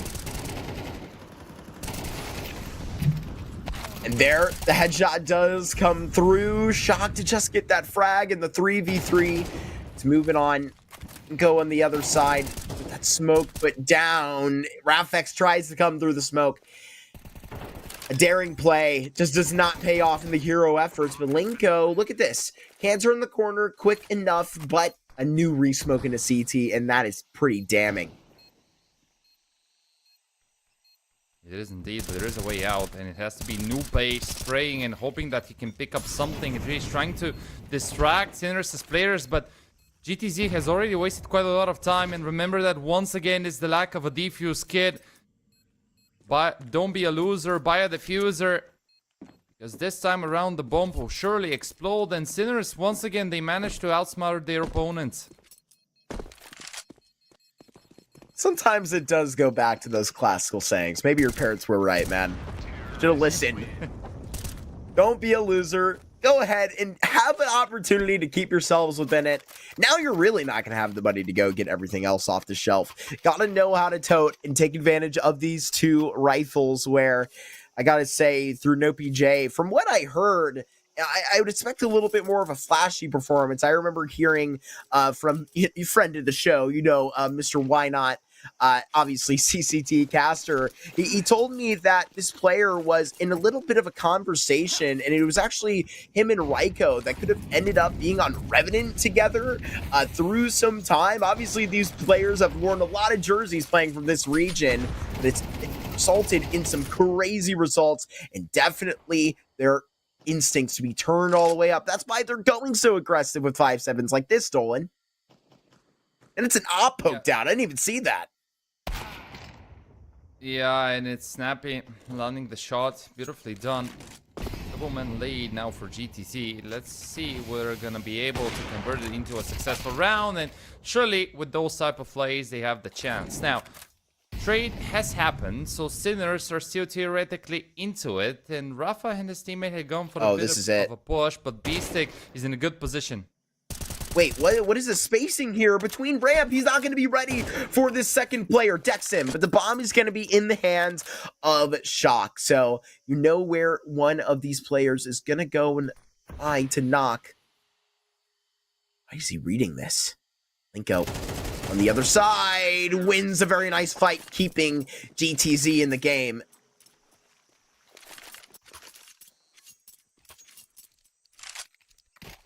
A really scrappy round once again. My problem with GTZ's CT side right now is that they make the proper calls in the first 20 to 30 seconds, but then why do you keep pushing when you know that you have the man advantages? You know that you're actually in the much better position, because this could have easily turned into a round that Sinners win, and then out of nowhere, well, things like those happen. Basic pulls off a multi-kill, covering up for his teammate, early timings found, and now you're actually the team playing on the back foot.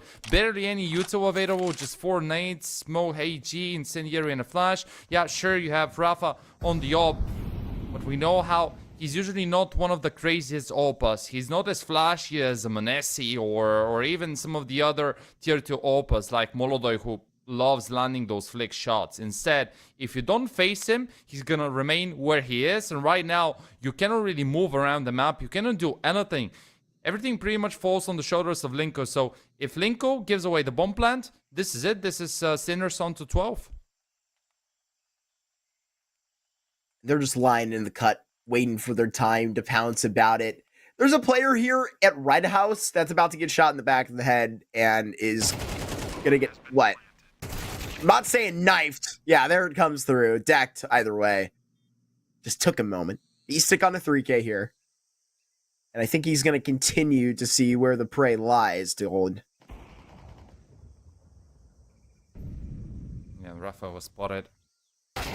No page drops the M4, which happens. This is a disaster. This is such a big problem. This is the red alarm now going quite noisily, going all on, because it's Sinners standing so close, and apart from Rafa, nobody else has something to work with, and it will be the leader picking up the AWP, but what is left there? The SMGs, are they going to be enough? Kevlars of a mass, not even a single M4 being brought in the mix. As Sinners looking so much better on the T side.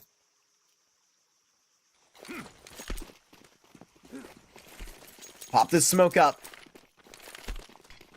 Sinners got to finish this thing out. Catch them while they're weak. Yeah, awkwardly kind of tipped out of it there. No immediate fight, but you know it's about to be on the menu. Phasing this Molotov to actually bring this thing out.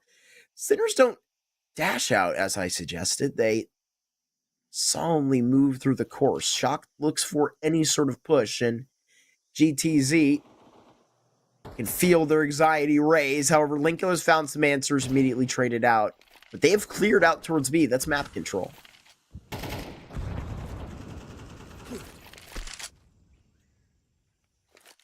Sinners dictating the pace. Deep smoke to try and slow Rafa down. But look at the amount of space that there is currently for the T side to grab, and look at how limited GTZ's options are. They need to play around Rafa's scope.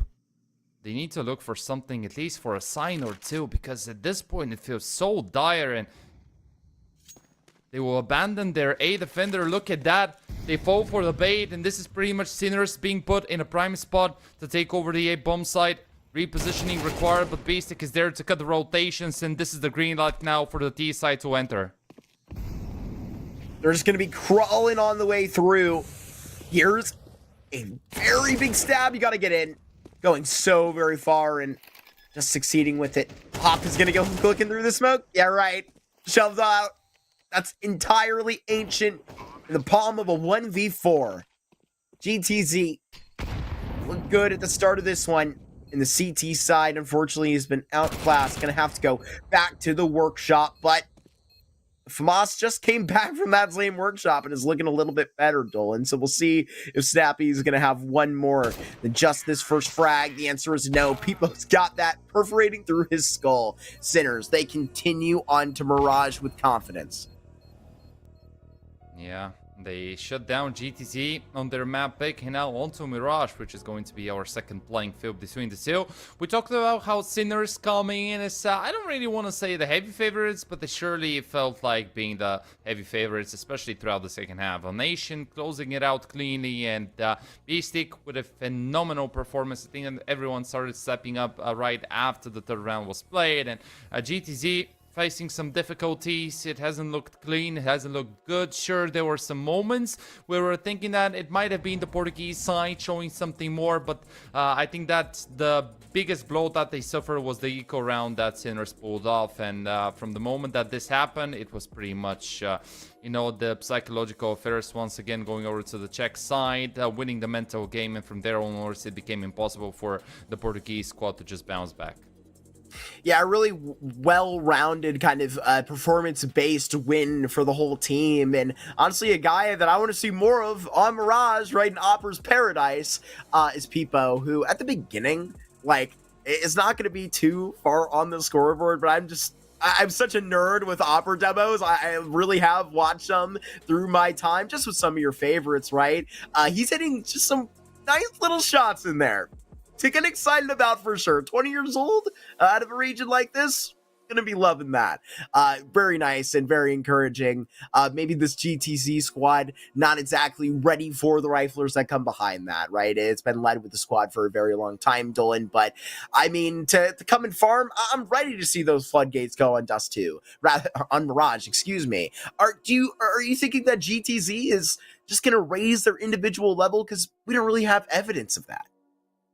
Yeah, that's the biggest problem, right? Because there was a clear discrepancy between Sinners as individuals and GTZs as ones, and I feel like if you want to match the level, Mirage is a perfect playing field, because in comparison to some of the other maps, Mirage is not one of the most tactical ones. It relies a little bit heavily on the extra firepower, so obviously there is still a way back for GTZ if they want to force a third map, but considering what we saw... Oh, actually, this is my light going off, not really sure what is happening. Okay, people trying to cut my electricity down once again, but I'm still online. But just to finalize my thought, trying to just hold on to the electricity that I'm having from the generators, I think that the individuals need to step up. They need to match it. Do they have the potential? Absolutely. Would they be able to do so? Well, that's a completely different story. We'll have to find out. We got our second map of the series. That's Mirage, and we'll catch that after about a 10-minute break. We'll be right back.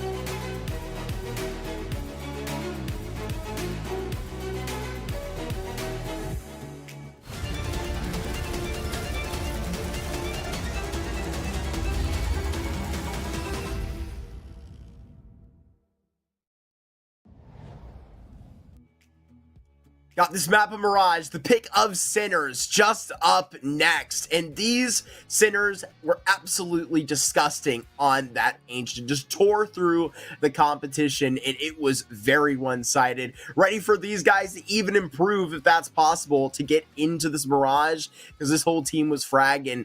Dolan, I gotta ask you, how is GTZ gonna step up to this one?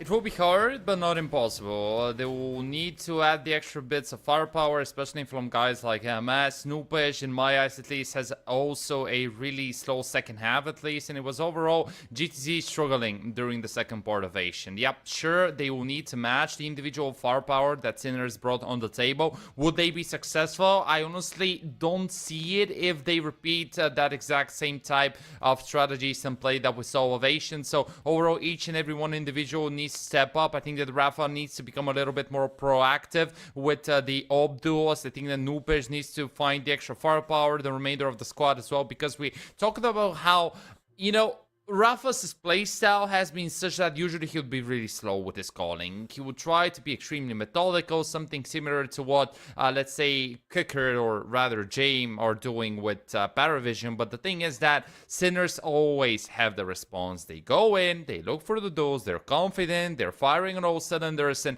this has been complicating the situation for the Portuguese squad. And just to issue an apology, because I feel like I own it to each and every Sinners fan, I misread actually the quarterfinal results. Sincere apologies, it's on my end. It's actually Sinners maintaining their win streak going, and this means that with this map win added, this now puts them into a 7 best of 3 win streak, in which they have actually dropped a single map. And interestingly, it was on Asian, it was in double OT versus OG. So I feel like we're seeing, well, I don't want to say prime Sinners, but I think that if they also show up in a similar fashion to the one that they did on Nation, on Mirage, to close it out clearly, maybe we can start having that discussion of how good Sinners actually are. I mean, that would be a really great tale, right? We're out here on this Mirage now and ready to set the course on another one, right? We've had all 3 mappers during our contest today, and I gotta wonder if they're let this up. I agree. I think I also read that result versus Bane today, because that is a great win for that Sinners crew, if I do say so myself. I have the right result in front of me. It's on us. It happens, you know. It's been a long day. No, we actually interesting Counter-Strike, and yeah. Standard. Yeah, that's absolutely. And both Noopage and MS will need to be perfect, supported by Snappy Sisuto, and Sinners will hit that A-bomb side. Just 3 frags. Fall out of it like that. GTZ struck very hard at the start of that half. Still staying within this in the 2 versus 4. Peplo's got this. Oh, flying all the way to stairs. Usually going to be clipped, and the wings do fall. But the P250 from Shock went to work at the beginning of that ancient T-side pistol round. But to make it one more frag before going down, doesn't even get that on the crust. And GTZ have the pistol round at the start of Mirage. Okay, it was not perfect, but it was real. I mean, this is GTZ striking first. Now, we all remember what happened in the round where they got equaled, so they better be careful, as they have the rifle advantage. Sinners are not going to invest anything. They didn't find bomb plan, so quite logically gonna be sticking their finances in their bank accounts. There comes a single flash. I love it. I love it. I absolutely love it. I'm a huge fan of seeing teams just investing those extra $200 into something like a flash or a smoke. I feel like it's extremely useful, especially if you try and go for a really slow pistol round, where you take the time to just talk things through to make sure that your strategy looks as clean as possible going into the 3rd round. And if you find a kill or 2, you can easily accelerate, throwing the flash and just blinding someone, because Snappy is not blind, so is not Rafa with this double kill. Shock and Zetko, a long-standing duel, being back together, and Sinners is 20-25's squad, but even they cannot pull off something amazing. Big work for them, keeping all 5 alive as well. It's just those clocks, but you remember what those were able to accomplish over towards Ancient. Just some absolutely ridiculous stuff that occurred in that first half, but normality at the beginning of this. All clean for GTZ, and a bank account they are putting behind them to actually get this to a considerable start. Let's see. This is the first big test. AK's online. Util looks good, apart from the one non-existing in B6's back pocket. Overall, we don't have a lot of tendencies on the side of GTZ to go aggressive early on, but talking about this, there is actually a CT player standing dangerously close to 3 for Sinners, and when Linko throwing that HG, B-Stick is going to clear out his opponent, Snappy finds a trade, Nubish activates, SMG looks good, Snappy will maintain mid control, B-Stick and Peppo to do it now for Sinners, actually never mind, only Peppo. And out to just fight with it, hit a nice shot on that way out, but GTZ muscles them at that beginning. Just those AKs not good enough, so that's great to put behind them, but it was a bloody brawl, lost 3 bodies. Yeah, history repeats itself. It's once again the Portuguese side with a really nice beginning, but from here onwards is where the problems started hitting them. Up now in the hands of Rafa. Some Tech 9s on the opposite side with a Mac 10. Actually, that's not a bad investment, and I have this really small feeling that Sinners are gonna want to hit that B bomb side, usually a type of play that the majority of the CIS teams goes for. Another variation is to send one early to try and explore under, and we see what the exploration leads to. Oh, just hammer it off and actually does tee that kill onto B-Stick, but now gonna have to go long range and is good for 2 on this. Gonna go ahead and collect the third. MS is doing a great job keeping them at the distance, gives a little bit of respect. Rafex comes back with the AWP, flick back in and keeps them at the cross. No bomb plant here on the effort to pop out B. They didn't get the bomb planted, which was initially what Sinners were hoping to do. Full loss bonus available, so here comes another full buy round. The Portuguese side managing to hold on up until this point. Still no AWP in play for Peppo, holding on to an AK. The bait did not pay off its dividends, as Sinners were unable to pull the attention away from the B hit that they were planning to do, and as the execution was not good enough so that it can open up the extra space. Now, here we go once again.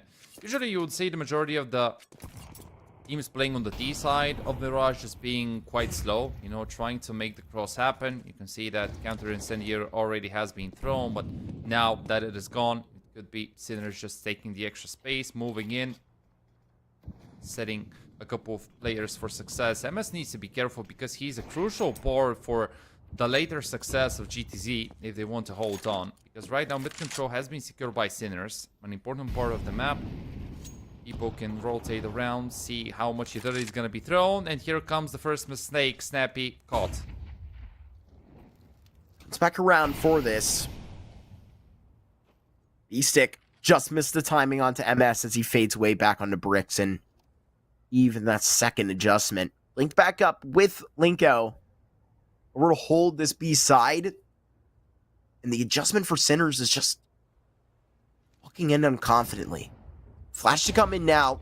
Zedko has a nice entry. If you walk into the teeth of this is going to be so hard to break out of. They actually do find this player and get both frags. So it's now NoPJ that's all left alone in this 5th round. Tries to find his way out of that smoke, but is caught there. Sinners have their first round on their map pick.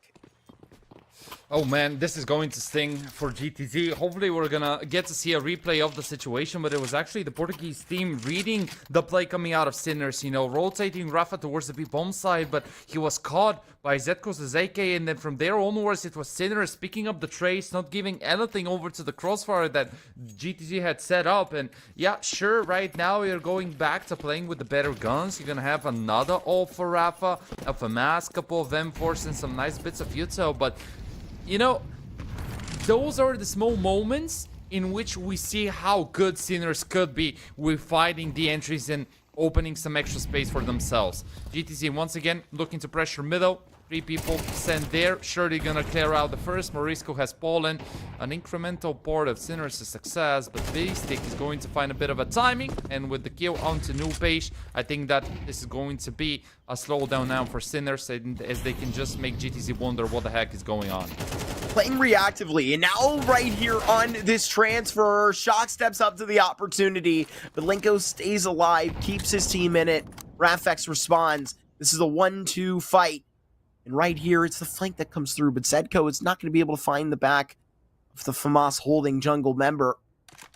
B side open, and Rafex is going to try and get on his high horse. He's headed over towards this side with the nades in hand. Molotov will push him back perfectly. Man, Zetko is creating so much problems for Rafa. It's actually insane. In the previous round, it was him deleting his opponent's Zopa. Now it's him having the Uto in place so that he can buy some extra space and seconds for people to get the bomb planted. Rifler and Opa against Rifler and Opa. Zetko is in a really good position.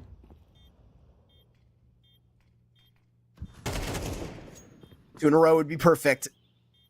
The up staring down on this angle, not letting go of it. Sinners doubling this up and crushing those bank accounts underneath.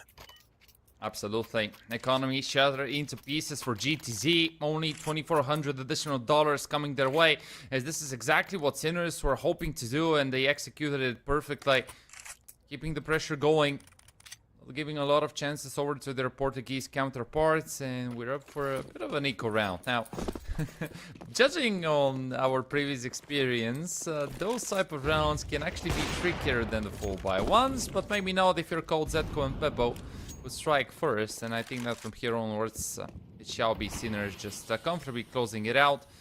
MS is isolated, Rafa cannot really do anything. A bomb site control already in the hands of the Czech side, and as they keep it up, it will be 3-4. So, once again, it's the exact same turn of events to the one that we saw happening on Asian. GTZ picking up the early 3 kills, you know, having a promising start, finding the pistol round, then converting the anti-eco, getting away with a win in the first real brawl, but from there onwards, Sinners just managed to exploit the gap, managed to catch a player off guard. They create some more space, they keep the hit going, they destroy the crossfire, then they convert the second one, they destroy their opponent's economy, and we're finding ourselves with this scoreline. And it's just such insanity to come on that round with all those USPs, right? And not dropping a body to him and keeping all of it up for Sinners. This is going to boost their bank accounts at a maximum, right? I mean, they did not even find that line of margin to fall underneath. It's perfect for them. And what a turnaround, right? I mean, 3 in a row on the cusp like this. Look at the entries and the damage that do take forth. Don't call it yet. Refix does bounce back, but it's been so active. It just feels so puggy from the Sinners right now, although seen on stairs in such a clean wall bang. Yeah, now they can split. They can do pretty much whatever they want. With mid control, with player standing inside connector, with one getting boosted inside window. Linko, likely an easy kill on to Zetko, but Shock still gives the man advantage with Sinners, and it's just so difficult, right? The pressure is so much. GTZ cannot really handle it at this point. They don't have an answer as to how to stop Sinners early on towards mid, right? And you throw a couple of bodies there, but it's Sinners firing a little bit harder than GTZ, finding the necessary headshots, and I think that this is already a really tough position to be in. Sure, maybe there is still a way out, but you have Linko being low on points of health, Rafa as well, only 23, so we need to rely on MS to pop off. 3 people standing around A, and here comes Sinners.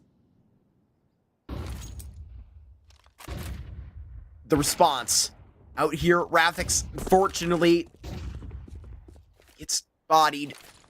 Smoke going to be placed out for a little bit of space as that bomb is going to be planted on the other side. Now it's time to try and just launch into this round. Just 2 out of town from it. Link 1 versus 3 is going to find nothing. Sinners at 4 in a row. Yeah, it really feels a little bit buggier, but this was something that we expected to see. Because going back to the point that I made, Mirage is a type of map that relies a little bit more on the extra firepower. You're not going to see quite a lot of really methodical slow rounds. You're not going to see those crazy strategies. This has been a map forming part of the competitive map pool since, if I'm not mistaken, 2013, back in the CSGO days. I mean, even longer back in the days, if we kind of need to go through the history of the map itself. And we have seen quite a lot. We have seen each and every strategy, and I think that so far this is benefiting Sinners a slightly bit more, because they're a type of squad that apparently, at least tonight, they're having a really slow start, you know, just giving away a couple of rounds early. Then once they get those better guns, they start feeling the game a little bit better. They inject some confidence in their veins, and we see how the ball suddenly starts rolling, and it becomes suddenly the snowball effect, where it becomes bigger and bigger and bigger. GTZ starts struggling, don't find the proper answers to stop it, to neutralize this aggression, to neutralize this Pagira style, and at some point it's Sinners creating a momentum for themselves, and they can easily run away with it. So GTZ, they better find the proper solutions, because otherwise, as we discussed in the beginning, it will still be Sinners being the heavy favorites and Sinners maintaining their win streak.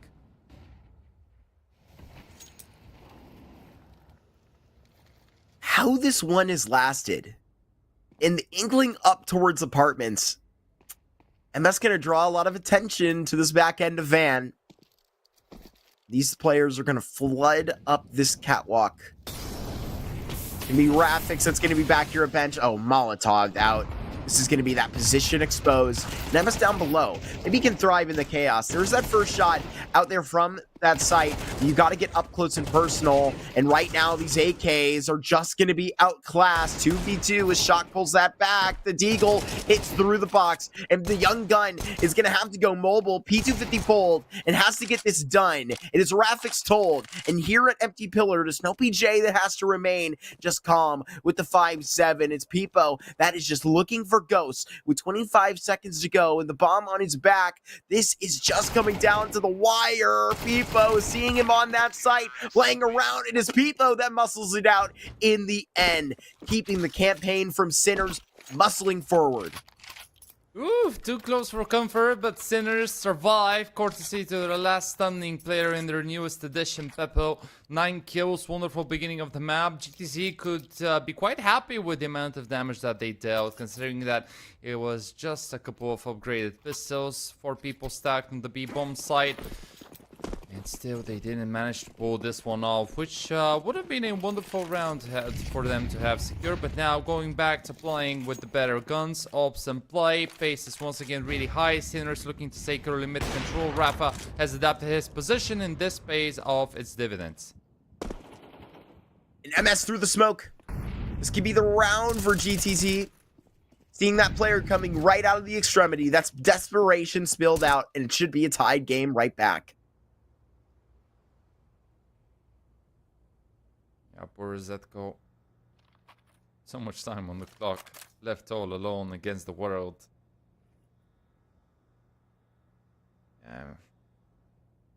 Okay, at least the GTZ are finding their individual form. I mean, Ninko's scoreboard has been stable. MS probably looking to close it out here against his Czech opponent. Rafa, 9 kills, Snappy with 7. So overall, the individuals are on point. What about a Zetko 1 on 5? 47 seconds. Enough time for him to at least try. That's another. Maybe there is a way out. Oh, no. 3-1 taps. Out of your crystal ball. Maybe you can see it forming. Bomb on his back as well. Now is just about to be flanked. Zedgo has been an absolute turret to this point. That turret doesn't include target practice, right? You're going to have to find that yourself. Didn't have the clue for it. Beautiful work there by DCT, but that is unironically huge damage. That's 3 bodies out of this, and it's going to be really expensive to get back up. yeah, definitely so. Even though those seem like some small details, actually in the long term, with the remaining 2 rounds in play, this could be quite deadly for GTZ, especially when they decide to reinvest into an additional op. This is going to give some extra freedom to GTZ's remaining players, because by giving over the op to Snappy, he can play aggressively, he can just fall back, you can leave him all alone, he just needs a single shot to neutralize Sinners if they potentially want to go in quickly. Rafa, I want to see him being more proactive. It's once again him being extremely static, not moving around the map, just staying where he starts the round and trying to fight from there. Probably, considering those circumstances, this could work out, especially if Sinners want to grab late mid control. This is one of the usual solutions that the majority of the better teams on Mirage use when they know that they're going to be likely losing those rifle duels. So you better have your Oba in a better position. And here it is. Some Veto thrown towards mid. They're standing inside Palace. 2 more from ramp. And this looks like a wrap for A. Holding a main unlock.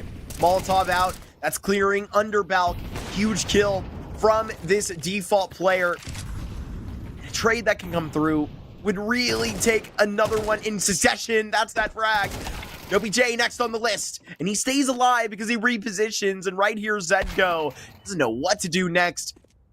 Doesn't have to think now. People all alone in a 1v3. GZT should get out a couple at the end, but Peepo, is he going to attempt a 1v2 here at the end? GTZ is going to just get 2 on the save.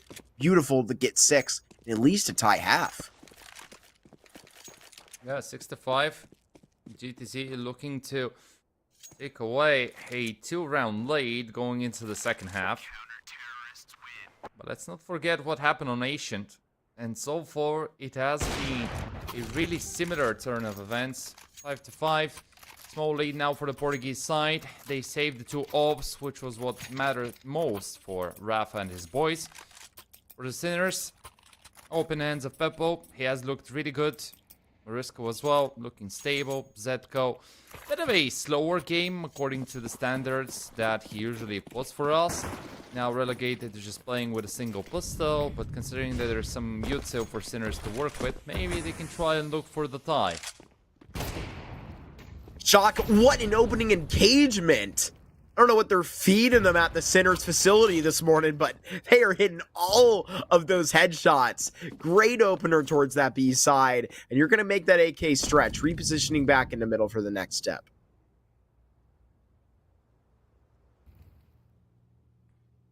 They will set up inside connector. Peppo does the same. Great He's shot. First to strike. Yeah, that's a wonderful shot. And this opens up quite a lot of space right now for Sinners to work with. Shock, aware of the fact that there might be even a second player. OBJ holds on, and that was an important kill if him and Linko want to have an actual chance. It's still an unfavorable position to be in, especially when Peppo is on the opposite side and fires like crazy.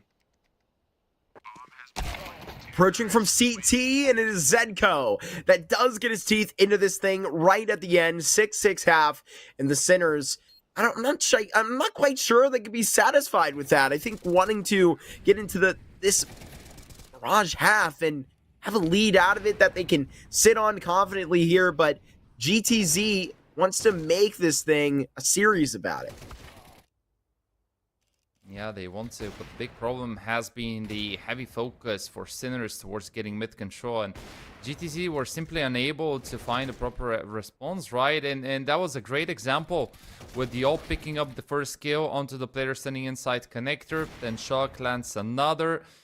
Peppo, even aware of the player standing inside the choke point, is this is an important pistol round for GTZ's confidence. Smoke, Monte, and a flash as they look towards the A-bomb side, but we have 3 people standing there for Sinners, so it will still be man advantage going over to GTZ. All out of Palace. This is old school. Zedko with that P2K. Talk about old school. Well, that's great timing. And Shock, he's got those 2 right out of CT. Peppo as well. No shot for GTZ in this pistol round. It is clean out of the Sinners. Yeah. Oh, man. They needed that. They needed that, and Sinners relatively comfortably managed to shut down GTZ, not even giving them the chance to plant the bomb, and this will inevitably hurt GTZ's bank accounts, forced to once again go for the exact same round, playing it with just the clocks, and you know, it's getting rough. It's getting really rough. I know that we're still finding ourselves in the beginning of the second half, but just by the way Sinners have played it and by the turn of events, it could have been GTZ getting away with 2, even a 3-round lead going into the second half, but that was not the case. And, you know, one of the biggest problems for the majority of the Portuguese squads, maybe except for Sol, has been that passiveness. And we have been seeing it with some of the other organizations back in the days, like Rhino, like For the Win. Time after time, it has been the Portuguese squads having really good fundamentals, having really good individual players, but just that really, really slow playstyle, you know, and it's just them being extremely static on the CT side, which usually does not allow for the Portuguese team to actually show its full potential. And by limiting yourself, then it becomes so much harder for you to actually get away with an advantage, especially when you're playing against a team like Sinners, who knows how to properly take mid control, who knows how to properly exploit the gaps in the defense, give them some real estate, they will make the most out of it, you know? It essentially becomes like, give them a finger, they will bite your entire hand, and I feel like this has been a consistent problem for GTZ in this BO3. Precisely. A squad that keeps it close, but splitting those hairs, it's potential that can show on that grain, but you may not find yourself out of this one successfully today. Zedko that pops down into lower, that FAMAS that just gets buffed right up. It goes and absolutely tears through those Glocks down below.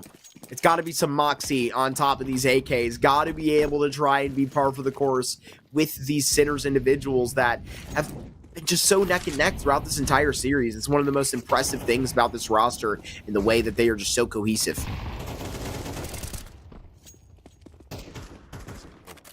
Once again, Sinners prepare for what is about to come. New page. He needs to find something. It has to be right here from Palace. His strikes that shocked out, but still a player covering, so MS will get the extra space to work with, and now this starts to look significantly better for GTZ. Rafa is going to be covering for his teammates. Still the possibility of a player that plays from short, then Zetko gets cleared out, so finally something better coming out of the Portuguese side, but the big problem is that C4 Explosive being left so far behind. Beastic was unfortunately not aware of the fact that there's going to be a player checking it out, and now that they can safely pick it up, everything falls on the shoulders of the youngster Peppo. This is maybe falling out of their grasp now. He's all the way towards A anyhow. If this bomb gets planted, he may just be out of the conversation, but Sinners should be able to buy back in at a at least decent circumstance towards that next side, but now he'll get that just signal.